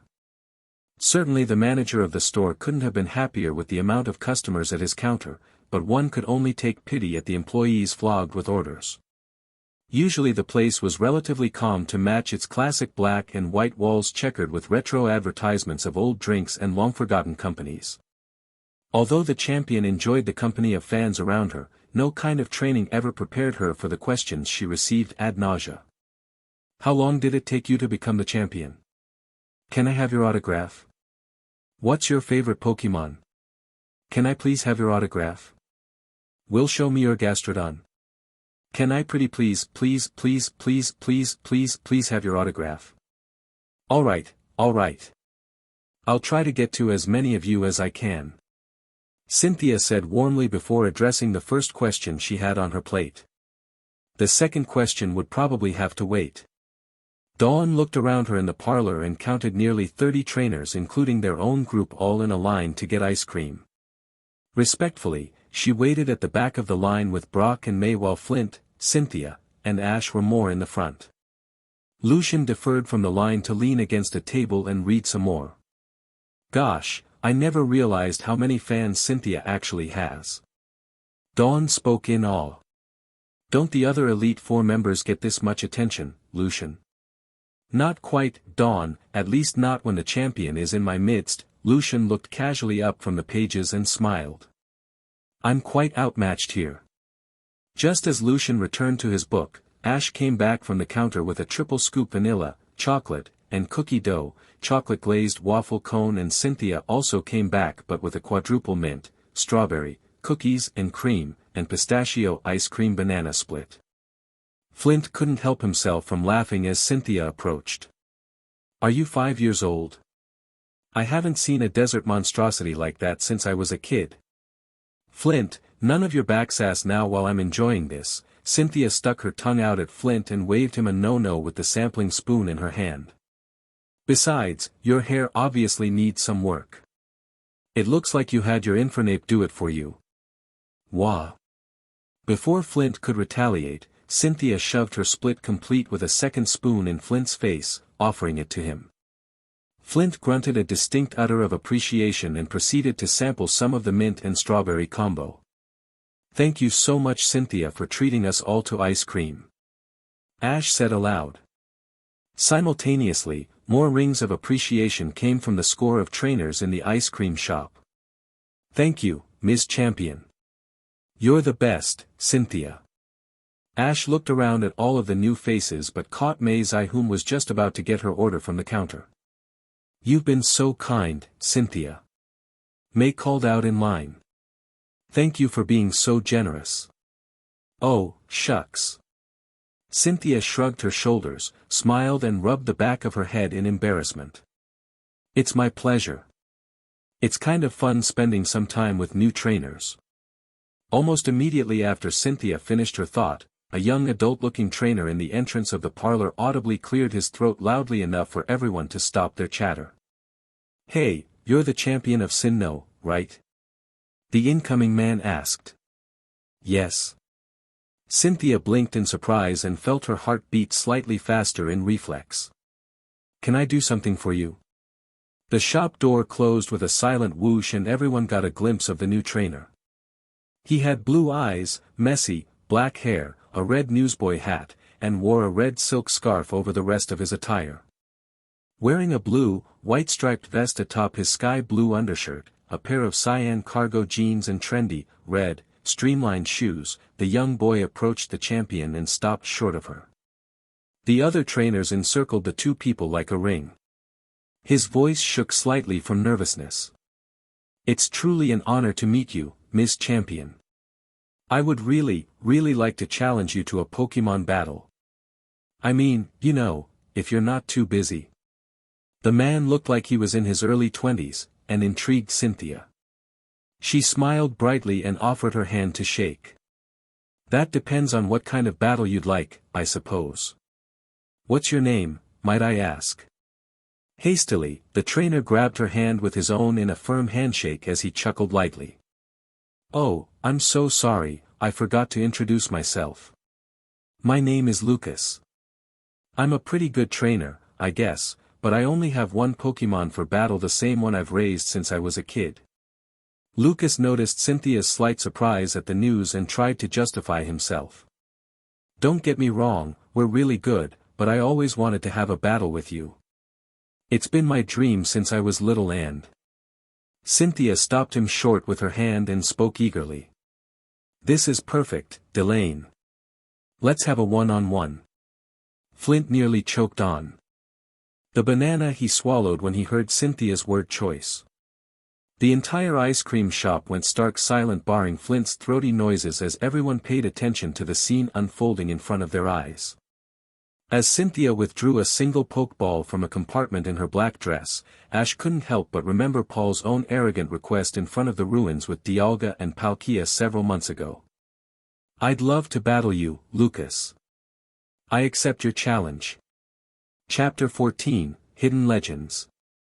Needless to say, Lucas, the incoming challenger, and every single person inside of the ice cream store was completely stunned. It wasn't every day that a regional champion accepted a field challenge. Almost immediately, excited whispers floated in the air carrying words of encouragement, doubt, and absurd gambling on the outcome. 13:45 p.m. Sunyshore City, Sea Breeze Stone Creamery, Sinnoh region. What really? Lucas asked, not entirely sure if he heard correctly. Really? Really, Cynthia? Flint said, still recovering from the surprise banana lodged in his throat. Despite that setback, he tried to dissuade Cynthia from continuing.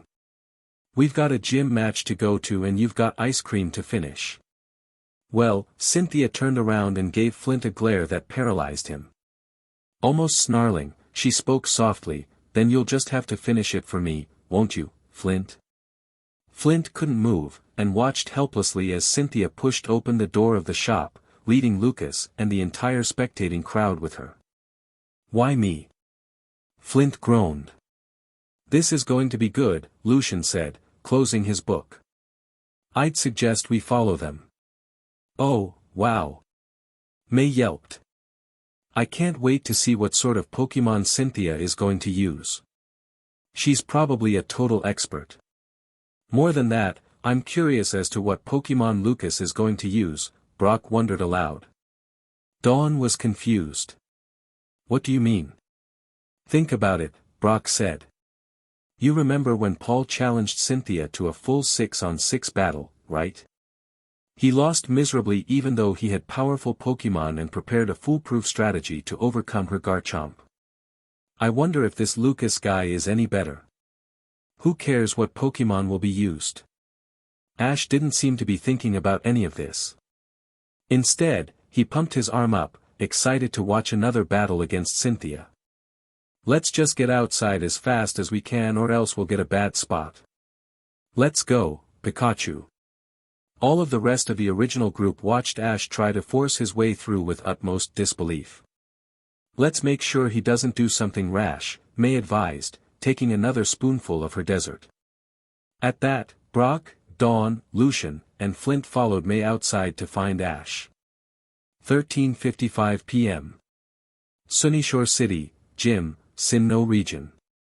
Faulkner paced the boundaries of the battle arena in the Coliseum section of his gym complex.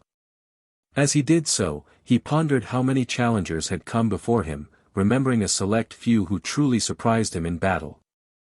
Even more vividly, he recalled the few badges he dispensed to those deserving trainers. He then remembered how many badges he handed out without thinking twice, a number plentiful enough to fill the Coliseum seats several times over. Per protocol, the house lights were dimmed to conserve on electricity because Faulkner knew just how many watts the complex consumed. He traced the white boundary line, dug his hands into his pockets and wondered why he spent so much time wasting away just to renovate the place and then to not use it. When he got to the median of the field, he walked straight into the centerpiece inscribed circle, and stopped, letting himself revel in his present condition, as the most feared gym leader of the Sinnoh region. I think it's time I called everyone out, eh? Faulkner asked himself, placing a hand on the holstered ball secured to his belt. He took one last look at his gym, admiring the structure and the memories it contained, and finally pressed a single button. In a brilliant display of light, each of the industrial brights flashed on full, illuminating the stands, the field, and for some reason, Faulkner's passion for Pokemon battles. In one swift motion, Faulkner detached all of the Pokeball from his belt and released them. Come on out everybody. Several simultaneous explosions of light later, 6 Pokemon appeared before Faulkner, slightly confused and even a little nervous. It had been a while since they saw Faulkner look something other than bored and grouchy. He caught each Pokeball as it released itself and reattached each one to his belt for safekeeping. He looked on to his teammates for a little and spoke in a cheery and determined voice. Hey guys! Faulkner announced in a booming voice which resonated along the complex walls. It's so great to see you all. I wanted to call everyone out so that I could speak at once. Come around closer. With little hesitation, all of Faulkner's Pokemon formed a makeshift semicircle and listened intently as Faulkner sat on the ground in a comfortable position. Faulkner looked on to see his teammates and counted off each one as he looked. He smiled at Raichu, his first Pokemon, Octillery, his memento of the Johto journeys, Jolteon, a gift from the daycare couple in Solation Town as an EV, Ambipom, from when he got lost in Eterna Forest, Luxray, his most recent capture, and finally Electivire, a token of friendship with Flint. Faulkner started his speech. You guys, the first thing I want to do is apologize, Faulkner began. I have been very unfair to all of you with how I've been acting and how I've treated you.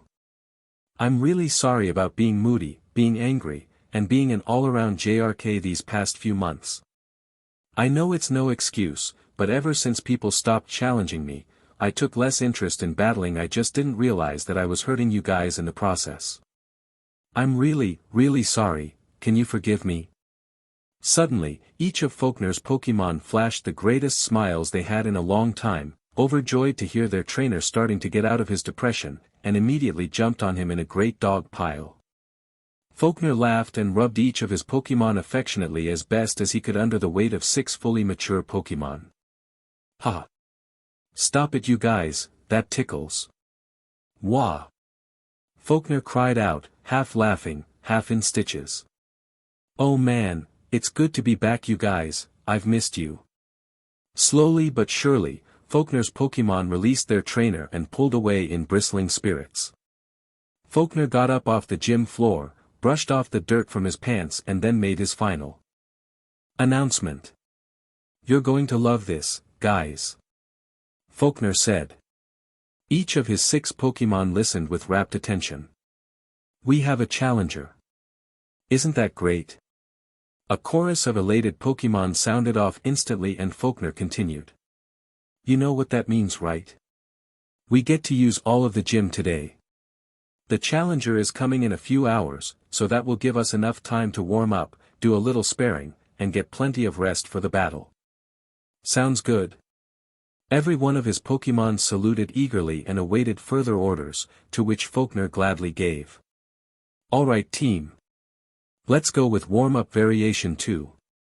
I want Octillery and Raichu on Station 1, Jolteon and Luxray on Station 2, and Ambipom and Electivire on Station 3. I'll take Station 4.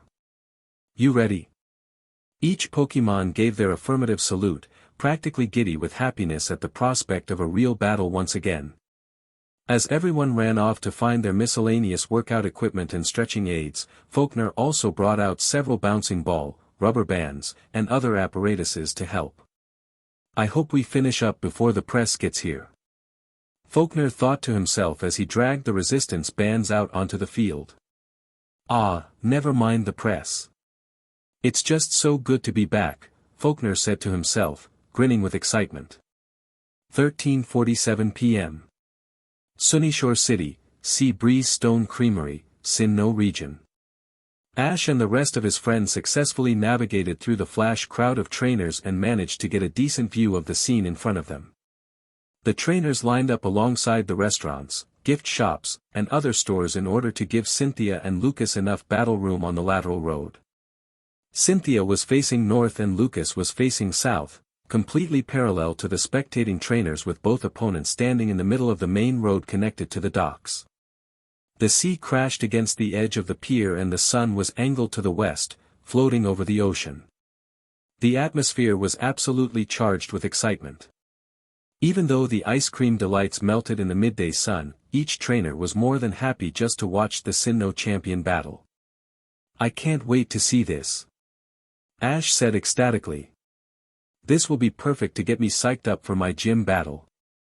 All of Ash's Pokémon remained outside of their balls since lunch but waited outside of the ice cream shop for Ash to return. Now they gathered near him, itching to get this battle started. Pikachu hopped off Ash's shoulder and took a seat on Grotl's back, next to Bizel, who nodded in return, waiting for the battle to unfold. May, Dawn, Flint, and Brock on the other hand tried to finish their ice creams as soon as possible. Lucian approached the center of the field as a referee. Murmurs of approval, shock, and further absurd bets wafted throughout the spectators as Lucian stopped in between Lucas and Cynthia. Both combatants looked confident in their abilities and smirked at each other, the same victorious thought playing through their minds. Is the challenger, Lucas of Sunyshore City, and the defender, Cynthia of the Sinnoh League Championship ready? Lucian called out to the trainers. Wait, Lucian, I have an idea to make this more interesting. Cynthia said, a devilish grin snaking across her face. Lucas, what do you say to a bet, between you and me? Sounds good to me. Lucas raised an eyebrow in surprise but kept his composure. However, I'll get to name my terms of the bet. Is that fair? Yes it is. Cynthia turned toward the spectators and shouted out. Let me make a bet with you. If I win, everybody here will come with me to the Sunyshore City gym and spectate Faulkner's return with a gym battle between him and Ash Ketchum of Pallet Town, winner of the Orange League Championship and top 8 in the Johto and Hoenn Leagues.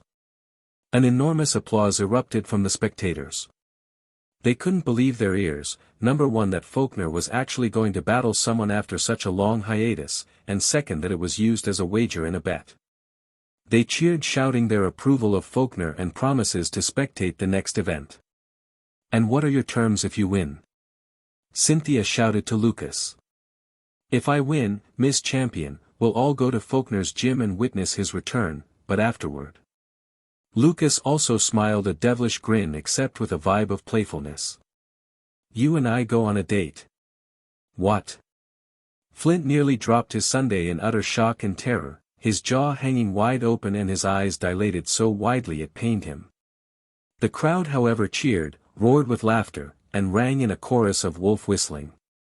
Brock was in tears, howling instead at his misfortune. "Ha! Cynthia's gonna have a run for her money," Dawn said, utterly shocked but enjoying herself. "But you know, this really isn't a bet at all. Cynthia wins either way." Brock cried louder than before and Flint actually dropped his ice cream, paralyzed with indignation. May giggled at Brock and Flint's antics and agreed with Dawn. "This is going to be great. That Lucas has got guts, right?" May mused. "I wish a good-looking guy asked me out on a date like that." Ash swallowed his last spoonful of ice cream with a satisfying, "ah," and threw away his cup. He only just joined in the conversation and heard some strange words being thrown around. "What's a date?" His entire team of Pokemon whirled around in shock. Brock and Flint managed to give him a wailing look of incredulity, and Dawn and May simply let their foreheads drop into their hands in frustration. "Was it something I said?" Ash asked, wondering why he was getting so many weird stares from everybody. "You'll understand later, Ash," May sighed, laughing internally at how immature the trainer was at times. "Probably in 10 years, give or take a few." Ash was still perplexed but decided to shrug it off and returned his attention to Cynthia, who just finished laughing in good spirits at the wager. "Lucas," Cynthia said in an almost menacing tone. "I'll just have you know that it's been years since someone asked me out, especially how you just did." "But you know what?" "What?" Lucas asked, curious to find out if his ploy worked or not. "You're a real catch." Cynthia smiled. "I accept your terms. Do you accept mine?" Amidst even more wails coming from Brock and what sounded like a few cracked knuckles from Flint, Lucas pumped his fist into the air, celebrating his first victory. "Thank you so much, Cynthia. I accept your terms." "Awesome sauce." Cynthia smiled and then put on her battle face, ready to win. "Then let's start this battle." After the crowd that gathered along the shop settled down slightly, Lucian began announcing the conditions of the battle. "This will be a one-on-one match between Lucas of Sunyshore City and Cynthia of the Sinnoh League Championship. Both trainers are not allowed to make substitutions. The field is a publicly owned avenue, so collateral damage will be minimized. Both trainers are restricted from using terrain-altering ground attacks lest they be disqualified. There is a 15-minute time limit. Are the trainers ready?" "Yes." Cynthia and Lucas chorused together with fighting spirit. Lucian raised both of his arms to set them off. "Release your Pokemon. Go, Magmortar buddy." Lucas threw his choice Pokeball into the air with all his might, releasing the creature inside into battle. "Let's win this." As the light dissipated, a stocky, red, orange, pink, and yellow flamed Pokemon emerged, raising its cannons towards Cynthia with a sporting growl. "Magmor. A fire type, huh?" Cynthia clenched her Pokeball tightly in her hand and threw it gracefully above her, releasing her Pokemon right beside her. "To me, my friend." Without warning, Ash felt a massive wave of energy come over him like sea water from yesterday. Even before the summoning light vanished from the Pokeball, Ash knew what species it was. He couldn't quite put his finger on it, but for some reason he felt an energy wave similar to the one he experienced during his time in the land of Rhoda. "She has a Lucario? This is gonna be so awesome!" Ash yelled out from the crowd. May and Brock looked at Ash wondering what he meant. Every one of the onlookers turned their heads toward Ash wondering what he was talking about, and gawked when they saw Cynthia's choice. Sure enough, a Lucario materialized right beside Cynthia. A tattered pink sash trailed in the wind as the Lucario held onto it in her right paw. Lucario took the sash by its ends and brought it around her neck, tightening the knot around the back. Then she tensed herself into a fighting stance, raising her right paw towards her jaw and extending her left arm straight in front of her. "This is interesting," Cynthia thought. Cynthia noticed Ash's outburst as well, but did her best to hide her shock. Ash never showed signs of sensitivity before. Lao. Lucario asked Cynthia in surprise. Lucario, I know you're my newest team member and that you haven't battled much with me, but I also know that you're a real fighter. I'm sure you'll give it your best shot, right? Cynthia added with a smile. Cynthia's Lucario nodded and responded eagerly. I've got to say, Cynthia, even after watching all of your championship battles on television, I had no idea you had a Lucario. Lucas said after watching the scene in front of him. And you wouldn't have. Cynthia replied. Allow me to introduce the most recent addition to my family, Lucario. This is the first time I've let her battle in public, but I warn you, do not underestimate her abilities. That Pokemon looks really cool. I've never seen such a fierce girl fighter before. Lucas whispered softly. Are you ready, Magmortar? Let's do this. The countdown starts now. Lucian raised both of his arms ready to set them off. Begin the battle. Magmortar, use flamethrower on Lucario. Lucas shouted. Magmortar responded quickly by raising both of its cannons, already charged with red-hot flames. With a mighty roar, Magmortar ejected the attack directly towards Lucario. Lucario. Dodge and use Aura Sphere. Cynthia commanded as the flames rushed closer. Lao, la. Lucario grunted as she sidestepped the flames. With careful arm and hand placement, Lucario centered her palms and concentrated intensely. Slowly but surely, the appendages on her head began vibrating and normalized as a turquoise sphere of energy formed in between her palms. Hold on a second. Ash spoke, surprised at the sight. While Magmortar gathered its bearings from releasing flamethrower and Lucario carefully formed her attack, Ash noticed something peculiar. That aura sphere is different. What? May asked, temporarily distracted from the battle. What do you mean? I don't know. Ash didn't know how to put it into words. Something feels very different about that aura sphere than the one used back in the Tree of Beginning. May didn't know what to say, the attacks looked exactly the same to her. Lucas on the other hand seized the opportunity to charge up, realizing that this particular Lucario was taking a longer time to form its aura sphere than most others would. Magmortar, use Sunny Day to power yourself. Magmortar likewise concentrated, except this time concentrating on its left cannon. Almost immediately, a blinding bright yellow orb of energy developed in the cannon and was fired into the sky towards the blistering sun. Mortar. Sunny Day will take effect almost as soon as Lucario releases her aura sphere, Cynthia thought as she watched the orb ascend into the sky, knowing full well of its consequences. We'll just have to blitz him before he can use a fire-type attack. Oh, if only her spheres generated normally. Lucario. Do it now. Cynthia commanded. Lucario opened her eyes and threw the aura sphere with all her might towards Magmortar, who just finished launching Sunny Day. Lucas expected the attack to come at some point, so he was prepared. Magmortar, smash that attack with Brick Break. Lucas shouted with a wave of his hand. Without a moment's hesitation, Magmortar chopped his right cannon directly across the incoming attack, nullifying it. However, neither Magmortar nor Lucas anticipated Lucario sprinting in, her arms ready for physical combat. Jump and use Bone Rush. Cynthia commanded, smiling in her challenger's direction. With a deafening thud, Lucario's materialized Bone Rush attack connected with Magmortar's skull, knocking the wind out of the surprised Pokemon for a few seconds. Lucario landed neatly, several feet in front of Magmortar, who grunted from the pain searing through his head. Let me tell you something, Lucas. Cynthia took the liberty of exacerbating Lucas's predicament. I'm very impressed that your Magmortar was able to deflect my Lucario's aura sphere, but don't even bother trying to get me to attack your Pokemon with a head-on attack like close combat. I won't fall for it. Ash suddenly felt extremely humiliated at Cynthia's words.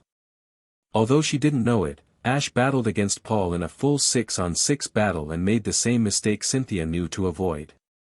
Ash's Pokemon watched Ash. Apprehensively, knowing that the battle was a huge blow to his esteem, but Ash smiled as best as he could, nodding that he would do better the next time. Dawn and Brock both heaved sighs of relief. So you knew about Magmortar's flame body ability. I guess you are the champion, after all. Lucas gritted his teeth and grinned at Cynthia's words, allowing Magmortar enough time to recover before launching another attack. No matter, this battle's just getting started. Magmortar, use Solar Beam. That Magmortar is at a really, really high level, and I can see the sun starting to intensify already. Cynthia frowned, knowing that something like this would happen, but before she could think of a strategy, she noticed her Pokémon already began forming an aura sphere in retaliation. No. Lucario, there's no time for that attack. Use Double Team. Reluctantly it seemed, Lucario dissipated the attack and the glowing sphere vanished, only to be replaced by a quickly repeating image of Lucario appearing all around Magmortar. Magmortar didn't realize the target's change of position and released Solar Beam straight ahead, shooting through a clone off into the distance, dissipating harmlessly over the ocean.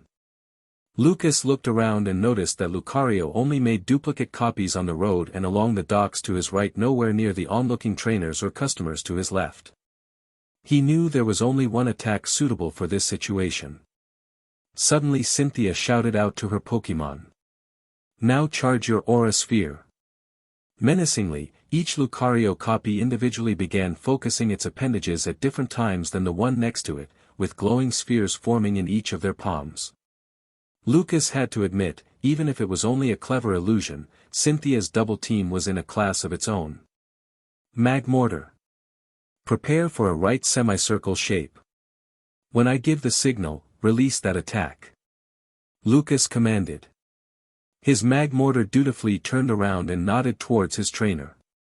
It turned around again and gathered as much energy into his cannons as possible, ready to release it when ordered. Within seconds, both cannons contained a visible mass of white-hot flames, restrained only by Magmortar's will. I don't know what attack you're planning to use, Lucas, but we'll finish you off before you can use it. Cynthia said, already growing worried, but she didn't let any of it show through her facade. Lucario, release Aura Sphere. Lucas watched on the defensive as dozens of copy Lucario clones simultaneously released their devastating spheres upon Magmortar. Not a split second before any of the aura spheres made contact, Lucas bellowed out his attack. Lava Plume, now. It was Cynthia's turn to defend, and her eyes widened in horror in response, suddenly aware of what those white-hot flames could mean for Lucario. Jump, Lucario. Get away from those flames. Not a second later, Magmortar locked both of its cannons through its center and unleashed the attack, sweeping both of its arms in a mirrored sinusoidal motion to its sides, releasing a wide sea of supercharged flames across the battlefield like a shock wave of fire. Every Lucario clone vanished as a result, and the battlefield suddenly became unbearably hot, beads of sweat dripping down Cynthia's forehead and Lucas's neck. Any of the spectators who hadn't finished their ice cream before deeply regretted it. When the white-hot flames dissipated, Lucario was nowhere to be found. All of the viewers wondered aloud where Lucario went, its presence seemingly vanished from the field. Suddenly Ash felt another wave of intense energy, this time revealing Lucario's location. I can feel it. Ash said quietly, receiving stares from his traveling party who were all wondering what he was talking about. Lucario is falling from above. Just as Ash predicted before, everyone looked up to the sky and saw that Lucario had indeed been hit by the lava plume attack, and instead of jumping to avoid it uneventfully, a great burn mark on its right leg was evident, causing the steel-type Pokémon to lose balance mid-air and tumble to the ground out of control.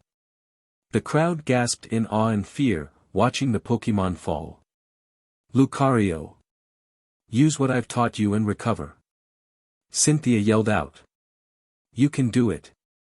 Lucario was falling very rapidly and only barely heard Cynthia's cry, wincing in pain at the thought of what was coming next.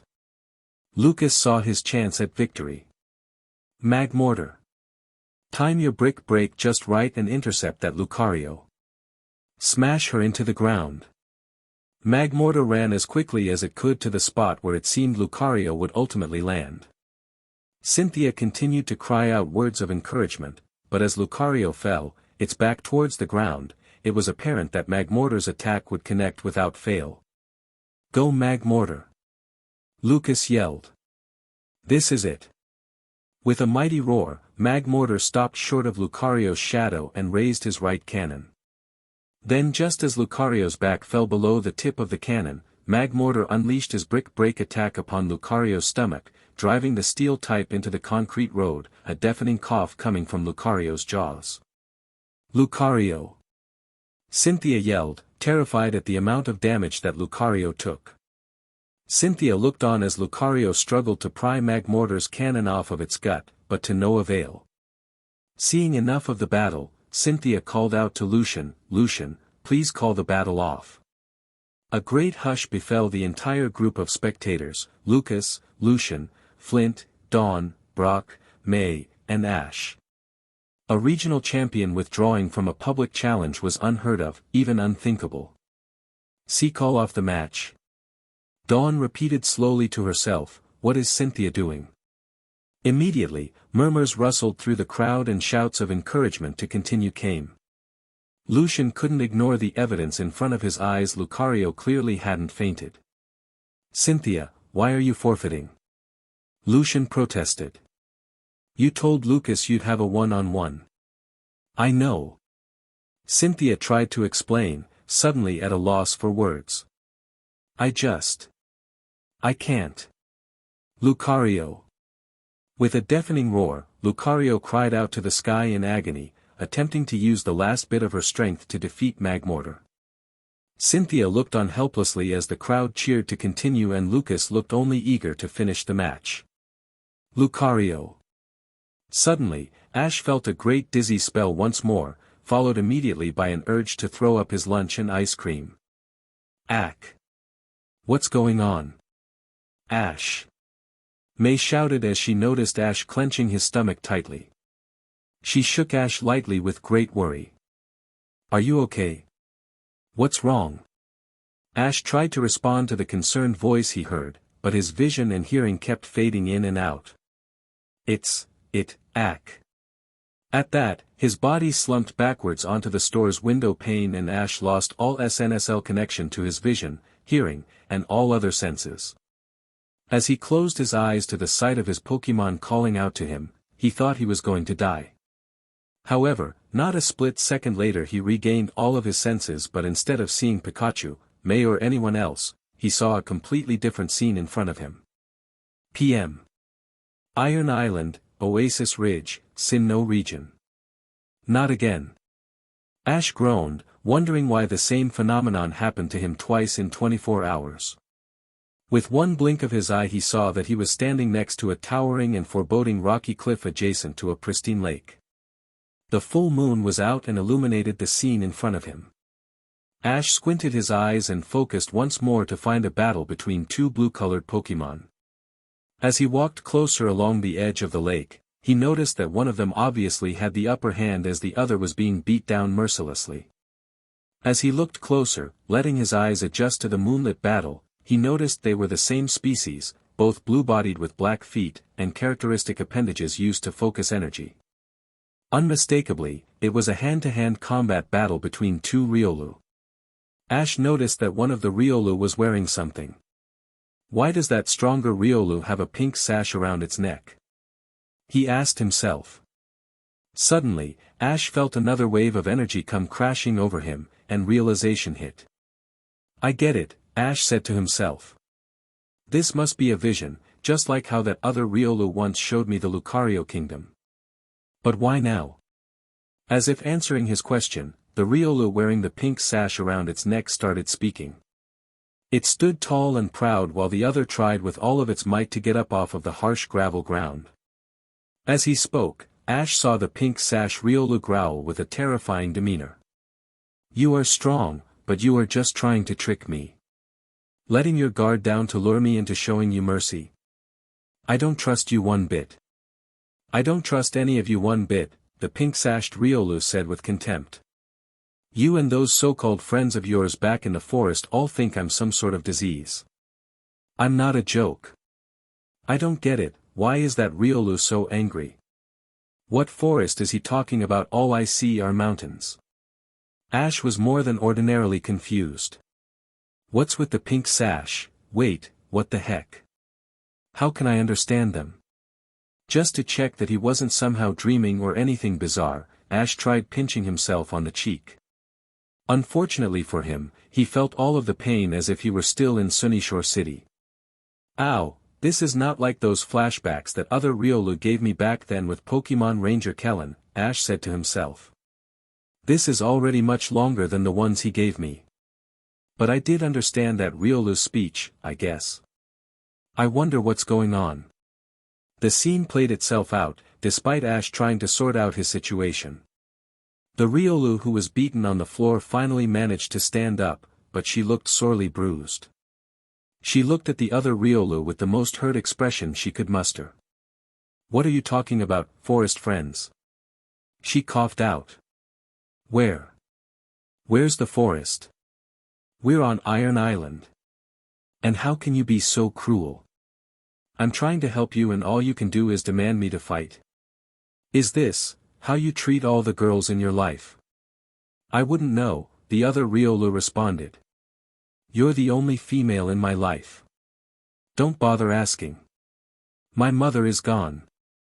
Ash couldn't be more perplexed, but he stayed silent, watching the scene anyway.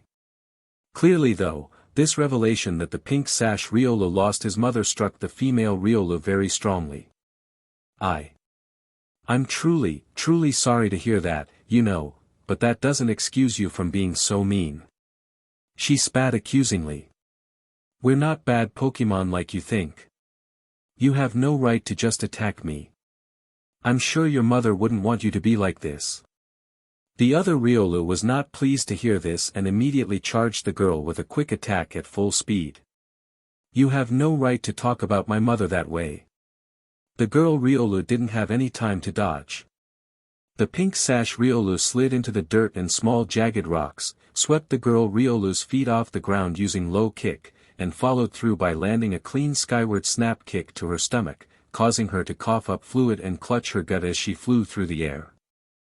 As the girl came falling to the ground, the pink sash Riolu raised his right arm and punched her straight into the ground with force palm, depriving her of breath and any other means of escape.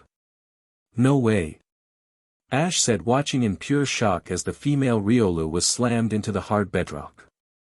That's the same kind of move that Magmortar used just now. Maybe that's why she's projecting these thoughts that only I can pick up. The pink sash Riolu kept his palm pressed into the girl's gut, causing her great pain.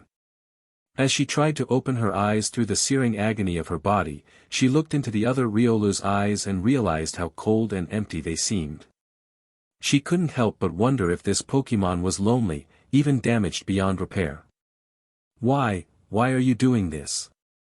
The female Riolu asked desperately, feeling her stomach collapse under the pressure of the paw pressing into her gut. Why? Ash watched in solemn fright, seeing two wild Pokemon fight so savagely. He couldn't help but feel his insides get torn up in empathy. I really want to help, but this is a vision. I can't change it. He said to himself in frustration. I'll just have to see why Cynthia's Lucario is projecting this.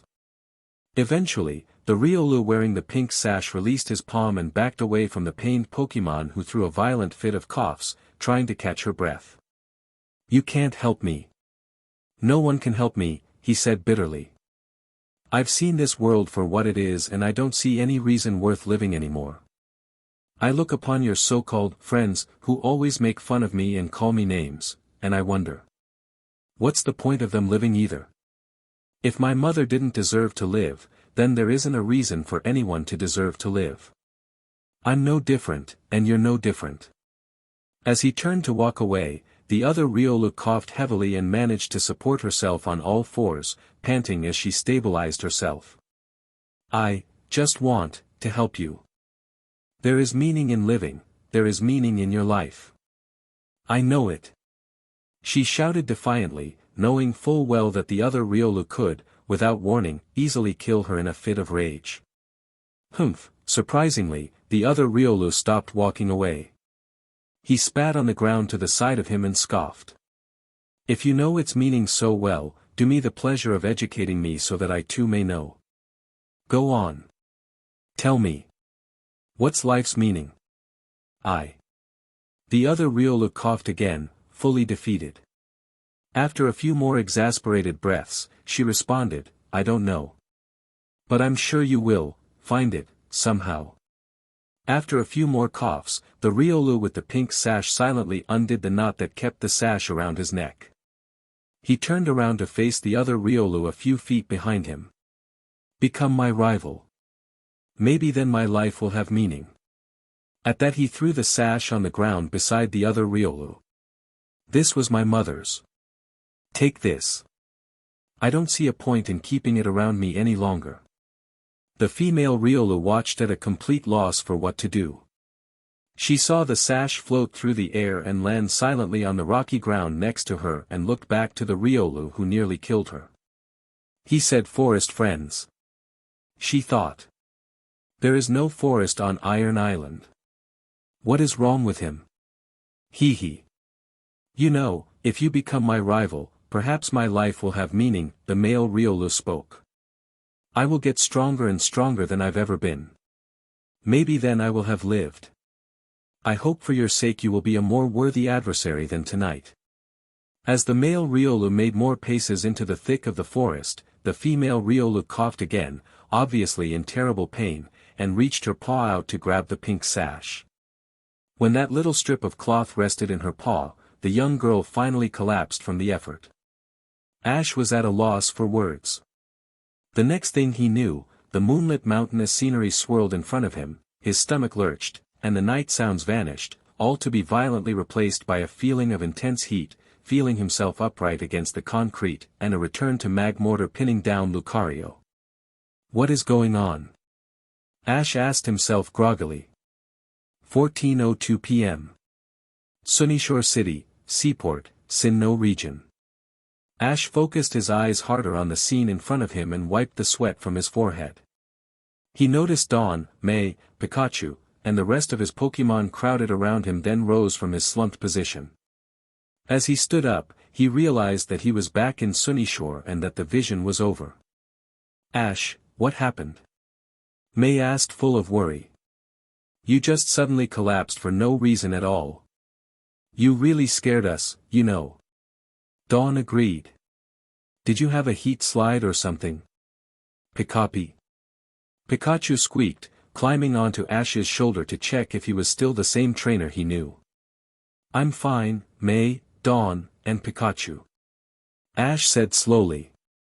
But now I know where that pink sash comes from. Everyone looked at Ash with totally bewildered expressions. They exchanged glances of sheer worry that Ash had lost his mind. Ash leaned into his knees and finally stood upright once again. I'll explain later, Ash said with a slight cough. Good thing I didn't throw up my lunch. Still, Lucas's Magmortar kept Cynthia's Lucario completely pinned down on the concrete street, keeping the pressure on both of her arms and her torso. Neither side has discontinued battling. Lucian announced quickly. The time remaining is 3 minutes, Mark. Lucario. Cynthia cried out. You don't have to do this. Instead of responding to her, Lucario growled even more fiercely at the Magmortar on top of her. Clearly Lucario had no intention of backing down even in this situation. Lauarak. Lucario. Cynthia whispered softly. She just couldn't bear the sight of her Pokémon under such stress and simply hoped the best, knowing her Pokémon wouldn't listen to a word of reason at this point. Why are you always like this?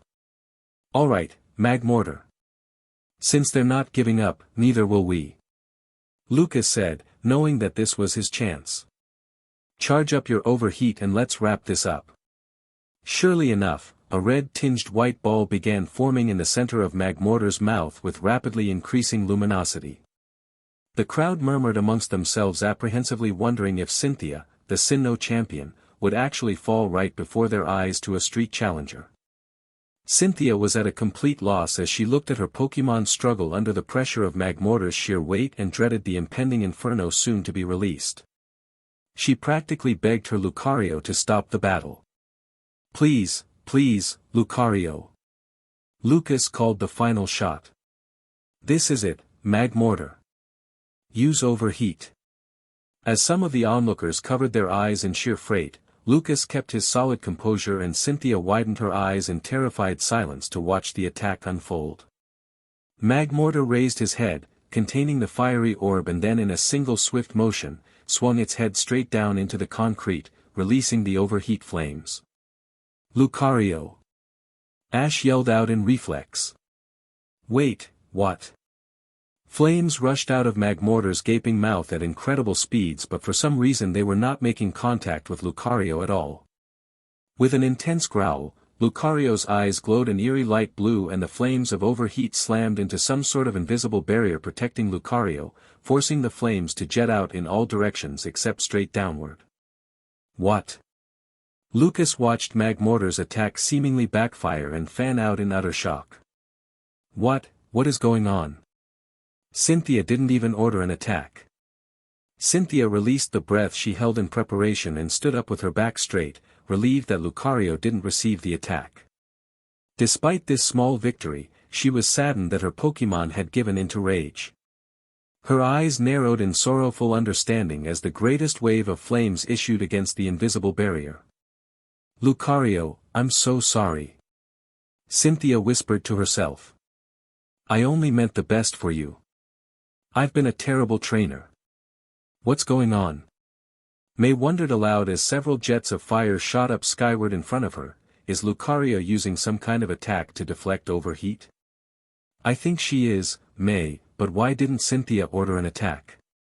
Dawn agreed, but looked upon the battle noticeably unsettled by the lack of orders. It's psychic, Brock said, finally managing to compose himself for a moment. He furrowed his brow and eyed the situation carefully to be sure. Lucario is using psychic in order to create a barrier in front of herself. I have no idea why Cynthia is just standing there though. Something doesn't feel right. Ash looked upon the battlefield and listened in on Brock's explanation and everyone's questions. As Magmortar's attack subsided and the flames vanished, Ash realized the situation was only clear to him because of the vision he saw. At that moment, Ash realized that even Cynthia had no idea why Lucario was disobeying orders. Lucas clenched his fist in frustration, feeling cheated out of a clean victory. He heard Magmortar panting heavily and knew that he couldn't use overheat again. Magmortar, switch to flamethrower. Lucas ordered still. We can still win this. Magmortar raised his head again as if loosing another overheat, except this time he brought his head down much more quickly to release his attack. However, Magmortar's head froze at a 45-degree angle and remained static. Magmortar. What's wrong? Why aren't you using flamethrower? Lucas asked his Pokémon, wondering why he suddenly stopped his fire attack. Slowly but surely, a thin, light blue light surrounded Magmortar and just slightly lifted him off of Lucario's body, allowing her to finally breathe and break free of Magmortar's full body lock. Oh no! Lucas realized why both of his last attacks failed. That Lucario can use Psychic. This is bad. Lucario managed to stand up on the road, her eyes still glowing with light, and raised both of her arms simultaneously towards the sky, both palms facing upward. As Lucario backed up closer towards Cynthia, though paying her no mind, Magmortar rose and rose, higher and higher off the ground until he was easily above all of the stores and restaurants along the Sunyshore docks. Without warning, Lucario then released her mental grasp of Magmortar, letting him plummet from the sky towards the concrete ground. As Magmortar fell, Lucario charged towards the landing spot, her right palm ablaze with energy and her left palm supporting it. Without orders, Lucario ran in with a charged force palm. Cynthia looked up slightly knowing that her Lucario set Magmortar up for the same attack Magmortar executed only moments ago. After confirming what she already knew, she resigned herself, letting her eyes drop back down to the cement road in front of her. She knew that there was no way to command her Pokémon to stop or do otherwise as it rushed to intercept Magmortar with its attack. Without seeing it, Cynthia felt the shockwave of Lucario's force palm hit Magmortar squarely in the chest only inches away from the ground after its fall. Cynthia heard Lucas's Magmortar skid on the harsh ground towards him and knew what the verdict was. After hearing Lucian proclaim that the battle was won by the defending champion, Cynthia closed her eyes tightly trying to fight off her emotions. Amidst the hoarse murmurs of Lucas and Magmortar and the avid cheers from the spectators, Cynthia quietly took Lucario's Pokeball and enlarged it. Her Lucario turned away from Lucas's direction and faced Cynthia, her eyes glowing with unexplained malice. Cynthia felt a shiver run down her spine as she retracted Lucario. "You did well, Lucario. Take a long rest. I'm so sorry."